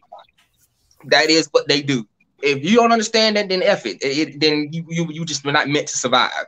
And if the women necessarily don't understand it, then survival will be crushed and it will be horrible, and their children and their daughters and their sons will be destroyed. It is the reality. You need to figure this out. Like I said, if you see a matriarch, get rid of them, because necessarily that chick will destroy your society. And it is what it is. You just have to face the facts. These are not tools for empowering anything. It is tools for destruction. It is what it is. All right, I'm out. Well brother, No, hold on. I want to. Okay. At the same Thanks for time, joining us. You're welcome to join us again.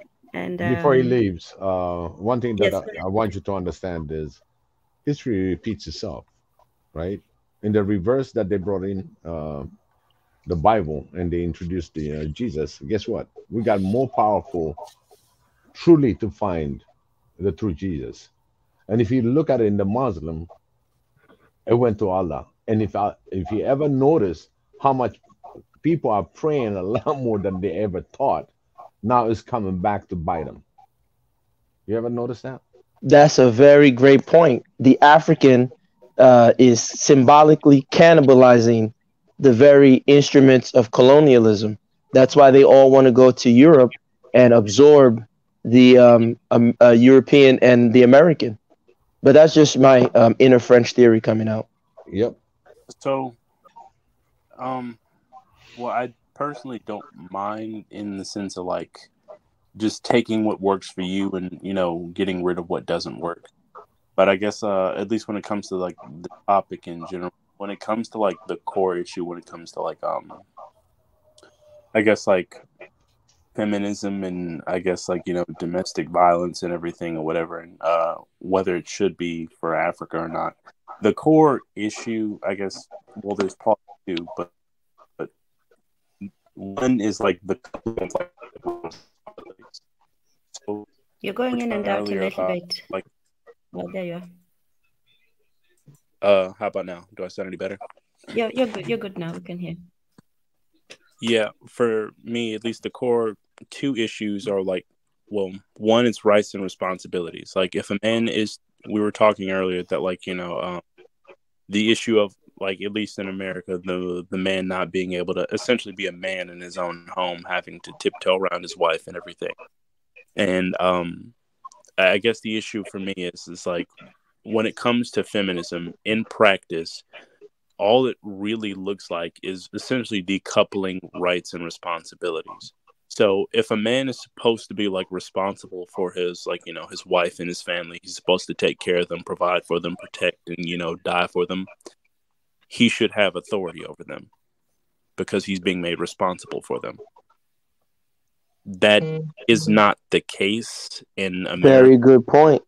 That's not the case. That's really like America's big problem is like everywhere in society you see that rights and responsibilities are completely decoupled. Basically people have rights, but they aren't responsible for the things that they have rights with regards to. And that's like in almost every aspect of our society, but it starts in the home.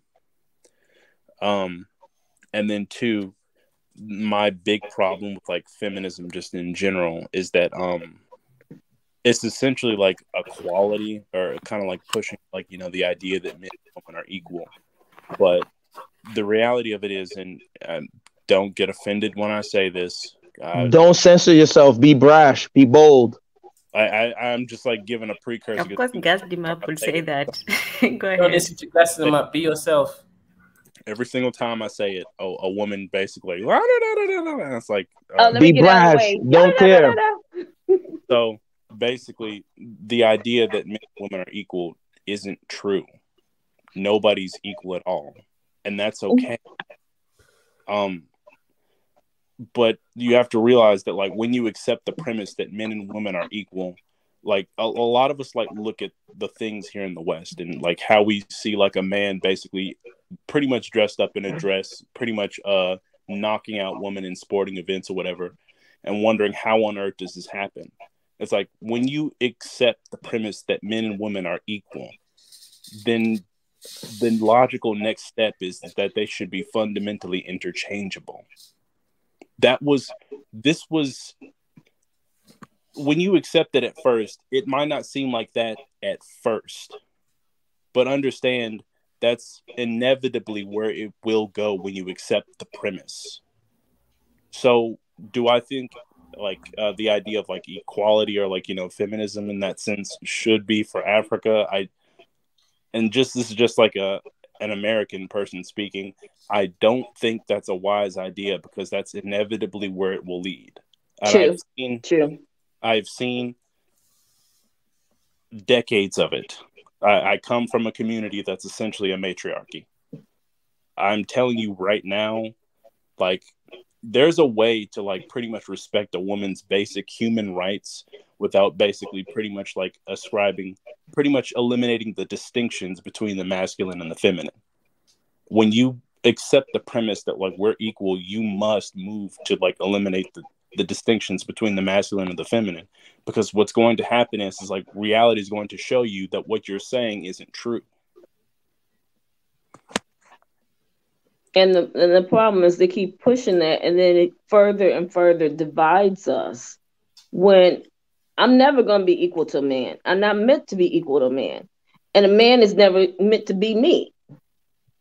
But yet we keep pushing this concept that we are the same. No, we're not. Even if I do the same job, I'm an engineer, you're an engineer. We're going to look at it from two different perspectives, because just the way my brain works and the way your brain works doesn't mean there's anything wrong with that, because we can still get to the same conclusion. But to say we're equal, no. And we keep trying to fight for equality in that sense when it doesn't make sense, because if we're too busy trying to be the same person, who's going to raise the kids? Well, I'll say this about... And then how the kids going to know who they are when I'm a man and a woman? No, you're a boy and a girl. Well, I'll say... Go ahead, Tunazi. Yeah, I think people can put it simply and say, okay, they are both equally important but different, and they have different roles. They are not the same. Yep. Even amongst men, there are men are not equal. You know, there are men that are different from other men. You see what I mean? So when people say people are equal, you have to be specific. Are you talking about in terms of professional environment? Are you talking about in terms of pay or stuff like that? It has to be specific because everybody is different, and both genders are different. But I believe that they are equally important. So, you see, go ahead, brother. Go ahead. I realized speaking to people that like the core problem was the use of language. You have to remove equal out of the equation. You can say they're both human, you can say they're both valuable, but you can't say they're both equal. Because that's a great point. And I think here's the problem. I'm glad you brought up language because I wrote down some notes.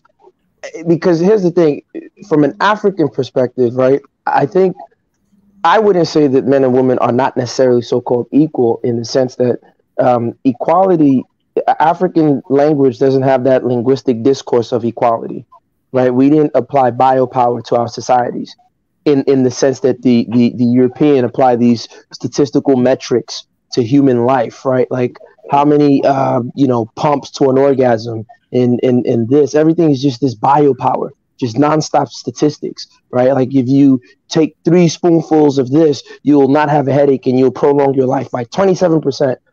We don't have that linguistic discourse in our languages. But even without having that, our women, when you read the missionary reports and you read the anthropological reports, for example, I've said this on many platforms, the women, we weren't naked, we were natural, right? The women had their breast out. But their breasts weren't sexualized because breasts are what's used to nurture babies. And the missionaries, people like Lugard, all these people would write, wow, I'm shocked that the African woman is not being raped like the way our women would be raped in Liverpool and Paris, because they're the ones who had ghettos and slums. You didn't have ghettos and slums in Africa until they created colonial districts.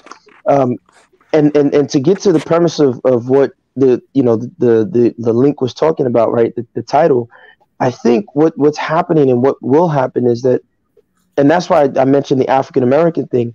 They're gonna use feminism as a way to destroy Africa, just in the same way they used feminism. Can I ask you a question?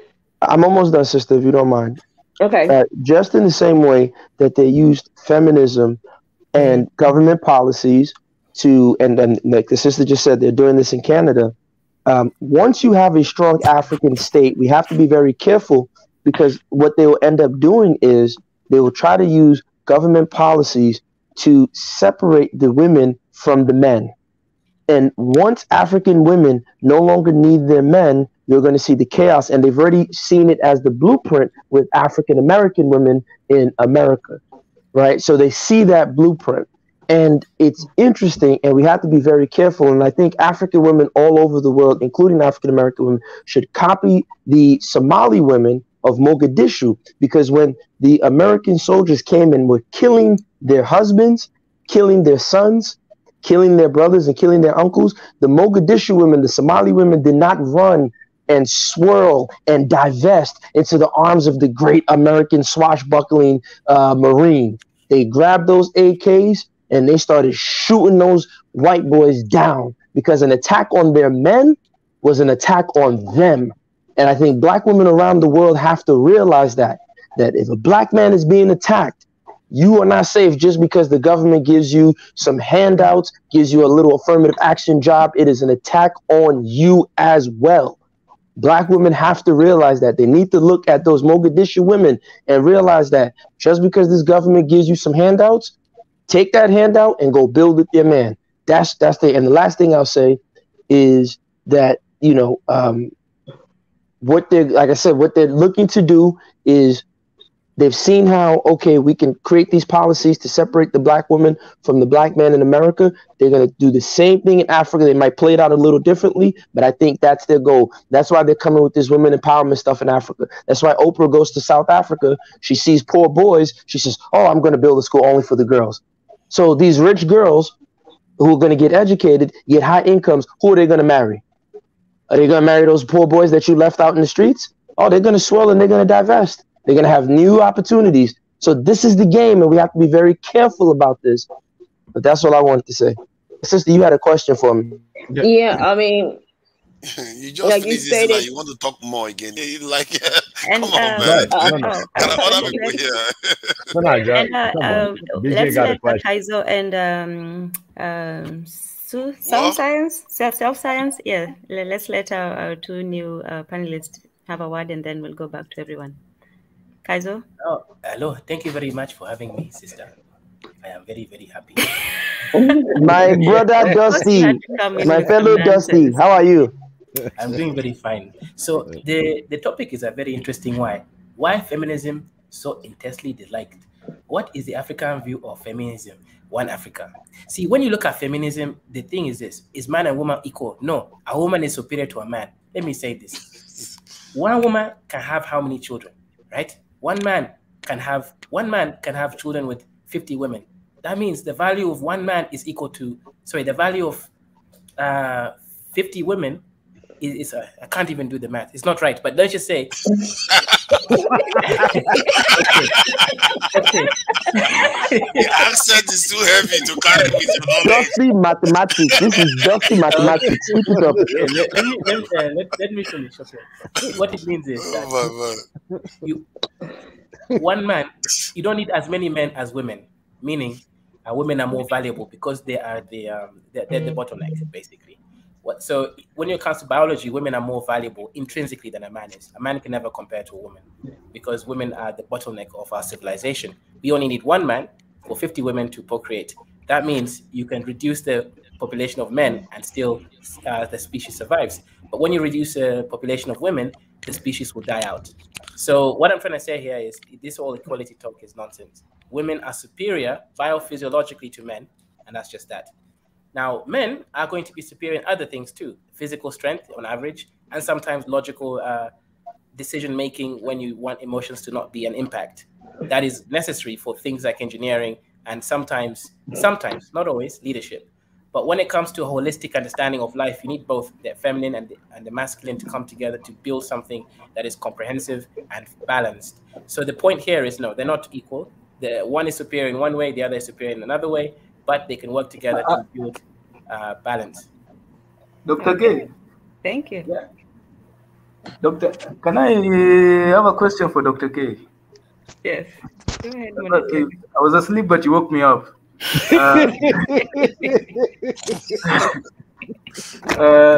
Who you said biologically women are more valuable? Okay, so who assigns value to women? Who are? Oh, okay. Who assigns value to women? Good question. It's going to be evolution. So if you look at our ancestors, 66% of our ancestors are women. That means most men in history never even got the chance to procreate, but most women do. So realistically, just evolution itself says women are more valuable. Even when you look at diseases. Okay. Valuable to who? Nature, survival. Women are built more strong genetically to survive. Even diseases. If you look at the diseases that men have versus women, across time, women are more robust against disease than men are. It's but nature doesn't sleep with women. Nature doesn't pull their hair when they're making love to them. Does nature buy women? Nature doesn't slap them on the butt. Actually, that was the point I made when I came in here.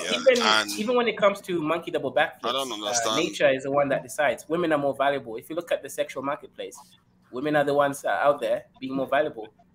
In general, the sexual marketplace, that's a very good place to start. So who buys in the sexual marketplace? Who assigns the value? Okay, that's a good question. Women assign the value, men buy. No, men assign the value. It's men who assign the value. Without men, women, and that means without men, women are not valuable because there is nobody to assign value to them. Yeah. Without this is a good African man. Men want to survive. Without if you want to survive, you know that women can asexually reproduce sometimes. So what? No, actually they can. It's known in nature that the female gender can actually only in Niger's village that happened in Niger's village. Can we stop with all this stuff we're talking about? See, I think where Dr. K is coming from was where I came from in the first place, because sometimes we've missed the point where we keep saying, oh, the man. Women are just equally as important, because without them, the civilization will fall. Human beings will not exist. Because if you say, okay, the man will be like, I don't like the woman. I don't care. I don't assign value to the woman. Good luck now. Where's your children going to come from? That will be the end of you. You've built for nothing. That would be the end of women too. Of course. That's why I say we are equally important. So we're literally practicing genocide. And my question was going to be, like everyone's talking about, oh, feminists, what is a feminist? Maybe in the 70s and the early 80s, it was about being able to get opportunity. I'm trying to figure out, when did that flip now that you being sexualized is a sign of feminism? And now women are becoming objects to be adorned, to be possessed like a prize. And their value is in how big their butts are, how well they can twerk. And that has nothing to do with empowerment. How is the way I look? I've gotten some empowering twerks in my life before. I've had some very empowering twerks. That's all I can say. Well, but that's not, those twerks ain't gonna pay the bills unless you're sitting on the pole somewhere. Oh, come on. You have to take yes for Okay, an answer. let's hear from self-science. You have been patient and quiet. Self-science? Hello, everyone. So my thing is how, when you then assign a woman's value is only by the way she looks, how then she teaches her daughter to empower herself? If the only value you have is you got to be pretty, you got to do this, you got to do that, you don't have to worry about educating yourself, you don't have to worry about learning how to cook, because you're going to get somebody with a deep pockets and he'll just, you have your own private chef. You could kind of probably one hand how many people get that dream. So then how does she navigate life, because her mother told her her only value is the way she looks? So then our children are now being, let's hear from self-science, and then we'll go back to the panel, because just for introduction. Hello. Can you guys hear me? Yes, we can hear. All right. Okay, so I'm going to lean towards Dr. Kaiser a little bit, and I want to give a little bit of historical context to this, specifically southern Nigeria.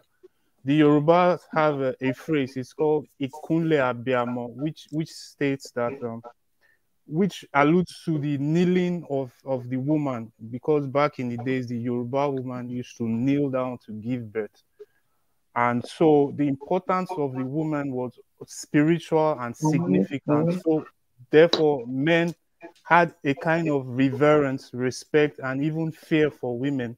And if we leave the Yoruba community and go to the Igbo community, we also see that women had a lot of wealth. The men farmed the yam, which is called the king crop, but all the crops were farmed by the women, and the women also held wealth.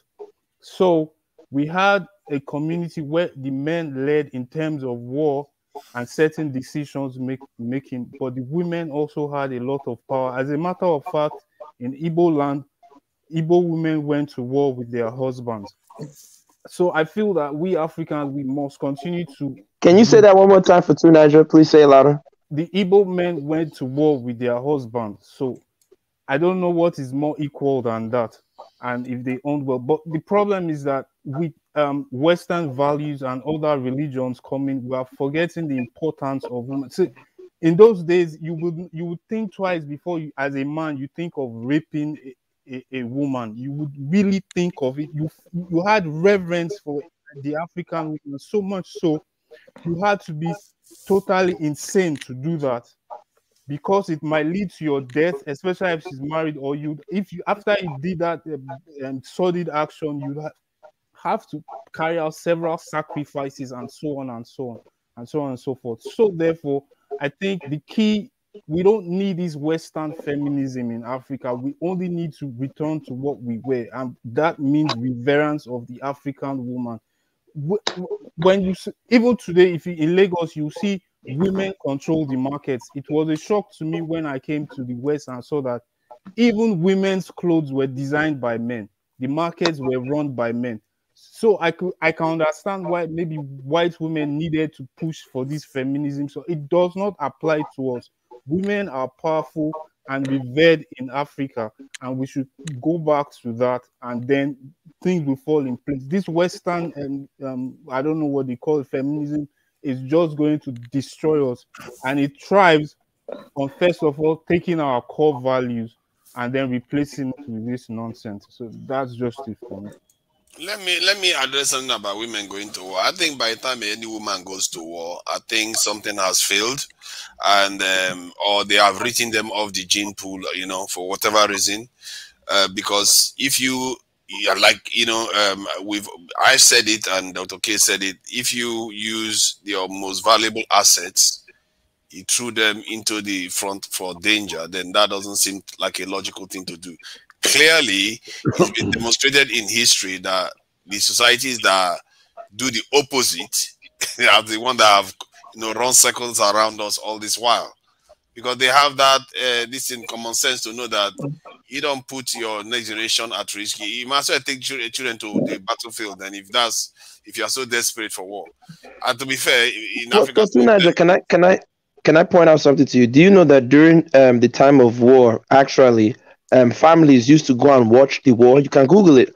People used to eat picnics at war, like husbands, wives, like people would go and watch the soldiers fight.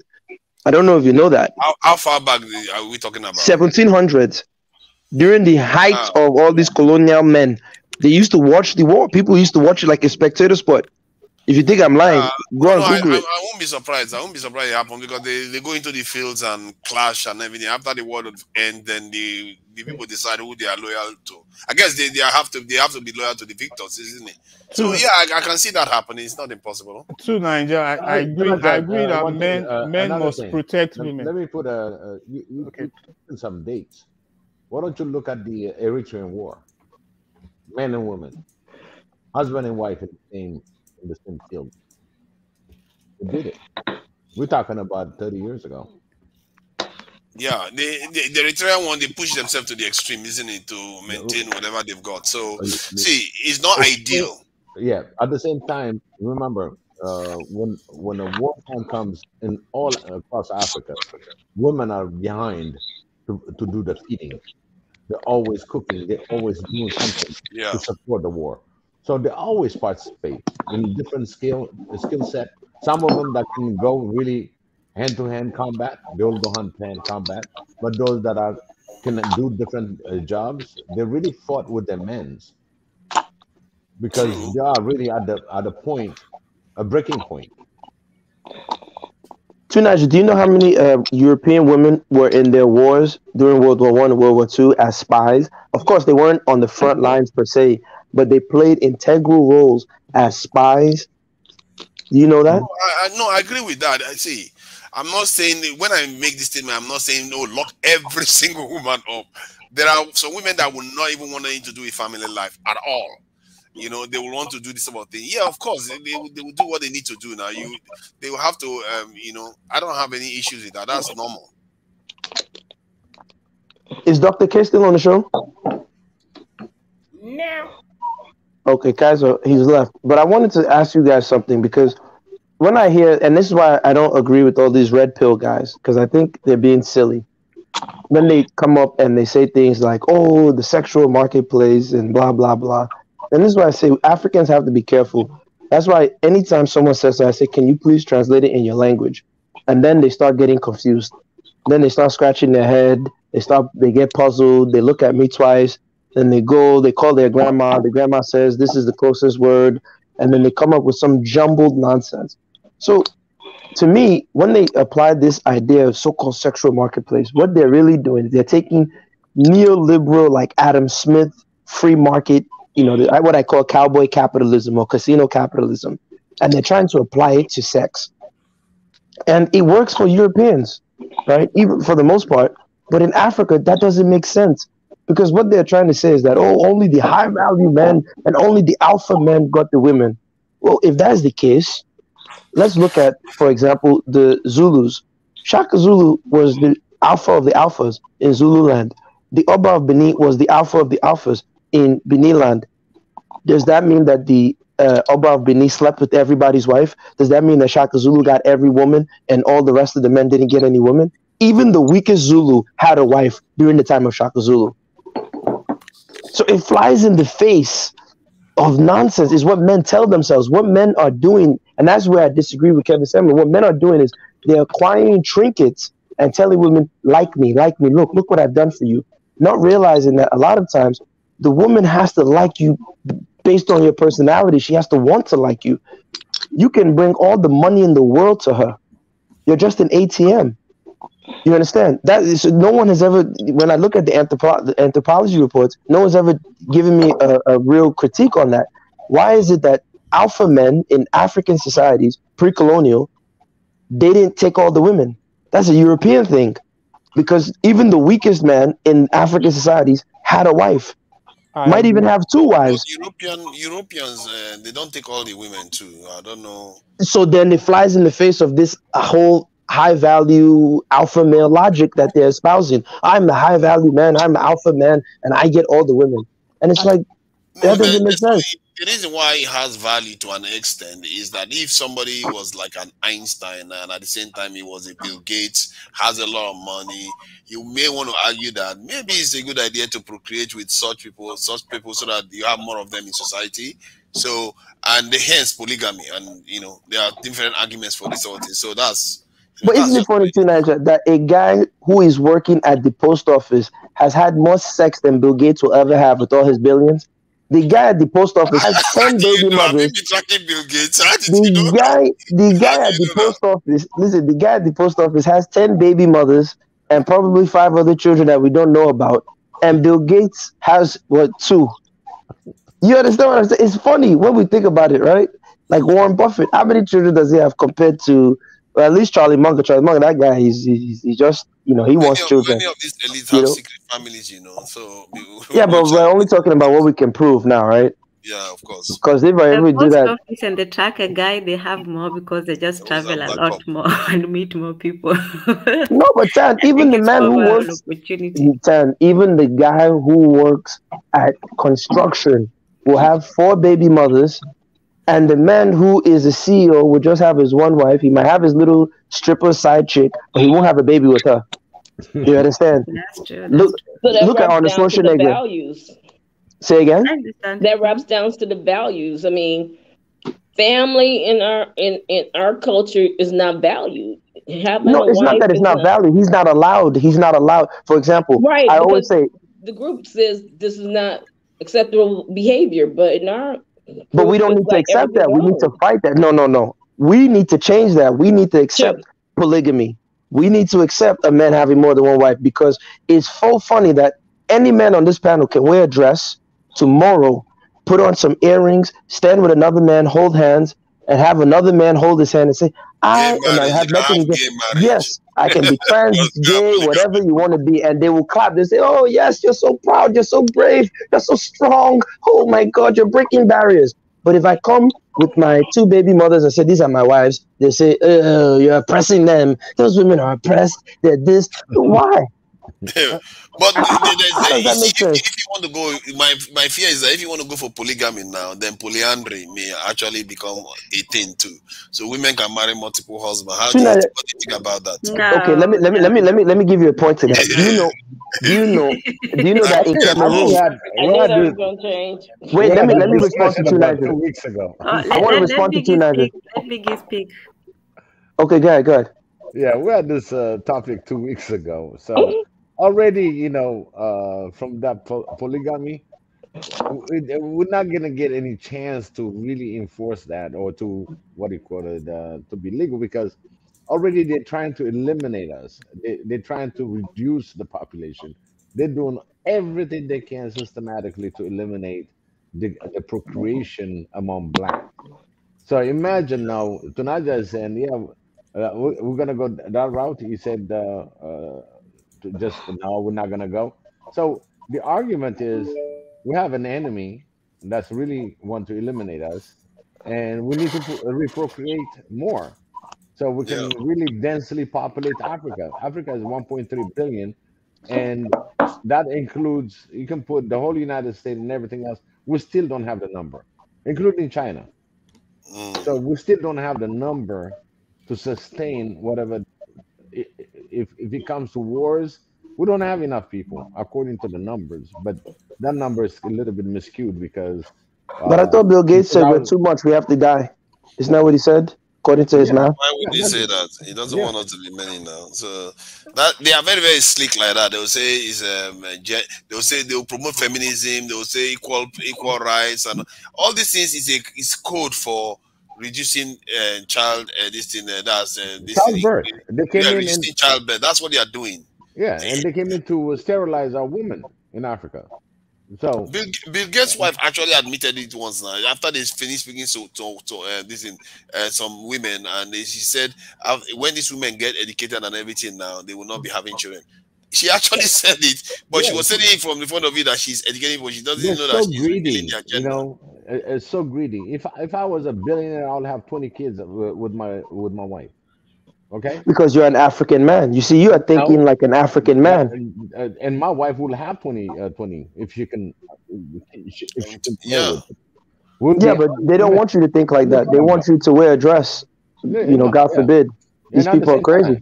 And at the same time, look at it. You know, with all the wealth that they have, you know, yes, you know, and sometimes, you know, they have this thing that they tell you, oh, 2 kids is really good enough and stuff.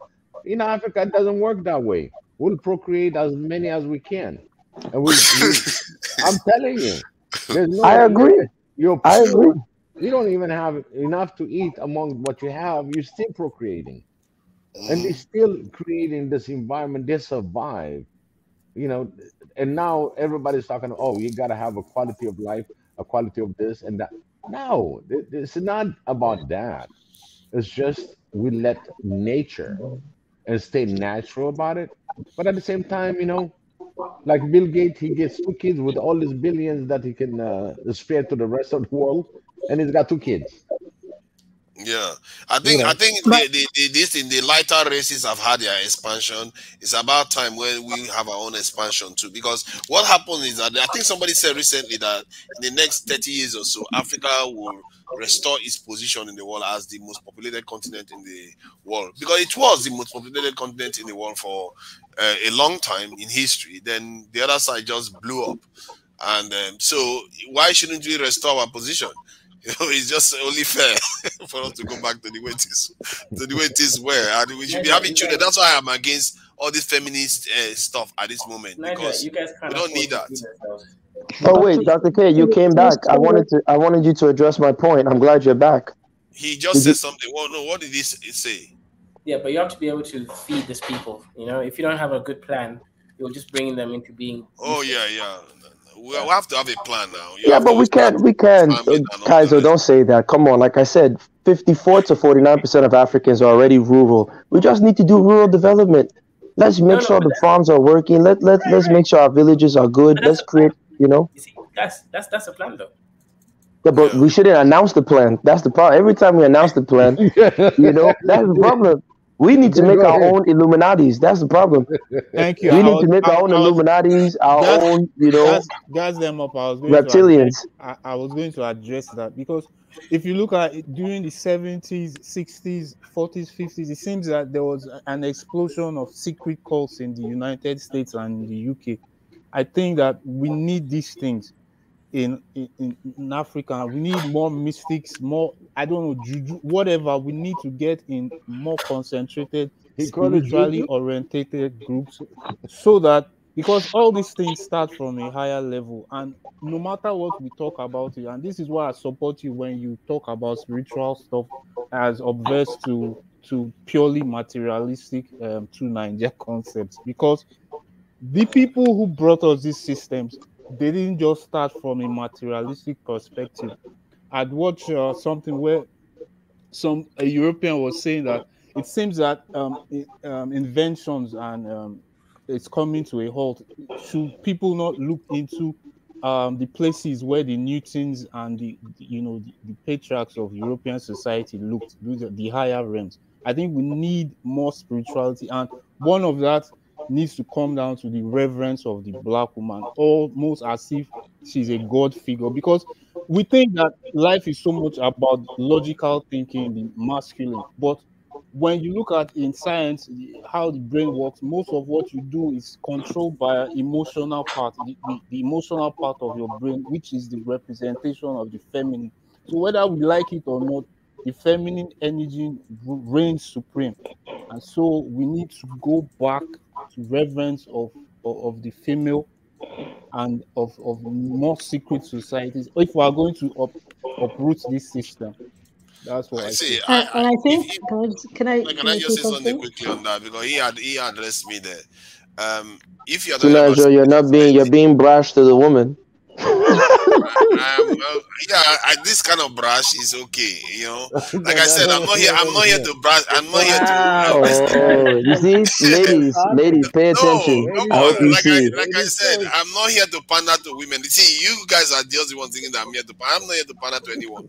See, my point. He's talked about how I'm materialistic. I don't understand that, because personally, I actually, when people say spiritual, I fear that. Oh my God! Come on, don't get me started. Now be nice. Be nice. Don't mind me. It's a real question, Nigeria. See, Dr. K, stop it. Come on, Kaizo, come on, man. We don't do personals. Come on, Kaizo. Stop it. So regarding the when people say spiritual, in other words, they are saying things you can't prove. But I actually believe that the spiritual, as people like to talk about it, is actually infused with the physical. And they try to always say, oh, let's go and start, hairy-fairy, finding solutions that doesn't exist. If you do that, you're going to miss the point, what our forefathers did to survive up to this point. They actually studied the world itself. That's why they have this natural sciences. They know about the plants and all the rest of it. They knew what they were doing. And when they do spiritual stuff, it's just things people don't understand. It's actually real stuff that people don't understand. And when I argue from the point of view that I argue, I try to peg it to the real world. When people keep talking about the real world is the spiritual world too. Where do you think tell me when the spiritual world exists? It doesn't exist anywhere else apart from this real world too. It's just a way of perceiving reality. If you separate it, then you just be at war with yourself constantly. 1 minute you're in the real world, the next minute you transfer yourself to the spiritual world. You have to exist in both at the same time. Correct. I agree, but like I said to Niger, you have to do more studying into the occult. You run away from the occult. Oh no, I know about it. The esoteric stuff, Crowley and all of them. I know about all those. Yeah. I'm not just talking about Crowley. Go look at from Newton to Rosicrucian, Einstein. Go look at all of them. Yeah, like you said, look at Newton and those guys. All of them were tapping from a greater source. I think the problem with Africans is that most people practice spirituality in the sense of, I don't know, they're not connecting it. They just want a quick fix. If you go... No, I think what's happening, if you want to talk about spirituality, is that part of why we're so lost, even on the continent, is because we're not connected spiritually with what we were before. So we're practicing something that's not ours fully, right? And then we're like into this Western style, or like the power that be in that atmosphere. So we're not really, we need to separate ourselves from that and practice African spirituality and practice our way of life. Separate ourselves from these people, or so-called people. And I think once we do that, and once we know thyself, right? I think then will we be able to get our true powers, because we do have a lot of powers. My question is, like, how is it in the villages, these women, and it doesn't matter which village, it could be in Eritrea, it could be in Ethiopia, it could be Nigeria, Ghana. In the village, they have the power to make somebody sick. or have the power to make that person ill or something. And I've seen this when I went to visit as well. So if they have that kind of power to do some harm or good to somebody, how is that, like, how far can we take it? And why don't they take that power and just get rid of the bad leaders? Well, because you have to use, because a lot of those leaders are also tapped probably into have the occult. protectors. Of They already course, have their but practice. also Yeah. in order to do that, from my research, it needs energy. So, for example, every Sunday people give energy to the church. You understand? They give energy to the main Abrahamic faiths. Whatever you put your energy to, right? Energy doesn't go on. Energy is not destroyed; it's transformed, right? So, if we start giving our energy back to those village sources, I've told this to Two Niger, we need to make the village great again, right? There's no reason the why. African way, yeah. Yes, we need to And think get like that. tap our own, like, Yes. again, like, get rid of the white Jesus, get rid of the bleaching, all that nonsense that it's just it's So crazy let to me me. ask you this question, sister. If you are one of, see, guys, we know we've had this debate before. What he's saying, if you think it through, it sounds good. Go this to is the your village, interpretation. build from the village. And also to You say build from the village, but you are talking about industrializing the villages too. Also to No. light-skinned people are much. How do you build a computer in the village? Okay. But you could do it. We don't need skyscrapers and the way, we don't have to have it the way it is in the West, right? You see, Two Niger. We could have a beautiful landscape, and there are pockets of places in Africa that are doing that, right? They're expanding, living. We're meant to walk on earth, like our many people, right? That's a great point. Do you know most of the roads in the West, they're not earth? I love to walk on my feet. And naturally, even if I'm home, I don't like to wear shoes. Because you're grounding yourself. Naturally, and I think it has to do with me being African, maybe. I don't know, right? Very quiet. I can't hear what you're saying. You guys have a wonderful evening. All right, Sister B. I don't want to call you Sister BJ. That sounds kind of disrespectful, but I'm okay with it. I'm simple. Thanks for being here. Are you good at it, Sister BJ? Come on, Kaizo. She might have a husband, man. Be respectful.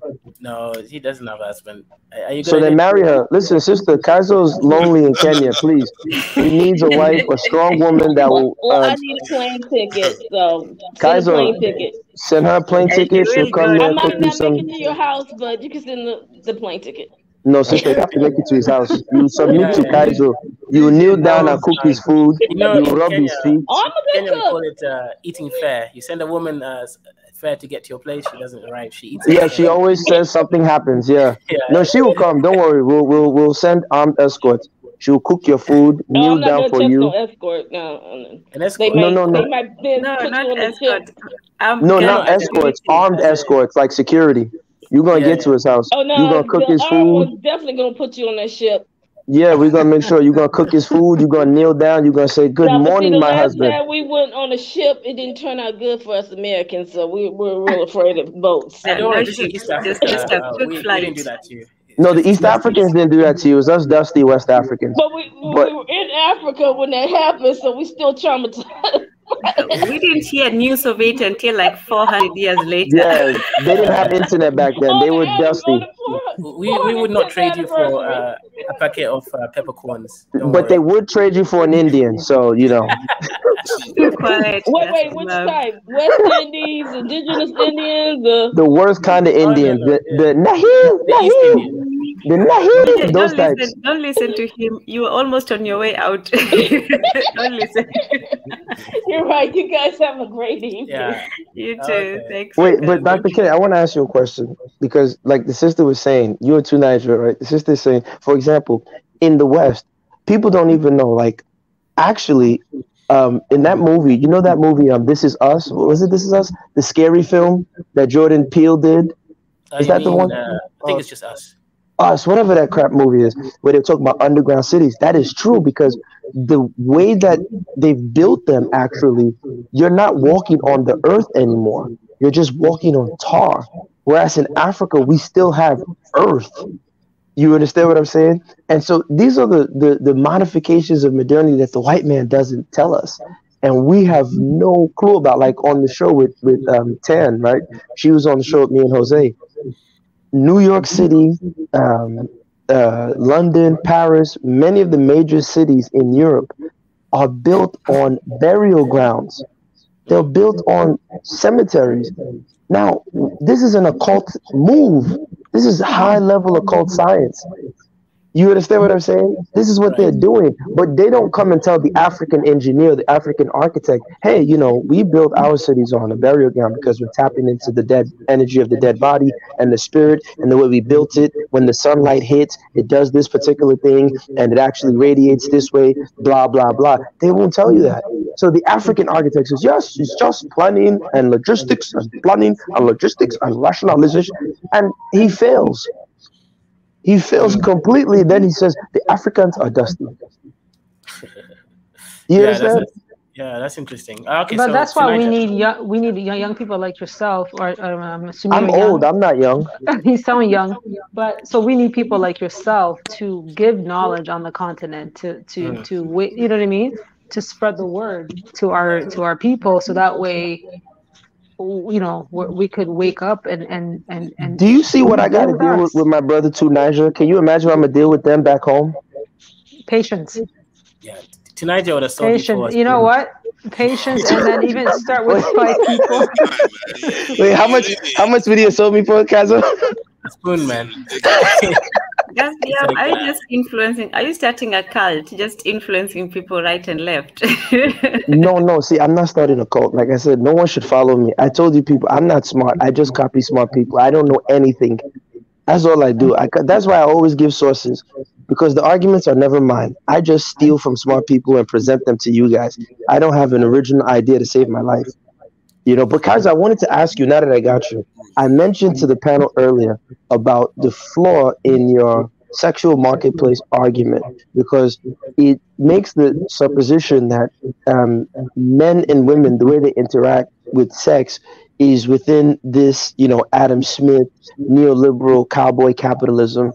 And if you look at the anthropology, especially in Africa and around the world, Shaka Zulu, for example, is the alpha male, highest of all Zulus, but he didn't keep all the women. Even the weakest Zulu man had a wife, might even have 2 wives.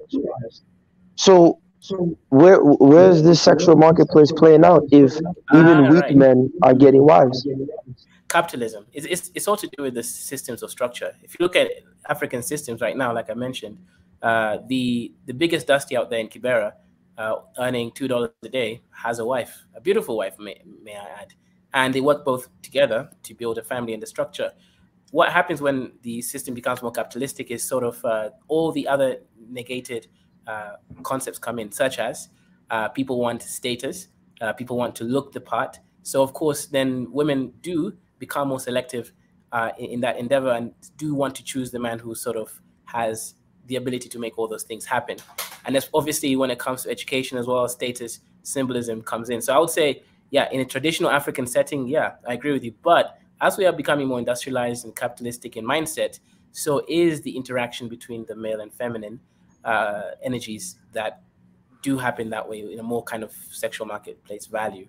It's still not completely torn apart, but I've seen it. I mean, if you come to Addis Ababa or Nairobi, women will, okay, again, any man can get a woman, but to get the, you know, the higher value women out there, by higher value I simply mean a woman you can have a conversation with without wanting to kill yourself, you're going to have to basically a higher level. Tan, what is happening in Kenya? Why are the men wanting to kill themselves? Kaizo, Explain this, Tan, please. What a betrayal. Okay, let him continue. Would you date a man who is let's say a man who sells smoky? Hey, wait, don't ask my wife questions like that. Don't ask my wife questions like that. Go ahead. Tanzan, would you be in a relationship with a man who sells? She's married. This is a married woman, Kaiser. Don't ask her such questions. And 500 shillings a day. My wife, don't answer this guy. He's wrong. She's obviously going to say no. Kaiser, continue. You know, I'm not falling into your usual stuff. Right. Might I add? Sorry, Kaiser. I think Kaiser. Let me quickly say this, and I'm out.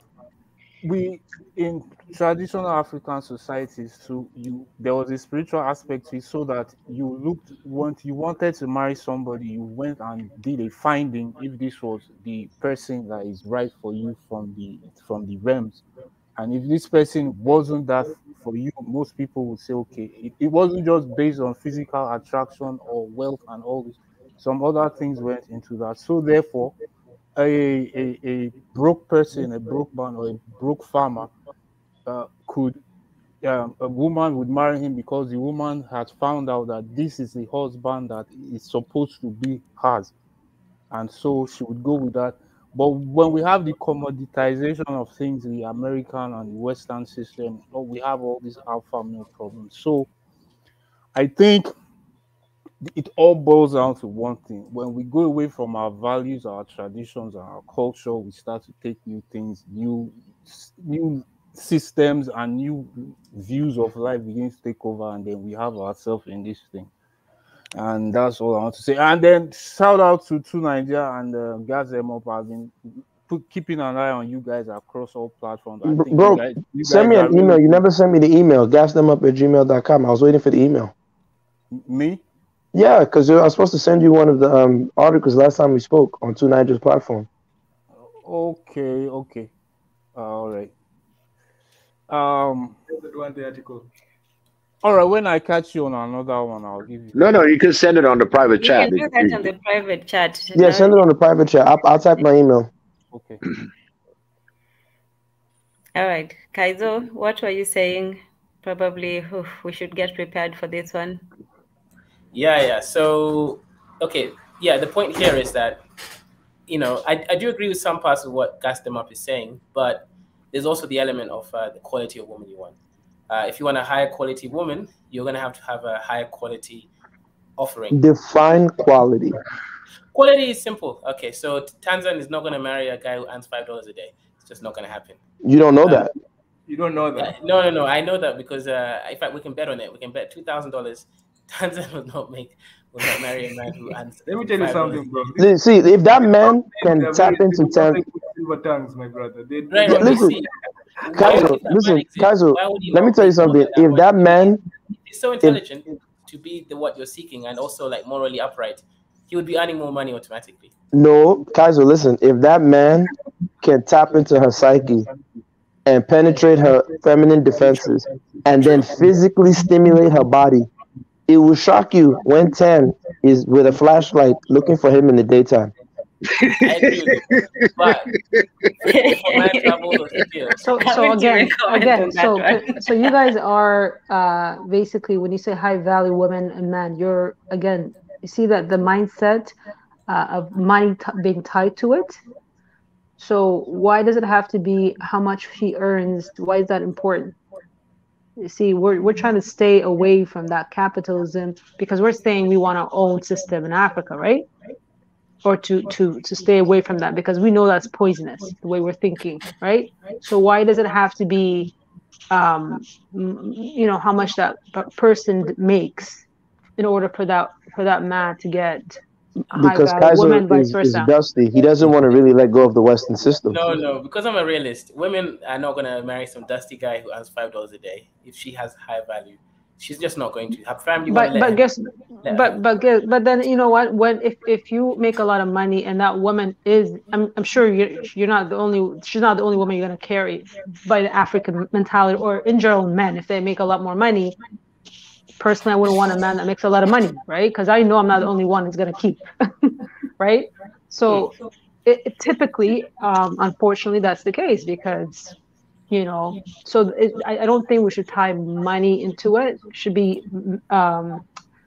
mental attraction, conversation, obviously physical attraction, but also, what we can do for each other. I think that's what it should be about, not about how much money you make. Because you do need to make a certain level of income. See, I like the money. Of course. Of course. I don't want to bum. Like, I'm not saying like you don't want that person to be right. What I'm saying is, that shouldn't be, and that's the problem that we have here too in the West as well. We always look at a person, the women that are raised here, right? I was raised here myself, so we look at, you know, we value, like, if you don't make enough money or you don't have a proper job, I'm not gonna look at you. You're not husband material or this and that, right? So I'm just saying, why don't we, like, obviously a man that has a drive, that's what you want. A woman that has a drive, I would think that's a conversation that we should look into, instead of saying, you know, the guy makes X amount of money, then I'm coming to you. So are you really coming up to my money, or are you really coming because we have a connection? Let me ask you something, Sanuti. Sanu, yeah, I have a question for you. Okay, have you noticed that when a woman is getting married, before she gets married, she meets this guy, right? And she tells her family. The first thing they ask her is he handsome? Is he something? No. They're gonna say, what does he do? The first question. What does he do? Yeah, that's from you know, even with our parents growing up, right? So they want, but the thing, that's not, I'm not saying, I understand that, but that cycle needs to be broken down, because just because he makes money, and I have friends that make, you know, men that have that make more money than them, that, you know what I mean, and they'll get that pretty girl, but she's not the only one. He doesn't really respect her. He doesn't really. So what our parents are asking, we have to do better, right? We can't really just follow into what they're saying, or, you know, we have to improve that, because that's not necessarily a good quality to follow. You know why they ask what does he do? Because they want their daughter to have a good, you know, stable life. And not only stable life is when she bears her children, can he afford the family? That's the main question. When he dies? No. When he marries her and she got family now, she got children, can he support her financially? Yeah, but what world are we living in? Like, that doesn't work in the West anymore. Right? No. I'm just talking in Africa now. You know, West is a different monster, different stories, different things. Even in Africa now, it's not as easy, right? Well, you know, listen, we got this massive continent. Don't look at it from the city aspect. Even the cities, they're getting the rural end, they're getting smarter. But it's not been smarter, but it's just the way we look out as parents. Is that when my daughter is married to this guy, is he gonna be there for her? It's not just the finance. You see, that's the thing that, and eventually you can tell him you know, he's a shoemaker or he's a something. Oh, okay, you know, he's got a profession, and sometimes you get away with it. They're not looking at it. I hear you, Biggie, but that's classes again. But the second part question is that when a man now he's saying to his family, I'm going to get married with this woman, you can rarely, you know, what's she doing or who she, you know. Which is a problem. I think that's a very sad thing, because we need to really start asking men to hold women to be financially accountable, especially for the lifestyles that they claim they want to live. You understand? Because if capitalism is a game, then as long as Black men, African men play capitalism individually, we're always going to lose. Again, what is the Illuminati? Go ahead, brother. This is, you know, to your comment. Okay, sorry. I'm just going to say to the comment what you were just saying last.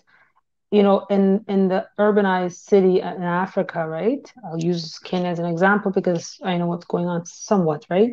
So you'll see, you know, other races coming to the country. These young, beautiful Kenyan women, they, you know, it's just this thing that they're not really respecting the Kenyan men that live there. Instead, because they see the other race, right, the white man coming there, it could be a bum for all we know, they automatically think that he has money, right? So they will go with him or go with an older man because, again, that capital mindset, right? So we need to unlearn that and move away from that.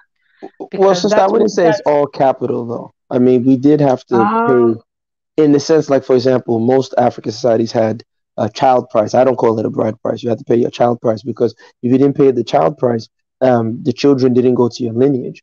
But I get where the brother's coming from. I think he's right. That of course we always ask, what does the man do? But I think pre-colonially we would ask questions like, how capable is the man in terms of his hard work, right? Like, so if he was a farmer, what are his crop yields like? If he was a hunter, what type of, what is his annual hunt yield like? They would ask maybe those type of questions to see if he's a serious man, or is he just some guy that wants to lay under the shade all day. But if you go back, if you guys are speaking going back 20, 30 years or more, there was a lot of arranged marriages happening as well. It still is happening now, right? So you select your family, they choose a family or wife or husband for you, and that's how it was traditionally, right? I'm sure in a lot of African countries. So now a lot of things are changing. People are choosing their own partners. So it shouldn't be about, because these young. But I think it should be. I think that's what's wrong, though. Personally, I think arranged marriages in conjunction with the person is the best way for marriages to work, because a marriage is realistically, a marriage is a business, right? A marriage is a business arrangement in which lineages come together and share blood, they share wealth. Traditionally, it was in the form of livestock, cattle, crops. You understand what I'm saying? And it was one of the most efficient ways of actually creating the flow of an illiquid illiquid capital throughout the economies. Because again, if Kaizo's two Niger's son, and I'm the uncle and the other gentleman is the uncle, we would all chip in. We would look at Kaizo, okay, this guy Kaizo, he's worked hard. I've seen my nephew, he works hard, blah, blah, blah. We're going to chip in. He wants to marry you, right? So we would all chip in. I'll say, okay, put me up for 3 goats. To Niger, of course, his son, he would have, okay, I'll bring a cow. Then the other uncle would bring this, the aunties would bring this. Now we will come to your family and say, we've brought the child price. Now, when your family gets it, guess what? They disperse that amongst their people. And then vice versa. Because when your brother has to get married, the same thing will happen. Everybody on your side will chip in and, pay the child price for your brother. And so this is how goods and illiquid goods and services would flow in the West African community. So what's happening now, when you say the people are choosing on their own, that's why divorce is so rampant in the Western society, because they base it on romance. And if you look at the history of romance, right, I like to call it, well, not me, I stole this again from someone else, Roman antics. Romance comes from the troubadours. The troubadours were these who actually copied a lot of their love lyrics from the Moors, but they went all around Europe singing these love songs, and it would, the women would go crazy, and they described what they were talking about, this eros, right, this Cupid's love, as a form of madness, right? And before then, for the most part, marriages were actually arranged. But the reason why the individual was championed, even in reference to a relationship, was the rise of the individual cowboy capitalism that took hold, right? In Europe. I agree with you what you're saying in regards to having that arranged marriage. I mean, look at our parents' generation. Even in my culture, not my culture, but in my country, still a lot of the young men, they will go back here. They'll come here and they'll go back, marry, and come back and bring their wife here, because they don't want her to be westernized. They won't marry here. A lot of the Eritrean men. It's very common here. Very, very common. They'll go back, bring a wife and then bring her here. Give her 5 years and then she'll be westernized. But yeah, that's the worst mistake. I don't know why they do that. Just keep trying to reach them. I don't know why they bring them. It's still happening, But the thing is, the good thing is, before, like a couple of years back, they used to go back and bring like a young wife, like 10 years or more apart. And so there was a lot of, at the end she'll leave him, right? So now the gap is becoming smaller. So there's like 2-3 years of difference and 5 year difference. So I see them actually working together, building each other and maintain that culture. This is also through family arrangement. So I agree with that, because when you have that tie, that marriage will stay longer. Even if you have issues, hopefully you talk it through and work it, together. So one thing that I will throw in here is like when you need some finance, right? You go through credit application, then the credit application is submitted, and then the creditor is going to do a background check on you, right? And then you will see your FICO, your score, your ratings, or what kind of credit you have, right? Well, in marriage, the same thing when these arranged marriage comes, they already did all this background check for the marriage qualification, even though it can be here and there, but they did. When you're in the bringing another person to your life, and you just love the fluctuation, I don't know, it's just something that you really didn't do a thorough check, or you just heard the story, whatever. There's no reference that you can really say, oh, okay, unless you are from the same neighborhood, you grew up together, know each other, and all that. That's pretty much from friend becoming a good background check has been there since childhood. But other than that, when you pick somebody, it should be just like a credit application. You apply for marriage credit application. There's none. But on the family, when it's arranged, it's already done. That there's not enough background check.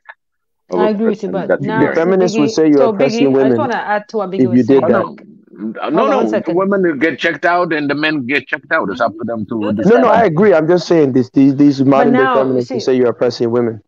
Yeah, but now we see what we're trying to. What I would like to see in Africa is more of combining cultures and also intercultural marriage, like somebody from Nigeria with why not with like an Ethiopian, or with Somalia, with different, having that, because we were one people at one point, even though we had our own tribes, there was no borders, right?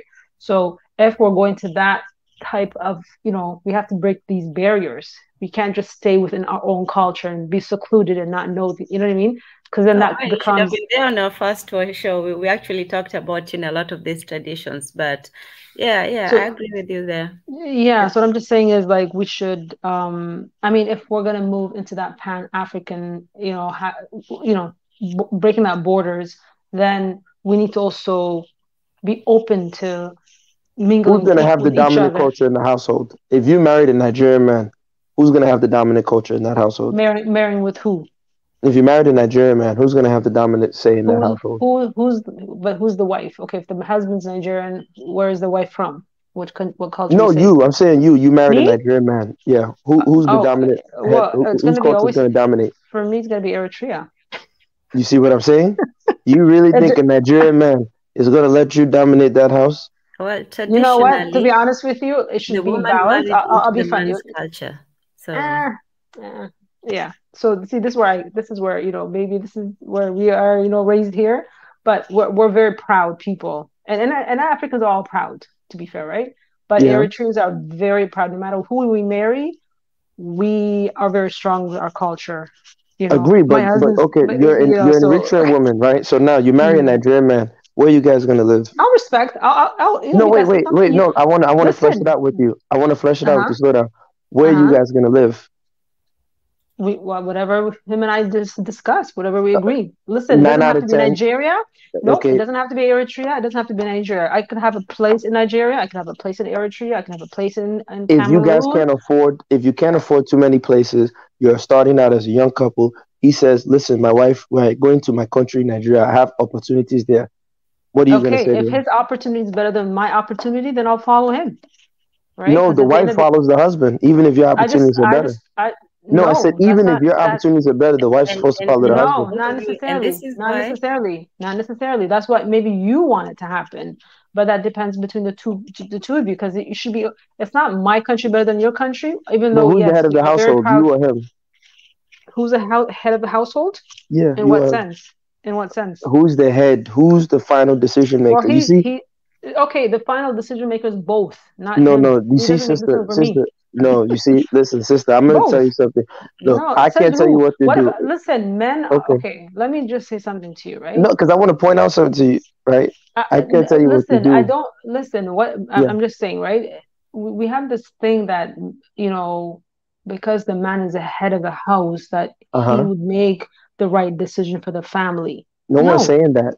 No one said that's that. What that's what you're saying. That's what you're implying. That's what you're taking it as. That's what you're taking hold on. No, hold on. You are implying that I didn't imply, but that's what you took. From what you're saying, from what you're saying, if he's the head of the household, technically, like automatically, I should just follow. No, listen. Why doesn't he have to make the final decision if we can both talk together and make that decision? Says who? Sister, slow down. I get it. You're in Canada. I love Canada. No. It's not about Canada. Nice. No. But it's not about that. I'm just saying to you. Because I'm telling you what. Because I want you to be married to a nice, rich man, or any African man, or any man, and I'm just telling you what masculinity. Because most guys are gonna. You don't want to run into a Derek Jackson, who's gonna bullshit you and tell you what you want to hear. Now you might meet that one punk ass Derek Jackson that really believes that punk shit, and like Patrice O'Neal says, you're going to want to throw up in your mouth every day because you don't like those kind of men. And I don't like a weak type of man so either. Now, of course, but at the same time... Sister, hold on, wait. Let me get there. Mm-hmm. When you're dealing with masculinity, the man is going to take the approach of, he's the head of your household, right? He's the head of the household. His decision will be final. If he's well-leveled, intelligent man, he will listen to both sides of the story, both sides of the, and we will have that decision because we're partners. He's not my father.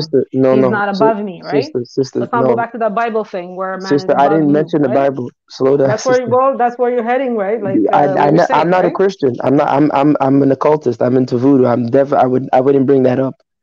So you see, don't jump to where I'm not. That's not my thing. But wait, I want you, but sister, I want you to slow down.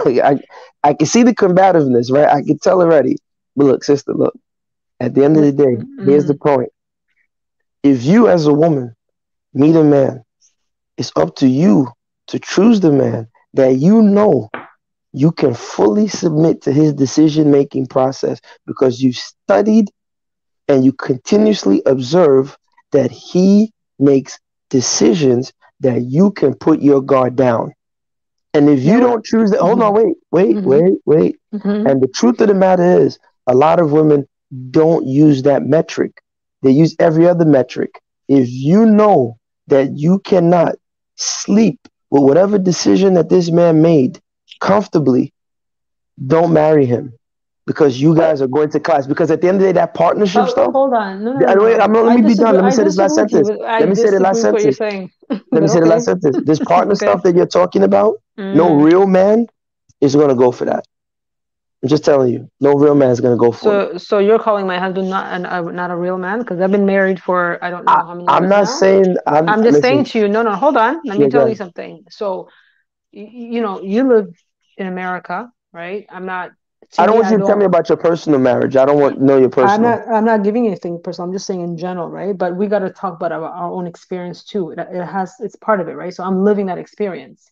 So what you're saying to me, what you're saying is you're saying that I should follow the man's lead, whatever decision he makes, or I shouldn't, even if I don't feel comfortable laying in bed, thinking that he's going to make the decision for everything.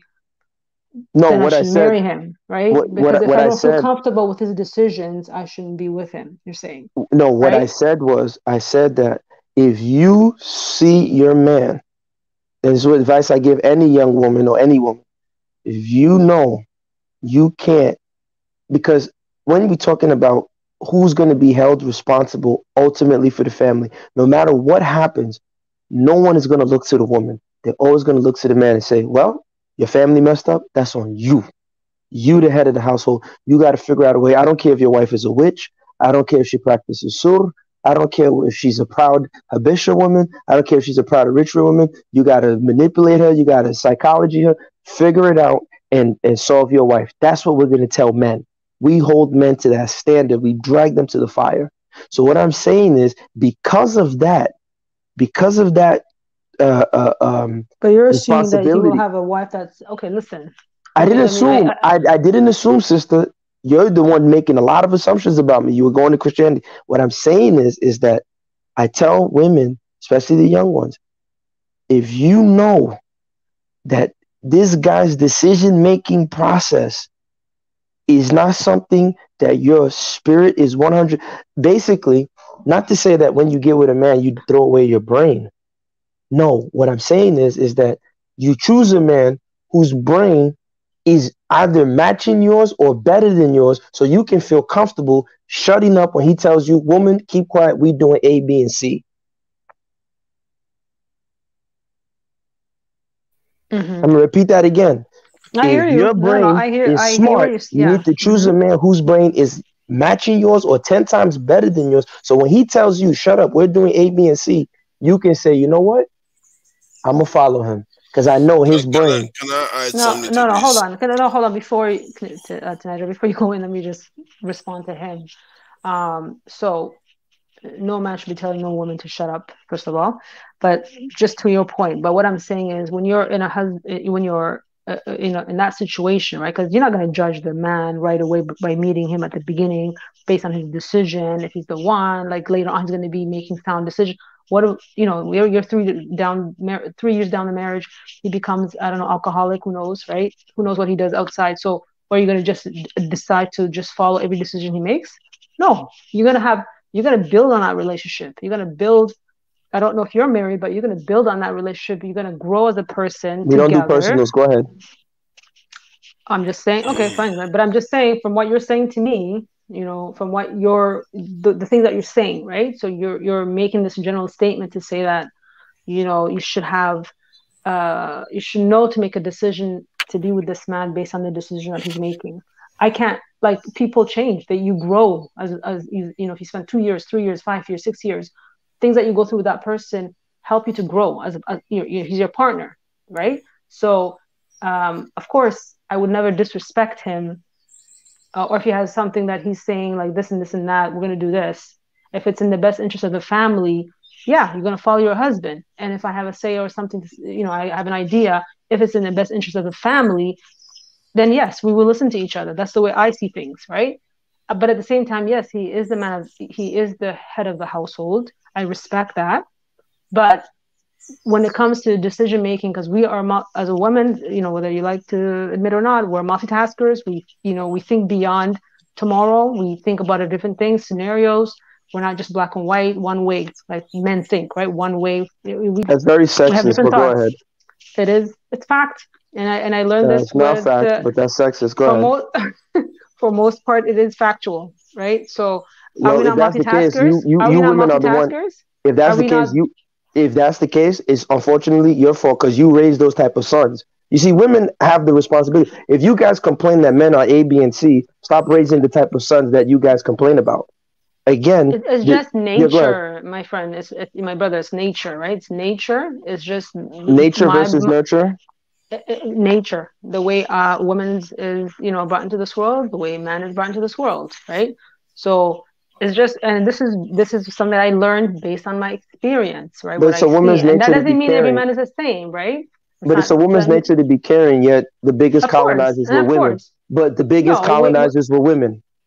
It's a woman's nature to be caring, but the biggest colonizers were 2 women. How are you basing that? Isabella and give Victoria. Me an example. No, Isabella and Victoria, the biggest colonizing around the world happened under women. What race are these? No, but what I'm saying is I'm not. What race are these? No, because you just said it's a fact. Answer the question. What race are they? Whether they're white or purple. Oh my God, this is secular argument. Come on. No, I just want to know, what race are those women that you're basing on? Can some other person talk? This is secular argument here. Come on. A second, because I think we're covering some of the things. Ridiculous. Just going round. Not getting anywhere.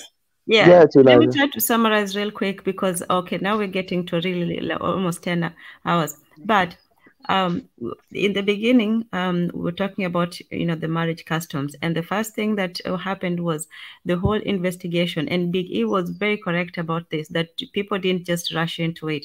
Marriage was a union of 2 families, and both families equally went and learned about each other, not just about, the culture and all, but about the family, the reputation, what kind of a man you're marrying, and at the same time with the man, what kind of a woman you're marrying. You'd ask the neighbors, you'd ask. So before you even got into it, you'd know what kind of a person you are getting into. Either your family would know, your friends would know. So it was this the preliminaries were really long and engaged. So these kinds of things would be discussed even before you got there. And this included also, testing the man to find out whether he could take care of the woman. This was a concern for the woman's family. You don't want to send your woman off to, God knows where, and you don't know what's going to happen to her. So the woman's family had to know that the man she was marrying into could take care of her, and he had land, livestock, all of that stuff. Same thing with the man. The woman had to know how to cook, how to take care of the household, and if she could not, she was sent back to her family. So these were things that were taken into consideration. And then at the end of the day, if all these things had been hashed out and the bride price was paid and all these things were done, at the end of the day, yes, the man was the head of the household and his decision was final. And the woman married into the man's culture, and she became a part of that culture and adopted it. And that's why she had to know that she was comfortable being in that culture. So these kinds of things would be, talked about before. And for example, if you say that, oh, I wouldn't marry a man from, this tribe and this tribe, you wouldn't get yourself in that situation because you'd know already. If you were more comfortable, say, with your culture, with a man from your culture, and he was more comfortable with a woman from his, that would work out because you already had a lot of things in agreement. So it wouldn't. But if you wanted, for example, and there was intertribal marriages, there were people who would marry from different tribes, and they would adapt and adjust to the new culture because they were adventurous that way. So there were all kinds of different arrangements, but before everything was done, there was always the discussions and the knowing about where you were going. It was not just a happenstance because it was indeed a union of families. So that's the short end of it, I would say. But Tanzan, is this what's happening now, though? No, not now. What this is what I'm saying is right now, even in Africa, right?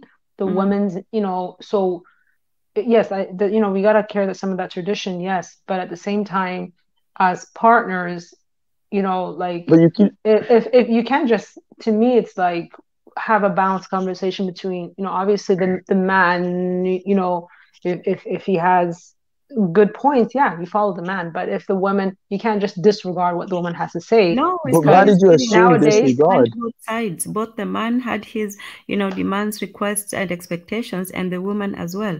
For the man, he was not just going to marry any woman. Same thing with the woman; she was not just going. Yeah, but my guy here, my no, you made an assumption. You made an assumption. You see, you said disregard, and I never said that. That's why I gave you the perfect example. I don't think you absorbed it, and I want you and Tan to comment as the two women on the panel. If you are a woman, and this is the advice I gave women, you are any woman, oh, I'm smart, I've read bell hooks, intersectionality, I know, okay, great, whatever level she's at. If she knows her level, it's up to the woman, because like you just said, women multitask, they're smarter than men, they think tomorrow, they do all these great things. Then the responsibility, the onus is on her to choose a man whose brain capacity and propensity for decision making is at her level or higher than her level. So what's the timeline for that? What's the time, in your opinion, what's the timeline? Because you're saying I can't hold on, sister. I can't tell right? women. Hold on, wait. Listen, here's my. How do I determine? No. How do I determine? So let me answer you. I'm looking for a husband, right? I meet him. I could go for a few dates with him. How do I determine? Let me answer you. Let me tell you. What's the time frame that this is the? Let me answer you. He could be feeding me a whole bunch of. Let me answer you. Let me answer you. I'll tell you the answer. I'll tell you the answer right now. So, sister, wait. So, sister, here's the answer. Again, you just said that women they think to see tomorrow. They multitask. They have all the qualities. So I find it in a relationship. Once in a relationship. I'm not saying at the beginning, sister. Right? You really got a good habit of not letting the brother give you the answer. All right, go ahead. Now, again, if women have all these qualities, these great qualities of insight and foresight, then you shouldn't have to ask me, what's the timeline? Figure it out. You know already whether you like the man or not. Like the Nigerian says, no. You men know, you women know already whether everybody just say, can I go ahead and then we'll each close they don't let anybody just go on and on. Tanaja it can be Samuel's session. Yes. Jesus Okay. Tonight we go Christ. ahead and then we'll. It's so annoying when you are hearing people talking about something and you want to say something. They're like, no, let's just keep going on round and round and round like something. It's weird, really, to watch. Okay. There's a sliding scale here. It's not cast in stone. If you have an Einstein woman, married to, expecting her to marry a guy that that can compete with her, good luck. That woman is going to get old on the vine. So sooner or later there are compromises here and there, and this is why I think the lady is a little bit more correct from the point of view that generally when people get married, they tend to have areas where they have their strengths and they trade it, and here and there. But in the end, in the African context, when it comes to some big decisions and they want to make that kind of big decision, the men generally, when they decide something, the woman may not like it a little bit, but she will go along with it. That's what tends to be. But they generally make decisions together. It's not just, oh, I'm the man. And whenever a man does that, you tend to have problems within that family. You have domestic and all kinds of stuff. But the natural way it works is that if it comes to soup, the woman will take charge. If it comes to children, the woman will take charge. The man is not making the decision there. Because he's deferring to her, because she's the expert in that area. So hence why it's a partnership from that point of view. Do I look at it? No, I agreed. No, again, too natural. You see what she was trying to do, and I call her on it. I never said disregard your woman, tell her to shut up, and yes, I'm the head of the house, and I'm the king, and the soup that we'll eat tonight, and the rice we'll eat. This is no, I'm not saying that. You see, it's just like with the domestic violence. They love to paint something that doesn't exist. What I was telling the sister was that as the head of the household, the final decision will lay in his hand, because he will be ultimately responsible. You are just admonishing men. Oh, a man's job is to build. A man's job is to protect. This. So now when a man does not do that, men like you will castigate that man. Men like you will talk down on that man. So because of that, there's no team. For example, when these women, of these new age women, they say things that they don't even really think through. You look at the military, you look at the most elite military, the Navy SEALs, the Marines, MI6, and the best basketball teams, the best football teams. Jose Mourinho, of course, will consult with his players, but Jose Mourinho makes the final say on his football team. Like, let's not kid ourselves here. There is no partnership for the most successful teams in the world, for the successful elite militaries in the world. There is no partnership. You don't have time to do that. When you have your Marines trying to complete a mission, you don't have time to say, hey, team, what do you guys think? Do you think the enemy is there? You go with the battlefield soldier who has been tasked with leading. He makes the decision and he needs immediate compliance. And there are going to be times where you need that. It's not every day, but there are times where you're going to need that. And these modern day women don't want to realize that. They like to, wiggle their way out of that. That, oh no, but we're a partnership. No, sister, there's a time when there's heavy gunfire behind the door. So hold on. So you want to compare, you're saying modern women, right? Yeah. But how about the men are also modern, right? We're the same. It's not like the men are 20, 30 years a state of mind generation. I think on that last point, gas them up is correct, actually. I think when it comes down to it, when stuff hits the fan, the modern women still want to hold their position. They are willing to even risk the marriage based on it. And when they don't give way enough to the men in these days anyway. And I think I've observed that to myself. So look at Ukraine. All the modern women in Ukraine, the top feminists that were talking women's empowerment, as soon as the big Russian guys came, what did they do? They hopped on the plane and got out of there. They didn't say it's a partnership. And they said the men should remain behind. Thank you. You didn't hear one Ukrainian woman but say at the same it's a time, partnership. it was enforced on. Hold on. We're not going to compare African right women. now, I mean, that's just different. Yeah, Zen, right now, you just put a little spin on different subjects. Just to stick to the everything that you guys are talking about, I personally experienced it as being the head of a household and what must be done and how things unfold. And there are things that either it's good for my family. I had to make that decision for my family. Before I even brought it up to my wife, I had to tell her. I have to tell myself, is it better? I have to balance everything. But eventually, things happen to be great because a career is a stake because the wife is working, the husband is working, and the career is at stake. The good thing happens on this situation that they're going to pay 80% of her salary, and she's still going to be going with me. That was a win-win situation. There was another situation that there was no about anything else, just adapt to the situation. And at the same time, when you make that kind of decision, the man, before he even try to convince the wife, he has to convince himself. Because I can see what Tanaja is trying to say when it comes to career and stake and all that. But you put a little spin on it, is like you're dwelling on the head of household. Yes, the head of household, yes, he's there, but before he makes any move and ask, he has to convince his better half. Because you know what? When he goes there, I made that decision. When I went there, I got grilled the whole time. So I have to deal with my household on fire. And at the same time, I have to put some fire out on the work field.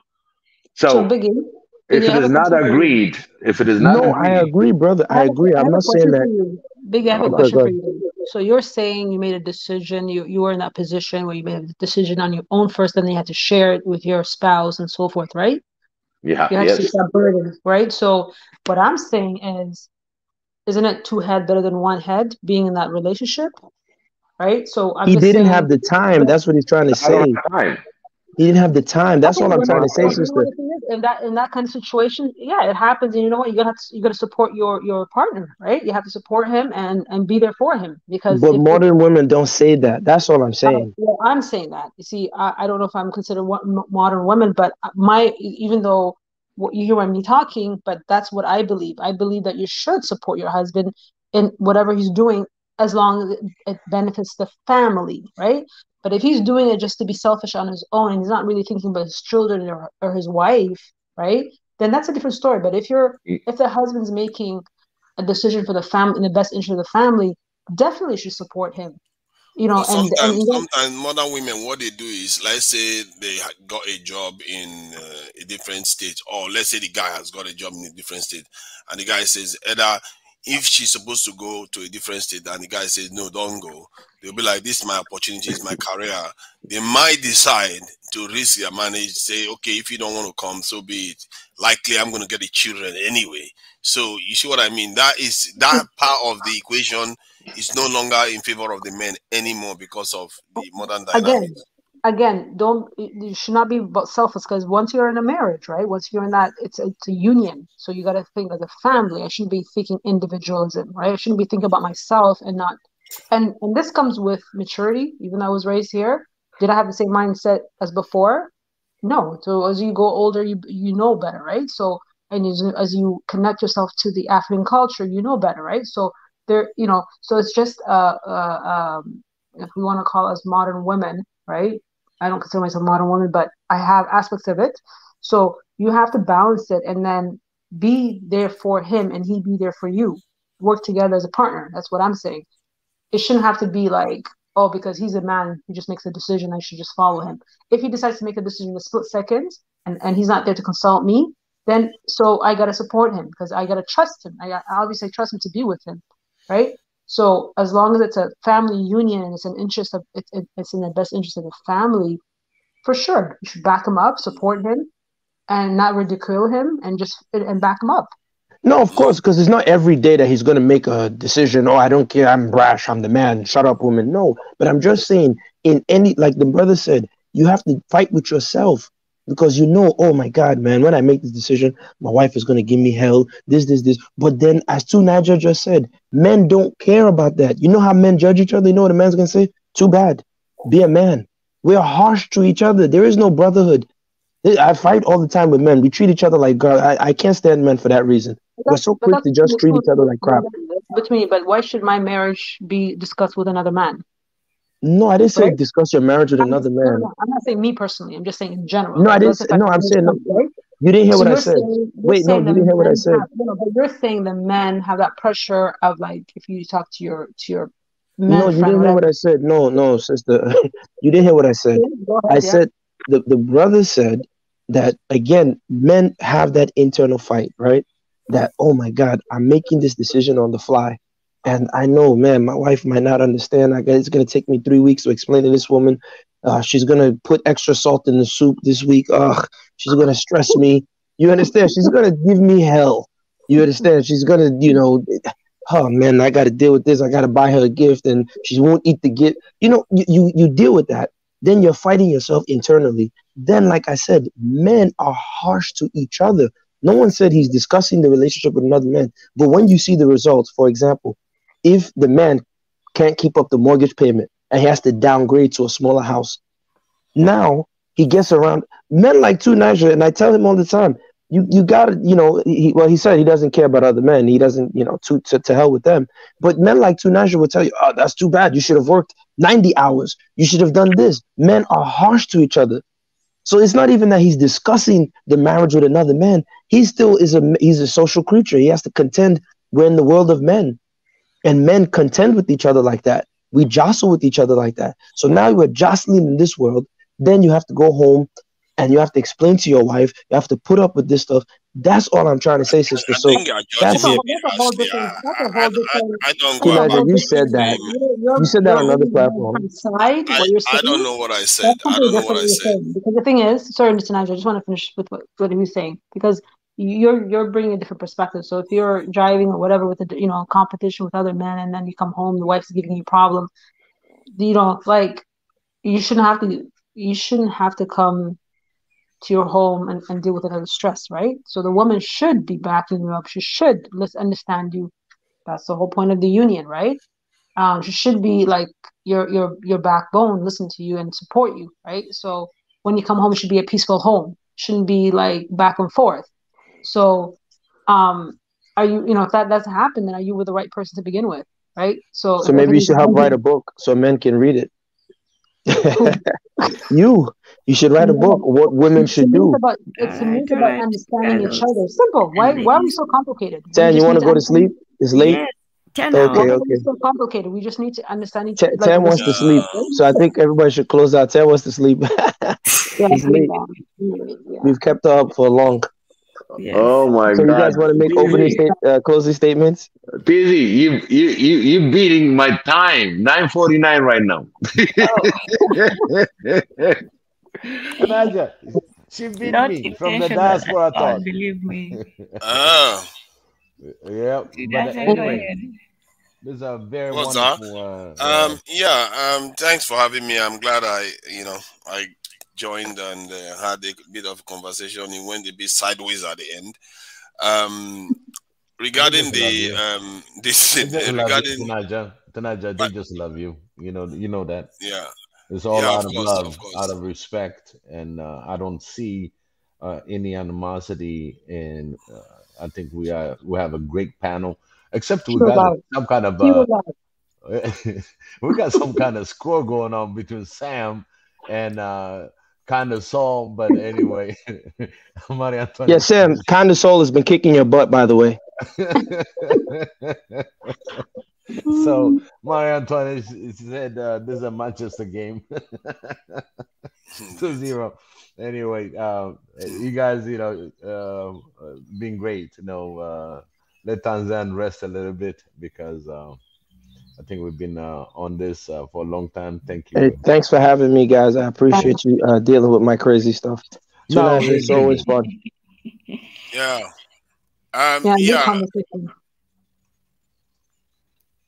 Go ahead. I'm not asleep yet. I can still hear. We can still talk. And goodbyes are going to take a while. So let's just start. Okay, what's happening? I don't know exactly what's happening. Sorry. You're on overtime. That's why. Yeah, because I was saying I was a bit confused. Okay, yeah. So if it's a closing statement that we are supposed to give, then as I was saying, regarding the main topic, feminism, we have to look at it from the point of view of what we want out of our societies, and take the good part and chuck out the nonsense that comes with it. In terms of all this, toxic masculinity or domestic violence, you all know what happened about, what went on that one. The final discussion that they were having that I barely had any chance to say anything about because I was quite interested in it. No, and don't feel hurried. Just take your time. I'm not going to, shut it out abruptly. Everybody can have their full and, yeah, say your piece. Okay, so because the final bit of the discussion, which is basically what this guy Kevin Samuel specializes on, is this misalignment with this thing of relationships and marriages with the modern, because of the modern outlook and rules of managing relationships, which is what the debate was about.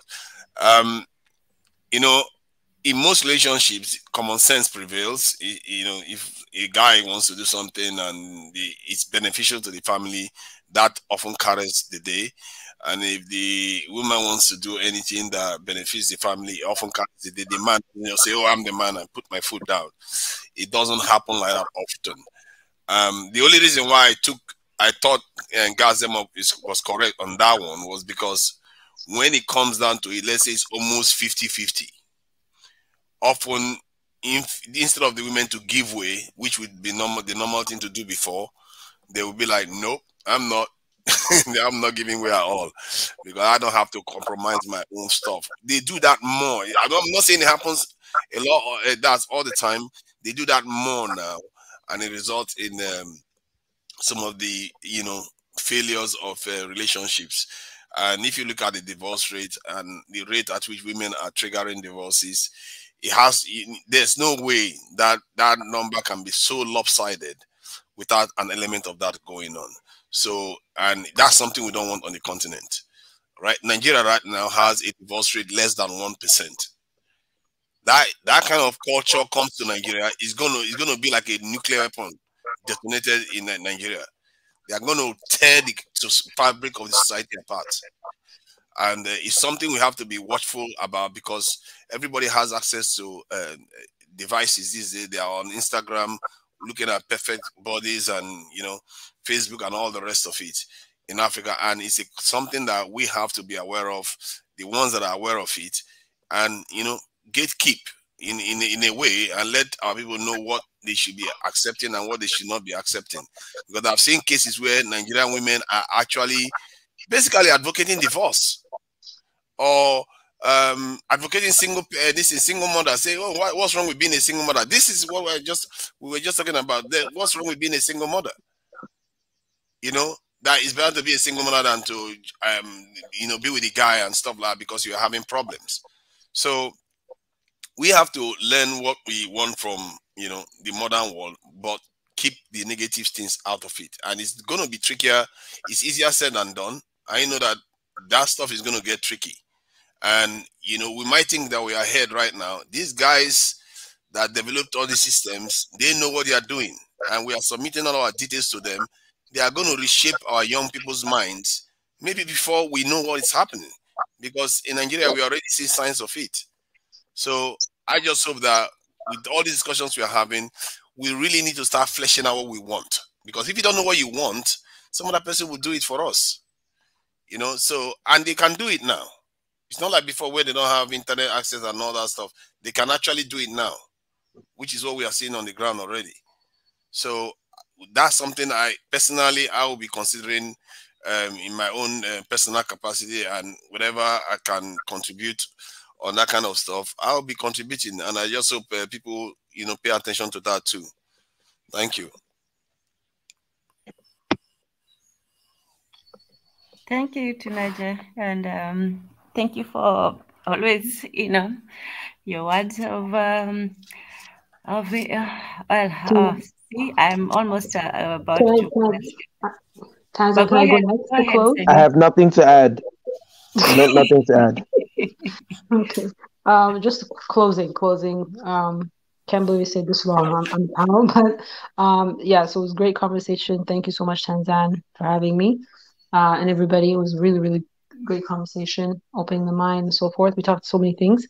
Coming back to feminism, right? So just to close on that, I do believe in empowering women, for sure, but not at the expense of degrading our men, right? I do believe in uplifting our men, especially in the West, the Black men. You know what I mean? It's completely different what's happening here, far from Africa. But it is creeping as well because of social media. It is creeping, especially in the city of African cities, like of the modernized cities. So it is important to continue to keep our culture alive. That being said, having respect for each other, right? As partners and supporting each other, right? And also, when it comes to that decision making, or has to be a head of the household, he has to do all that decision and whatnot. I think it's a balance of having both of you discussing everything as the relationship grows. Yeah, we have that culture part of it, but I think when you're in that intimate situation with your partner, your spouse, learn to respect each other, and also listen to each other's voice, and then be there for each other. That's what I ultimately goes down to, and then keeping it culturally balanced. One Africa, one love to everybody. All right, you guys all have a good night. Good night. Night. Okay, you guys are not just going to go without everybody saying, Mondetezi, you still there, or you went for a walk? Oh, he hasn't said anything. Okay. I think Mondetezi went to Moyale now. I guess he went to sleep. He went by the border now. He's coming back. We always teach him that way. Let's see if we can make it to 10. We have 1 minute left to 10. It's now 9:50. Oh, you wanna break the record? Look at what she wants to do. Broken the record. She broke my record. No, but she wants to solidify it like a true woman. She wants to make sure no one can come close. Tanzan, we already beat this record, you and I, and Tunaja. Yes, we did actually. We did. We brought that record before. Did we? Yeah. Oh my God. We did beat that 10 hours marker. Yeah. You guys know Tunaja never wants to break those. He doesn't want to have those conversations with me. Our conversations are very short. The longest is 1 hour. And then he doesn't want. Come on, don't worry. We'll get your chance. But that's typical for men, right? You guys don't have a lot of conversation amongst each other. It's not like, expanding the conversations. That's normal for men to have short conversation, right? No, it depends on because here's the thing: when men disagree, we kind of give each other space, because with men there's always that threshold of violence and insult, which I try not to do. So, me and Tunaja are gentlemen, so we don't get to that level. But generally speaking, if you agree with the man, you keep it short because you guys are in agreement. But if you disagree, you keep it even shorter because you don't want to fight each other and you guys kill each other. So, gas them up. This thing that you do, that you speak for me, don't do that. Don't do that. Tunaja, you do it to me all the time. I don't. I actually give you your respect and agree with you and agree. Don't speak for me. Hold on, wait, class. Sorry, I said class. Can everyone on this panel remember when I would say something and then Tunaja would say, "Oh, so what you are saying is that domestic violence never happened." Because I'm repeating what you said just so you know how I understood it. I'm not saying speaking for you. You are speaking for me. That's the difference. See how they're laughing too much? No, I don't know why they're laughing, but I'm telling you what I see. I don't care. I'm telling you what I'm saying. If I don't like you speaking for me because I don't speak for you, and you do that to quite a lot of people, I don't know why they accept it, but it's me. See how he's being brash with me, right? He's being very brash. I'm just telling you, not to be speaking for me, because I like to speak for myself. People have accused me of even having a go of somebody that is on my side supporting me, because I just like to have my own voice. Don't speak for me. I have my own voice. No, hold on, Tunaja. How does he say it again? Like me and two Niger. No. That's what he says. Tunaja, but no, yeah. What does how he start? Before he say a word. No, he was saying something very specific. The way you say things, What did he say? He was he was saying, okay, yeah, like gas them up. So you said so and so and so. Yeah. That's what he said. And it must be something that you really got him so over and over on that 1 hour short conversation. No, because I have to make it. See, the reason why I like to do that so that he understands that I actually heard what he said. Because sometimes when you just talk, then they don't understand that you actually listen to them. Then the person might just get cross that you're just talking, but you didn't understand what they're saying. That's why I repeat what he said, then before I answer it. Right. Because after all, he's not seeing my face. He doesn't know whether I'm busy sipping coffee here while he's talking away. So. I'm gonna let Tunaja have the last word as a gentleman, and we'll let Tanzan go to bed. I ask you, and you were on mute. So you were saying? No, I don't, because like I said, when me and Tunaja are on the panel, he's already admitted that I'm here misleading people. What?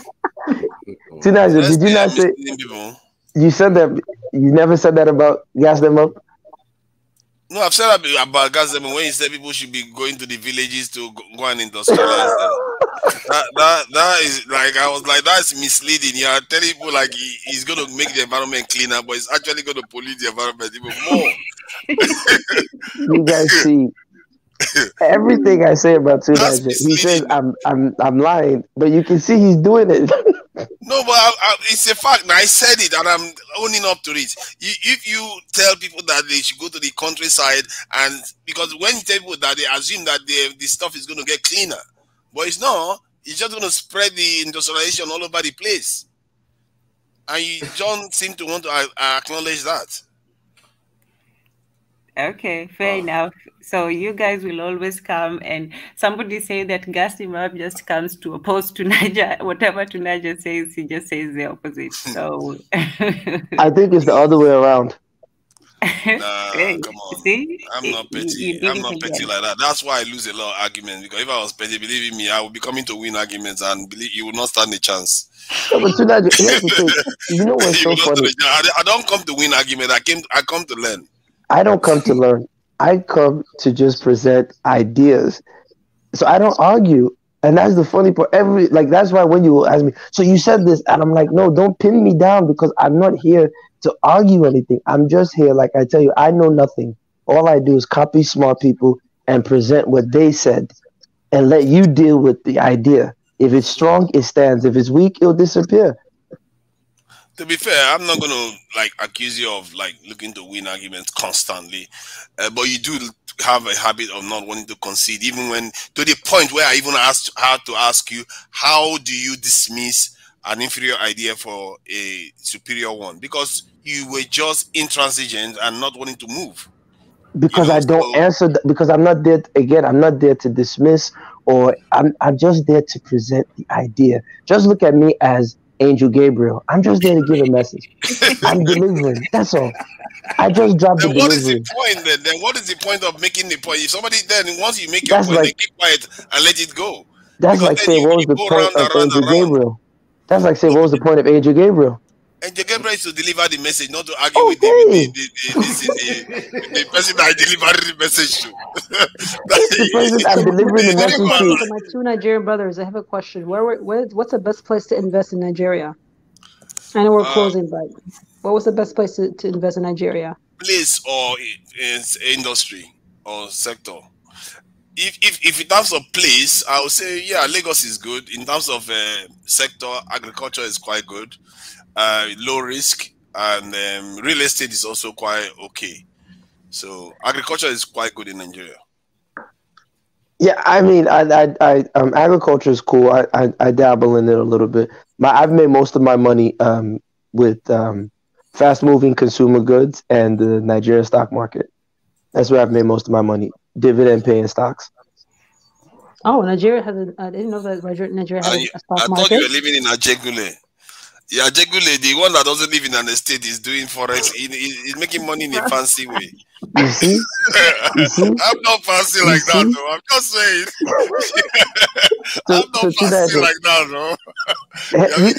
Wait, but to that, you see, you accuse me. You say I want the people to be in poverty and wallowing in it. I'm teaching them how to trade forex and invest while they're living in the slums, so they can do things and work communally. You see? See, I don't know if my brother here, if he's being serious or if he's like, sometimes you're just trolling. It sounds like you're trolling. Are you serious? I don't know. About investing? No, what you're saying, like in the village, you want them to invest. Is that for real? Is that what you're doing for the people? Or No, here's for example, like forex, because he mentioned, because I do trade forex. I've made money, but I've also lost a lot of money. Day trading is a very brutal thing. I mean, there's people with been there, done that. who are much freaking smarter. I mean, you got mathematicians like Tan and Kaizo, and these are PhDs with 3 PhDs in engineering, and trading is still difficult for them. I'm just, again, a dumb guy who copies people. So trading is difficult, but for me, like tonight, I said agriculture and investing just traditionally, the way people like Warren Buffett. Again, I copy all my investment style I steal from Warren Buffett. So I listen to every Berkshire end of year report. I watch the videos. I read all the reports. Whatever he says and how he invests, that's what I do. And those are the type of companies. I've made almost all my money in Nigeria from the Nigerian stock market and having a few stores selling fast goods. Because the thing about investing in Nigeria, in my experience, you can do the real estate, you can do the agriculture, but a lot of times you have to be on the ground. You have to have trustworthy people. But if you have a shop or you have your own store, and it's relatively inexpensive, you open up a shop in a store, you get some goods. You can you're in Canada, you can ship your goods from Canada directly straight down there. Factor in your cost of shipping, right? If you go to wholesale locations, factor in your cost of shipping and start selling your goods. When you're not there, you close up your shop. So when you're there, you open up your shop. Back? Are you planning to pack and move there, or are you just doing everything from here? Well, I don't put the personal, but what I'll say is this: the Saudis and everybody else around the world, they're international businessmen. So I just, again, copy the international business people. They buy goods from rich countries. They sell it in their country. They invest in real estate in their country. They invest in agriculture in their country. So I think we should all be doing the same thing. What I fight is capitalism is a beast. We have to do it collectively, starting with our families, our brothers, our close friends. I wish more of us Black people attacked capitalism collectively. We don't do that. We're just very individual. And we can't win this game. Because again, what is the Illuminati? It's just a bunch of rich people acting like communists. They're pulling their money together. You know that, right? Yeah. They got that from us. So so that's all they're doing. They're just, communists with money. So we should be doing the same thing. I don't know why we don't act like them. You got a bunch of rich guys in the room. Yeah, it's crazy. You have a whole family of Eritreans or Nigerians, and no one thinks, you know what? Let's buy the building across the street, multifamily income. We can do it. What if you tell them to do some voodoo or to go to the pastor to pray so that their enemy doesn't have children? They'll be very quick to go and do it. I just don't understand our people. Mindset. What's going on? It's happening. Conversations like this is happening. Mindset.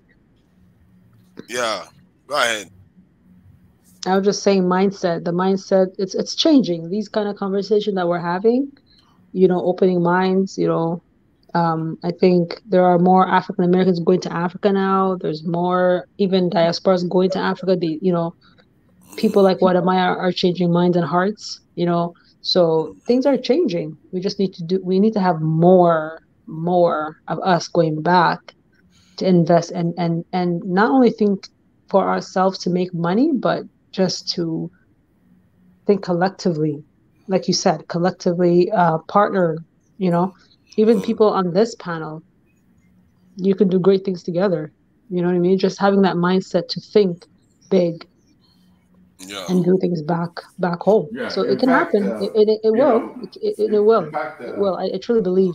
I feel like it is our time. I feel the energy. I feel it. Does Eritrea have a stock market?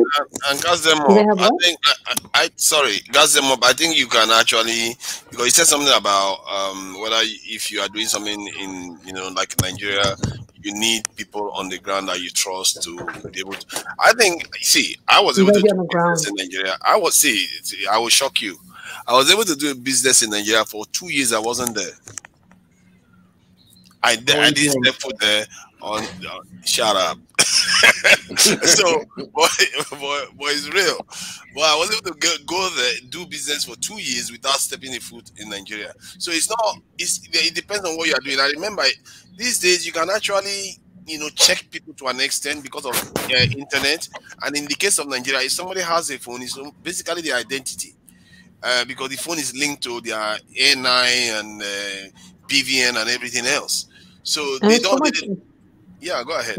I was just gonna say there's so much intelligent Nigerians, like really highly intelligent Nigerians.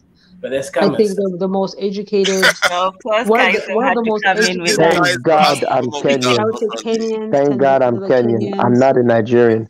I don't scam. Nigerians, the most, yeah, there's a few that scammers, of course, but I mean, majority of them are very highly driven. So it's just having a mindset to believe in yourself and to love your own kind. And yeah. And Nigerian people are some of the on the most continent. respectful people. You know, I proved it to Tanzan the other day. She was thinking that it was a joke. The Nigerians are quite humble too. It turned out that we are the most humble group on the continent too. Yeah, they'll say when you ask them, "Did you scam me?" Sorry, sir. Sorry, sir. Wait. Can I ask you guys a question? Why do people just hate Nigerians? No, when I say hate, but what is this issue with Nigerians? Who hates Nigerian? No, I'm not saying you, but why do people are like they just have this thing, and it's like Nigerians love everybody. We scam ourselves, we scam you. Propaganda. Nigerians are equal opportunity scammers. So why do people just beef with Nigerians? I don't understand that. You know what it is? Okay, Nigerians are like 200 million people on the continent, and so. You have a president. I don't know, not really for that guy. I don't think he's kind of half there, half not. So, but I mean, I feel like even Ethiopians too. Like they have 100,000. I think there are 100,000 million people. Sorry, what am I saying? 100,000 people. 100 million. 100 million. 100 million. Sorry, yeah. So let's say that, yeah. So, and very, very proud people, very intelligent as well. So imagine if we can take, because in the UK, even in America, the top doctors are Nigerians. You know what I mean? They come here, work hard. It's just that they have to, I think, if they could just let go of that capitalism mindset to running after money and having that fancy car, this and that, you know what I mean? Like if they could just leave that and just go back and build. Nigeria would be one of the top country in Africa. It would be an example for the rest of Africa. So I hope and I wish and I look forward to Nigeria actually flourishing, because it will be an example for everybody else. Yeah, but then you gotta have the leader, man. No, our leader, our leader has a record. They are closing, but. Yeah. Oh, yeah. Isn't it? Sorry. Let's clear out then. If that's and don't worry, guys. Sorry, Dan. We went off somewhere else. Tomorrow we have Kenyans are known for scamming Nigerians. I just want to know, why did the Kenyans scam my grandmother? No, because a Kenyan scammed my grandmother with a fake MTN SIM card. So I want you and Kaiser to. That was not a Kenyan, and that was not your grandmother. So it wasn't a Kenyan. Yes, No, and but it wasn't your in Kenya, grandmother either. Congolese, Okay. Kenyans, It was a Congolese. yeah, Congolese in Kenya. Hey, you know, if you really look at the if you look at the percentage of entrepreneurship, you know, I'm looking at Kind Soul, you know, where he said I support kids as scams, and they are showing entrepreneurship. But you know what? Africa is the highest in entrepreneurship in the world. 20, Yeah, it's a fact. Yeah. 26. We had it on last discussion. 26% entrepreneurship, sheer entrepreneurship, out of the air. You know, bring it up and what do you call that? Air to air sales and shit. You know, they'll be selling a whole magazine, store. You know, everything is done and the paperwork is submitted, but the cash flow, you don't know where it went. It's just amazing the way things are goes in the continent, and we want that really. You know, if you're capable and we have that power of 26%, that's a lot. That's a lot when you look at the continent population. No, I think it's probably more. I think it's even more because they're not factoring rural farming as entrepreneurship, which is, I think, a problem. There's a lot more. Like I said, there's a lot of things that are not really, the statistics are not really, anyway, they don't count. They don't count. You see what I mean? But again, 26 already is good enough for us. You know what I mean? We got just a base number. It can be more than that, but if you stick to the same number that's going over and over, then we can do a lot more. No, you're right. Because look, when you look at, like I said, I've told people this all the time. We never got the richest man in the history of the world was a trader by the name of Mansa Musa. And whatever we feel about him giving away all that gold, right? That's neither here nor there. But the point is, he built this wealth through intra-Africa trade. And keep in mind, this guy only traded with Western Sudan, right? Because West Africa at that time was called Western Sudan. So can you imagine how much more money he would have had if he had traded as far as Kenya, as far as Zululand? You understand what I'm saying? Intra-Africa trade is non-existent, and I don't think we realize that's the real source of our wealth. We ever since the chemical people came, we've been looking externally, right? We were told by the chemical people, if you send your human beings for these trinkets, you'll get wealth. Well, we did that failed. Then we switched to palm oil, especially in West Africa. That failed. Now we're switching to mineral resources to send externally. That's also failing. Like, when are we going to look internally and build amongst ourselves? Because I think it's just baffling. And take advantage of the free trade agreement that we have within the continent, right? Yeah, that's take what advantage of that. Yeah, when that free trade kicks in, I can't feel it. It already kicked in. Yeah, it's kicking. The point is, I can't feel it on the ground yet. It's because they don't have the infrastructure. Yeah, because they haven't done a good job. The infrastructure now. So people like yourself and the diaspora, it's a great opportunity, to be honest with you. I myself I'm planning for that, right? So it's a great opportunity for us to go back and build and to use that advantage, because the Chinese are ahead of the game, the French are ahead of the game, all these corporations that are from the West are ahead of the game. They've been there already. Now it's like red carpet for them, because they've been there already. They're doing it, so now they can establish it they don't have to pay taxes to transport their goods from one place to another place. To another. We need to be ahead of the game ourselves and be, and go back and do these things, especially the diaspora. It's a great opportunity for us too. But a lot of us don't believe in our people. They don't believe in Africa. They don't believe in the worth of us, right?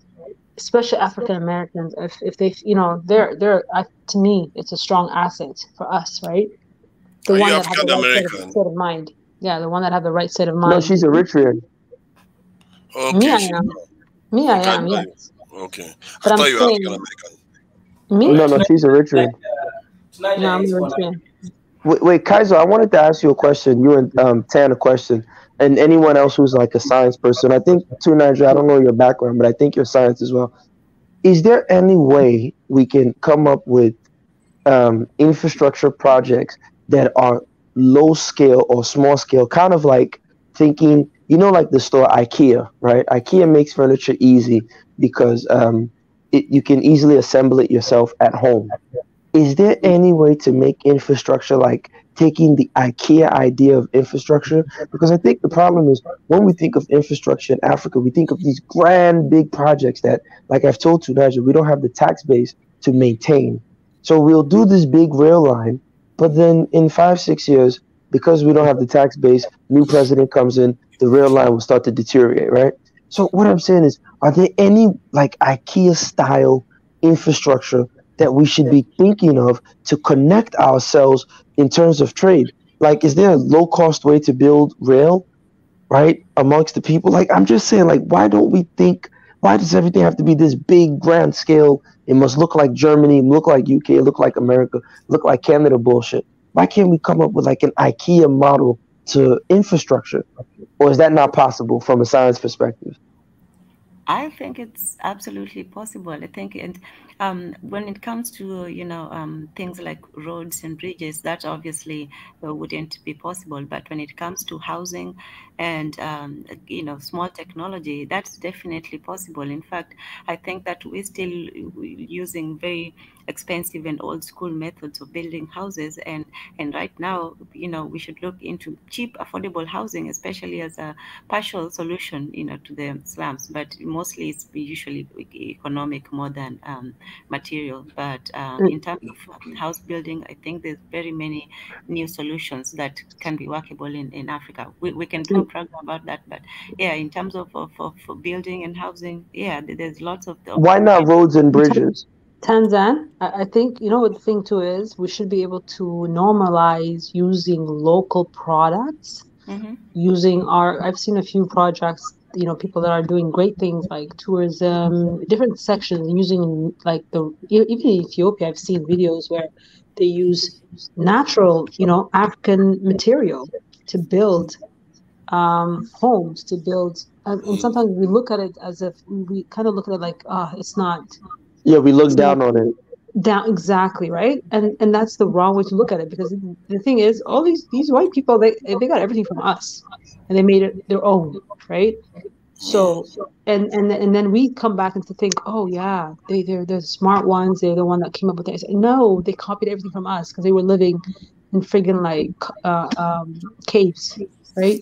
So they got everything from us. So we should go back again, to look at the natural material that we have and use those. Building, how much trees, like bark of trees, goes to China, especially in Gambia, and they're getting it for free, for nothing. Imagine building a construction or like a manufacturing for hardwood, using these trees that they're just killing left and right and going to China. So there's so much opportunities in Africa. There's so many. We just need to open. But I wanted to touch on why, because Ten, you said not roads and bridges. Can you tell me why? And I don't know if Kaizo or Tunaja can jump in. Why can't we take that IKEA approach, even if it's on a small scale? So it's like roads, bridges, train tracks, because that's the way it can be more self-sustainable. Again, I'm not an engineer, but I want to hear from you guys. Why not roads and bridges and tunnels and trains? Why not? I think what the lady said. I think what the lady said about using local source material is very important. The reason why the IKEA method is tricky, because the IKEA method involves developing a kind of a prototype first, because it's a kind of, because IKEA, when they make a furniture, they have to design it and build it to that specification first, then they must scale it up. Well, somebody should mute their mic. You're echoing. So, I think there's an echo, but it's okay.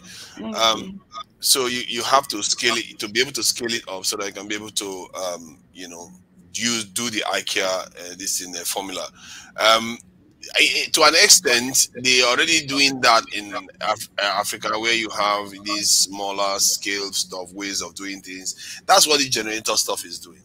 And there is a reason why when you want to do stuff that is going to benefit everybody, you build large, you build it big, so that everybody pitches in, and it tends to be more efficient. This in terms of cost effectiveness. So to do the IKEA one is good when you have a more mature system of design and development process. But that's why I think where the real benefit will come from is when we start using locally sourced material, because then we don't have to import those things, which is already more expensive to buy them and bring them to our countries. And then you don't also have to, pay transportation and all that nonsense. So you just get the local. And clearly we have the materials on the ground. We just have to start using them. So Tunaja, like I just saw an article. There's a young guy in northern Nigeria. Because of rising oil prices, he just came out with, this is like Tesla-like level, right? He has created, what do you call it? Electric car. He can modify your downfall. Basically, that's the public transport. I don't know what they call them in Kenya or Eritrea. It's like the mass transit, the big yellow old Volkswagen vans that everyone uses. What do they call them in your country? I forgot what they call it in Kenya. I think that's Matuso or Yeah.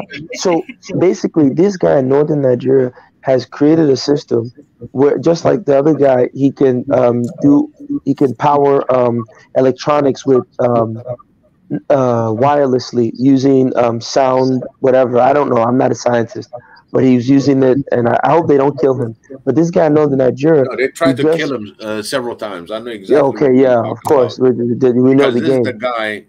This is the guy that could produce free electricity. Yes. Actually. Yes. So he's come up with a whole game. But I may be skeptical, though. I'm one of the skeptical kinds, though. Well, I don't know. I'm just saying, you guys are the science people. I don't know. Any sign of anywhere he's generating electricity from? But hold on to that. No. On this, this is an old Nikola Tesla project. Okay, and one thing that Nikola Tesla did is all his patent, he made them open source, so nobody can infringe on that. And one of them is producing electricity, and that's what he's known for. So he used Tesla's approach and theories, and he ended up by collecting radio waves, any radio frequency that you see off air. He was collecting those and producing them to convert them to an electrical power. So his method is proven, and that's why they tried to kill him about 3 times. They did attempt 3 times. So tonight, I want to ask you: this guy in northern Nigeria just came out with an ability to transition your car to electric.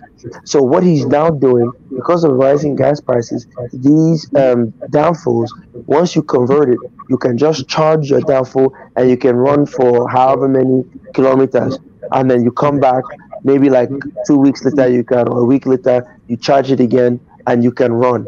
So these are like the IKEA, that's what I'm saying, thinking smaller, right? So if we can take this guy's radio wave technology, take this modification from diesel or gas to electric, these are the little modifications that we can do that, yes, to Nigeria, we can bring to our villages. That's what I'm trying to say. Actually, this guy, he was asked through the media, okay, now that you have this, where are you going to be investing that into, making money or anything else? The first thing that he said is he wants to expand the knowledge throughout Africa, and that's what everything came in. Say what? He's given free electricity. I mean, anybody can produce this free electricity, because once he puts this machine together, it runs by itself. It's self-sustained. It doesn't need any outlet. It just continuously produce electricity. So that sharing part and who he's going to be working with, his CEO, so-called, that vested money into the company, he's kind of got a little bit picky on where he wants to expand this knowledge, because this knowledge, once you decipher it, eventually everybody can replicate it, and he cannot have a patent on it because it's a Nikola Tesla patent. But why So should he nobody can patent it? infringe that. Hey, hold on, He though. can't. I find it He a little can't. bit troubling, though. The reason why I'm skeptical, as someone that you see, the reason why I'm skeptical is because, one, that, like you said, the patent is public, and we know the West, they love a lot of money. A lot of people want to make money. So am I to believe that all the people around the world have tried to use that same patent to generate free energy and they didn't succeed, and this guy succeeded in in somewhere in Africa? And then, secondly, there are many cases of people claiming that they've done this sort of stuff online. If you search YouTube, you see them. But No, generally, actually, they are not true. he came in on the major networks. Yeah, He came in on major networks. they do that. That's what they do. They even do them here too. There's always these kind of stories that show up now and again that doesn't bear this. We have to be careful, because I think Dr. Cape is probably aware of it if he's there. In the scientific world, there is something they call peer review. If you want to do something and prove anything, you release the information, because you are the owner of the patent now already, because you are the first person. You release it so other people can be able to test what you've just done.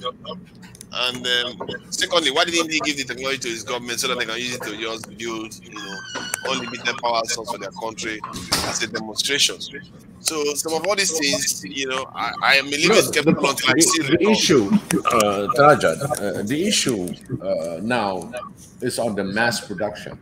Okay, there's a secret that he has to, keep.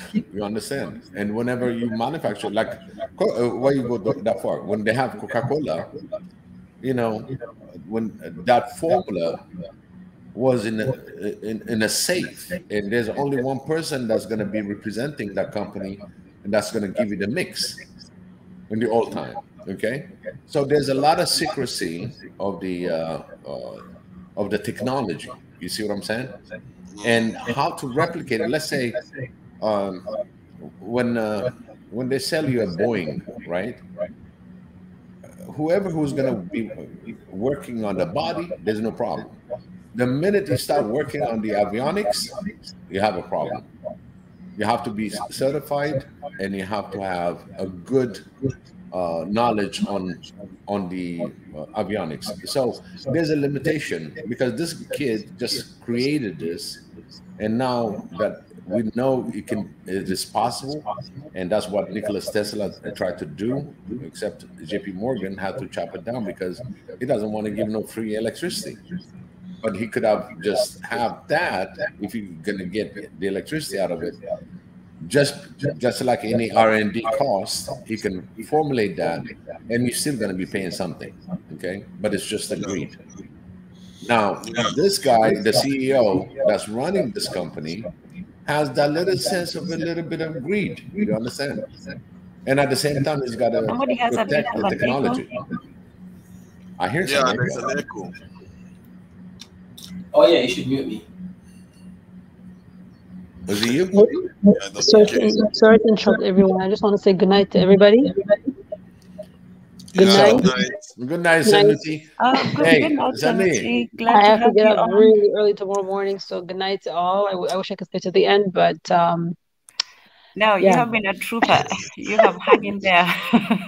Yeah, I want to suffer tomorrow. But I enjoyed the conversation with everybody. I love all of you guys, and have a wonderful night. Thank you. Good morning or afternoon, wherever you are. That's what Biggie is always. Yes. Thank you. Take care, guys. Talk soon. And you too. So there's that issue of the technology transfer issue. So you don't want it in the wrong hand, and then you're just gonna have a bunch of sabotage that's happening. Then you become a failure after you expand your company. So let's see. Let's give him about a year or two, and see where this distribution and opportunity comes for the African brothers and sisters that are out there with no electricity. I think they should. That should be a great impact. Yeah, if that is true, that is going to be a massive paradigm change. Yes, that's a game changer. So some of the, and also don't forget, your local electricity company, now people are getting electric somewhere free. I don't think they like that either. You know what I mean? Yeah. It's economy. And whatever they're going to be placing it, they might have an exclusive area where they can use it because they don't have electricity. So we can use that. And I mean, it just came out, so all the logistics, you have to give it time, and the countries have to agree, because it comes to the bottom line of economy. You go and you give free electricity, that means you're off grid. Thank you. Anyway, I will still be skeptical until I see I have to see stuff before I believe it.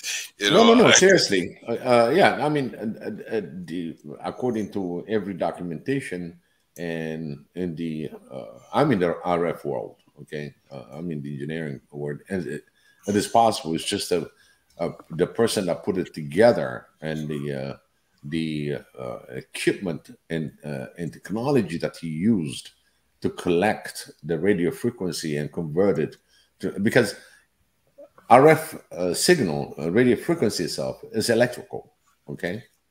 Yeah. Marconi tried to cash in on that, saying, "Oh, I created radio," but unfortunately, the patent is Nikola Tesla, which they declared in 1976, because he's the first one that showed the transfer of electrical particles from one point to another, which is the cell phone now, the radios, anything that you transmit is based on Nikola Tesla theories.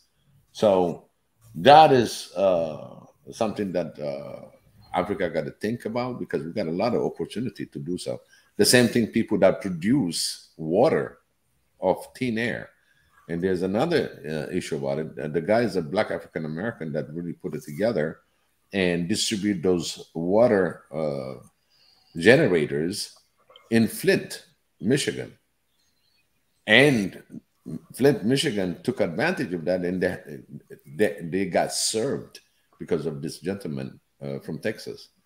And yet they put him down. He helped people literally for free. He just brought this his water generator and provided gallons and gallons of water to Flint, and people really were upset because he's Black, simply. But his job was to get clean water to Flint, Michigan citizens. You see what I'm saying? There's always, the water authority want to shut him down, and yet they don't have a clean water. It's just a matter of balance and identify where the feasibility and availability to that specific generator to be distributed. The same thing. This is electric generator, and the other one is water generator. Don't we need both in Africa? We need both. We need them. We do need both. Okay. All right then. Let's close for today. I go and rest. Next time I will be ready. All right. Thank you. Hey, Tanzan. Thank you. Yes. Appreciate that.